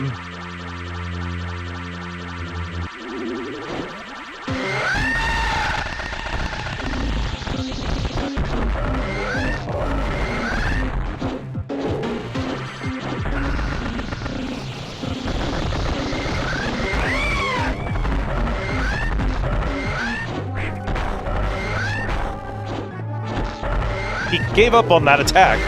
Fascinating.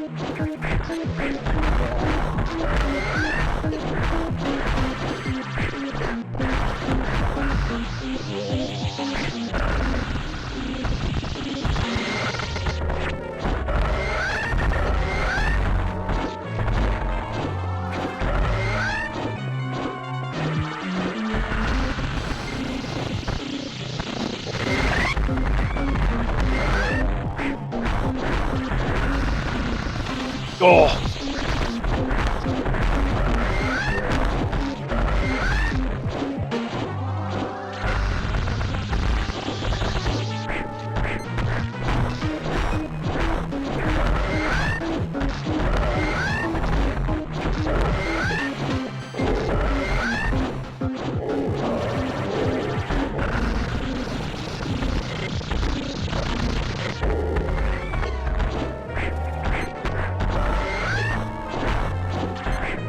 Bro, you can't trigger that when you're on top of me. It's not avoidable if you do that.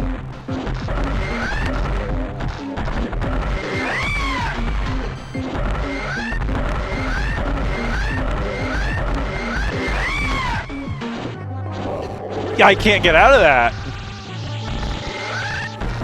I'm getting bad cycles on the second half of this fight. We were doing really well, but he's just like coming down right on top of me and I can't avoid it.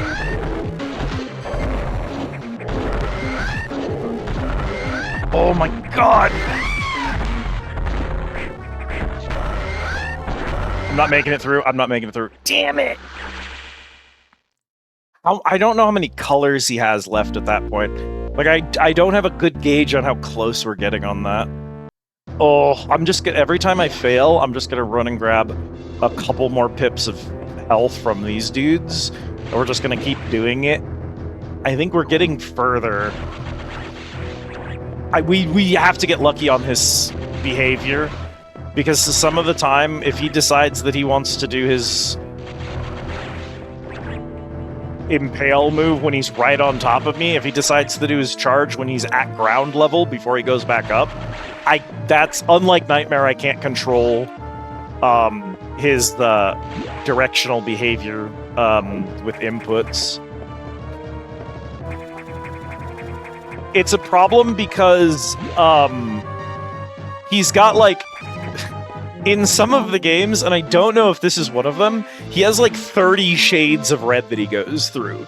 He goes blue, and then he goes like purple, and then he goes like, it's red, and then slightly darker red, and then slightly paler red, and then pink, and then dark red, and then deep red, and then maroon, and then dead. And it's like, it's really hard to tell.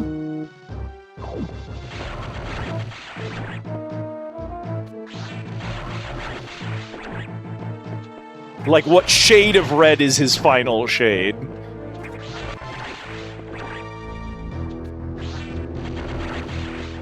Even just a little bit of HP from this room. I think that is what this room is designed to do. I think this room is, in fact, designed to let you just farm those dudes to get your stats back. Which is dumb. Why didn't you just put a restore in here? But, okay. Making me work for it, I guess. Oh, I have to finish this before my hand decides it's done for the night and starts cramping.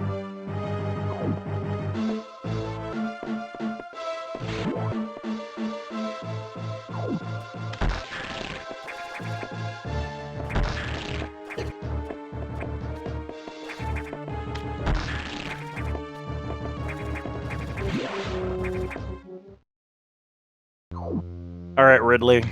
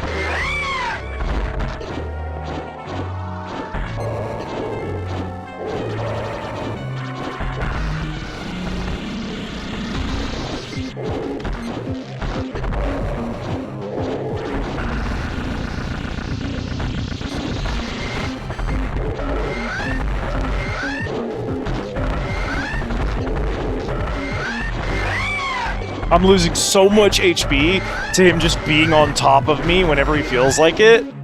Oh my god, he can do so much damage for things that just don't feel reactable to me.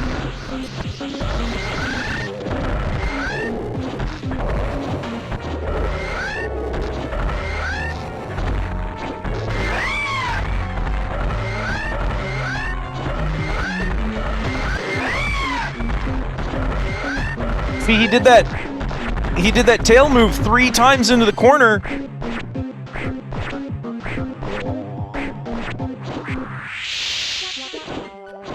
I had to take damage from that hit. Yeah, they don't seem to be doing any damage. Super bombs generally do not work on bosses.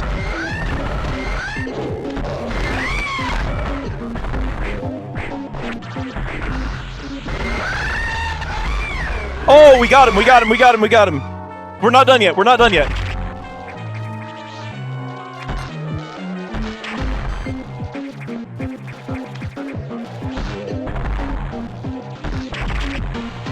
Okay, here we go, here we go, here we go.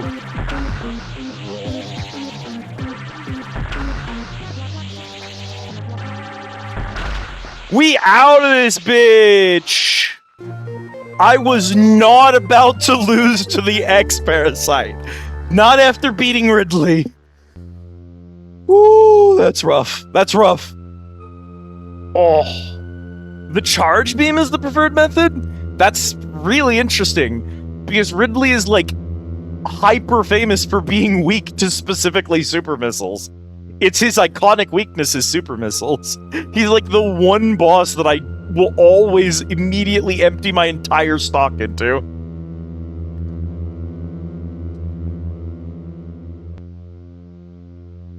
Yeah, that's like it's the trope for him.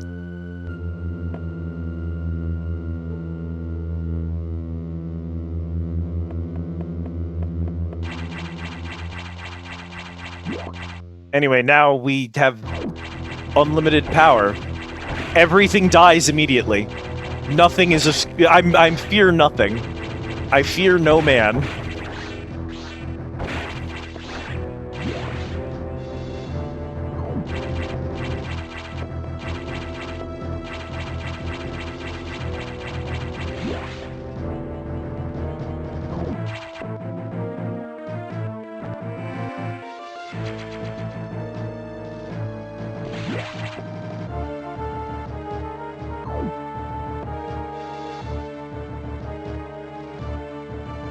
Yeah.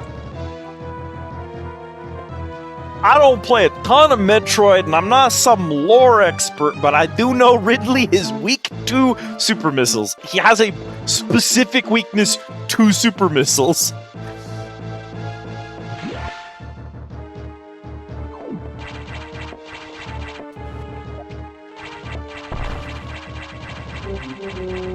So it is interesting that he actually has an explicit weakness to them, but then also takes bonus damage from, or like, the preferred method is the charge beam. Like, it doesn't not make sense. The charge beam is really strong, and yeah, if it hits multiple times, I suppose I understand why that would be the preferred method, but it is funny for him to have a specific stated weakness, and then, in spite of that weakness, a different weapon is actually the preferred strategy. I'm sure if you knew his AI super, super well... Uh-oh.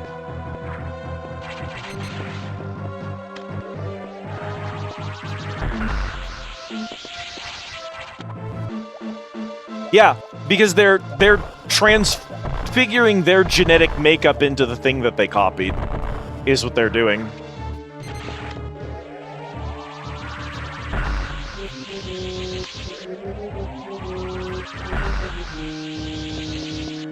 That's interesting. I'm supposed to kill you. I don't know why. You need to die, though.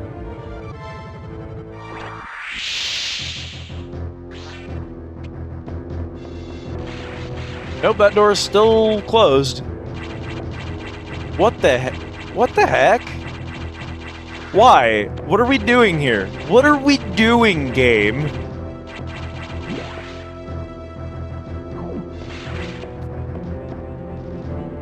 It should have... Did they really program a singular fish to turn into 3 different fish consecutively, only to turn around and make a progression-relevant enemy simply refuse to transform if you pick it up? Why are they like this?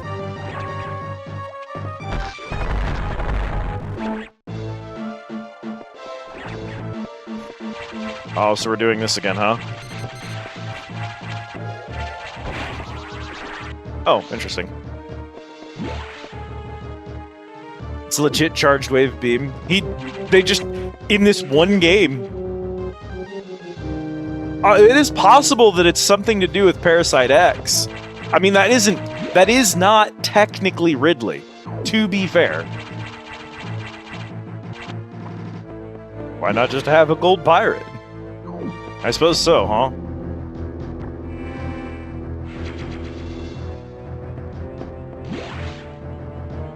But then I would have made the box with the dude in it be weak to the screw attack too, so that you could screw attack him out of there rather than requiring power bombs?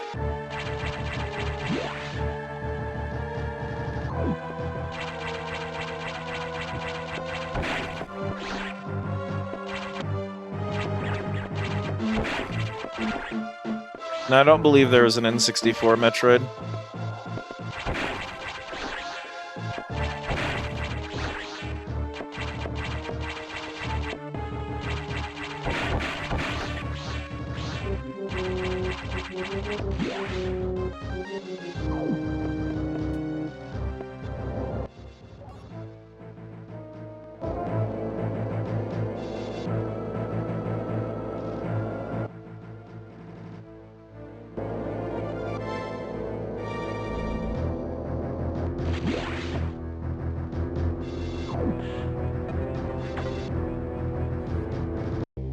We're done here. Leave the rest to the Federation. We should be preparing to evacuate the station. Are you joking? Do they know how dangerous the X are? How quickly they reproduce? The Federation has taken interest in the X and the SAX. They believe this life form has endless potential applications. This is ridiculous! The X are heartless abominations. What potential could they have? It is not necessary that you understand such matters. The Federation is coming now. You should just leave quietly. This is madness. They won't stand a chance here. This station will devour them. What could be worth the risk? Capturing the SAX, of course. Are you serious? Do they really think they can succeed? It will certainly be difficult. They don't expect your help. They knew you would try to destroy the SAX. That's why they stopped sending you support data. The plasma beam modification was ready some time ago, but they withheld it to keep you from engaging the SAX. Yet somehow you restored that function on your own. They also tried to withhold the diffusion missile upgrade because they didn't want you to grow too powerful. But they had already sent it and you tracked it down. Bravo, Samus. They must cancel this mission. Open a channel to HQ. I won't let this happen. They're already on their way. Fools.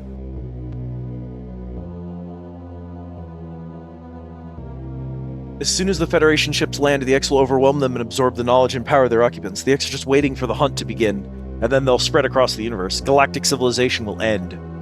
The X hunger for form, knowledge, and power. They mimic these perfectly, but they cannot copy the soul. They're single-minded, instinctively seeking to increase in number. They are plague, and the Federation underestimates their threat. The X must not leave here. I must destroy them all before the Federation arrives. This station is a self-destruct mechanism. I must use it to destroy the X here, and on the planet. I must send them to oblivion. Then the station and myself if I have to. Prevent Federation landing. Activate self-destruct.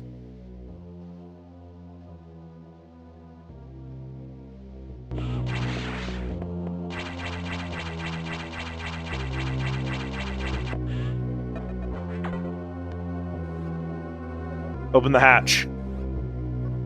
I have been ordered to confine you until the ships arrive. Don't let them do this. Can't you see what will happen, Adam?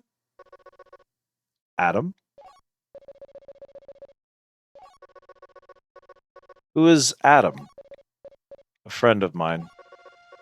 And what would this friend advise you to do now?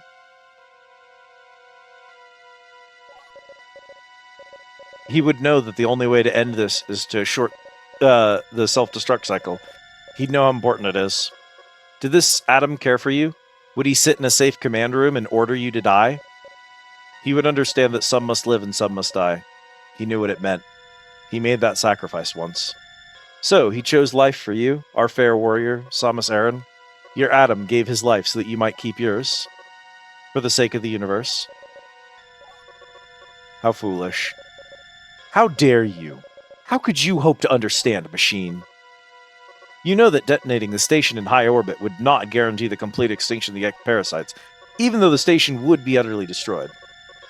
You would only succeed in removing the one obstacle to the galaxy's ruin, yourself. You would ignore this simple fact and choose death when Adam decided who would live. He chose incorrectly. If you were to alter the station's orbit, then you might be able to include the planet in the vaporization field of self-destruct detonation. You'd have to start the propulsion sequence now, before the Federation arrives. Samus, this is your last mission. Go to the operations room and adjust the station's orbit path to intercept SR-388. Then return to your ship and escape. Move quickly and stay alive. That's an order. Any objections, lady?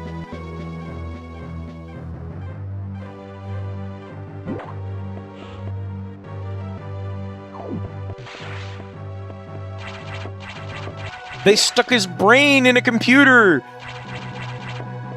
That's actually the only part of Fusion's story I don't like. is the computer Adam just actually being Adam, and I'm like, why?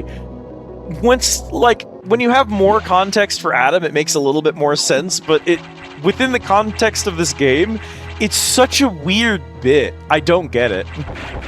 I don't get what it adds.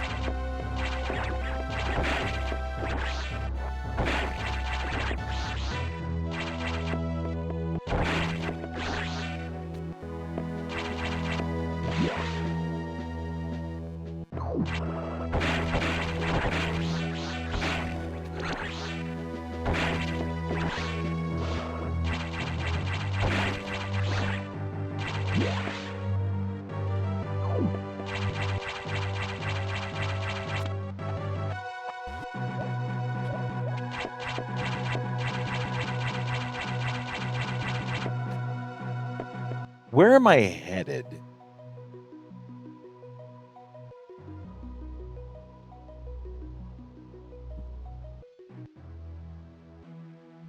There's gotta be... I mean, this door, I think, is what I need. I just don't know how to get to it.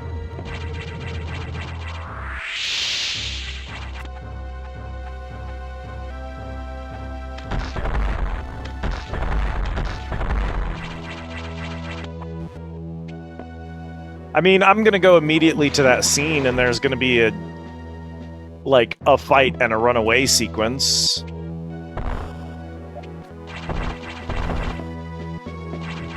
Suppose worst case, if you want to just go to sleep now, we could always just peep the VOD tomorrow, and you could see how it ends.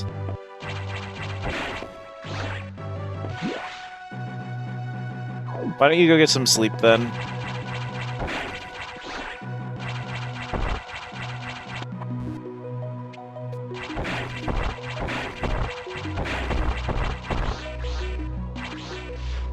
Good night, Cabo.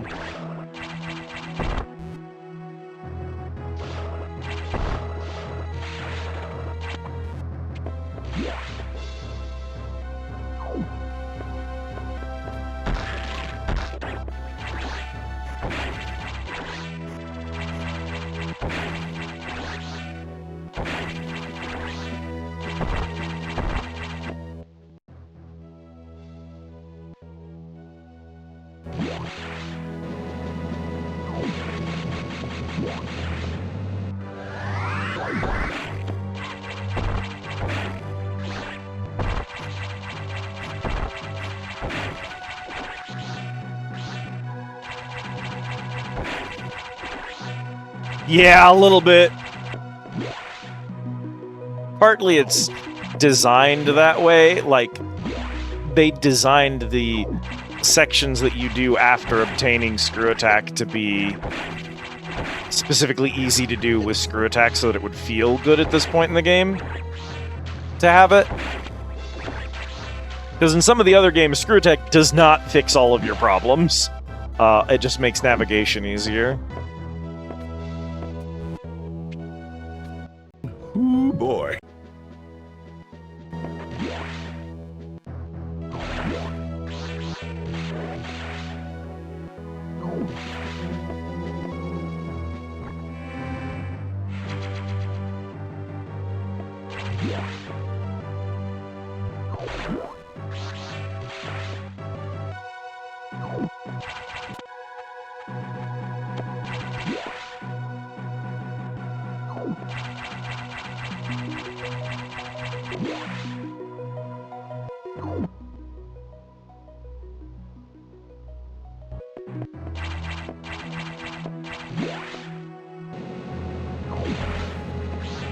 Unfortunately, you can't make a good story exclusively on Rule of Cool. At some point, you have to do some actual writing, so...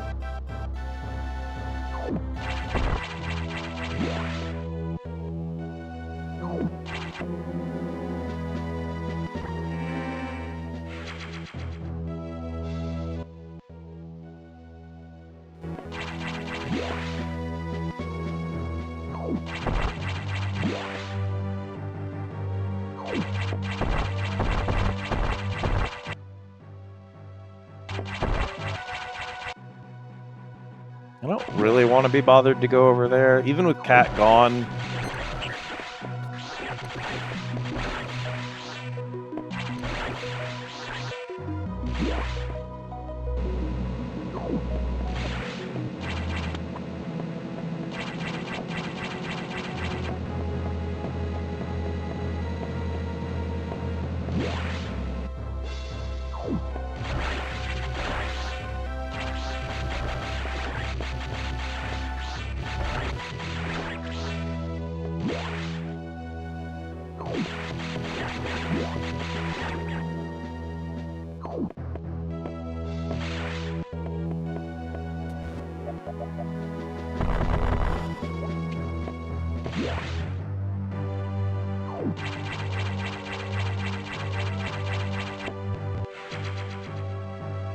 Nice.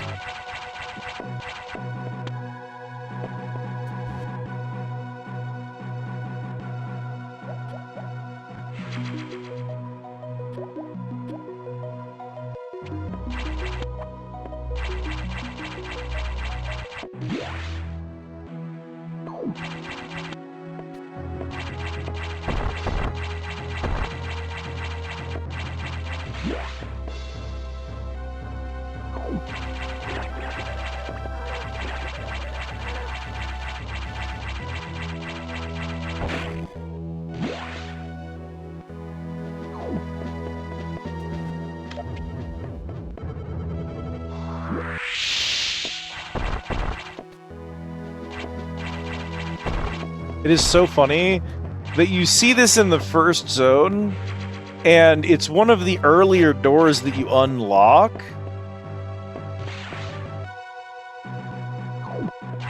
But at the same time, like, all right, man. You need the screw attack to get anything out of it. So there's just... You see this room immediately at the start of the game, and then you're told, hey, as soon as you have green doors unlocked, you can come back. If you come back, it's a waste of your time, though. There's nothing here.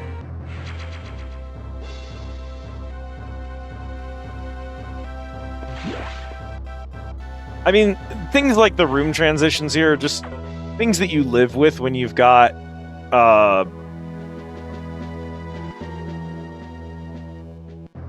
a fucking Game Boy Advance with, you know, 2 megabytes of RAM.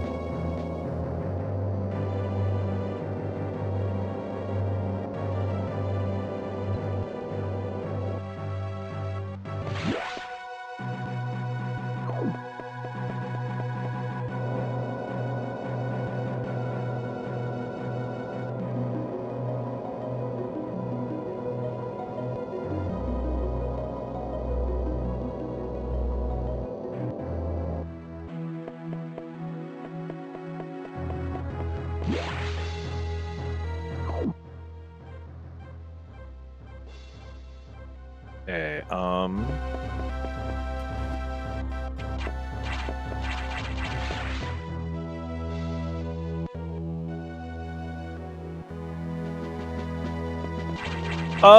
so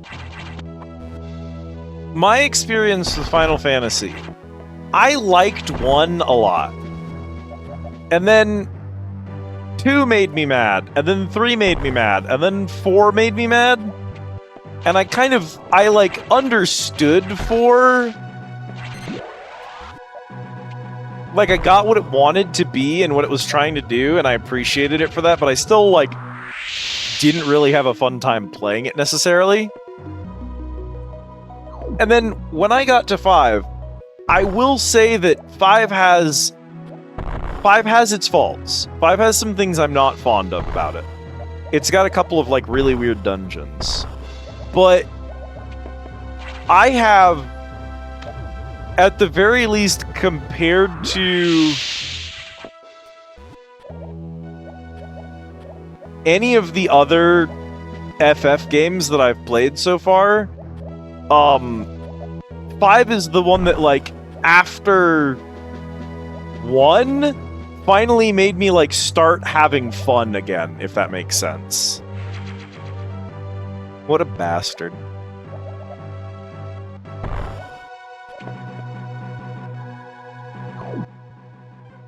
Like, I just really hadn't enjoyed Final Fantasy since the first game.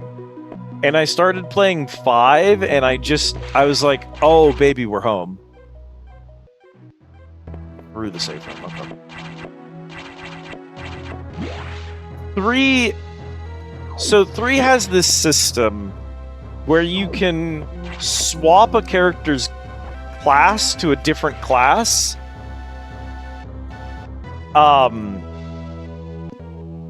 And that's a neat concept. The problem was the execution of it is really, really bad. The reason that it's a problem is that there's a lot of situations where they design an entire fight to specifically function around, like...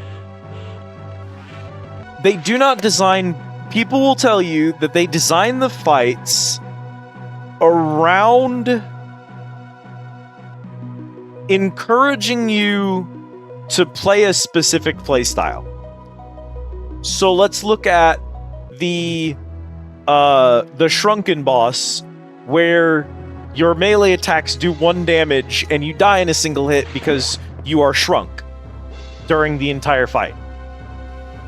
People will tell you what that is doing mechanically is rewarding you for switching all of your characters to mages and then power leveling everyone as a mage to get everyone's mage levels up and doing the fight with 4 mages.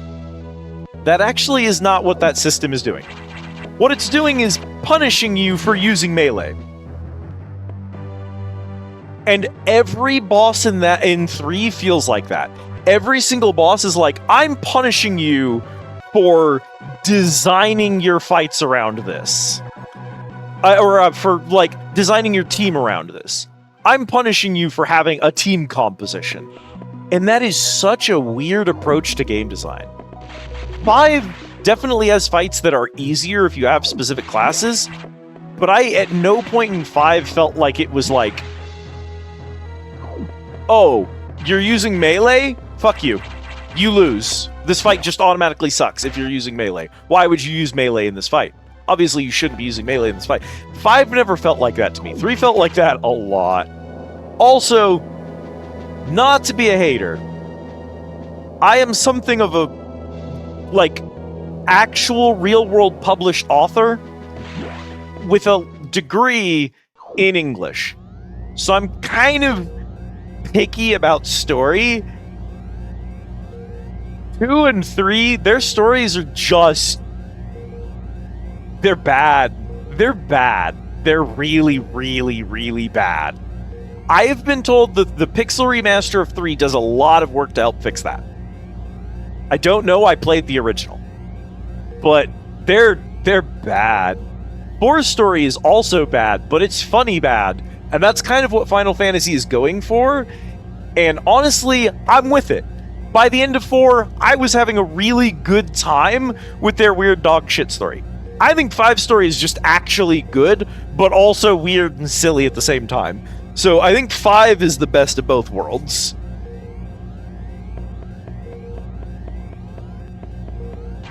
Man, why are you keeping me away from my save rooms?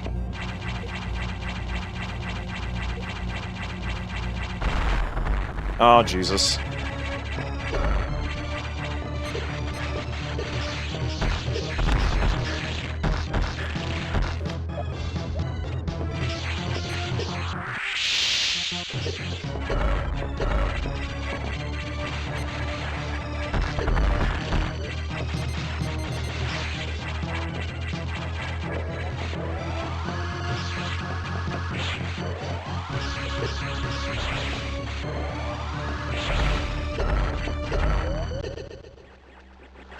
Why would you keep me out of 3 possible save rooms right before you have me fight the final boss?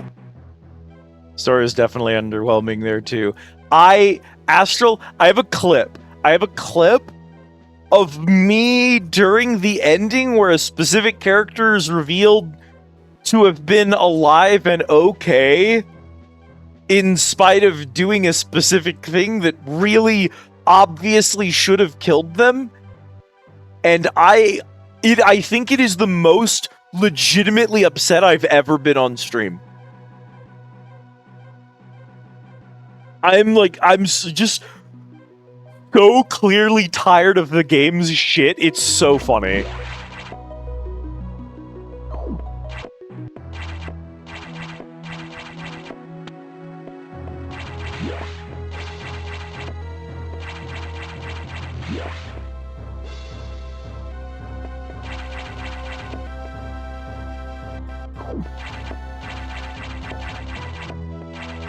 I haven't finished 5 yet.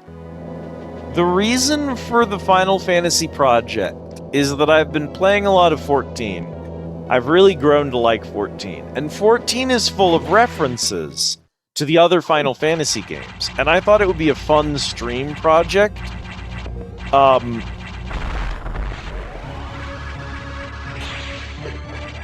To, like, play through all of the Final Fantasies so I could see where all those references actually come from.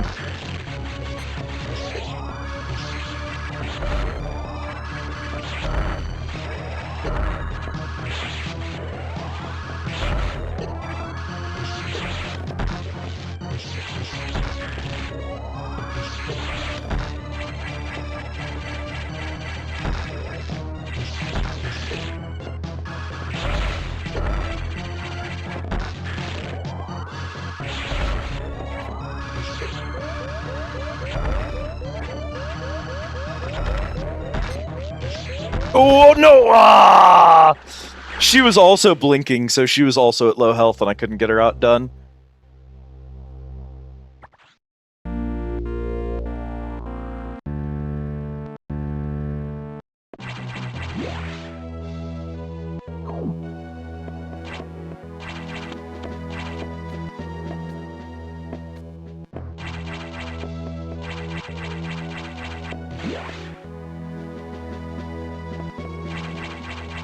Three is unfortunate because there are certain bits in 3 that are like quintessentially important to a lot of very large plot in 14, and so I really needed to see it through to the end, and boy, I wish I didn't really need to see it through to the end.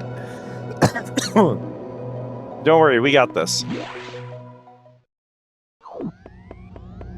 We're gonna go ahead and put a save state here just to cut a little bit of runtime off of that bitch.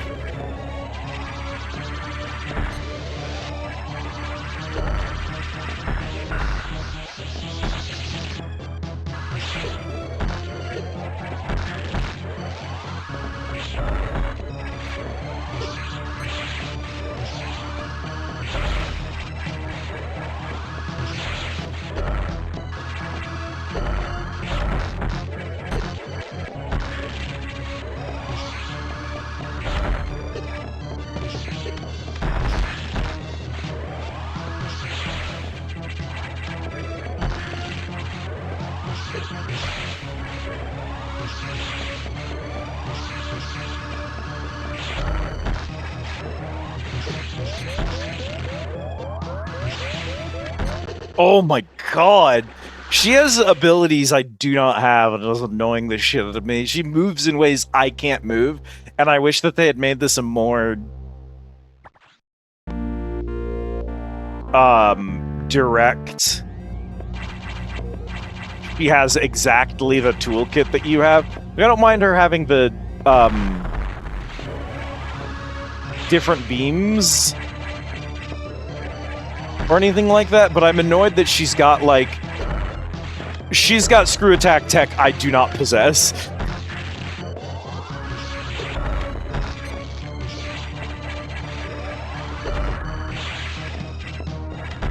I technically don't mind that because of her armor, she can survive hits from the regular beams, and I have to charge and she doesn't. I technically don't mind that. I think that's fine.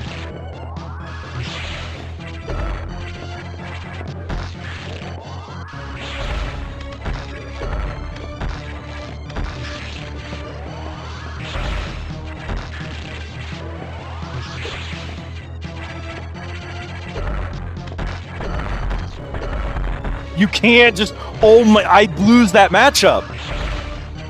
My only answer to her screw attack is to also screw attack, and I have less HP than she does, so that's a losing game if she just spams it. That's what's frustrating.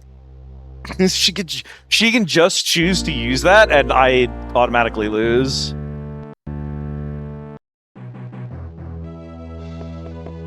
Hello? Thank you.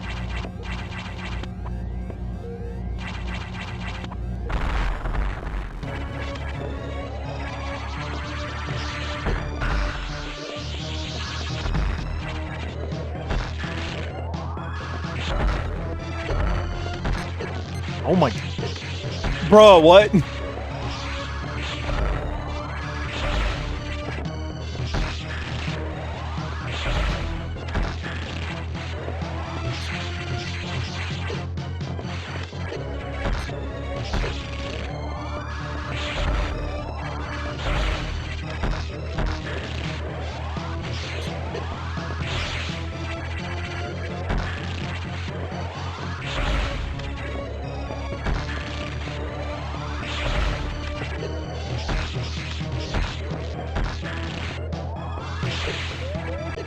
I know how I need to fight her, and I keep just letting myself get caught in these trades with her I shouldn't be making.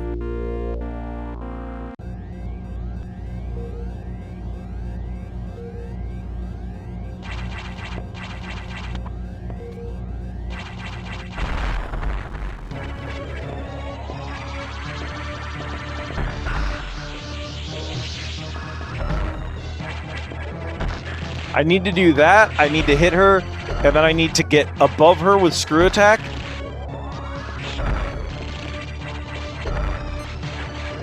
And not try and trade with her like that. Because if I get into a screw attack fight with her, I just lose.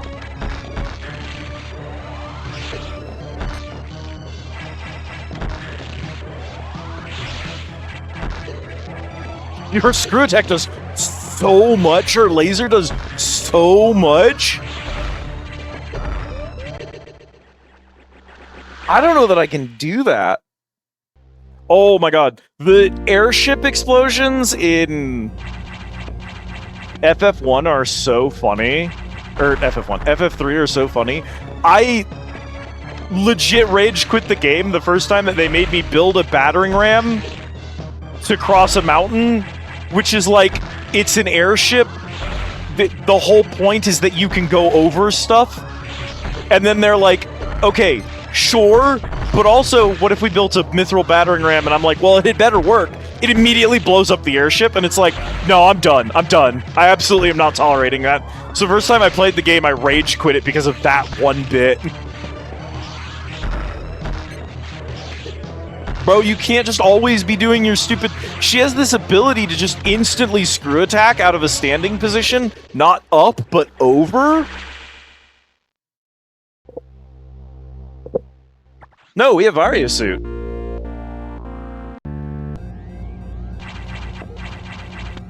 Varia suit was explicitly given as the thing we would require to fight her because we would otherwise lose to the ice beam.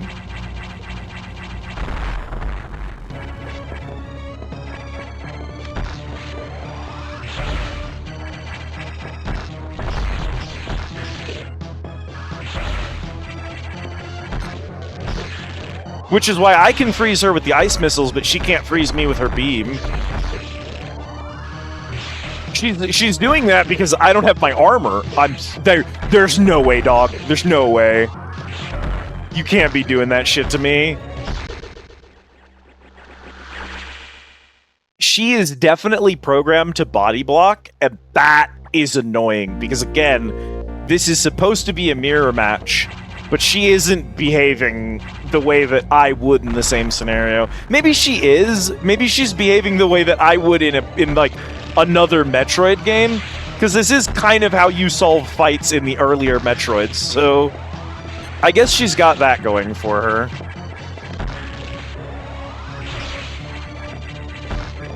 Fuck.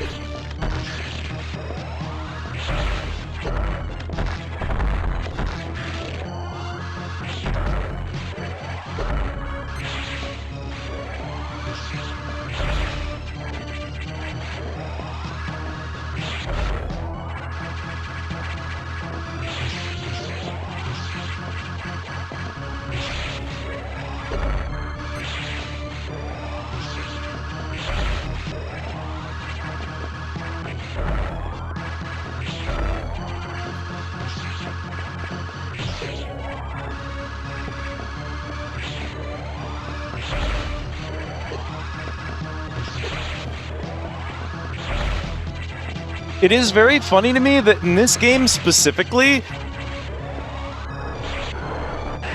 Oh, here we go.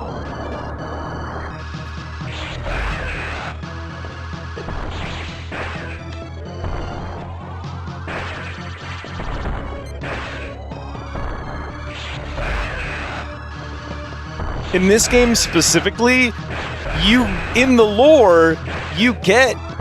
Your beam is worse than normal because you don't have the ice beam upgrade.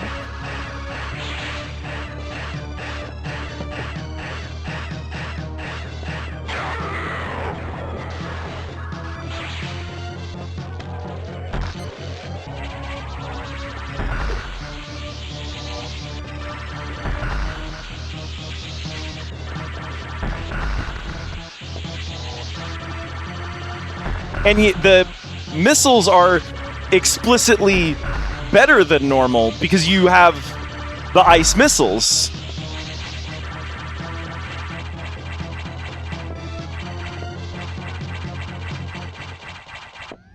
So according to the lore, the missiles should be stronger than the charge beam because it's the charge beam has lost power from not having the ice beam upgrade, and the missiles have gained power from having the ice missile upgrade, and yet in specifically this game, the charge beam is generally stronger than the super missiles. That feels weirdly backwards.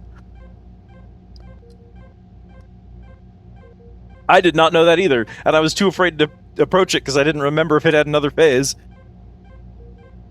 Smooth around the area in a circle to lure her. What you're supposed to do is probably what I did there, which is jump away from her while charge beaming and then fire it and just loop her. That seemed to work pretty well the first time I tried it. I was getting too caught up in trying to freeze missile her, and that wasn't paying off.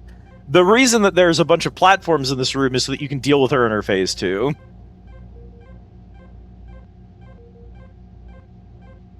Yeah, she does. It is worth noting that she represents me at my absolute peak of power.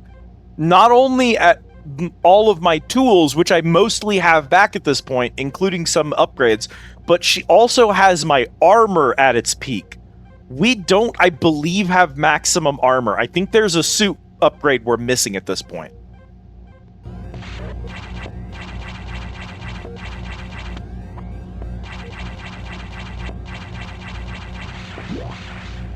If not, it's entirely possible that we're just supposed to presume that our suit is nerfed regardless. Because... Propulsion sequence activated. It was clearly damaged when we removed the parts from it. I'm just gonna, like, real quick, I'm just gonna do one extra save state. Yeah.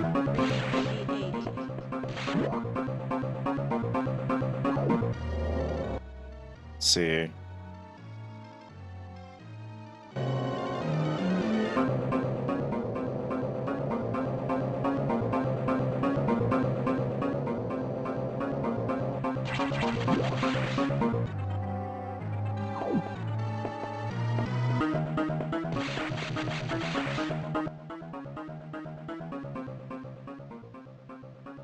I think I had to go up through that.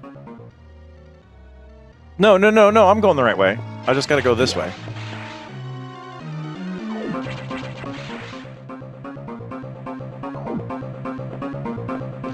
I believe abandoning the animals specifically requires a exploit. I think it's, what do you call it? Sequence breaking to avoid saving the animals.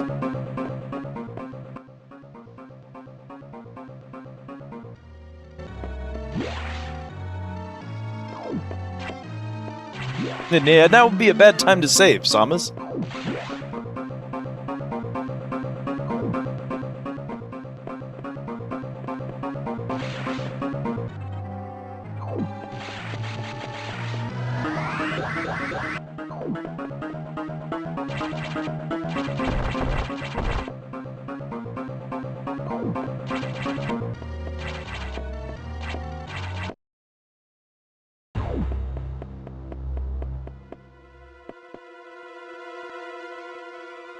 Two minutes to destination.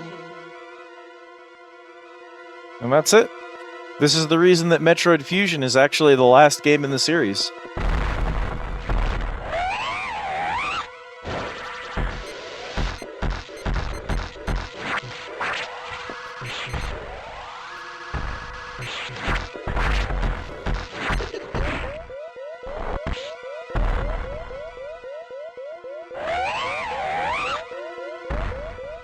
No, because we're at the end of the stream and I'm not gonna get into it.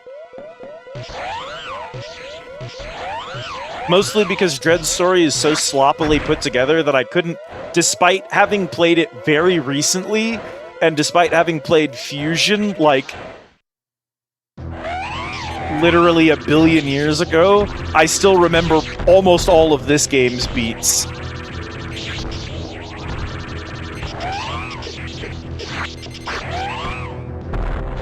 Whereas I don't remember anything from Dread, other than I hated it.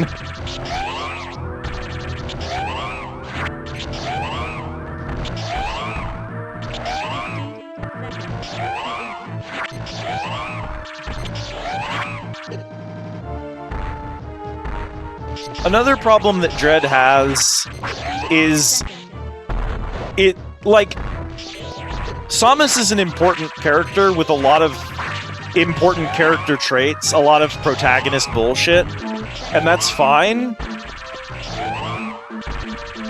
But Dread is, like, so obsessed with its, like,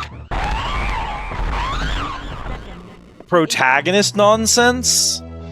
It honestly gets a little frustrating just how many, like, chosen one assholes have to happen to tell the Dread story. And it really feels like it takes away a little bit from Samus as a character.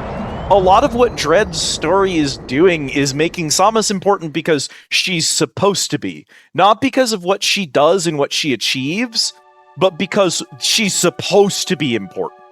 And that's always going to be frustrating for me. I hate chosen one bullshit.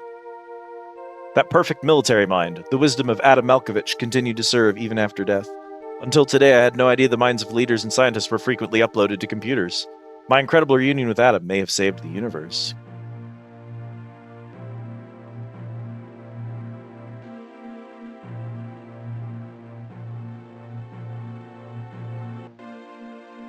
But that's the way that Dread is written.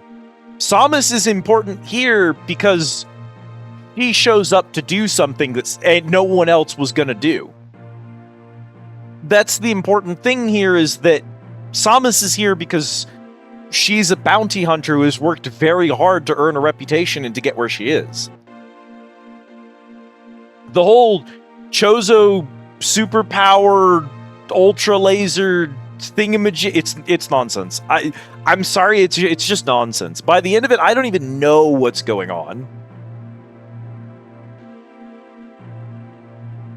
It doesn't have anything to do with player control.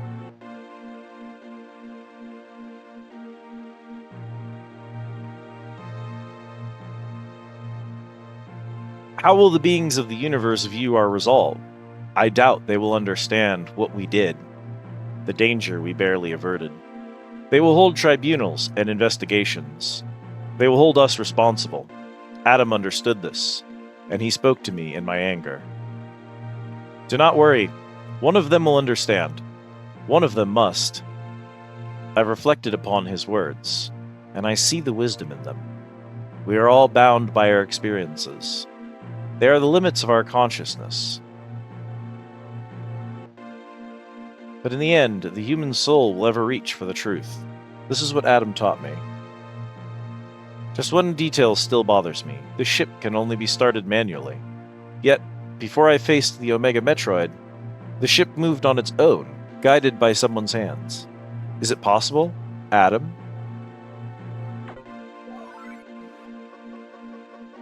Lady, what's troubling you? You wonder how I started the ship? Just think about it.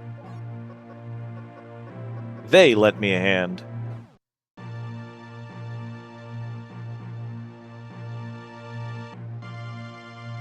The space monkeys flew the ship.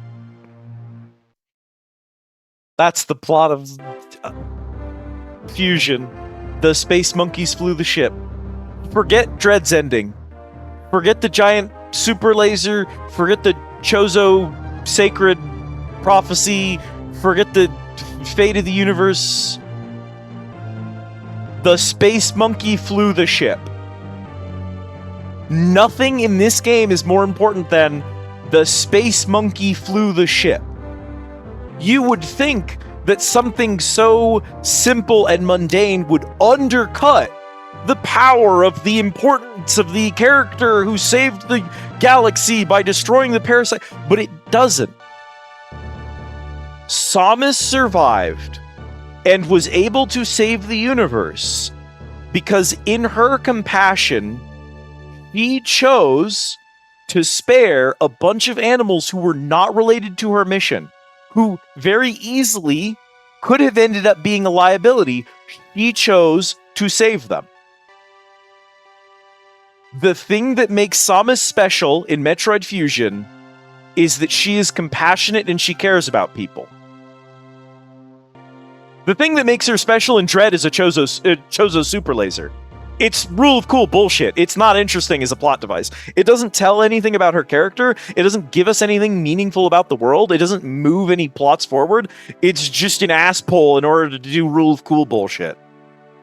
And it's not like this game doesn't do rule of cool. Having you pick a fight with an Omega Metroid that's controlled by the X is cool. Having the SAX move in to save you, because again, the SAX has your memories. The SAX has your heart in it. And Samus said something interesting. Samus said it can copy people, but it can't copy a soul. It doesn't have that. And the SAX, in its last moments, maybe proves her wrong.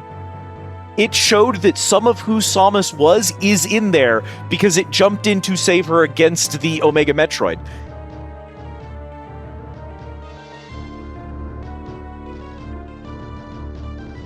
I don't read it that way, because I think that the fact that Samus...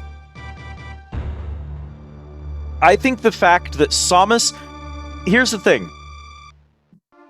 Throughout this game, the SAX has done virtually everything in its power, specifically to hunt us down. It is willing to destroy the entire space station, blow up the station and destroy itself just to see us destroyed because it recognizes us as a threat. There is no reason that an intelligent entity would choose to pick a fight with a Metroid while it's already injured if that Metroid was about to kill something that it also saw as a threat. That doesn't make logical sense. If your enemies are fighting, you don't jump in until one of them is dead. That's just good reasoning. Even wild animals understand that. That is something that wild animals absolutely comprehend. The idea that, like, look, if two other big things are fighting, I'm going to wait for one of them to be injured before I involve myself. I'm not going to get in the middle of it while they're fresh in the fight. But it still jumps in at the last minute. That doesn't make sense for an animal, and it doesn't make sense for an intelligent being.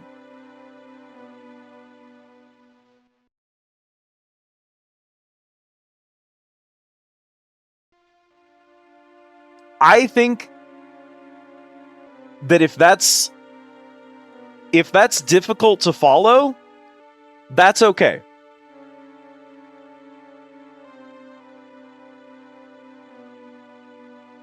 Samus was clearly alive. And his blue eco dude literally floats in the room and doesn't move until you collect it. I don't know what to tell y'all. If this one's hard to follow, I can't help you. I can't save you.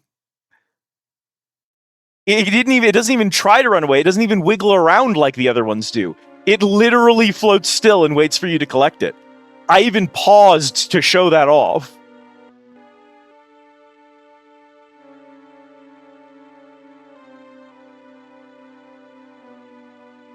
That's what I'm saying. Here's the thing. Everyone wants to say, oh, the X is so smart. The X is responding to this. The X is responding to that. The X is capable of taking control of a... what is it called? I think you are reading way too much into very specific game mechanics and not just thinking about the story as a story. The SAX knows what a defeated Samus looks like because in the real world, animals know what a dead thing is. That's not... Animals know what dead is. Animals understand dead conceptually. Yes, she does. She specifically calls the SAX a stupid killing machine. She is incorrect. That's the point. Remember that they already did this. It's the baby Metroid again. Remember that she has a thing about how all Metroids must die and she still can't kill the baby because she watches it do something good and she doesn't have it in her to kill it.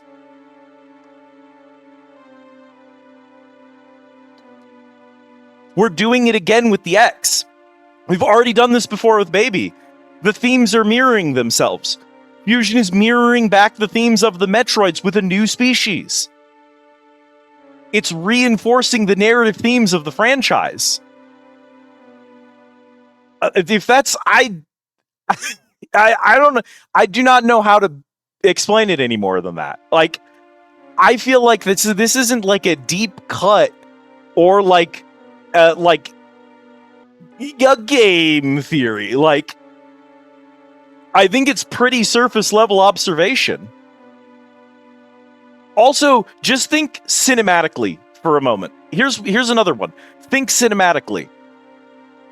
If you're creating the scene where the X jumps in to fight a Metroid and Samus survives, if you're a writer and you are a cinematic, you're creating that story, you're creating that scene. When you choose to have Samus fall to her knee and in the last moment have the X appear, what you're doing there is you are creating the language of the rescuer, of the hero. That's something that is intrinsic to us through media consumption in other movies. If you wanted a scene where a wild animal attacks another wild animal while someone is in danger, there are different ways to frame that scene than what's framed here. This is the way you, as a movie maker, would frame a scene if you wanted to show the X rescuing Samus. This is how you would frame the scene. You would frame it differently if it was two wild animals fighting. Because you can find examples of two wild animals fighting with, like, a King Kong or a Godzilla movie. Those happen, but the framing of those scenes is different. It is a coincidence. It is an accident that King Kong decks Godzilla in the face as he's about to laser a building that's got a bunch of tiny people in it that we, the viewer, are supposed to care about.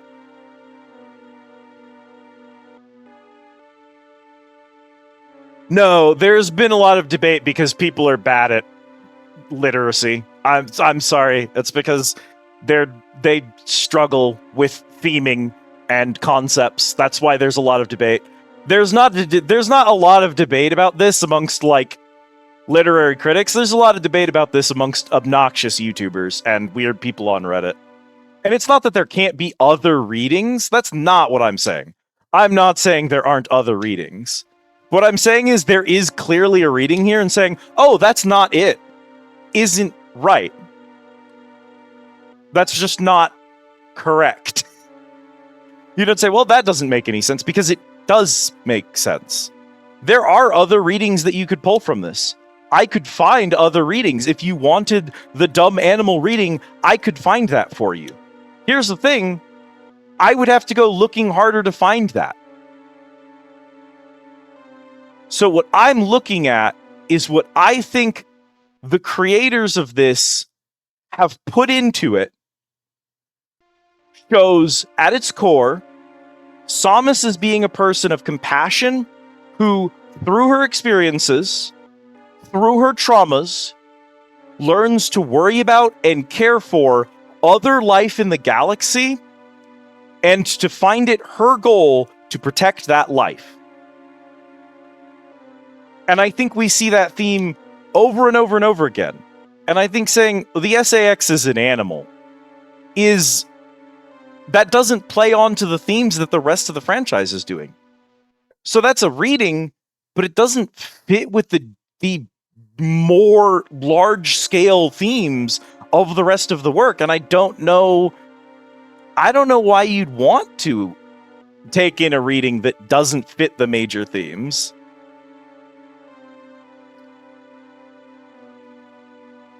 It's weird. It's weirdies because I think that she could. I think that what are they called? The Eddies? The Eddies? The Emmys? I weirdly think that Samus having moments of regret for having to shut them down because of what's happened to them could have been an interesting character bit, but I don't recall them doing that. I think they're just bad guys and she just kills all of them. They're robots. They don't have lives. And then that's where it ends. There is a potential for depth in those scenes with the Emmys that I don't think that game bothers to do, and that's why it annoys me. If you want me to look at what I think Dread fails to do, what it comes short at, there it is. Even if you don't like the reading of SAX as coming in to save Samus, proving her assessment of it wrong by showing that it is capable of reflecting at least a small portion of the way she views the world in itself after having absorbed her memories, even if you don't like that reading, the fact is that reading is there because this game gives you enough elements of enough pieces of story that you can find those readings. Because again, even if I were to throw out everything I've said and just say, no, you're right, people have spent 25 years debating if the SAX came and saved Samus. Are we going to see 25 years of people debating the plot points of Dread? Are we going to have people discussing the events of Dread and the potential philosophical and thematic readings of those moments 25 years from now? No, because I think it's almost entirely surface level. That's what I dislike about Dread.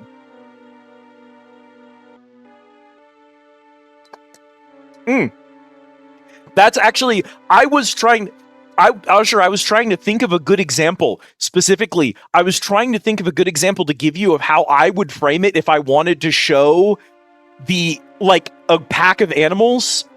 Remember, there's supposed to be more than 10 SAX on this station.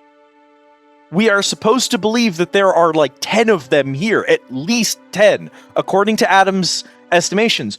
We don't know that. It's possible that it never reproduced because we never see the other ones. One of them gets attacked by Metroids and then supposedly collapses on the station.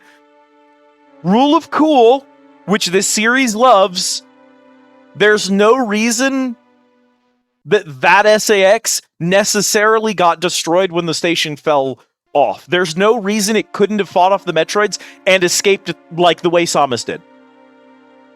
We don't see it die. And as my best friend Kit would say if she was here right now, no body, no kill. If there's no body, you cannot confirm that it is a death.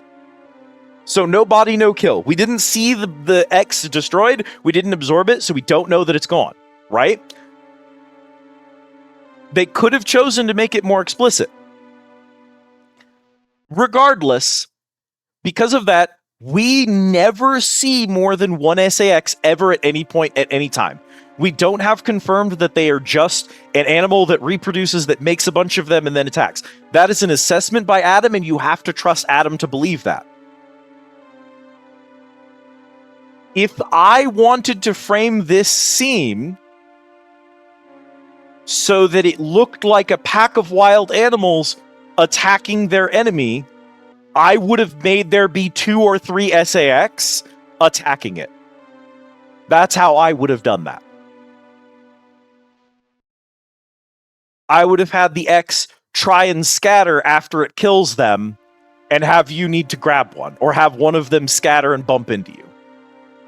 That's how I'd frame it if I wanted to frame it like a pack of animals. That's not how they want to frame it. And you say they could make it more explicit, but like, I'm going to use the word ham-fisted. I don't know that you could make this a lot less subtle without making it just ham-fisted.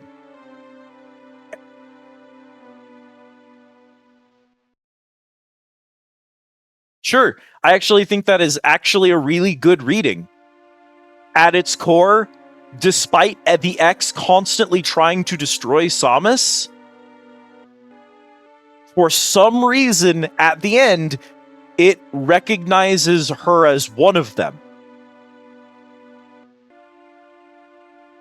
It has some kind of brief conscious moment of, she was infected by the X. We know she was infected by the X. If she survives this, then we get to live on. Maybe it has a moment of that recognition.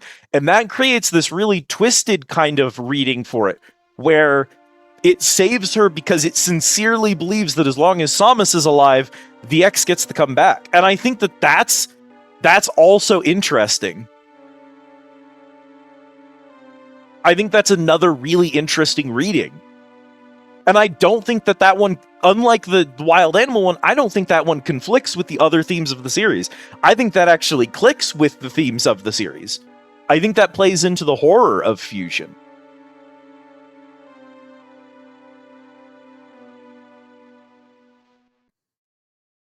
I could go on about the whole X in Dread and why I hate it and why it annoys the shit out of me.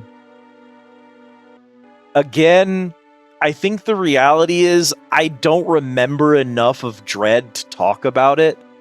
I barely remember any of the story beats. I remember feeling there were too many story beats. I remember feeling that a lot of them felt disjointed. I remember feeling like at any given moment there was a bunch of information being thrown at me and none of it felt like it actually impacted what was going on. It was just data. And then by the time I was done, I forgot it. I just forgot about it immediately.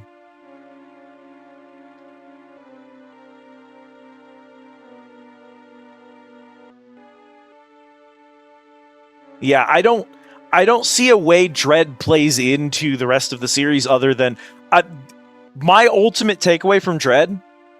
Dread is not an attempt by a team to continue the theming and concepting of the Metroid series into the future.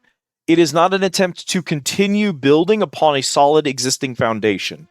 It is an attempt to look at the floor below it and just copy that floor. It's just looking at Fusion and saying, do that again, do that again. And it does it again. It does Fusion again. It tries to do the powerless run for your life bit. It doesn't. It fails. Oh, I'm gonna be honest. I am like the world's biggest Prime fan. I adore the Prime trilogy. They're some of my favorite games of all time. I love them. I'm not playing Prime 4.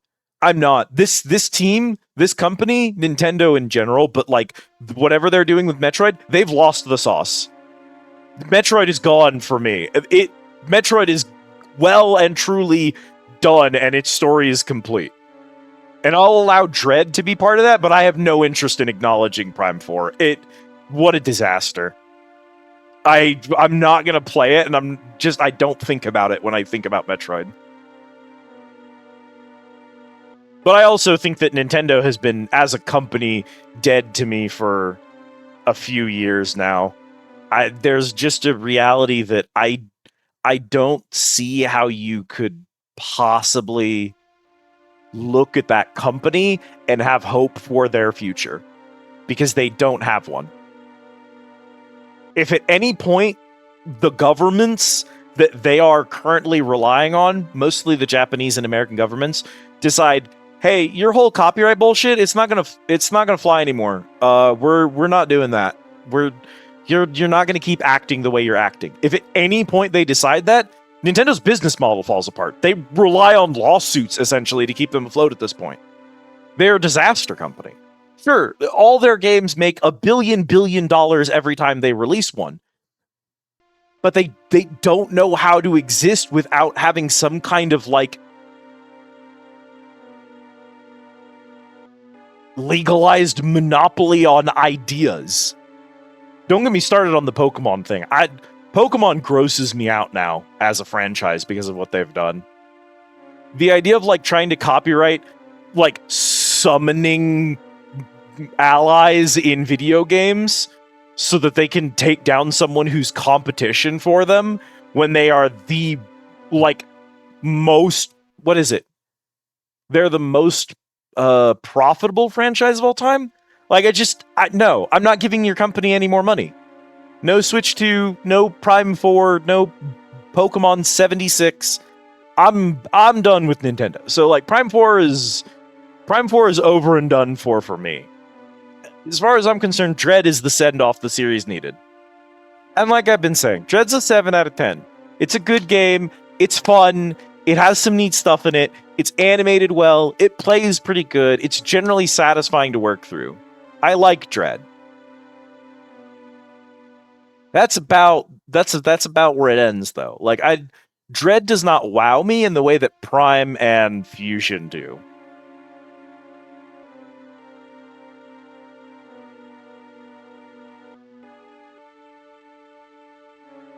Ugh. Neither was I, honestly. Thank you for having such a sincere and honest dialogue with me, Ease. And you as well, Azure. And just chilling here and like actually digesting a lot of this, because it's really easy to walk away from when someone disagrees with something. And so I really appreciate y'all sitting here and like hearing me out on this, because it's something I care a lot about. Yes, I am a published author. Before you ask, you will not be able to find my work. My publications were all limited time prints, and therefore you wouldn't be able to track them down. I have a single novel, there were 50 copies made, and they are all accounted for, so you won't be able to find one of those. I have 2 novellas, which were printed as part of a collection that I think was only ever published online and on a website that no longer exists. And then I have 5 or 6 publications in which my poetry is included, at least 2 of which might still be around, but honestly, I don't remember what the collections were called, so I don't even know that I could track them down anymore. And then, like, homemade chapbooks and stuff like that. For people who know what a chapbook is, God's forbid, if any of you even know what a chapbook is, you are my people, because that's not, like, common parlance.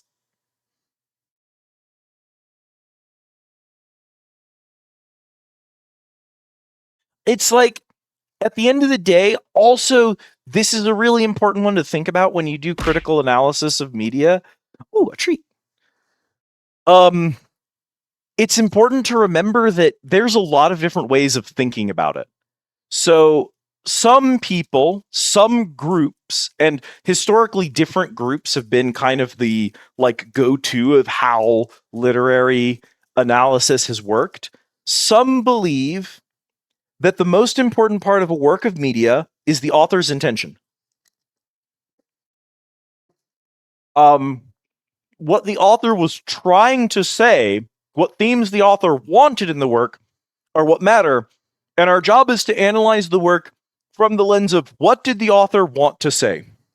This is kind of how a lot of people look at Lord of the Rings, When people try to figure out what is going on in a scene in Lord of the Rings, they often say, hey, did Tolkien ever write a letter where he explicitly laid out in a non-canon letter exactly what he wanted the scene to do? Let's go read that. And that just requires shaping the way you view media based on what the author wanted. The other one, which is a little bit more recent, as a school of thought, you've probably heard the term death of the author before.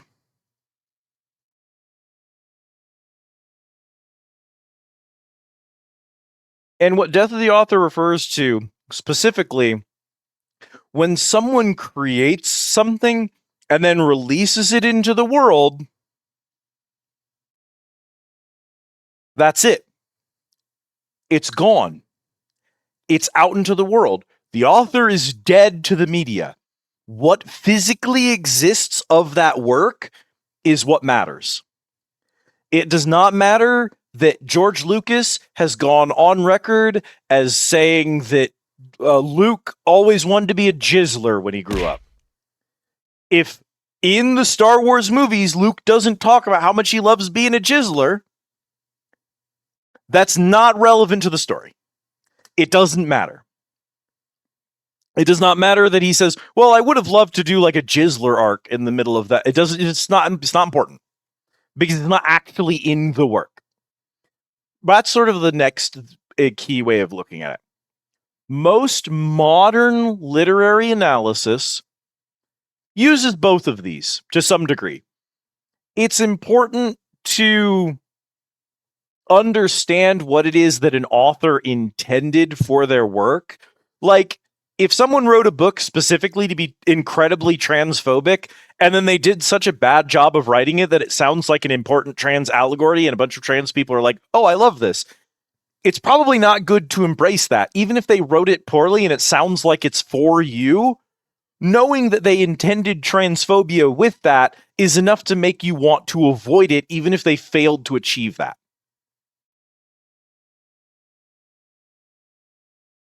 But on the flip side, it's important that you look at works without saying, well, you know, Tolkien really wanted you to see elves in this light. And it's like, I don't care. Either if Tolkien was good at what he did and he wrote them a certain way, the way I view them, the way I feel about them, should come out in his work. And if it doesn't, then either he screwed up, or, more interestingly, maybe he created something beautiful by working very hard in order to create something magical, and ended up producing something that at the end of the day has other interpretations than what he originally saw, because he created so much complexity within his work that it's possible to look at it from multiple angles and see different things. And like how one could look at the ending of Metroid and see a wild animal attacking another wild animal, an intelligent being making a calculated gambit to save another member of its species, or a creature that has suddenly absorbed an incredible amount of knowledge and emotion and feelings, being able to process those and suddenly develop some of its own and making a moral call, despite that being against its normal survival instinct. The fact that you can read all three of those into this is a credit to the work. Versus, well, if we only give a shit about what the creators intended, well, there's a right and a wrong answer. But thanks to Death of the Author, you could just say, you know what? It's fine if they intended something interesting. It's fine. But the thing I got out of this work, the emotional benefit I received from it, the themes that mattered to me are more important, and I'm going to embrace those elements. And that's a lot of what happens when trans people look at a character and say, I think this character's trans. I headcanon them as trans. It's possible, quite likely, the original author wasn't intending to write a trans allegory. Unless it's The Matrix, in which they were intending to write a trans allegory. But generally, it's not because they were trying to write one, it's that they wrote one and it happened and people embraced it. And a lot of wise authors will say, hey, that's not what I meant, but I'm actually really glad that that's there. And I'm really glad that you can feel that about my character. And I am happy that that reading exists. Because as an author, that's the greatest compliment you can receive, is for someone to find something in your work you did not know was there, but that you put into it because of the amount of detail and passion that you put in it. And so in a nutshell, what I like about Fusion more than what I like about Dread is that I feel like I can do a lot of digging and pull a lot of things out of Fusion. I feel like Dread is kind of just a surface read. I don't think there's anything deeper than that. For me, personally, I like to dig deep and find themes.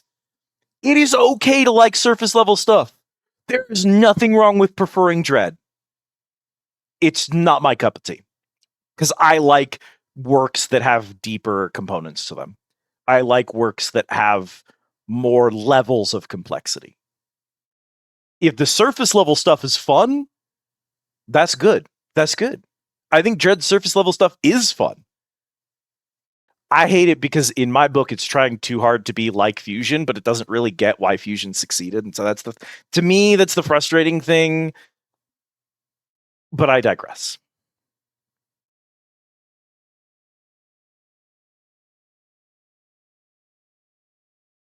That's like, there's certainly an element of that is just the narcissism of it all.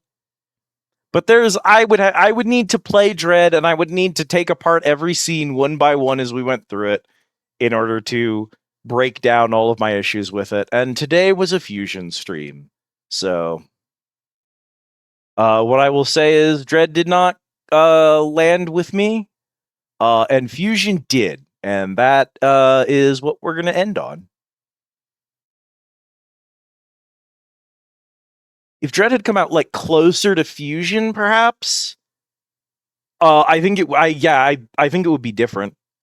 But also, it's impossible to look at that and not say, I mean, Nintendo games were received differently 10 years ago than they are today. Also, people were critical about things in a different way than we were 10 years ago. So, like, you know, that there's also that. But yeah, I think if it was closer to Fusion, more people who played Dread would have already played Fusion, and that probably would have like shifted their opinions on it. A lot of people who really like Dread are people who hadn't played Fusion, and they might dislike it. A lot of people who didn't like Dread might be people who never experienced Fusion, and if they had played Fusion more recently, maybe they would have really liked what Dread changed about the formula. It probably would have gone both ways, and I couldn't make a prediction on which. I know what I think it would happen. I think if more people had recently played Fusion, they would have seen Dread as a cheap knockoff, and people would not have liked it as much. But I think it could have also gone the other way. Maybe if I had played Fusion and then immediately gone into Dread, and they had been released close together, and I was interested in the series at the time, maybe I would have just been so happy to get more of what Fusion was doing. Even if it didn't quite nail it, I maybe would have loved it anyway for trying. And maybe it's only because I'm looking at Fusion through rose-colored glass 25 years out that that Dread feels like a cheap knockoff. It's hard to say. It's really interesting, though. Thank you all so much for watching. Thank you all so much for chatting with me. And just honestly, shout out to literally all of you for being so well behaved. I'm big on spoilers on this channel. I'm really against them.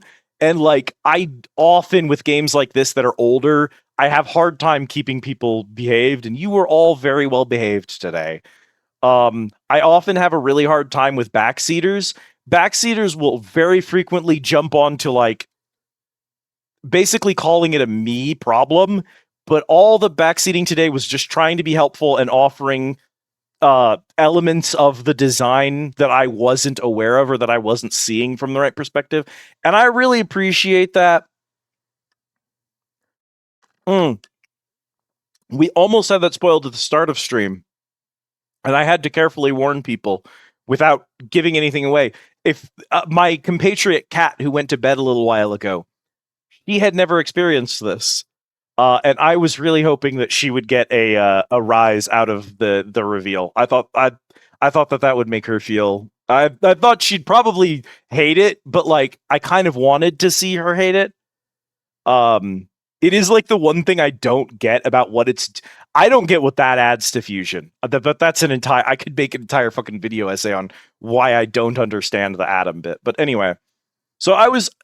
That's one of those things that's weird about me for spoilers is I maybe have played this game 1,000 times and I still am anti-spoiler because my chat might be experiencing it for the first time, or my bartenders, my compatriots might be experiencing it for the first time, and I wouldn't want to spoil it for them.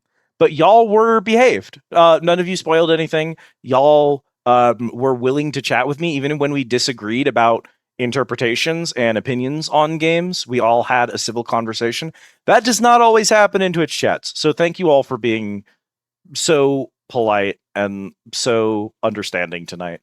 It may have at times sounded like I was upset, and I promise you, I live for this shit.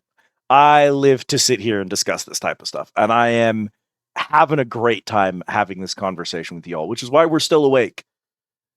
Because I had a great time having it. It's another bit of horror. If you're a brilliant enough person, even death doesn't mean a day off. But you were not supposed to fight Nightmare correctly. The way that we ended up fighting him with the ladder strategy was definitely what you were supposed to do. You were supposed to use the ladder that way. I didn't like using it to face tank the way that I had to, but that is definitely what they wanted. So, anyway, that's the Discord link, baby. If you jump into a Discord, you can get go live notifications. You can find out when I'm going live next. You can know what game I'm going to be playing. That'd be cool, because then you could stop by maybe for our next stream on Wednesday, which should be me playing the game off with Kat. She's excited to share it with me.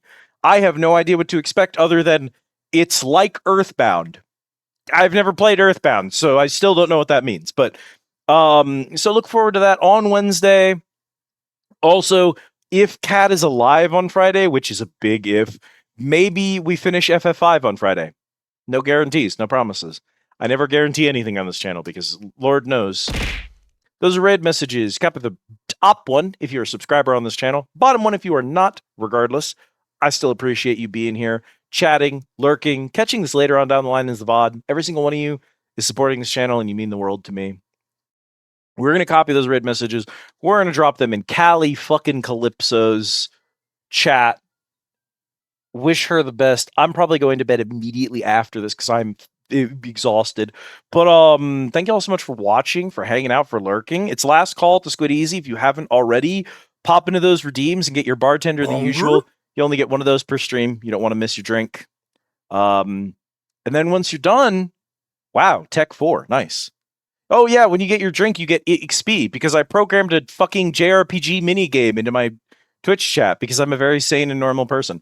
Anyway, grab your drinks, head on out the door. It's closing time at the Squid Easy. Last call.